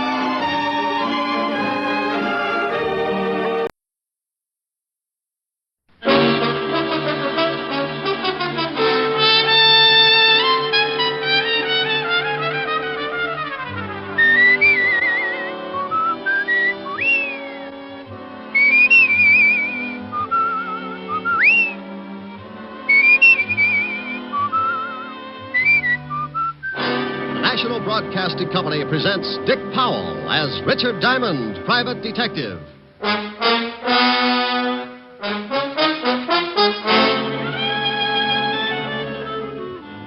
Diamond, this is Walt. Where the devil are you? where I started out to be, down on River Street, looking for the guy. Stay right there and wait for me, but you might as well stop looking. Why stop looking? Take my word for it, he's not there. Well, if you're so smart, where is he? The city morgue. We fished him out of the river 10 minutes ago. Here's another exciting case from the files of Richard Diamond, private detective, starring Dick Powell.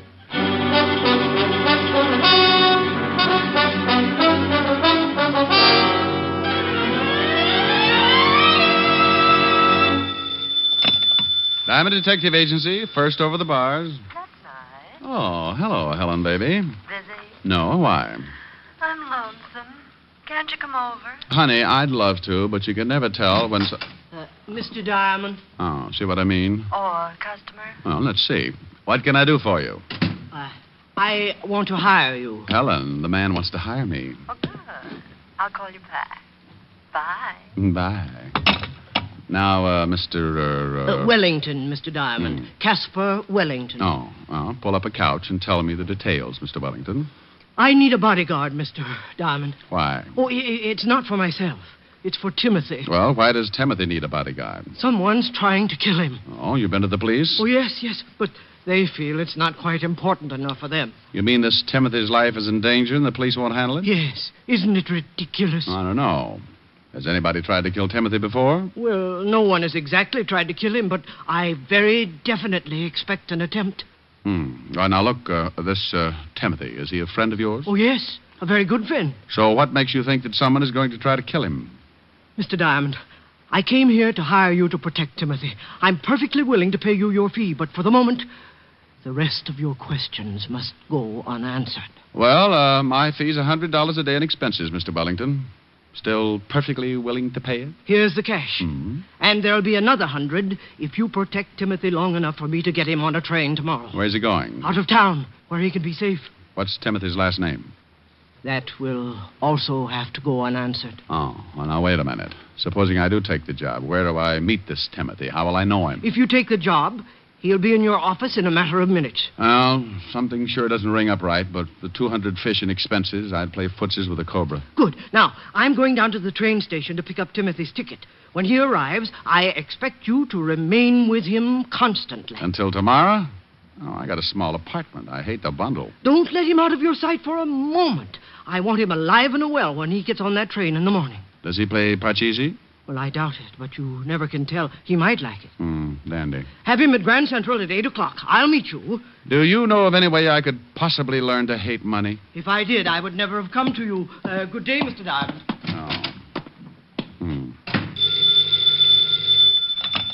Atlantic Bone and Fertilizer. Oh, that's a pip. Just wondering how a new business would work out. Now what's wrong? I have a very unhealthy feeling that I've just let myself in for something I won't like. Oh, the client? Well, kind of. I've got a guard, a friend of his. What's the matter with that? Oh, I'm not going all through that again. The client just came on like Secret Service. I got the name of the guy he wants guarded, and I know that someone's going to try and kill him. And that's it. Rick, you be careful. Honey, the client shoved $200 in my rural hot hand. Oh, good. What do you want me to do? I'm trying for capitalist this year. Didn't your client go to the police first? Sure. He went to the police with it. Hey, you. Me? What? Yeah, you. Rick, are you listening? Yeah, I'm listening. Put down the phone, friend. We want to talk to you. Well, if you're listening, why don't you answer my question? If your client went to the police... That's better. Well, now, I'm a sport, especially when someone's got a gun pointed at me. Oh, the gun ain't gonna hurt you, chum, if you answer a couple of questions. Where's Caspar Wellington? Who? You gonna be difficult? Look, you got a gun on me. Who wants to be difficult? You don't know Caspar Wellington, friend? Never heard of him. We seen him come into the building. No, so you figured he came to see me. It's such a small building, only about 100 offices. Oh, that's pretty funny. Glad you liked it. No, but we didn't. You're the only private detective in the building. We figured maybe Caspar wanted to hire you. What would he want to hire me for? What did this guy do? How do you like that, George? Now he's a nosy comic. Well, Durante gets away with it. Friend, I have just decided your humor bores me. Yeah, it's pretty bad, ain't it, Tony? Suppose we push his face around, huh? Maybe he don't feel like no more Joe. Oh, now, wait a minute. I don't know anything about this Casper or whatever his name is. What good's it going to do to work me over? Well, now, you see, Tony and me got real nasty dispositions. We've been crossed, and then you make with the jokes. We don't like being the only ones unhappy, so we think maybe you ought to join us. Now, look. Now, hold it a second, Judge. What for? It's a setup. Oh, wait. We mess him up, the law comes. We gotta find Casper. We ain't got no time to play patty cake with the cops. I just want to cross the mouth. Forget it. Look, friend, you sure Casper Wellington didn't come in here? I couldn't be more positive. Okay. Put down the rod, George. That don't look so unhappy. Maybe the shamus is lying. If we catch him telling a fib, just think of the fun you can have later on, huh? Come on. We'll leave him? Yeah. So long, friend. And for your sake, I hope you've been leveling. Yeah. See you around. Yeah, bye. This is fool's fancy shop show, Papa. Now, you listen to me, Richard Diamond. The next time you hang up on me, But I'll how- never speak to you again. But, And you'd but- better have a pretty good excuse for doing it this time. But you know I take a lot of things from you, Rick, but never once have you hung up on me. Helen, please. And I think it was rude and inconsiderate. Helen. And I want to know right now, this minute, just what kind of a poor, lame brain excuse you're going to come up with. Helen! Well? Now, look, baby, I don't know what's going on. This is like doing business in a roundhouse. The only reason I hung up on you was because two guys strolled in here and shoved guns in my face. Rick. And they were looking for the guy who came in earlier and hired me to look after someone named Timothy that I haven't even seen yet. It sounds awfully confusing. It is. Oh, hold the phone. Here's somebody else. Come in with your hands up. You Richard Diamond? Yep. You got a crate here addressed to you. Well, that figures. Bring it in.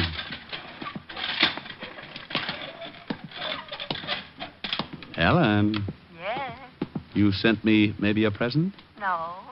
You want me to? Yeah, but someone's beating you to it. Where do you want it? Good grief. Put it down right there. What's the matter? The present. The biggest crate you ever saw. Crate. What's in it? How do I know? Well, open it. Okay, Mr. Diamond, stand right here. Yeah. There you are. I hope you still be very happy.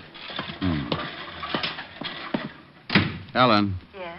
Hold the phone. I'm going to open this thing. All right.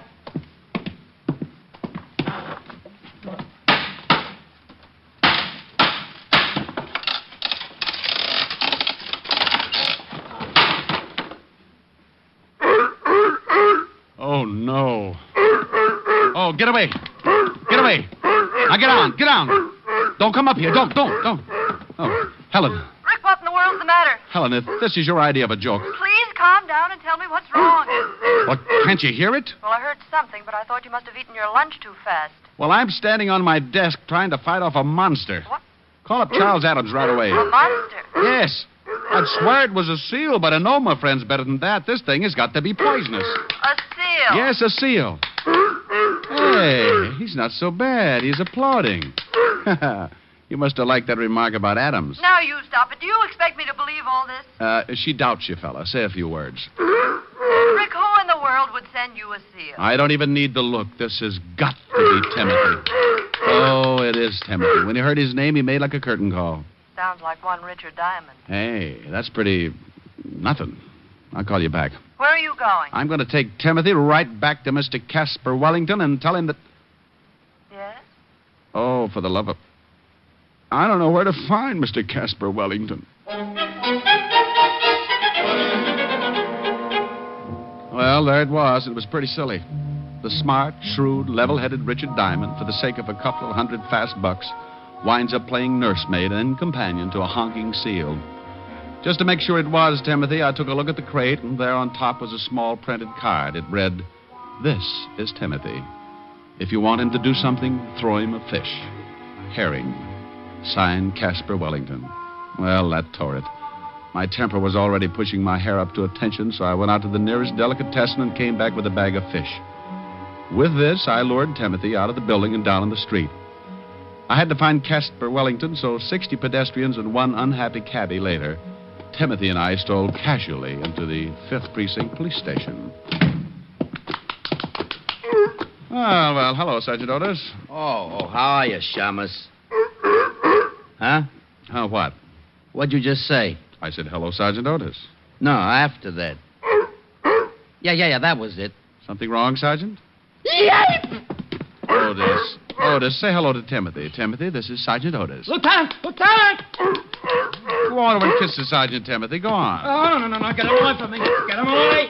Oh, Otis, he's not so bad. Lieutenant! Help! Now, Otis, come down off that desk. You look sillier than I did. He's trying to eat me.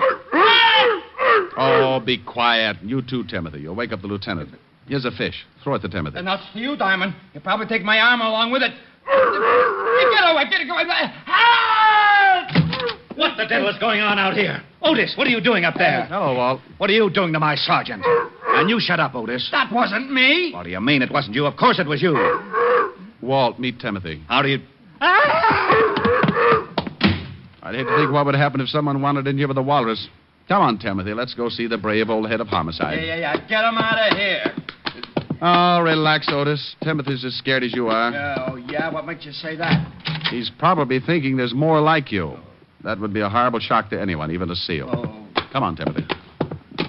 You get that thing out of here right now, Diamond. Everybody's standing on something. You'd think it was a steam bath. Up till now, I've had 2 reported homicides and a couple of fat robberies. And if you think you're going to wander in here with that thing and confuse the whole department, you're mistaken. Now get it out of here. Oh, Walt, it's only a seal. Have a fish. I'm not hungry. No, Walt. It's for Timothy. Feed it to him. He'll love you. Yeah? Do you think so? Sure, Walt. Go ahead. Try it. Okay. Here, Timothy. Hey, he's applauding. Sure, he's a nice little fella. Now, climb down and help me. Give me another fish. Oh, won't come down without it, huh? Okay, Walt. Speak. Oh, don't be ridiculous. I want to feed it to Timothy. He likes me. See? Oh, lovely. Why don't you two get engaged? Oh.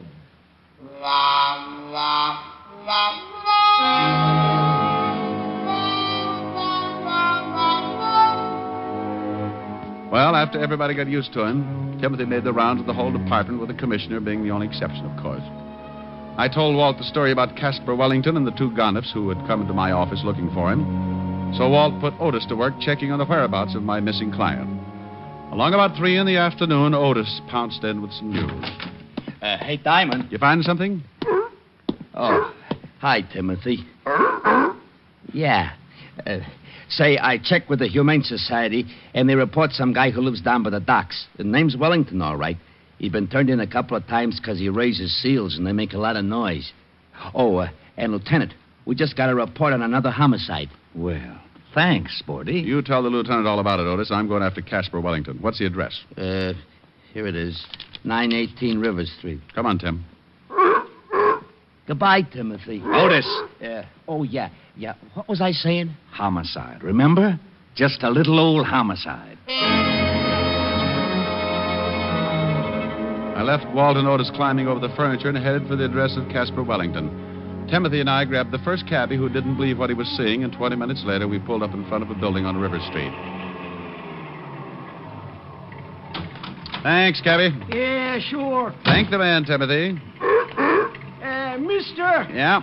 I didn't ask you nothing when you got in the cab because I just didn't believe it. Is that the seal you got with you? You're expecting maybe a raccoon? Do you always take him around with you like that? Sure, we're brothers. Stop by the house sometime for dinner when Mom isn't taking a swim. He's not a very good driver, is he, Timothy? You know it. Come on, you're going home. Hold it right here, friend. You heard him. This is a gun in your back. Oh. Yeah. Oh. You lied to me, friend. I'll go stand in the corner. Nah, don't move. Okay.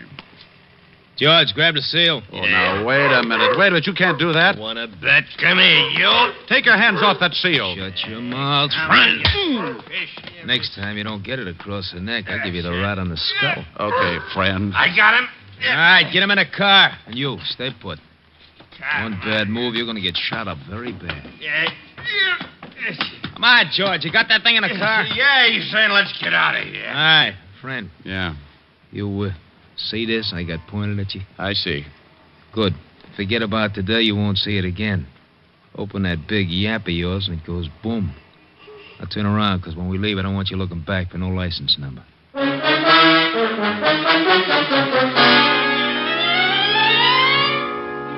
Well, I stood there while they drove off with poor little Timothy. Then I made a quick dash across the street and into a store with a phone booth. Seconds later, I was hearing one of the most beautiful sounds in the world. Diamond, this is Walt. Where the devil are you? Where I started out to be, down on River Street, looking for my client. Well, you stay right there and wait for me, but you might as well stop looking. Well, why stop looking? His house is just down at the end of the block. Well, take my word for it, he isn't there. Well, if you're so smart, where is he? The city morgue. We fished him out of the river 10 minutes ago. What? He was suffering from a hole in his chest. Dead before he was tossed in. Oh, Walt. Remember those two guys who came into my office earlier? Yeah? Well, they just put the snatch on Timothy and belted me across the neck for my trouble. They swiped the seal? Yeah, so get on here. I'll meet you at Casper Wellington's house.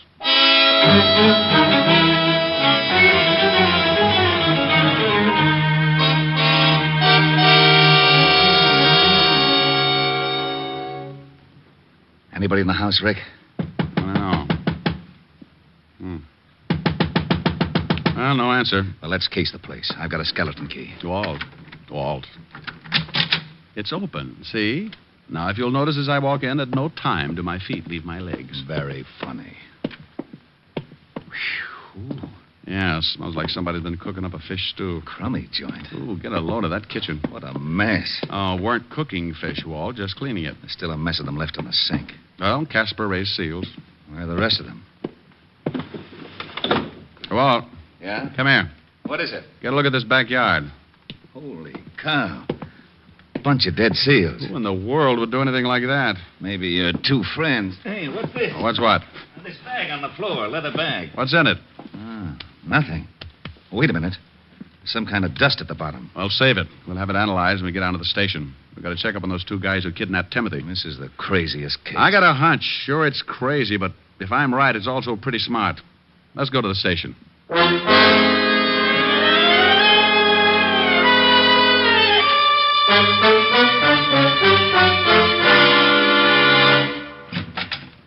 Hey, Lieutenant. Yeah, Otis? We just got something else on that Casper Wellington guy. Oh? What did he steal? Hey, how'd you know? Just a guess. Well, what is it, Hammerhead? Well, it seems this Wellington guy used to work for David & Sons. David & Sons? Diamond importers. Oh, that ties it. Would somebody mind telling me what the devil this is all about? And, Rick, you stay out of it. Now, Otis, what about Wellington? Wellington? Oh, he ran off with a load of diamonds. Yeah, $50,000 worth. Hey, but you just... Rick, will you please, for the sake of my sour stomach, tell me exactly what it is you know? I'd be glad to, Lieutenant. It's very simple. Wellington comes to me and asks me to guard Timothy. Two guys kidnapped Timothy. That we heard. Then we find a bunch of dead seals in Wellington's backyard and the remains of a pile of clean fish. So? So, the two guys who kidnapped Timothy were obviously after something, and the seal was part of it. Hey, maybe Timothy wasn't a seal after all. Now, what would he be, Otis? Well, if those guys wanted him that bad, maybe he was a mink. That bag you picked up, Walt. Have that powder in the bottom analyzed. I'll lay 6-2 and even that it's diamond dust. Well, you think... Yeah. I think Timothy's got a stomach full of diamonds. What? I think Casper was mixed up with the two guys who grabbed the seal, but in some way crossed them. Why? He had to hide the loot, so he stuck it in some fish and fed it to Timothy. Then he left Timothy with me for protection until he could get him shipped out on a train. And in the meantime, the two guys who found Casper killed him and went back to his house to find the loot. Mm-hmm. They figured out the fish like you did and killed the seals in the backyard trying to find the stuff. You, my friend, went a herring. Otis, have the powder in the bottom of this bag analyzed. Put out a 108 on Timothy. Yes, sir. Diamond, here'll give you the description of the guys who grabbed him. We'll never find him that way. You got a better idea? Maybe, yeah. Look, you said those two guys killed Casper and then went right over to the house to look for the missing diamonds. Yes. All right, they knew where to look, but they didn't find anything. So they waited for me and Timothy. So? So Casper Wellington probably told them all about it before they killed him, trying to save his own life. All right, I'll buy that. So what? So by now they must know how hot those diamonds are. They're certainly not going to try to get rid of them here in town. And then they leave town. Yeah. And with that much loot, it would be a little risky if they tried by car. All right. How do they do it? The same way Casper thought of. Ship Timothy out on a train. Wait a minute, Rick. Otis. Yeah? Put in a call to all units. Tell them to cover the airports, train, and bus stations. Be on the lookout for a seal that's about to be shipped. Come on, Walt. Where to? Well, as long as Casper Wellington already made the arrangements by train, let's go down to Grand Central. Maybe our two seal nappers will keep the reservation.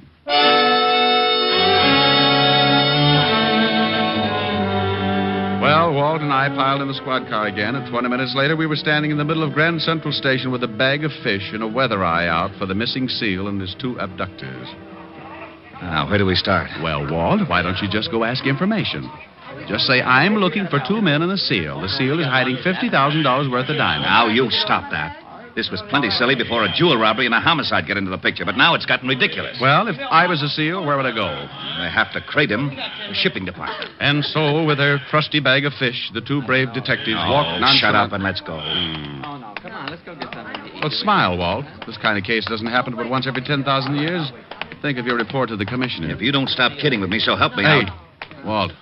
Oh, now what? Look, those two guys. Where? Going down the ramp. Oh, they got a big box. That's it. Let's take them. You said they got guns. We're pointing things that shot bullets. Could be guns. Take it easy. They're going up to that counter. Yeah. Hold it. Hold it here. No sense in starting a shooting match. Too many people. Well, what'll we do? Maybe the seal's not in the box. And if I pick them up without the loot, we may never find it. I got an idea. Go ahead, genius. Timothy likes fish, doesn't he? Yeah, he likes Well, fish. take this bag. They know me, so you walk down there and move in close to the box. Timothy's bound to get a whiff, and if I know Timothy, he'll raise a few flippers. You want me to... You want to get those diamonds, don't you? Oh, give me the bag. Don't snap. People will just think you ran out of cologne. Now get going. Yeah. Pardon me, but I'd like to find out about sending something. Oh, yeah? Well, what's the idea, Buster? We was here first. Shut up, stupid. You boys must be really sending something big. You're too nosy. I told you to shut up. Yeah, some furs. Oh, live ones? Hey, Tiny, what's with the seal? Will you shut up? What? I hate to mention it, but your furs are throwing a fit. He's busting loose. Grab him, will you? Okay, boys, that's all I wanted to know. Grab that stinking seal. He's gone after the sack this guy lays down. It's a sack full of fish. Hey, what's the idea? Hello, stay right there. Hey, Rick. Cops, were you... All right, Bud, drop it. Huh? I said drop it. Okay. You ain't taking me. Look out, Rick. This guy's got a gun. Let go. Let go of my hand. Will you get the seal off? He's chewing my hand off. And drop the gun. All right. Get him off. Come on, get him off. Well, how do you like that? Timothy grabbed this gun up by the gun hand and made him drop it. I'll be darned. Crazy seal nearly killed me. You and your bright idea. Ship the seal, you said. Okay, boys. Here's a bracelet for you. Let's go outside. Walt, wait a minute. We got to get the jewels. Oh, yeah. Well, I'll take care of these two guys, then I'll take Timothy to a good veterinary. Okay. Walt. Yeah? If it means surgery, keep in touch. Sure. Bye, Timothy.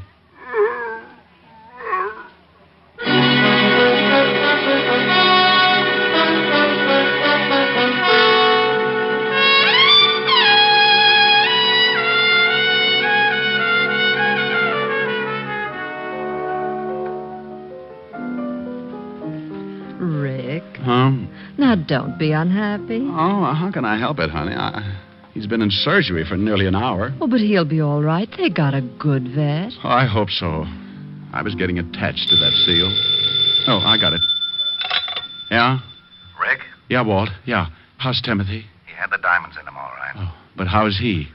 Well, Go ahead, Walt. You can tell me. I can stand it. he's very weak. Doctor says he thinks he doesn't want to live. No will. Oh, well, what's the matter? He was such a happy seal. I think he misses you, Rick. Every time someone mentions your name, he kind of honks and raises a weak flipper. I better come right down. He's sinking fast. Oh, you think maybe if he heard my voice, can you get a phone near him? Yeah, wait a minute. Okay, I got it next to his ear. Say something. Hello, Timothy. Oh, Walt. Yeah? Walt, ask him if he's seen a picture called Mrs. Mike. He says he saw it. Didn't like the leading man. Oh. Loved Evelyn Keyes. Oh. Ask him if he liked the music. Yeah, he liked that. Well, put the receiver next to his ear and I'll sing him the theme song. Well, go ahead and try. Anything in case of an emergency.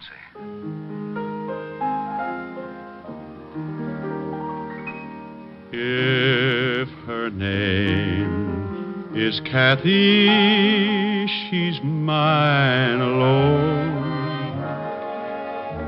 When I walk with Kathy, proud am I.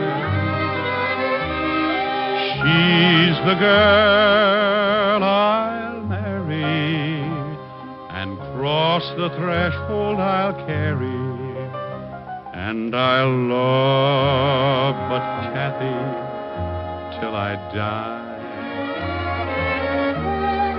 She's the only angel I've ever known. She's a maid no man is worthy of. Although girls are many, compared to her, there isn't any. Only Kathy do I love.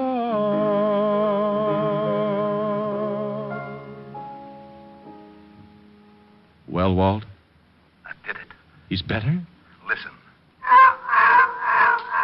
Good old Timothy, that a boy. I guess the singing did it. What do you mean you guess? When I sang with the Peter Pan 5, we played 2 weeks at the Coral Gables Hotel in Florida. So what? So what? I'll have you know 5 minutes after I opened my mouth, every seal in the Biscayne Keys came in and sat ringside. That sounds like a pretty good act. Well, what'd you give it up for? Well, I got a sore throat one night, and the place was up to its ears in alligators. Rick. Yes, Walt? Bye.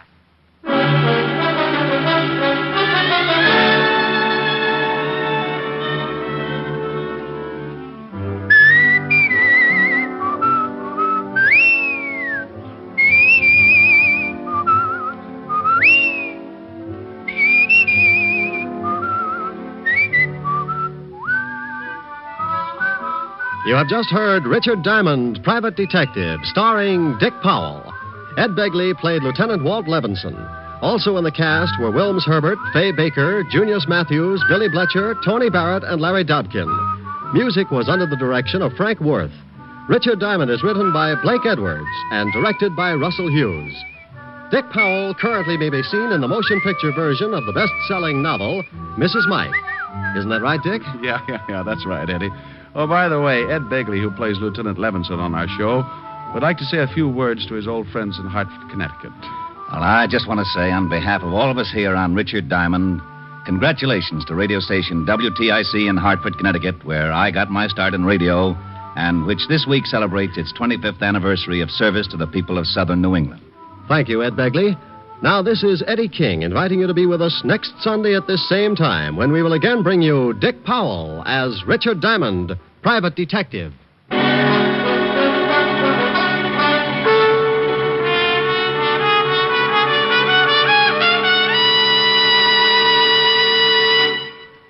Governing a country is a pretty hard-headed business, and we don't usually think of our government as a dealer in dreams. But in one respect it is, because it's a dealer in savings bonds. Your particular dream for the future can come true through the judicious purchase of United States savings bonds today. As for buying United States savings bonds, the process is simplicity itself. If you're employed by others, use the payroll savings plan where you work. Your employer will set aside a specific sum from each paycheck for the purchase of bonds. If you're self-employed, use the bond-a-month plan where you bank. Either way, you'll be saving with regularity, with certainty, and with profit through the purchase of United States savings bonds. What's on NBC today? You'll hear Charles Boyer and Dorothy McGuire today on Theater Guild on the Air in Autumn Crocus. And there's the Phil Harris Alice Faye Show to add to your Sunday listening pleasure. Be sure to hear Charles Boyer and Dorothy McGuire on Theater Guild on the Air and the Phil Harris Alice Faye Show today on NBC.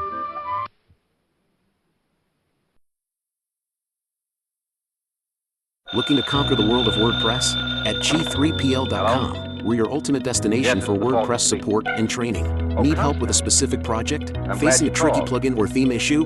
We've got your back. We will troubleshoot, customize, and fine-tune your site to perfection. So, why wait? Take the leap into WordPress greatness. Contact us today at WP@G3PL.com or give us a call at 615-420-2040. G3PL.com. Your WordPress success starts here. Starring Les Damon. You met the Falcon first in his best-selling novel. Then you saw him in his thrilling motion picture series. Now, join him on the air when the Falcon solves the case of the unwelcome wife.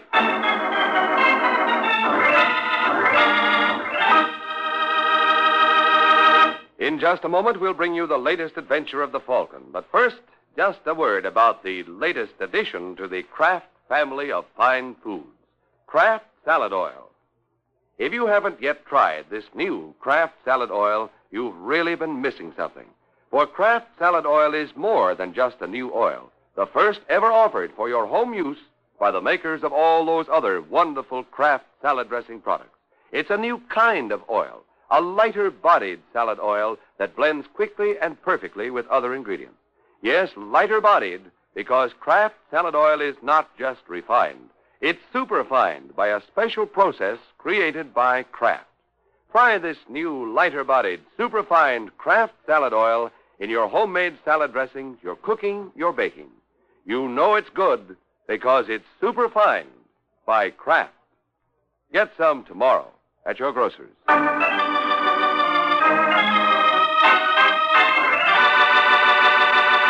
now, the case of the unwelcome wife. It's early Sunday evening in New York, and in the Swank Club 19, a young man named Richie Wayne gazes around the bar with a proprietary interest. And proprietary is the word for it, for if Richie doesn't exactly own the place, he manages it, which is the next best thing. You fellas getting everything you want? Yeah, you bet, Richie. How's things by you? Couldn't be better. Oh, boy. Oh, Joe, take care of my friend. Right. Excuse me, Mr. Wayne. What is it, Marty? Mr. Castell wants to see you. I can't right now. I'm busy. The boss said it was important. Okay, look after things. I'll be right back. Hi, Jack. Tommy? How you doing? Yes? Hello, Vince. Oh, come in, Richie. Thanks. Marty said you wanted to see me. Mm-hmm. I've got bad news for you, kid. Why, what's the matter? What would you say if I told you that one of my most trusted men had let me down? Man I treated like my own son. Who? You, Richie. What are you talking about? I dropped in at the bank today. Oh, you should have let me go. That was my mistake. I've been letting you go too often. They tell me I'm $90,000 overdrawn. Now, how do you suppose that happened? Listen, Vince, I can explain. I'm not interested, Richie. All I want is my money. Look, you don't understand. I understand. I trusted you and you let me down. That hurts, Richie. And if you don't get that money back in 48 hours, it's going to hurt you a lot more.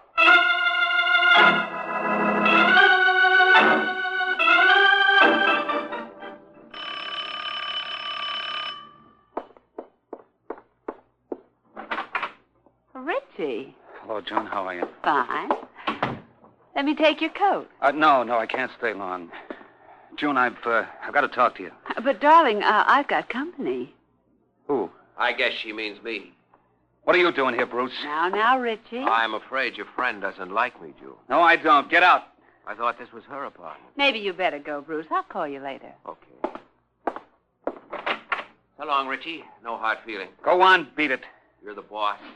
Good night, June. Good night, Bruce. What was he doing here?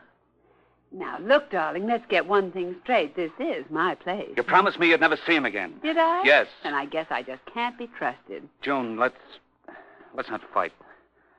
I'm in enough trouble as it is. What do you mean? Vince discovered that I've been forging checks. What? Well, how do you think I was able to give you the ring and the bracelet and all the other junk? Yes, I often wondered about that. Of course. Couldn't buy that on my salary. So you've been dipping in the till. Listen, June, I hate to ask you this. But you want me to turn back everything you gave me? Yeah. I probably could raise $70,000 on this stuff. No, darling, 50. How do you know? I've already sold it. What? Mm-hmm. The jewels you saw me wearing were copies. Where's the money?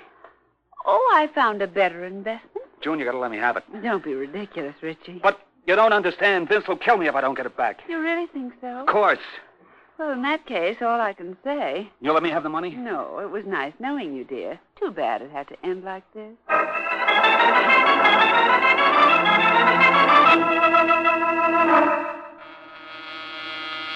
Second. Take it easy, will you? Hiya, Mike. If it isn't Discount Charlie. Yeah, that's who it is. Can I come in? What's the password? I can get it for you wholesale. Advance, friend. Thanks. Now, sit down, Charlie. Yeah, don't mind if I do. How's business? Oh, swell. Good. Cigarette? Yeah. Oh, Incidentally, Mike, how much you paying a carton? $1.90. Well, I can get it for you for $1.80. Well, I'll keep you in mind, Charlie. But you didn't come here for that. No, I got a proposition for you, Mike. What do you mean? Well, I got a case for you. There ought to be a very nice fee in it. Less, of course, my usual small cut for steering the business, do you? What's the matter? I don't split fees. All I ask is 10%. I wouldn't give you 5. I'll take 2.5. Sorry, I'm not interested. You sure? Positive. Well, that raises a very delicate point, Mike. Oh? Yeah. You see, the guy was coming to you anyway. You little chisel. Hey, where you going? Oh, he's waiting in the hall. Hey, Richie. Want me, Charlie? Yeah, you might as well come in now. And, Mike, I want you should meet a very swell fella, Richie Wayne. How do you do? Heard a lot about you, Mr. Waring. I've heard a couple of things about you. Well, now that we're one happy family, Richie, I want you should tell Mike your problem. Not very involved, Waring. I work for Vince Castell. I know. You managed the Club 19 for him. That's right. Well, a little while ago, I needed some money and... And you helped yourself to some of Vince's? Yeah. What did you do, forge checks? $90,000 worth. Now I suppose Vince threatens to blow a whistle. Huh? Not exactly. He gave me 48 hours to get the dough up. If I can't by that time, I don't think he'll bother going to the DA. Mm-hmm. What happened to the money? Bought some jewelry for my fiancée. Only this doll does not happen to be his fiancée. She's a grifter named June Dennison. June Dennison? Yeah. She's working a con game with a character named Bruce Cheney. What do you say, Waring? You think you can get the moolah back for Richie? I can try. Where does this June Dennison live? She's got an apartment at the Stratford Arms. Okay, I'll look her up. Yeah, be careful, Mike. Why, Charlie, I didn't dream you cared. No, I'm not kidding. I know this doll. She's as sharp as a razor and just as dangerous. Watch it when she starts working on your neck.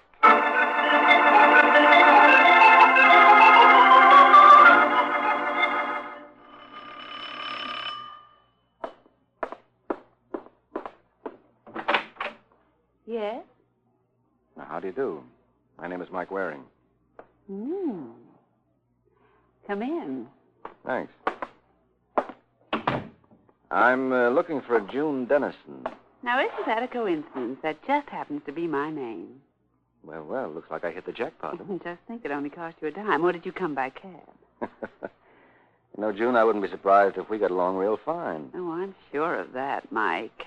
And that Mike proves it. You don't think I'm being forward? No, not at all. But this is all very funny. Here you invite a strange man into your apartment, and you never once ask what he wants. Maybe I can guess. Oh, mind reader, huh? You're no stranger to me, Mr. Waring. I understand you're one of the best private detectives in New York. Tell me more. Well, I imagine you've come up here to see about Richie Wayne. That's right. Now, how about it? How about what? At $90,000. Why not give it back? You're going to have to anyway. Oh, I'd love to, darling, for your sake. But unfortunately, I've got a little partner. Bruce Cheney? And I don't think Bruce would approve of my turning back the money. Not after we worked so hard for it. Well, let me worry about Bruce. All right, Mike. Anything you say. You mean you'll refund the money? With the great falcon on my trail, what else can I do? I don't get it. Oh, darling, you're so suspicious. You see, I've got nothing up my sleeve. Nothing but a lovely arm. Well, shall we drink to our bargain? Why not? I'll be back in just a moment. It'll seem like a year. Am I as good as my word?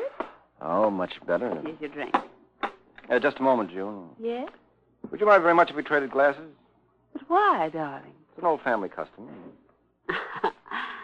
Mike, you're pretty cute. You ought to see me do card tricks. Well, shall we switch? You insist? I insist. Now, let's see you pour it down. Your health, darling. Drink hearty. Well, I'm still alive. Yeah, I guess I owe you an apology. Then why not drink to me? No sooner said than done. Here's to a beautiful friendship, June. Hey, that's pretty potent stuff. I'll bet a pack Why, Mike, what's the trouble? All of a sudden, I feel dizzy. It's your imagination, darling. Why, you little... Waring?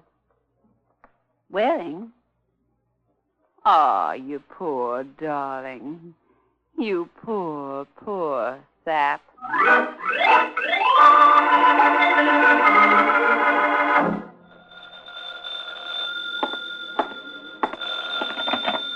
Hello? Hello, Bruce. Yes? June, Waring show up? as predicted. What happened? He came, he saw, and I conquered. Good for you, baby. Oh, it was nothing, Bruce. I guess I'm what they call a femme fatale. How long has he been out now? About 10 minutes. Well, he's good for 3 hours. That ought to give us enough time. You know what to do? Mm-hmm.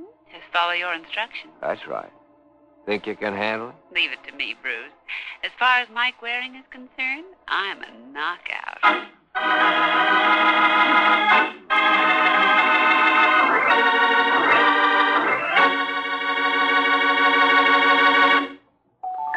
It's lighter body.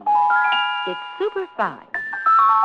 It's Kraft Salad Oil, the first salad oil ever offered for your home use by the makers of all those wonderful Kraft prepared salad dressing products. When you make a homemade salad dressing, or a chiffon cake, or anything else that requires liquid shortening, you know that much of the secret of outstanding success lies in the salad oil you use. And that's why the introduction of Kraft Salad Oil this spring has been such big news, such good news for so many women. Kraft Salad Oil is more than just a new oil. It's a new kind of oil, a lighter-bodied oil designed to blend quickly and perfectly with other ingredients. And Kraft Salad Oil is a lighter-bodied oil because it's not just refined. It's superfined by a special process created by Kraft. So, tomorrow, when you see Kraft Salad Oil on your grocer's shelves, remember, It's lighter body. It's super fine. try lighter-bodied, superfined Kraft Salad Oil tomorrow. Look for the bottle with the beautiful label.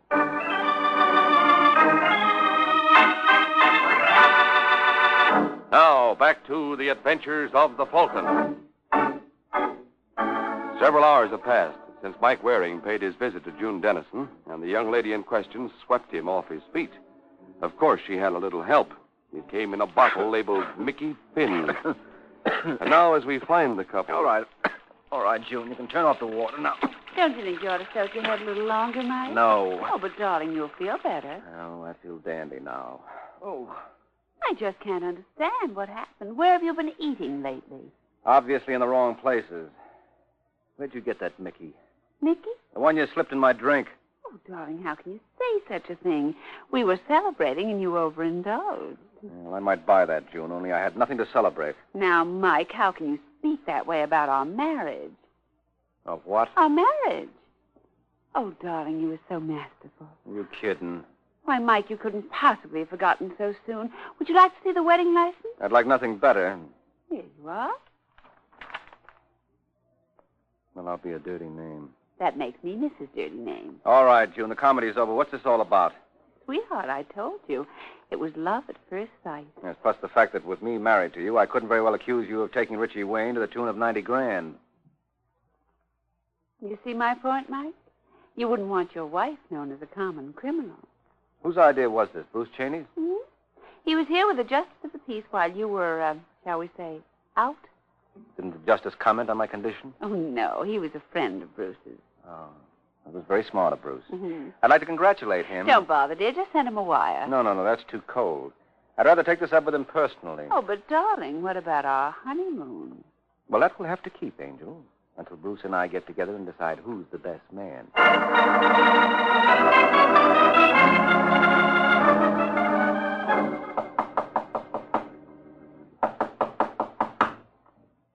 I guess he's not home. Are you sure this is Bruce's apartment? Of course, darling. Would I fool you? No, perish forbid. I suppose we go in and wait. The door's locked. Well, I'm surprised at you, June. That's no insurmountable obstacle. You going to pick the lock? No. I'm going to pick your purse. Let go. Now, Angel, you can't begrudge your husband a little privilege like this. That's part of the marriage contract. The groom is entitled to life, liberty, and pursuit of his wife's handbag. Here we are. Dirty trick. You know, June, I don't approve of you having a key to Bruce's apartment. And I may have to take steps. Now, listen, Mike. Uh-oh. Someone's taken them before me. What? Look. Bruce. Yeah. What's the matter with him? He's dead. Oh, no, I don't believe it. You're a pretty hard girl to convince. But who could have killed him? That's just what I was going to ask you. What do you mean? Well, thanks to those knockout drops, I was out for about 4 hours. Now, what did you do to amuse yourself during that time? Aren't you overlooking something? I don't know, am I? Yes. Where's my motive? What about that 90 grand you got from Richie Wayne? Now you won't have to do any long division. You can keep it all for yourself. Oh, you're wonderful, Mike. You can't imagine how happy I am that we're married. Why, because a husband can't testify against his wife? You ought to know, dear. But doesn't it work the other way, too? What do you mean? Well, a wife can't testify against her husband either, and you had a motive to kill Bruce, too. Did I? Well, you don't exactly approve of our marriage, and it was Bruce's idea. Yes, but I was unconscious during that time. So you claim, but now that I think of it, maybe you were faking. I don't know how long our marriage is going to last, June, but I can see now it's going to be exciting. And think, darling, it's just beginning. Yes, I'm going to love every minute. What's that? Came from that closet. All right, friend, come on out. Okay, why not? Get those hands up, Waring. Richie. I'm sorry I startled you, June, but I had no choice. Mr. Waring was so insistent. What are you doing here, Richie? Slumming, and you? What's the matter with you, kid? Don't you remember? I'm working for you. You mean you're working on me? You must have gotten quite a laugh when I told you about my troubles. I give you my word, Richie. You got it all wrong. I'll bet I have. So you were in on it all along. No. No wonder Discount Charlie gave you such a build-up. I can't wait to thank him for bringing me to you. Richie, you've got to listen to reason. Just stay where you are, Waring. I'm not clowning. Come on, June. What? You heard me. I'm taking you with me. Oh, now, Richie, you wouldn't want to do that. Mike and I were just married. That's too bad. But unless you and your husband want to spend your honeymoon in the morgue, you'll go quietly.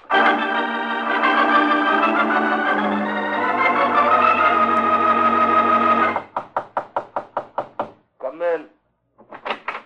Oh, Mike. Hi, Charlie. Wait. What's the score? Well, doesn't look too good for the home team. You mean you didn't get Richie's dough back? Not a dime. Yeah, that's not so good, Mike. The kid ain't got much time left. You know what Vince Costello do to him if he don't dig it up. I've got an idea. Well, what'll I say to Richie when I see him? Well, whatever it is, Charlie, you better make it convincing. He thinks you and I were working with June in this swindle. Well, that's the most ridiculous thing I ever heard. Well, wait till you hear the topper. Bruce Cheney has been murdered. You're kidding. Hardly. Hey, who knocked him off, June? I don't know. Before I had a chance to ask, Richie kidnapped him. Hey, that's not good. No, we were on our honeymoon. What are you talking about? Sure, congratulations are in order, Charlie. We're Mr. and Mrs. This a gag? Well, if it is, it's on me. Well, why did Richie want to snatch your wife for? I don't know. Maybe he thought she could help him find you. What? Yeah, that's right. I had so much other news I forgot to tell you. When last I talked to Richie, he mentioned he was going to look you up. Hey, the kid's gone off his trolley, Mike. We gotta find him. Well, why not let him find us? What do you mean? Well, if he's going to try to kill you, obviously he's got to locate you first. That's a cheery thought. Yeah, I was sure you'd like it. Well, after he shoots you, call me at my apartment, huh? Yeah, supposing he kills me dead. Well, now, Charlie, you don't want to be selfish. I'm supplying all the ideas. The least you can do is supply the corpse. I'll be seeing you, fella. I hope.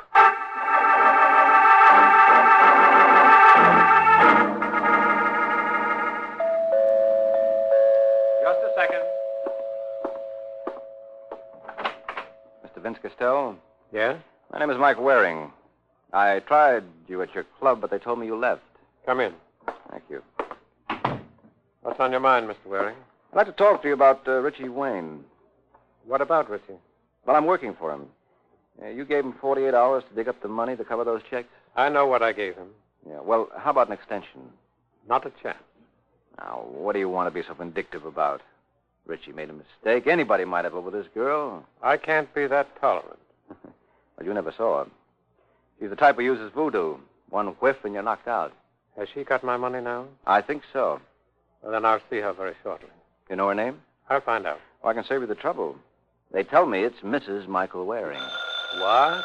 Oh, I think your phone's ringing. Well, let it ring. Yes, but it may be for me. I left a message at my place. I was coming over here. You mind? Not at all. Go right ahead. Hello? Hello, is that you, Mike? Yeah. This is Discount Charlie. How'd you make out? Well, not so hot I couldn't find Richie anywhere. Mm-hmm. Well, look, Charlie, here's what I want you to do. Well, wait a minute, Mike. Someone just came in. Who? Hey, listen, kid, what's the idea? Hey, put away the rod. Richie, I'm your friend. You don't know what... Oh. Charlie. Charlie! What's the trouble, Waring? Something's just gone dead, Castell. And I don't think it's the line.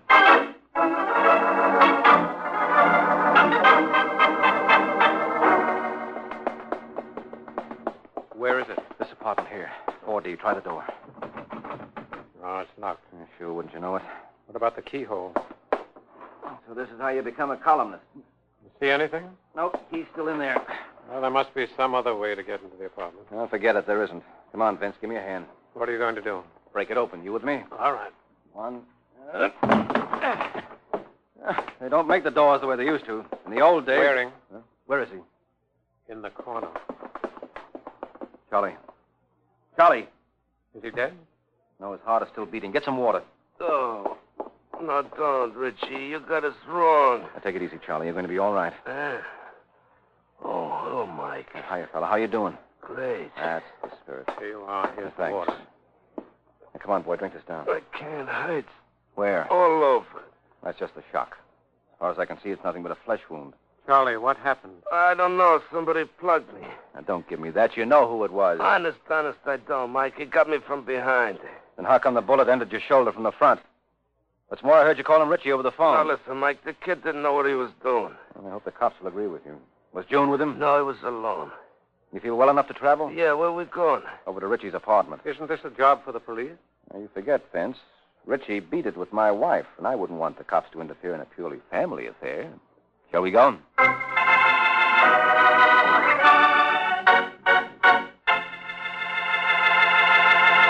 When you shop tomorrow, be sure to pick up a pint or quart bottle of Kraft salad oil. It's the wonderful new oil for your homemade salad dressings, your cooking, your baking. The first salad oil ever offered for your home use by Kraft. Remember, it's a lighter-bodied oil that blends perfectly with other ingredients. Lighter-bodied because it's superfined by a special process created by Kraft. Don't wait to try Kraft salad oil. Look for the bottle with the beautiful label.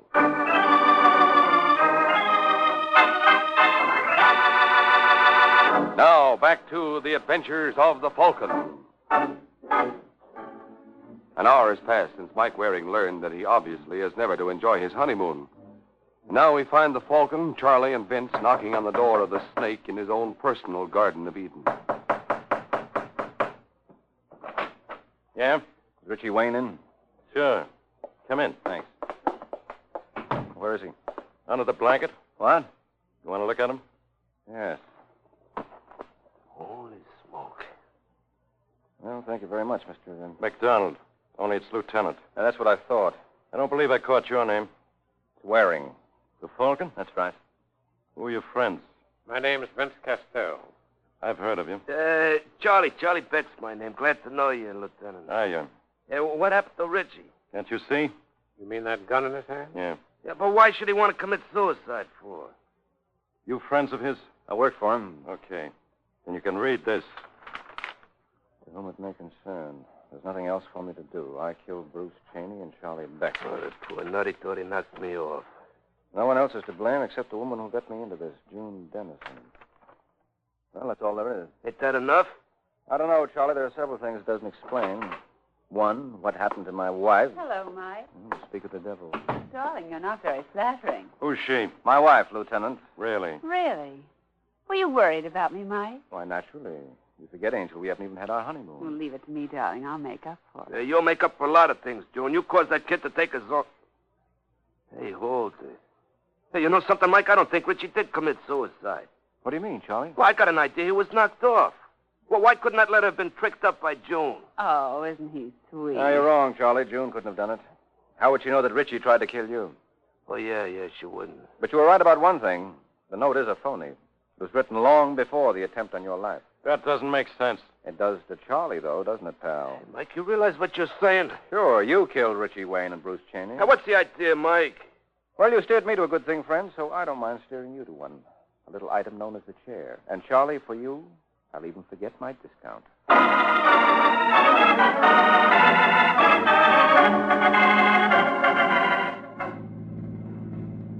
You know, I've just come to a conclusion, Mike. What's that, June? I've really got a brilliant husband. What gets me is how you knew that the note Richie left was a phony. Had to be, Angel. It was obviously written before the attempt on Charlie's life. Hmm? Charlie killed Richie, wrote the note, then went back to his own place and shot himself. Is that a guess? No, it's the only way it comes out even. When Vince Castell and I got to Charlie's apartment, we found the door locked. Before we broke it down, I tried to peek through the keyhole. Couldn't. Why not? Key was still in the lock. And since that was the only door to the apartment, you tell me how Richie could shoot Charlie, make his exit, then lock the door from the outside, yet leave the key on the inside. That calls for Houdini, baby, and he's been dead for years. But what was Charlie's motive? You know that as well as I. Didn't he steer Richie to you and Bruce in the first place? Yes, but why did he steer Richie to you? He had no choice in the matter. Richie had made up his mind to come to me anyway, and by going along, Charlie could keep tabs on the situation. Isn't that how you knew I was coming over to your place? Well, yes, but why did he kill Bruce? Well, if he could knock him off and frame you for the kill, that left him in the clear with Vince's dough and no one to split with. Then why did he kill Richie? Well, Charlie couldn't afford to let him live. Richie had him pegged as the party responsible for all his troubles. That was why he released you to go after Charlie. Well, that'll learn me. I hope so, Angel. What are we stopping here for? This is where we get off. That's police headquarters. Well, that's right, it is. What's the idea, Mike? Well, the idea is that I'm working for Vince Castell now, and you've got a nice hunk of change that belongs to him. But I'm your wife. Ah, look, June, let's not kid each other. You don't think for a minute I believe that routine? Didn't you know that you can't get a license in New York without a blood test? Why, you know Now, good... now, Angel. If you're so set on getting married, I'll be waiting. And with time off for good behavior, who knows? We may even be able to make it by 1961.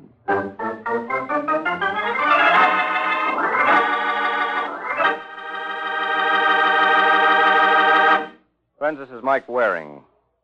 If you don't mind, I'd like to ask you a question.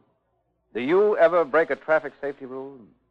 You know, every time you do, you're taking a chance, a big chance, and making yourself a vital statistic in the traffic death toll. A toll that's tragically big. Yes, in most every traffic accident, there's a violation of some traffic safety rule. So be careful.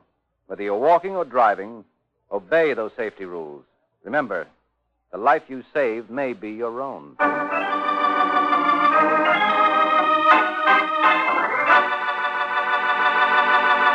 The Case of the Proud Papa.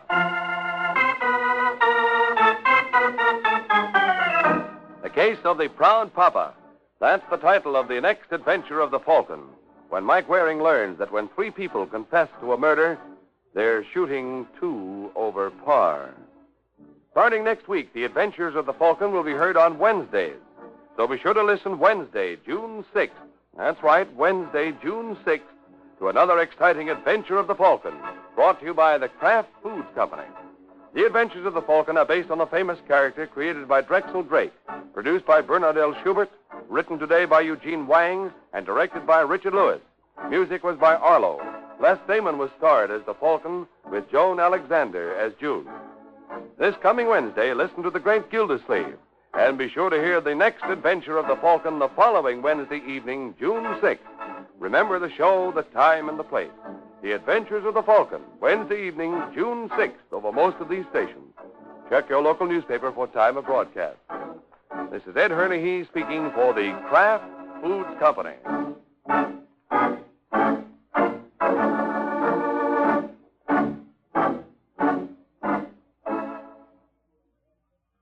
Paul Douglas stars on Theater Guild tonight over NBC.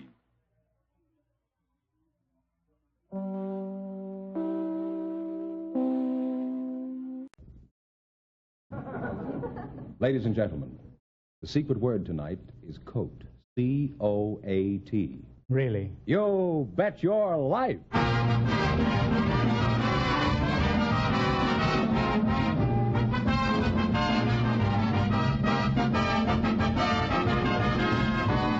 The more than 3,000 DeSoto Plymouth dealers of America present Groucho Marx in You Bet Your Life, the comedy quiz series produced and transcribed from Hollywood. And here he is, the one, the only... Groucho! That's me, Groucho Marx.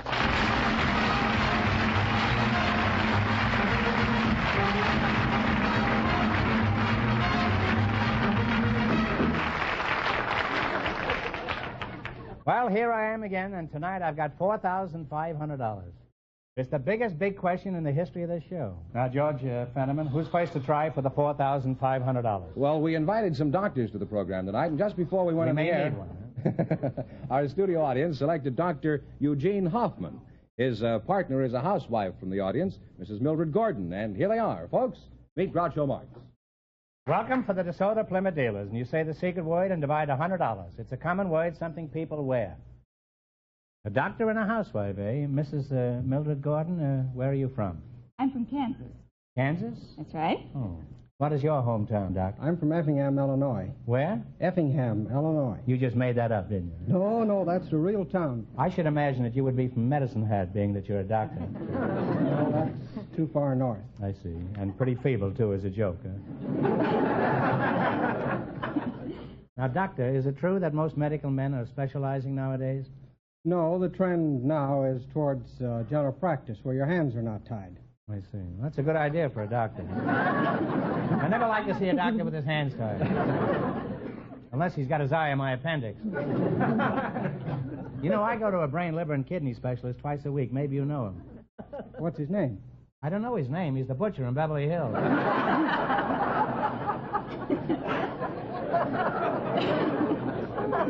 No, on the contrary. Very interesting. Don't get too interested. He'll send you a bill. Why should you be interested? Well, You look like a fairly healthy specimen. I write mystery and suspense stories, so naturally I'm interested in the medical aspects of murder.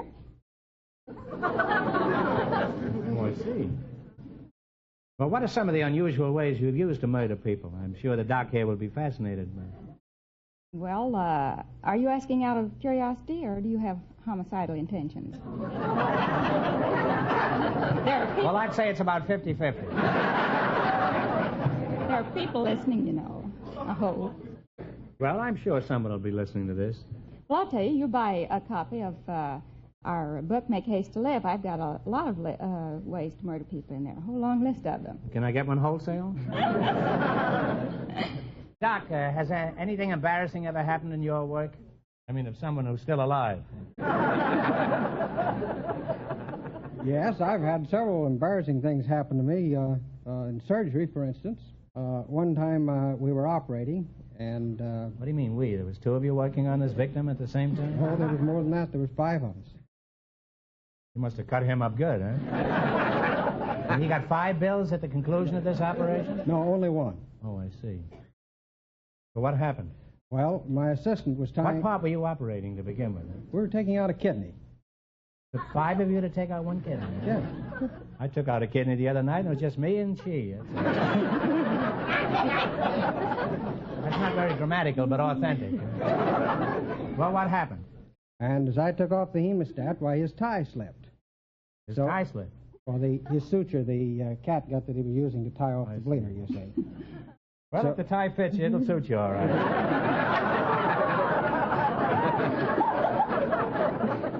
I sucked that out of him, didn't I? So I said to the scrub nurse, give me a stick tie. And nothing happened, and when Well, I should think not, huh? How many scrub nurses have a stick tie? They usually wear a blouse and a skirt and let it go. So when nothing happened, I looked up, and everybody was laughing, and I suddenly found out that I didn't have any pants on. I'd lost my pants. So then the circulating nurse came along, and she said...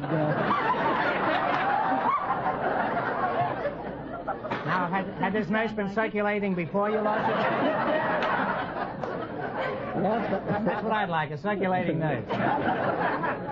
Yes, that was part of her duties, to circulate. I see. So she came along and said, Doctor, may I pick up your pants? So I said thank you, and she did, and we went on with the operation. Now, was the victim still alive while all this was going on? He didn't know what was going on at all. No, Did you tell him later? No, never told him. Well, Doc, I'm glad you're here. That was very interesting and kind of revealing. Now, let's see how well you can work together as a team. In just 1 minute, you're going to play You Bet Your Life for a chance at the $4,500 question. But first, here's something of importance.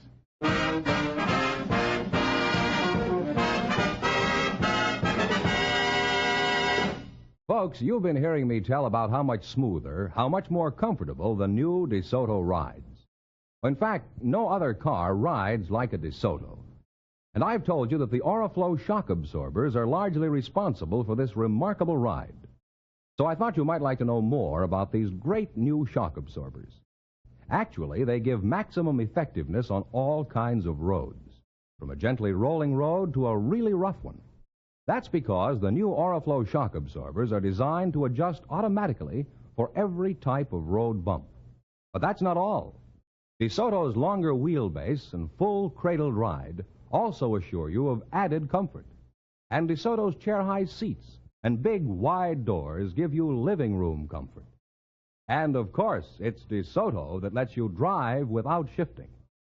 So, folks, visit your DeSoto Plymouth dealer and drive the new 1951 DeSoto. Yes, see for yourself why no other car rides like the new DeSoto.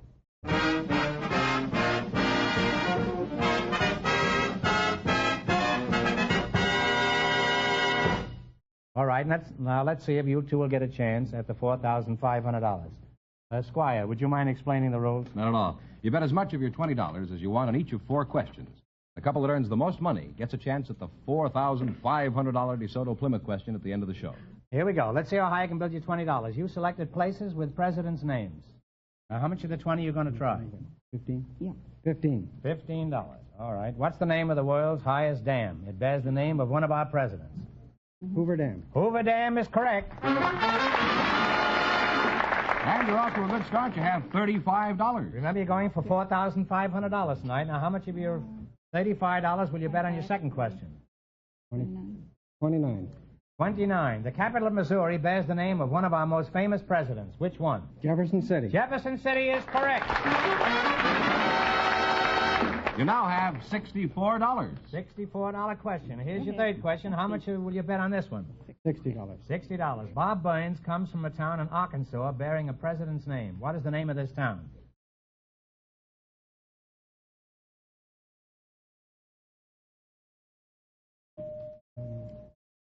Oh, that's a shame. It's too bad. Well, it's Van Buren. You should have known that.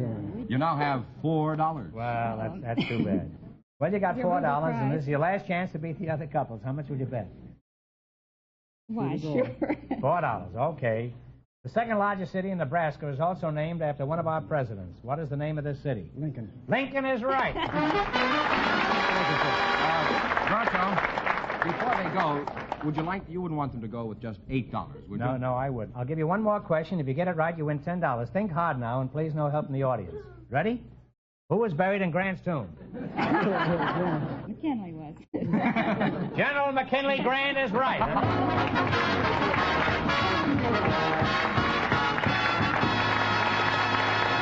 Well, thanks and good luck from the DeSoto Plymouth dealers. Thank you very much.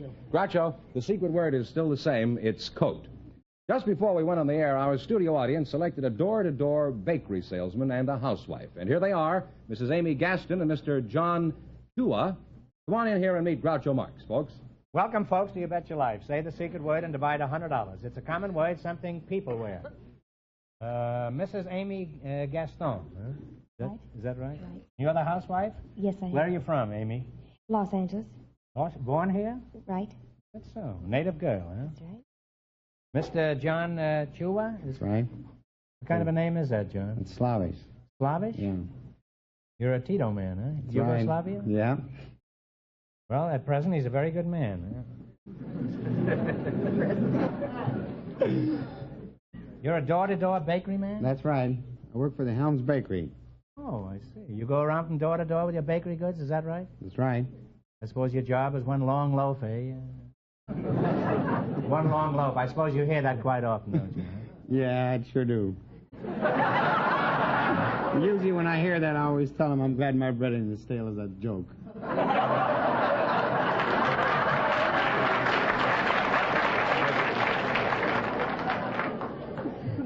When you tell them that, do you usually have a bun on? I got one handy. Are you married, John? Yeah. How did you meet your wife? I met my wife down on the skating ring. Was her salary frozen at the time? No, salary wasn't frozen. I was in the service and didn't have anything to do. One up in the skating ring, and she was behind the counter drinking sodas. You mean they drafted you and put you in a skating ring? No, they didn't draft me. No, I went in by my own self. Oh. No drafting. And then you hid in the skating rink until the war was over? No. You were just a kind of a gay blade there. That goes with the bun joke. You're a housewife, and you're from Los Angeles, huh? What sort of work does your husband do, Mrs. Gaston? He's the manager of the Gourmet Beverly restaurant in Beverly Hills. Oh, I thought you looked rather well fed. How did you meet your husband? Well, we were both working at Lockheed during the war, and finally one day I heard through the grapevine that he was going to be drafted in the Army Air Corps, so I had a chance to have him sign some papers. I was in the engineering department. But he came back that evening to get his coat. You said the secret word. You said coat. You said the secret word, coat, and you and your friend over here, Mr. Chua, is $50 apiece. And then you got married? Well, then, of course, he did hit the Army Air Corps, and he was in a German internment camp, so it was about 2.5 years later. How long have you lived here in Los Angeles? 29 years.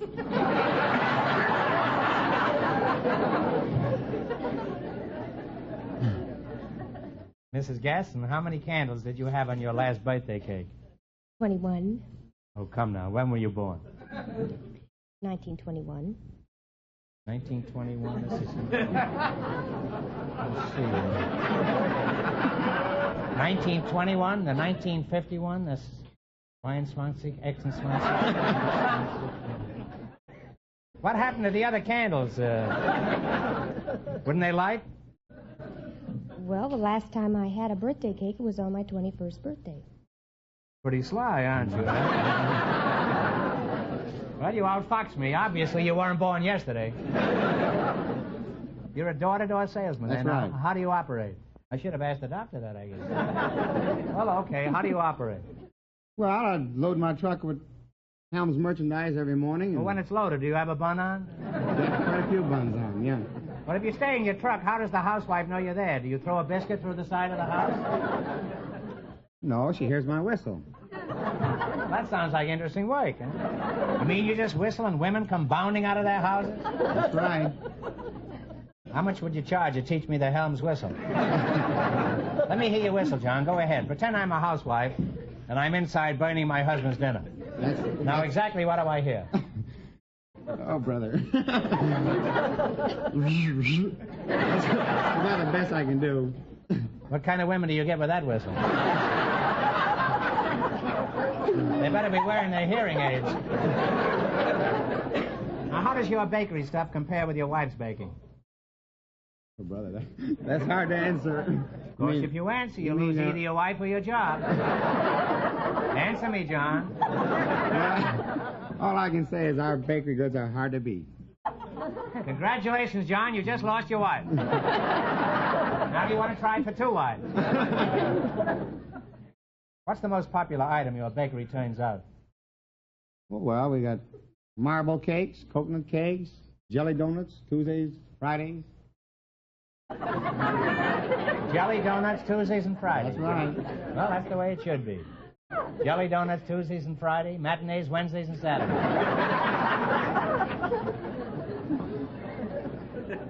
How much are your jelly donuts on Tuesdays and Fridays? 60 cents a dozen.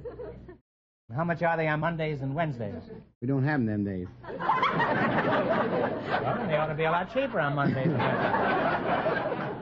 That's the old egg joke, you know, about the fella goes in the grocery store and says, how much are your eggs? And the grocer says, 70 cents a dozen. He says, cracked eggs are 40 cents a dozen. He says, okay, crack me a dozen.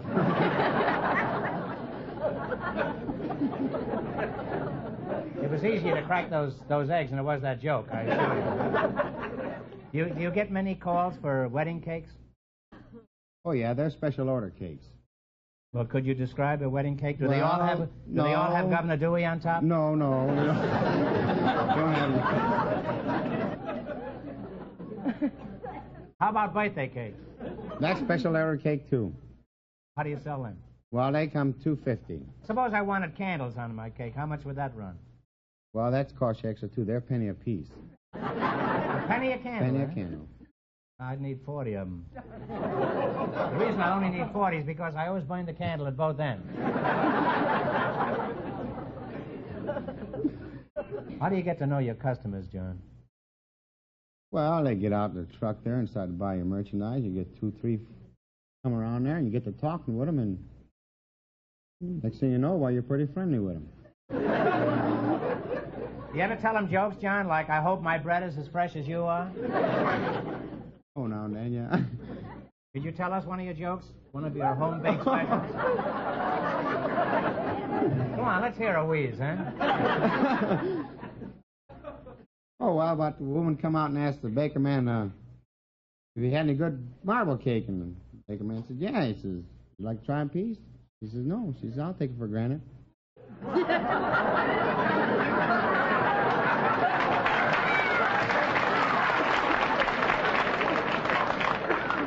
Well, that's a baker's joke, all right. You need a lot of crust to tell a joke like that. Did you have a bun on when you told that joke? Well, it's been entertaining talking to a bakery man, and if I ever need any dough, John, I'll go to the Bank of America.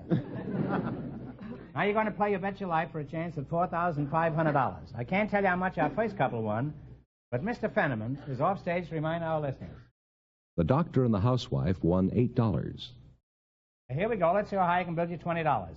You selected child movie stars. Here's your first question. How much of the 20 will you try? 15. 15? All right, 15. What is the name of the former child star who teamed with Charlie Chaplin? Jackie Coogan. Jackie Coogan is right.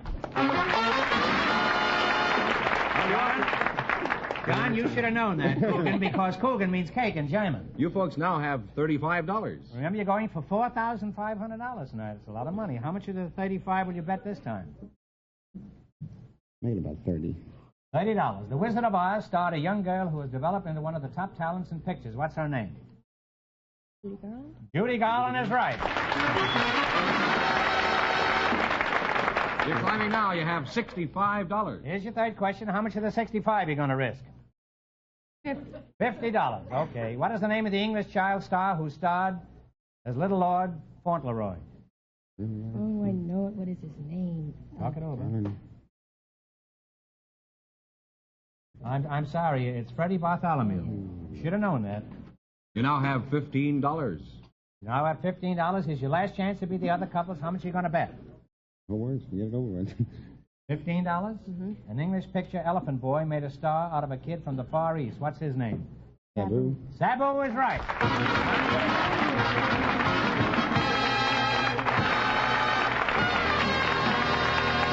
And you'll wind up with $30. Thanks and good luck from the DeSoto Plymouth dealers. Groucho, the secret word is still coat. We invited some little girls and some doll makers to the program tonight, and just before we went on the air, our studio audience selected Lynn Crookston and Mr. Joseph Reich. Folks, come on in here and meet Groucho Marx. Well, welcome, kids, to You Bet Your Life. And if you say the secret word, you'll divide $100. It's a common word, something people wear. A doll maker and a little girl, eh? Miss, you're the little girl, huh? Yes. Well, you could be a doll maker, too, you know. How old are you, Lynn? 8. 8? Mm-hmm. Are you from the East? No. That's too bad. I could call you East Lynn if you were. You're 8 years old, huh? Yes. And you're the doll maker? Yes. How old? You're more than 8, huh? Oh, just about 48. 48? That's right. Where are you from? New York. Where were you born, Lynn? Los Angeles. Los Angeles? Mm-hmm. Right here. How come you were born in Los Angeles? Because that's where my father works.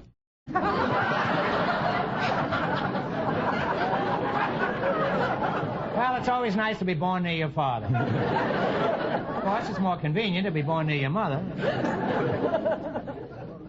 What sort of work does your father do, Lynn? He's a fireman. Fireman? Does he wear red suspenders? Yes. I guess so. Why does he wear red suspenders, do you know? I guess to hold his pants up.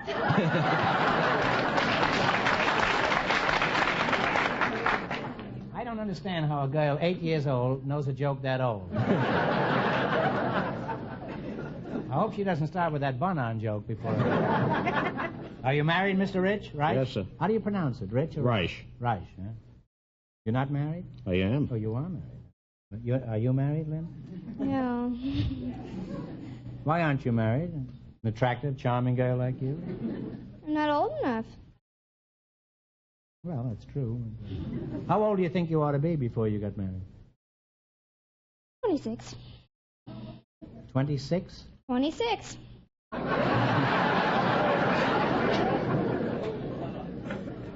Why do you want to wait that long? Don't you think 18, 19 would be a nice age to get married?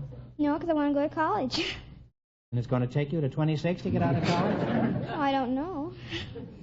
You'll go through with flying colors, Lynn. If this conversation we're having is any example. Let's talk about dolls. What's your job with the company, Joseph? Well, to see the dolls go out as production man. Oh, you're a production man? Yes. What kind of dolls do you manufacture at your place? All kinds. Soft, hard dolls, skin dolls. What makes a doll hard? Some bitter experience? No, not exactly. It's the material content. Some are plastic. Isn't it wonderful how they make dolls these days? They even talk. They sure do. What I'd like is a doll that doesn't talk. What doll company do you work for? No More Electric. An electric company makes dolls? Right. Well, some of the dolls I've been out with have been pretty shocking, but I didn't... Do you have a boyfriend, Lynn? Yes. How old is this Prince Charming? About 8 3/4. Is that his height or his age? His age. 8 3/4, huh? Do you prefer older men? Do you think I'm too old, for example? You mean to get married? What do you mean? Len, you don't have to sound quite so alarmed. How old do you think I am? Well, about 35.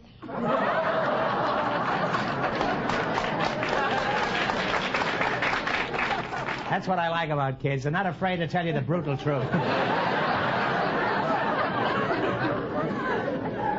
Well, thanks to you two, I know all about dolls. Now then, we're going to play the big game. Let's see how well you make out in the quiz. You run your $20 and no more than our other couples. And you get a chance at the $4,500 question. I can't tell you how much the other couples won, but George Fenneman is off stage to remind our listeners. The bakeryman and the housewife are leading with $30. Here we go. Let's see how high I can build you $20. You selected largest cities in the states.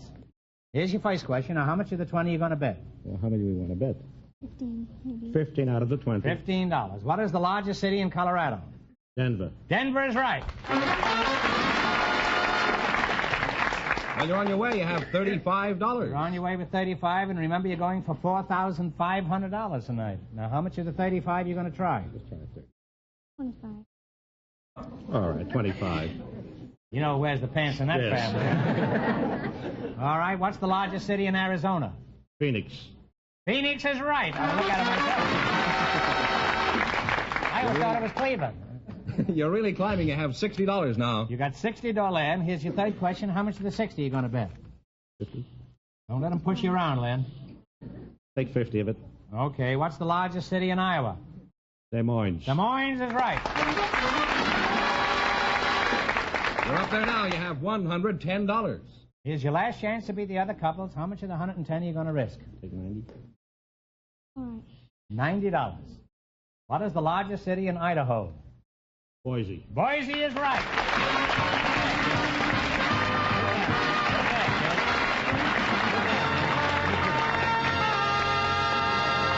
You wind up with $200, and that means that you, too, with your $200, get the chance at the DeSoto Plymouth $4,500 question. That's up to you. Now, in just 1 minute, I'll ask them the big question. But first, I want everybody to pay attention to a matter of great importance.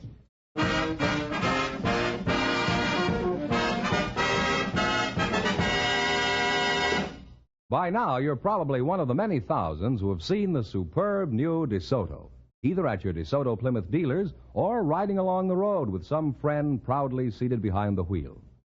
Well, then, I don't have to tell you it's a beautiful car to look at. Long and low with sweeping lines from front bumper to rear bumper. Yes, it is a lovely car, this 1951 DeSoto. One you'll be proud to have in your driveway. And it's more than just a beautiful automobile. It's as economical a car to own and to operate as has ever been designed. In the first place, it costs you only a little more than the lowest price cars. And day after day, week after week, the economy of owning a new DeSoto becomes more evident to you. Its new, more powerful engine makes the most of every gallon of gas. And, of course, it has fluid drive with tip-toe shift, the perfected automatic transmission that lets you drive without shifting. So hurry on down to your DeSoto Plymouth dealers and get behind the wheel of the greatest car ever to bear the famous name DeSoto. No other car rides like it.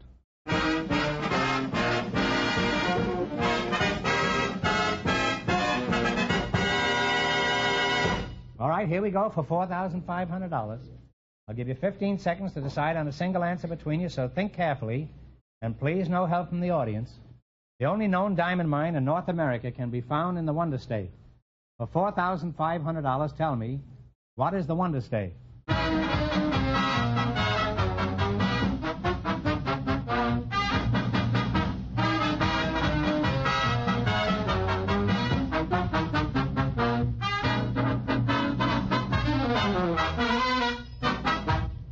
All right, what is the answer you two have decided upon?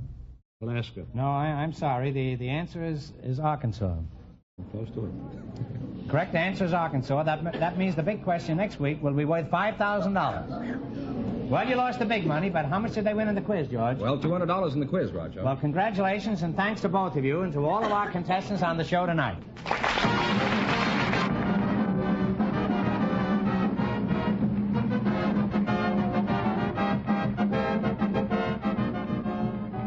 Be sure to tune in again next Wednesday night at this time for the Groucho Marx Show, when the big question will be worth $5,000. And don't miss Groucho's television show, also presented by the DeSoto Plymouth Dealers of America.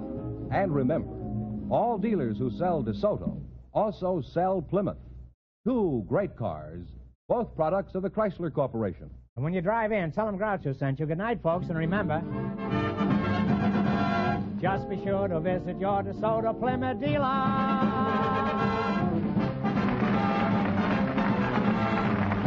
Folks, here's a reminder from the National Safety Council. The 3 R's of safe driving are ready, reasonable, right. You Bet Your Life. Transcribed from Hollywood is produced by John Goodell. Directed by Robert Dwan and Bernie Smith. Music by Jerry Fielding. This is George Fenneman signing off for the more than 3,000 DeSoto Plymouth dealers from coast to coast.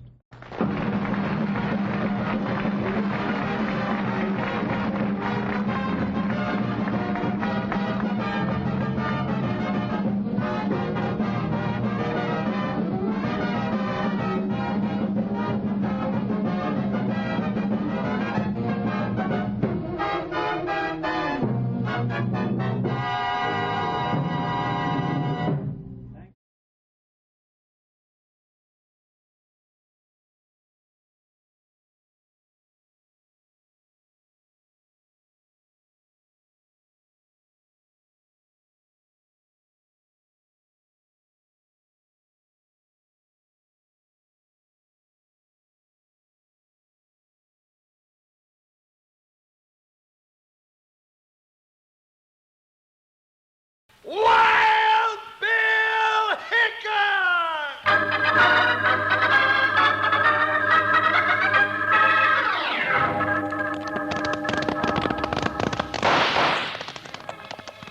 Hiya, folks. Hold on to your hats and pass those Kellogg's Corn Pops. 'Cause here comes Guy Madison as Wild Bill and his pal Jingles, which is me, Andy Devine. We got another rootin' tootin' Wild Bill Hickok adventure story for you from that great new cereal with the sweetening already on it, Kellogg's Corn Pops! Kellogg's Corn Pops brings you Wild Bill Hickok, transcribed in Hollywood and starring Guy Madison as Wild Bill and Andy Devine as his pal Jingles.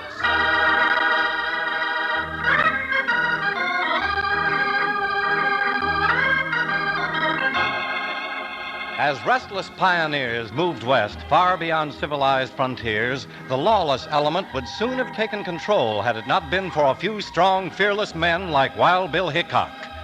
As Hickok and his deputy Jingles rode one night toward Horizon City, Mrs. Crawford and her son Johnny were hard at work in the office of the Banner, Horizon City's only newspaper.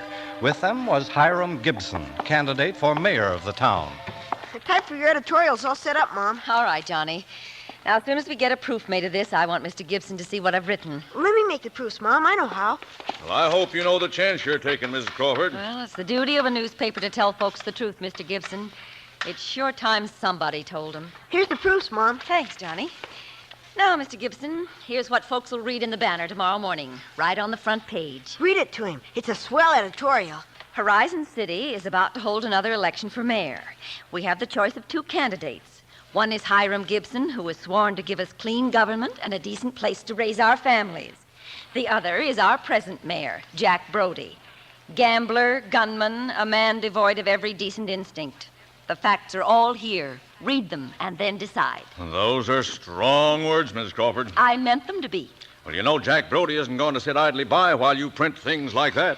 Mr. Gibson, my husband started this paper as an instrument for clean government in the West. The last promise I made to him before he died was that I'd carry on the fight. Well, let's just hope the people have the chance to vote the way they like. Well, I've taken care of that. I've sent for a United States Marshal to see that the elections run legal-like. Wild Bill Hickok, Mr. Gibson. That's who's coming.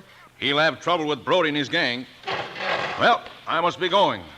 Now, please be careful, Miss Crawford. Good night, Mr. Gibson. Good night, Mr. Gibson. I'll take care of Mom. Well, I'll see you both in the morning. Good night. Lock the door, Johnny. Then we've got work to do. Are we going to print the paper tonight? Yes.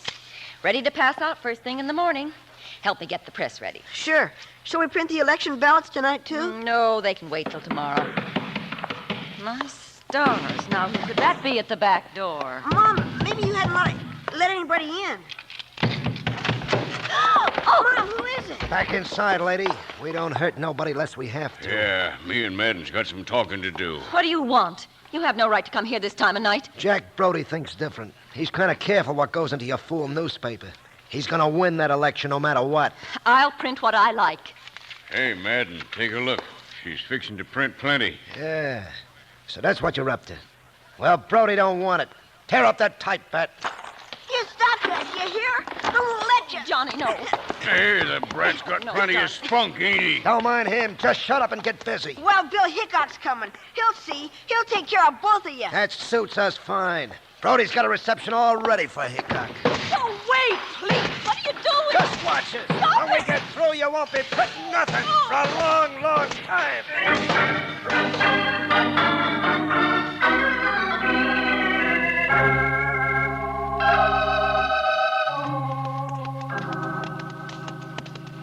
Horizon City's still wide awake, Bill, from the looks of the horses around that gambling house. No, me. You don't seem very happy about it, Jingles. Well, gee whiz, Bill, I got a toothache. Getting worse, is it? Oh, my bicuspid's beating out the handle course, and my jaw's swole up like a cow eating Jimson weed. We'll line up at dinner as soon as we have a talk with Mrs. Crawford.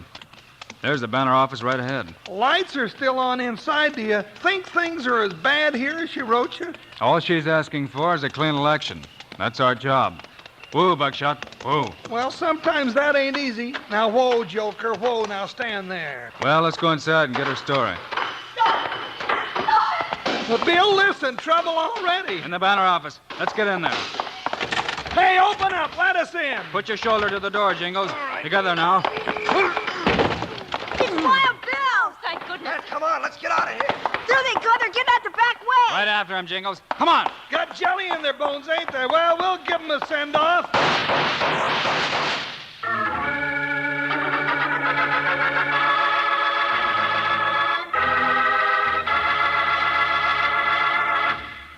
You know, when your old pal Panhandle Jim gets excited, he just can't sit still. Oh, not me, partners. I gotta do something. And what I like to do best is eat Kellogg's Corn Pops. Gobble 'em up as fast as I can grab 'em up. Sure is a good thing these Corn Pops are a two-way cereal. Yes, sir, you can eat Kellogg's Corn Pops 2 ways. One way's right out of the box like I'm eating 'em now. They're a real tasty snack with the sweetening already on 'em. Now, the other way to eat Corn Pops is out of the bowl with milk. But remember, don't go pouring a lot of sugar on 'em. They're already sweetened for you.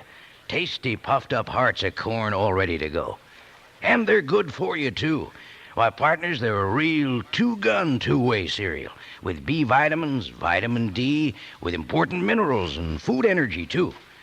So if you aren't already settled back enjoying Kellogg's Corn Pops right now, you better scoot on down to the store and get a load of them. You'll need plenty because the whole family's going to be getting into them.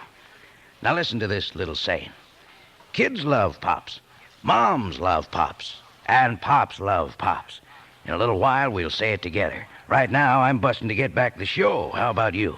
Let's go.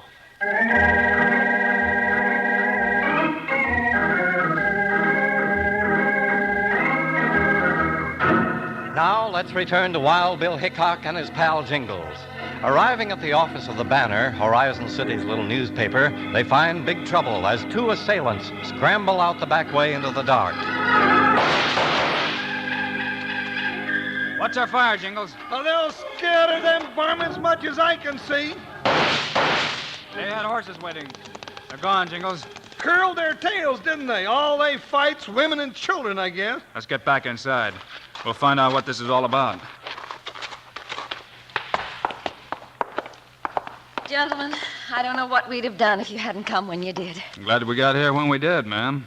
Bill, look what they did to this place. It's something a real dainty mule couldn't stand. They were smashing it up, so me and Mom couldn't print the newspaper. Jingles and I'll help straighten up, Mrs. Crawford.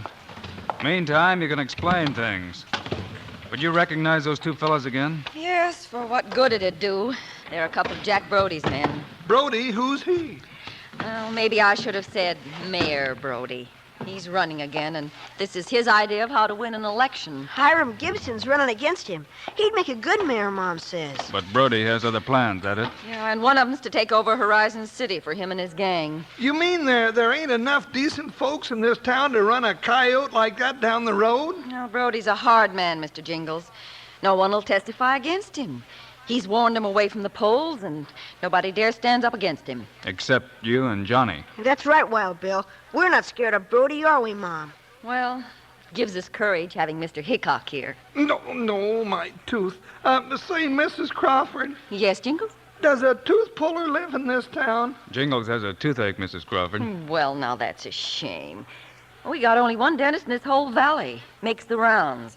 He won't be back here till day after tomorrow, the day of the election. Oh, gee whiz, I got to get rid of this tooth somehow. It's throbbing me something terrible. Why don't you do what I do, Jingles? What? Tie a string to it, and the other end to the doorknob. Oh? Then I just slam the door. Oh, now, let's not be hasty about this. You know, that might bring complications. You know, I might get lockjaw or hoof and mouth disease. Well, I have some camphor here someplace. That should ease the pain. Well, I'd sure be much obliged to you, ma'am. I still think a string would be better. Now, cut that out, Johnny, and mind your own business. Where do we find this man Brody, Mrs. Crawford? Over at the gambling house.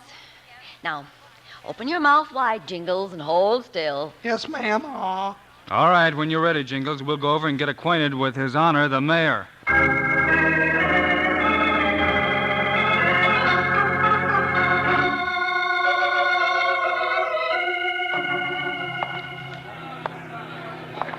Watch it now, Jingles. Hey, how about that mean-looking feller standing at the card table with the black shirt? Yeah, he sure fits Brody's description, all right.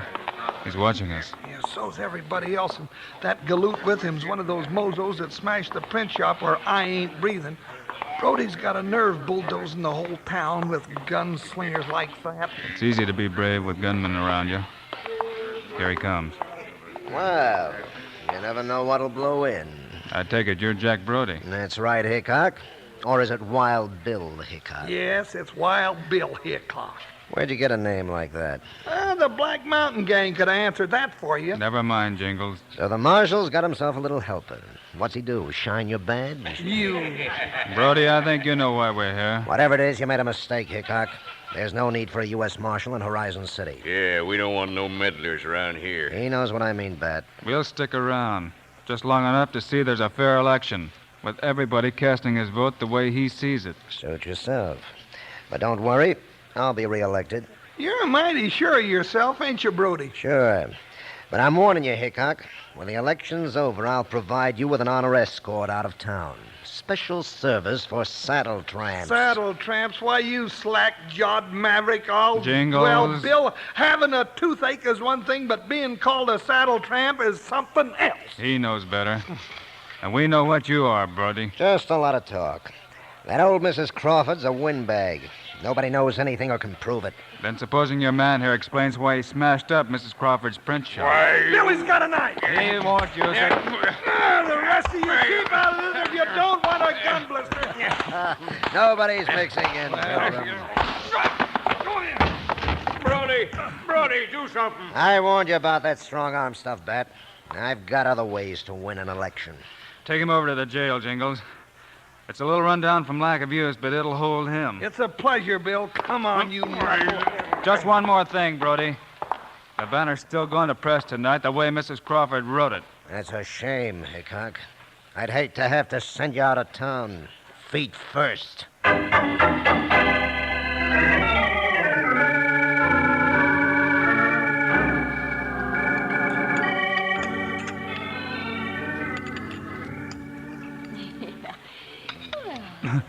It's mighty nice of you to have us over for supper tonight, Mrs. Crawford. That's just what I was going to say. Oh, I'm proud to have y'all. Some more watermelon preserves, Mr. Gibson? Well, thank you, I will. But Mr. Hickok's right. After all the work you did last night, getting your paper out and printing the ballots today. I passed out copies of the paper to everybody, Mr. Hickok. Nobody stopped me either. That took courage, too, Johnny. I think now the decent folks will know how to vote tomorrow. And knowing you're here, Mr. Hickok, they won't be afraid how they vote. Well, there's just one thing that bothers me. Brody's been awfully quiet today in spite of the way things are going. Yeah, I noticed that, too. Jack Brody's not the kind to give up this easy. Mrs. Crawford, I don't mind saying that this is without a doubt the best fried chicken I ever... Ow! Your tooth bothering you again, Jingles? Oh, it sure is. Want me to get a piece of string now, Jingles? Never you mind now, Johnny.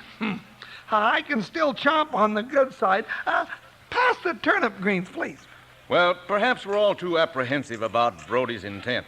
Certainly he can't stand up against... What's that? Blow me. Sounds like a commotion outside. It sure does. You don't suppose there's trouble, do you? Fire! Fire! Hear that, Mother? There's a fire somewhere. Johnny, that glare down the street. It's in your newspaper shop, Miss Crawford. Oh, all the ballots for tomorrow's election are there. They'll be burned. And the whole place with it. Get out the water buckets. You run, spread the word, Johnny. The rest of us will get to the fire and do what we can.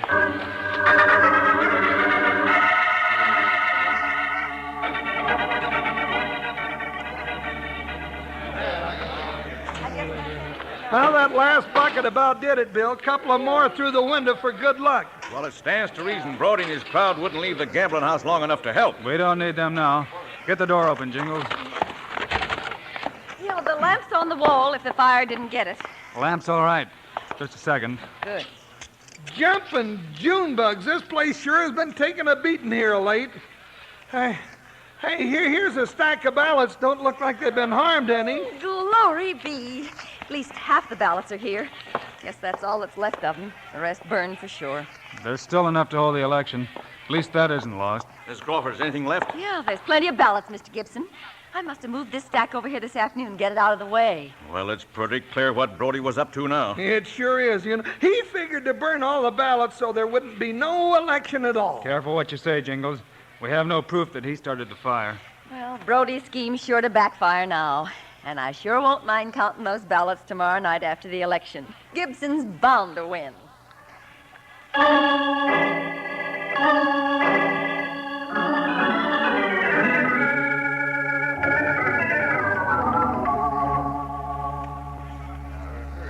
Well, Mrs. Crawford, you finished counting the ballots?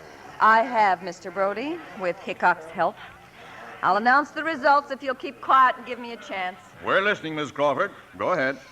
Votes cast for Hiram Gibson, 210.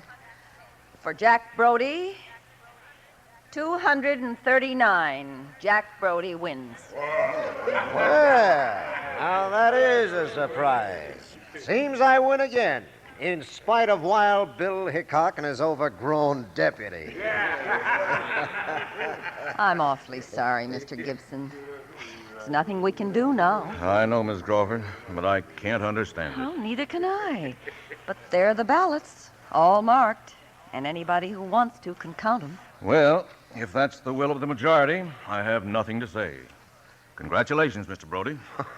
I'm deeply touched. He don't need none of your talk, Gibson.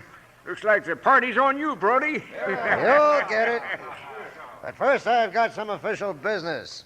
To run Hickok and Jingles out of town. Now you're talking. They're both down at the marshal's office. What are we waiting for? Come on. Let's go get 'em.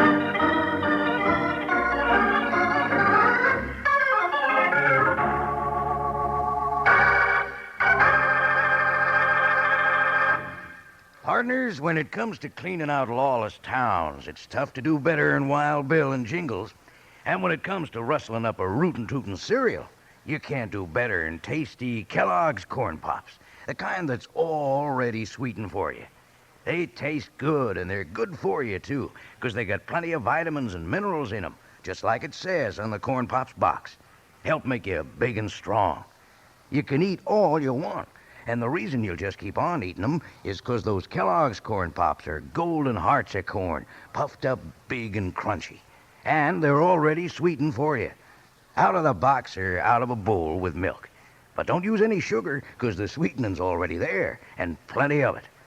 And that silver-like bag inside the box is really something. It's pure aluminum. Keeps Corn Pops fresh up to 10 times longer. And your mom can use it to store things in the refrigerator or for wrapping sandwiches. But best of all, and already sweetened for you, are Kellogg's Corn Pops. You know who loves Pops. Let's say it together. Kids love Pops. Moms love Pops. And Pops love Pops. You said it. Now let's get back to Wild Bill and Jingles.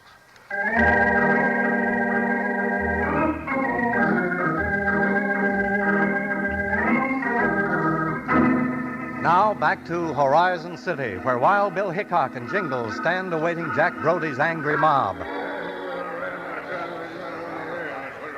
Hey, Bill, they're coming this way, and, well, you know what that means. Let them come, Jingles. I'm not through yet.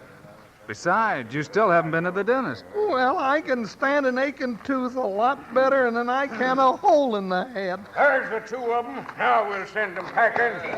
Toss them out, men.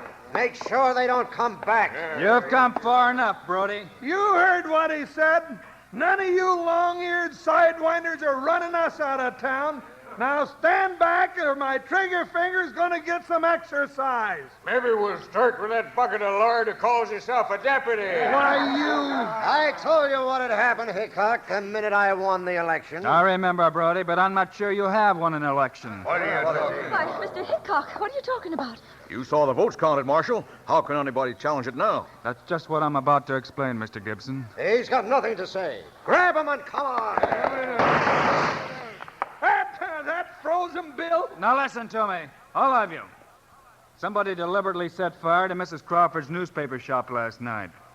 We got the fire out before all the ballots were burned, just like they wanted us to. Well, what are you trying to tell us, Mr. Hickok? I'm saying I don't think the other half of the ballots were burned at all.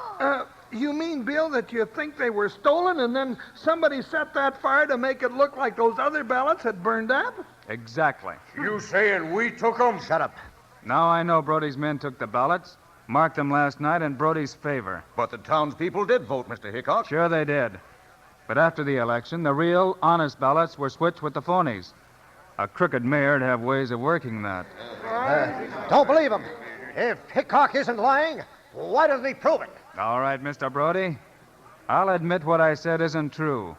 If you'll go to your office and open up your safe right now. His safe? What for? To show us the real ballots. The ones that elected Hiram Gibson for mayor. Stashed away there till he had a chance to get rid of them. And look at Brody squirming like a half sidewinder waiting for sundown. By the way, Brody, you should have told your boys to wash their hands before they marked the phony ballots. That dirty print's all over them. Gave you away. That doesn't prove a thing. Now for the last time. I go along with Hickok. Let's have a look in the safe right now. You ain't looking at nothing. He's drunk! When a guilty man goes for his gun, that's all the proof you need. Now you're talking. Hear them varmints down. I got Brody. Not yet, you haven't. Ow, hit me on my sore jaw, will you? I'm about to stop you clean to China. Jingles, that's enough. Oh, now, Bill, you seen him hit me. Let him up. Oh. Brody's men aren't behind him anymore, now that the right people have taken over.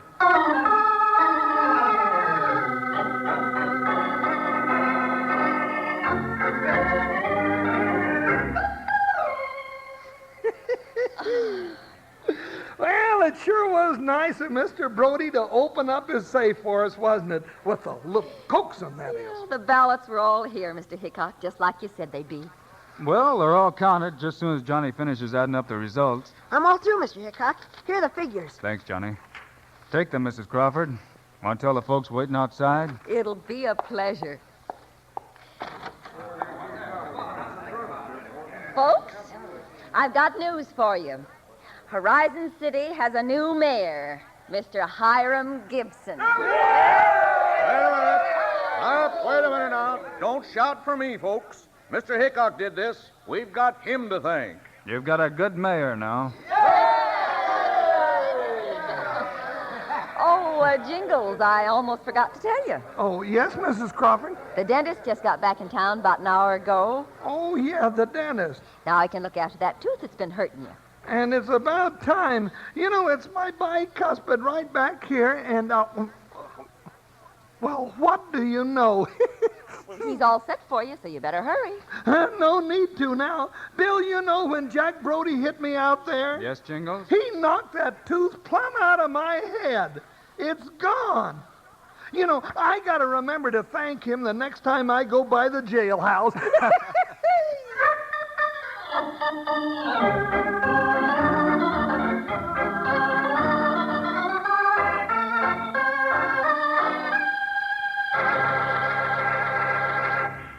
And now, here are the stars of Wild Bill Hickok, Guy Madison, and Andy Devine. Well, folks, we'll be back next week with more adventure and excitement. We sure will, and how about it? You Wranglers going to be with us? We sure hope so. Andy and I also hope you'll remember to get Kellogg's Corn Pops. Right. It's the great new cereal with the sweetening already on it. You bet it is. Andy and I think Corn Pops are great. So long. See you next week.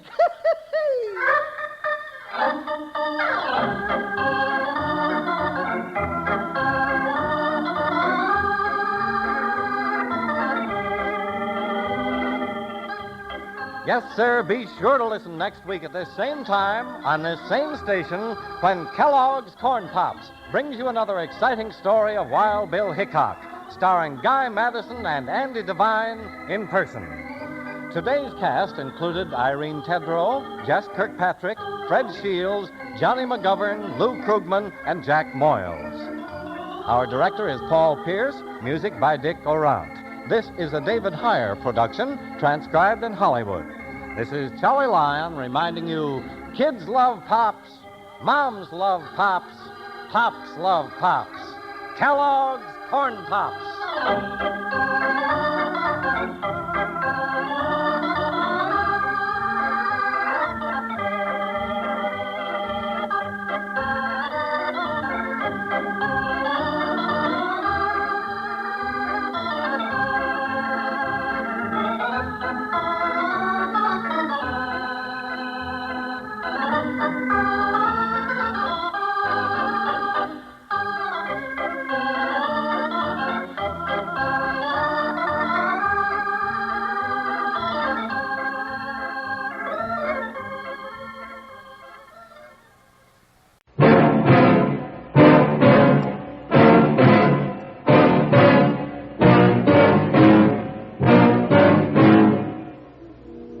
If the girl that's being held prisoner has been harmed in any way, you two men can toss coins to see which one I gunned down first.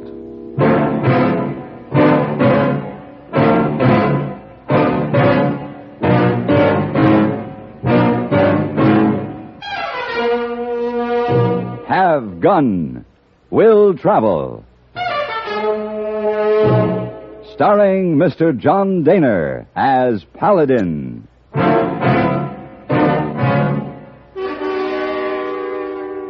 San Francisco, 1875. The Carlton Hotel, headquarters of the man called Paladin.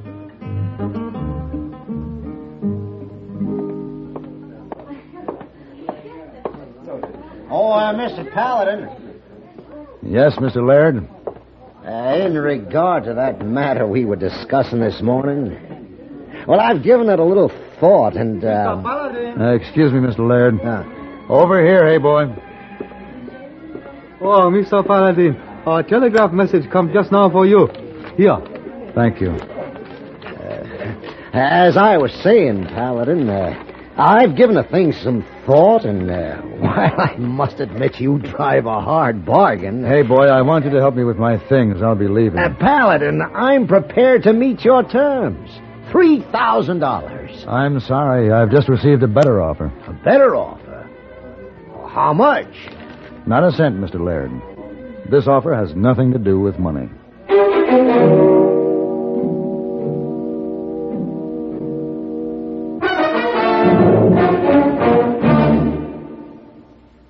Dandruff bothers most men, most women, too, so listen.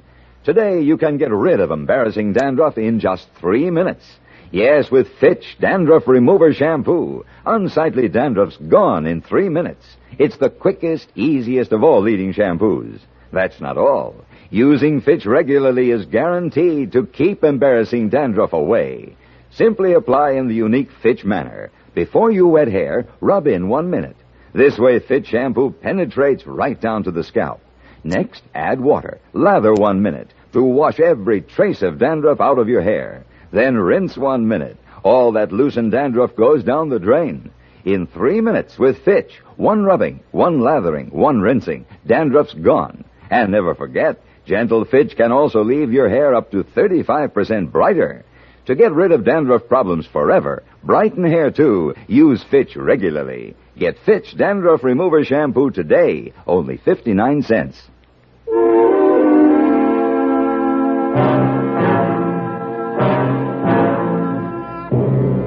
The telegram read, "Need you urgently. Barton Ranch, 3 Rivers, California." That's all. But that was enough because it was signed Phyllis Thackeray. 3 Rivers wasn't far, a hard day's ride. And as I rode through the spring morning, I thought about Dr. Phyllis Thackeray. Our trails had crossed just once, briefly, but I'd never forgotten her. A courageous doctor and a very special kind of a woman. It was near sundown when I rode up to the Barton Ranch house.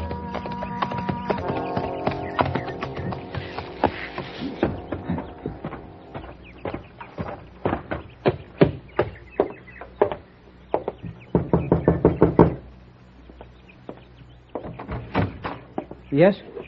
My name is Paladin. Oh, yes, come in. I'm Tom Barton. Dr. Thackeray asked me to send you the telegraph message. Where is she? We don't need you here, mister. Go on back to San Francisco. Who are you? This is my father. He owns this ranch. I'm here to see the doctor. Where is she? That telegram was a mistake. My son and I can handle things here. I want to see Dr. Thackeray, and I want to see her now. Now, wait a minute. I'll give you just that, mister. 1 minute to show me that girl. You walk into my house and get rough with me, and I'll have Now, you... Pa, there's no reason for any fuss. Mr. Paladin just wants to see the doctor. That's your way, isn't it, Tom? Back away from anything tougher than a stake. Fall over and play dead when the man tells you to. That's not true, Pa. I just don't believe in fighting when there's no fight called for. Nor at any other time. Where is the doctor? There, in the study.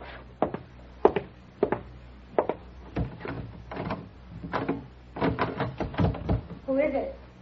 Paladin. Paladin. Just a moment. Come in. Shut the door and bolt it. Paladin, my patient here is very sick, and it's contagious. Are you all right? I was vaccinated 2 years ago back east, but anyone can carry the germ. It's smallpox. I see. I should have said something in the telegram. You afraid I wouldn't come? Would you have? I didn't have anything important to do. Paladin. And I've been vaccinated, too. Hello, Phyllis. Hello, Paladin. How long have you been here by yourself? I guess I've lost count. Any sleep? Well, You need rest. Sit down on that cot. Is that coffee hot? Yes.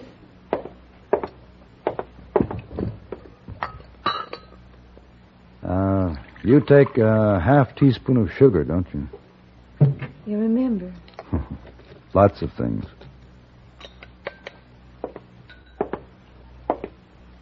Here. Thank you. Why did you send for me? To help me do my duty as a doctor. At the point of your gun, if necessary. Uh-huh. It's serious, Paladin.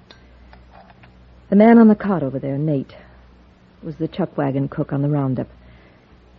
They sent him back to the ranch when he got too sick to work. He could have infected every man in the outfit. I have to see that each one of them is vaccinated. Well? There's a supply of vaccine at Fort Landis, and I've sent them a telegraph message. But it'll be 3 days before it gets here. The men will be back in the morning. 3 days.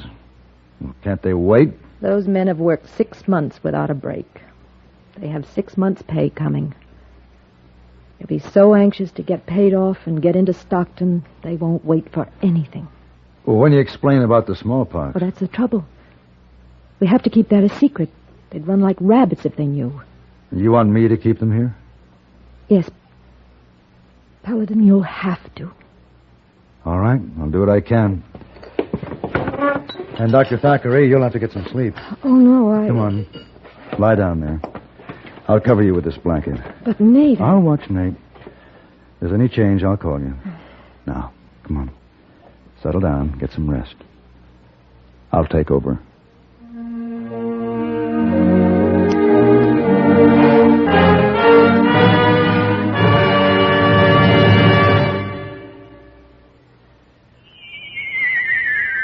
Be careful, you're going to land in the bathtub. Who's driving this flying saucer, you or me? Well, what do you see? Oh, germs. Millions and millions of germs. Sure, here on Earth, disease, germs, and viruses live in bathrooms. Wait, here comes a lady. She's putting a dash of Lysol in with those suds, and she's mopping the floor. Wow! Look at those germs and viruses drop dead. Boy, are you stupid. I thought all Martians knew that Lysol brand disinfectant kills disease, germs, and many deadly viruses on contact. Disinfects from one cleaning to the next if nothing else can. That's right. I remember my 7 grandmothers saying Lysol makes your favorite cleaner work better, including many that claim to sanitize. I'm sorry you learned to speak English by listening to commercials. And Lysol comes in regular or pine fragrance for as little as 29 cents. How much is that in Martian money?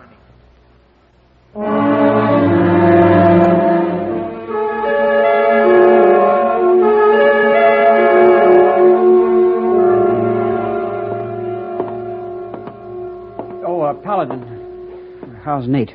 He's no better. Dr. Thackeray thought you should know. I should have got Nate off his place when he first come back. I understand the men who were with him on the roundup will be back in the morning. That's right. And if he dies, there'll be no way of concealing the cause of death. There'll be a stampede from this ranch in all directions. Let him go. We can't. Every man allowed to leave this spread without a vaccination could be carrying death to who knows how many people. That's the men. They're back early. We're not going to be able to handle them, Pa. Well, I'm going to try.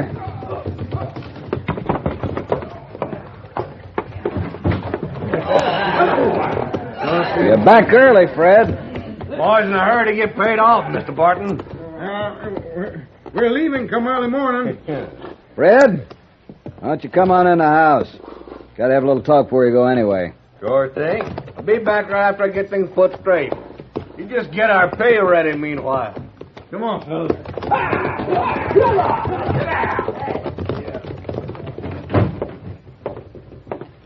Yeah, Missy ain't going to be able to handle those men. Look, they work for you. Which of you is going to give the orders to keep them here?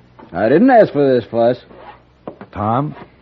Well, Fred Cooley's the range boss. It'd be a waste of breath talking to him. He'll do what he wants. No, he won't. He'll do what he's made to do. What you tell him to do, Tom. But Fred won't listen to me. Tom, you went against my orders, getting that female doctor in here, keeping Nate on the place. You started this. Now let's see you try to finish it. Now, wait a minute, Pa. This will be your ranch one day, son. You ought to be running it now. He's right, Tom. Sooner or later, whoever is foreman will have to start taking orders from you. Nobody's going to stand by you with a gun for the rest of your life. Yeah, I guess you're right. I'll try. I hope he does it. He wasn't such a weakling. Tom will be all right. He's got no gumption. You gotta fight, Paladin. Talk's no good. Barton, I've let my gun speak for me too many times. Believe me, words are better. We'll see. Hours passed, and Phyllis slept fitfully while I sat watching the sick man. The false dawn was just beginning to break when I heard the men coming up from the bunkhouse. I walked out into the front room. Barton sat in a chair by the dying fire. You're coming. Yeah, it's after 5 o'clock. Let's go meet him.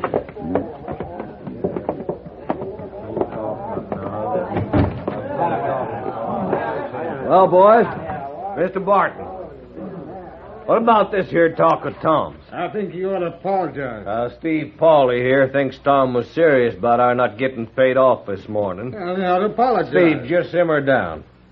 Now, I said Tom was funning with us. Who was right, Mr. Barton, me or Steve? Where's Tom? What about our money, Mr. Barton? We want it now, don't we, boys? We sure do. And that's how it'll be. There's a strong box in your study, Mr. Barton. You get our money out and ready now. We're riding out sunup. Cooley, you're talking to me now, not my son. I know who I'm talking to. Now, wait a minute. I ain't waiting, not at all. Either you open that safe or we break it open right now. You step up onto this porch, I'll put a bullet in you. Well? You can't shoot us all, Mr. Barton. And that money is due. He said you're not going in there. What's your business here, mister? I'm just helping a friend. All right. Sunup's in an hour. Gonna take me that hour to gather my gear together. Then I'm coming right back here for my pay and riding out. Don't try to stop me. It's up to you. You know something, mister? You're right. It is up to us. Now, hold on. I ain't gonna hold on for nobody. I don't figure to wait until sunup. Don't be a fool.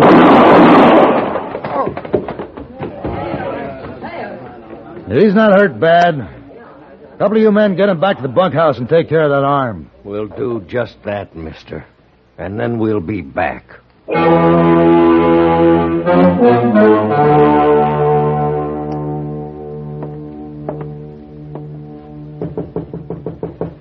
Phyllis?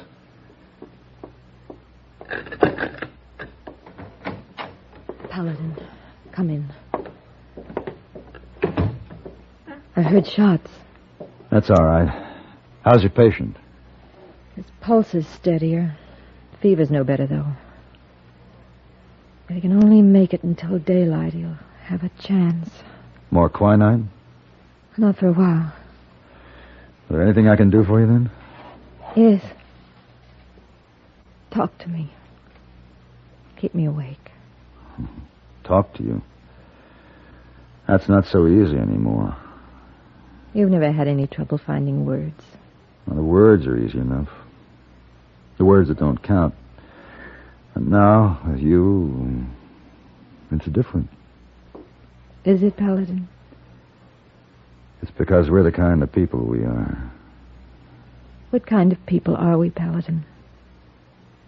We're neither of us ready for marriage. You have to go on with your work because it's important to you and to the people who need you. And you have to go on with your work because you're you. Yes. Paladin, I'm confused. Have you been proposing? No. No, I've been explaining why I haven't proposed. Oh. Well, it's flattering. I know there aren't many women to whom you feel it necessary to explain why you're not proposing. This is the first time. I believe it's time now for Nate's quinine. Can I help? No, I think... Paladin. He's better. His fever's dropped. I think he's going to live. You've done your job well, Doctor. I hope I meet with as much success with mine. Hear that?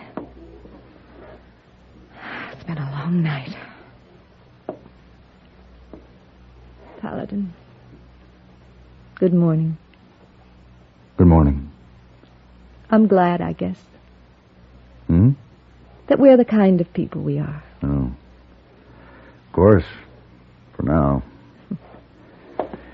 Well, you've got work to do. I'll see you later. Where are you going? Out front. I've got a little job to do at sunup.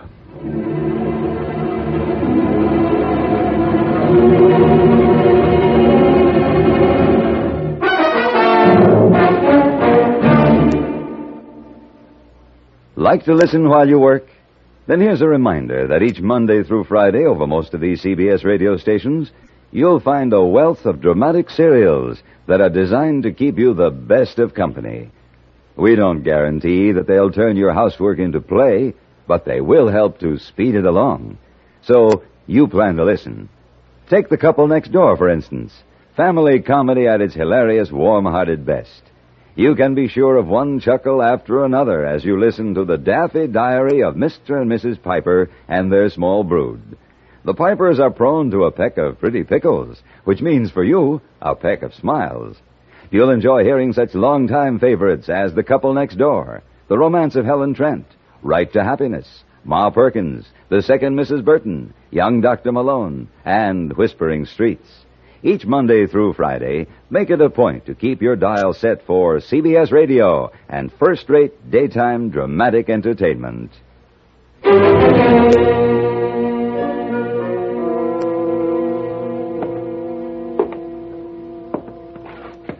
It's almost sunrise, Barton. Fred Cooley will be here. I know him. I'll be waiting. It's not for you to do. I don't like this letting another man do my work or my son's work.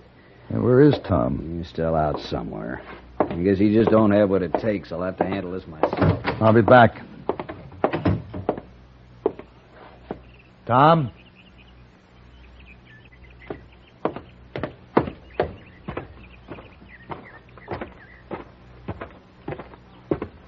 Tom? Over here, Paladin.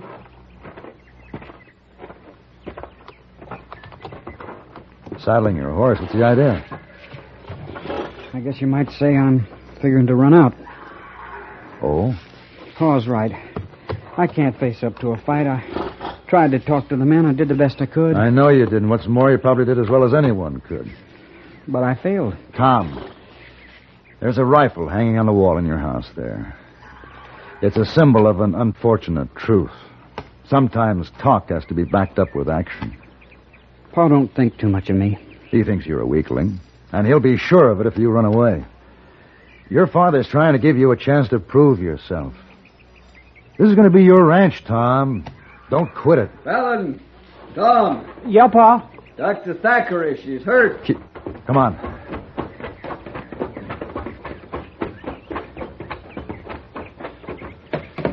Where is she? Over there. Tell you, he was half out of his mind. Come in the back door. Phyllis. Phyllis. Who did this? That study door was open. He seen Nate in there, and when he found out about the smallpox, he just went plumb loco. When I tried to stop him, he hit me with his 6-gun. Who was it? Dr. Thackeray. She tried to reason with him, but he was crazy scared. He hit her, knocked her down. Who did? Cooley. It was Fred Cooley. Where is he? Started on down to the bunkhouse. Said he was getting out of here. Paladin, wait!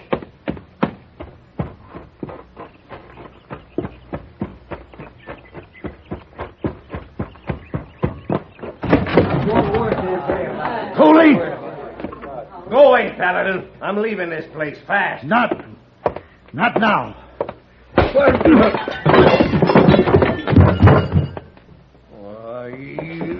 I'll beat you right down and run.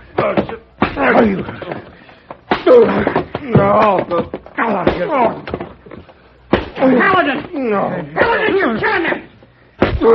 Paladin, That's enough, Paladin. I'm telling you. And this rifle's going to back up my words. It's one thing to shoot a man, another to beat him to death. I'll put a bullet in you if I have to. I'll handle this. All right. Yeah. All right, Tom. It seems like you've kind of taken over the running of things.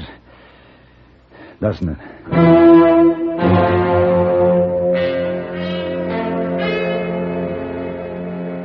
Three days later, the courier from Fort Landis arrived with the vaccine.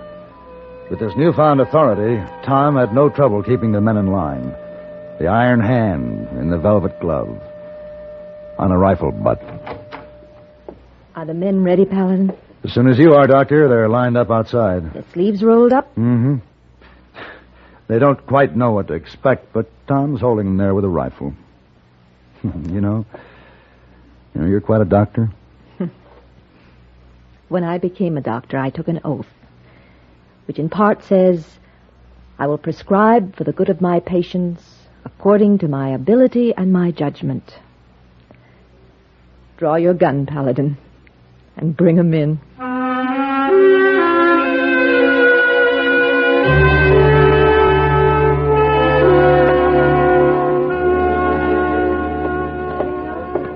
Oh, Mr. Paladin, so happy to see you back. Stay there, hey boy.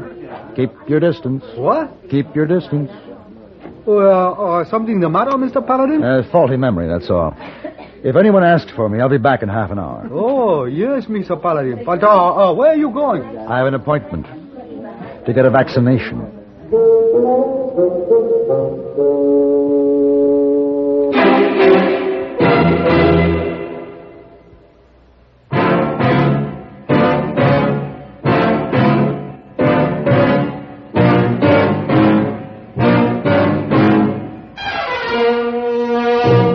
Have Gun, Will Travel. Created by Herb Meadow and Sam Rolfe, is produced and directed by Norman McDonnell and stars John Daner as Paladin, with Ben Wright as Hayboy. Tonight's story was written by Stanley Silverman and Sam Rolfe and adapted for radio by Ann Dowd. Featured in the cast were Gene Bates, Sam Edwards, Harry Bartell, Lou Krugman, and Lawrence Dobkin. Hugh Douglas speaking. Join us again next week for Have Gun, Will Travel.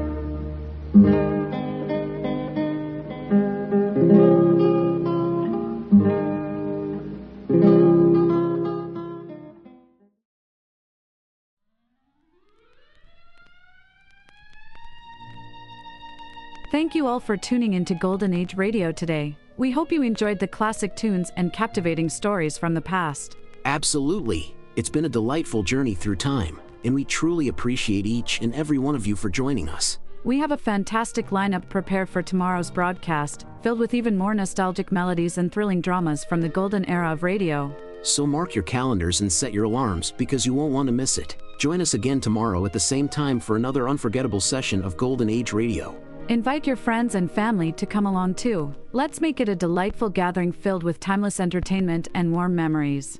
Once again, thank you for being part of our wonderful audience today. We look forward to having you with us again tomorrow as we dive into the enchanting world of the past. Until then, take care and have a fantastic day ahead. See you tomorrow. See you tomorrow. Attention all business owners and aspiring database wizards. If you want to take your data management to the next level, G3PL.com is your ultimate destination for expert Microsoft Access support and training. That's right. G3PL.com believes that every successful database journey starts with a dedicated individual guiding you to success. That's why we're proud to introduce G3PL.com, a Microsoft Access expert. Whether you're just starting or looking to enhance your access skills, G3PL.com's personalized training will set you on the path to mastery. G3PL will be with you every step of the way, providing hands-on guidance and real-world examples. But don't just take our word for it. Hear what a satisfied client has to say. Thanks to G3PL.com, I've become a Microsoft Access Pro. The personalized training was exactly what I needed.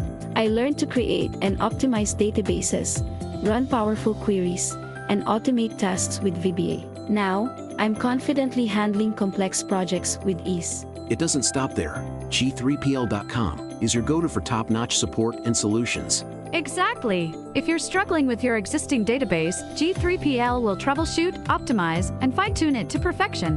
G3PL.com designed a custom database that transformed our business operations. We needed a streamlined system to manage our services and customer data. Their expertise delivered a tailor-made solution that exceeded our expectations. I can't thank them enough.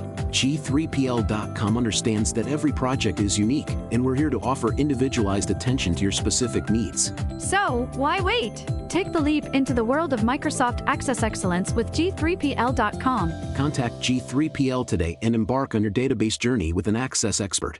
Send an email to db@g3pl.net or call 615-420-2040 and ask for Mark to learn more and get started.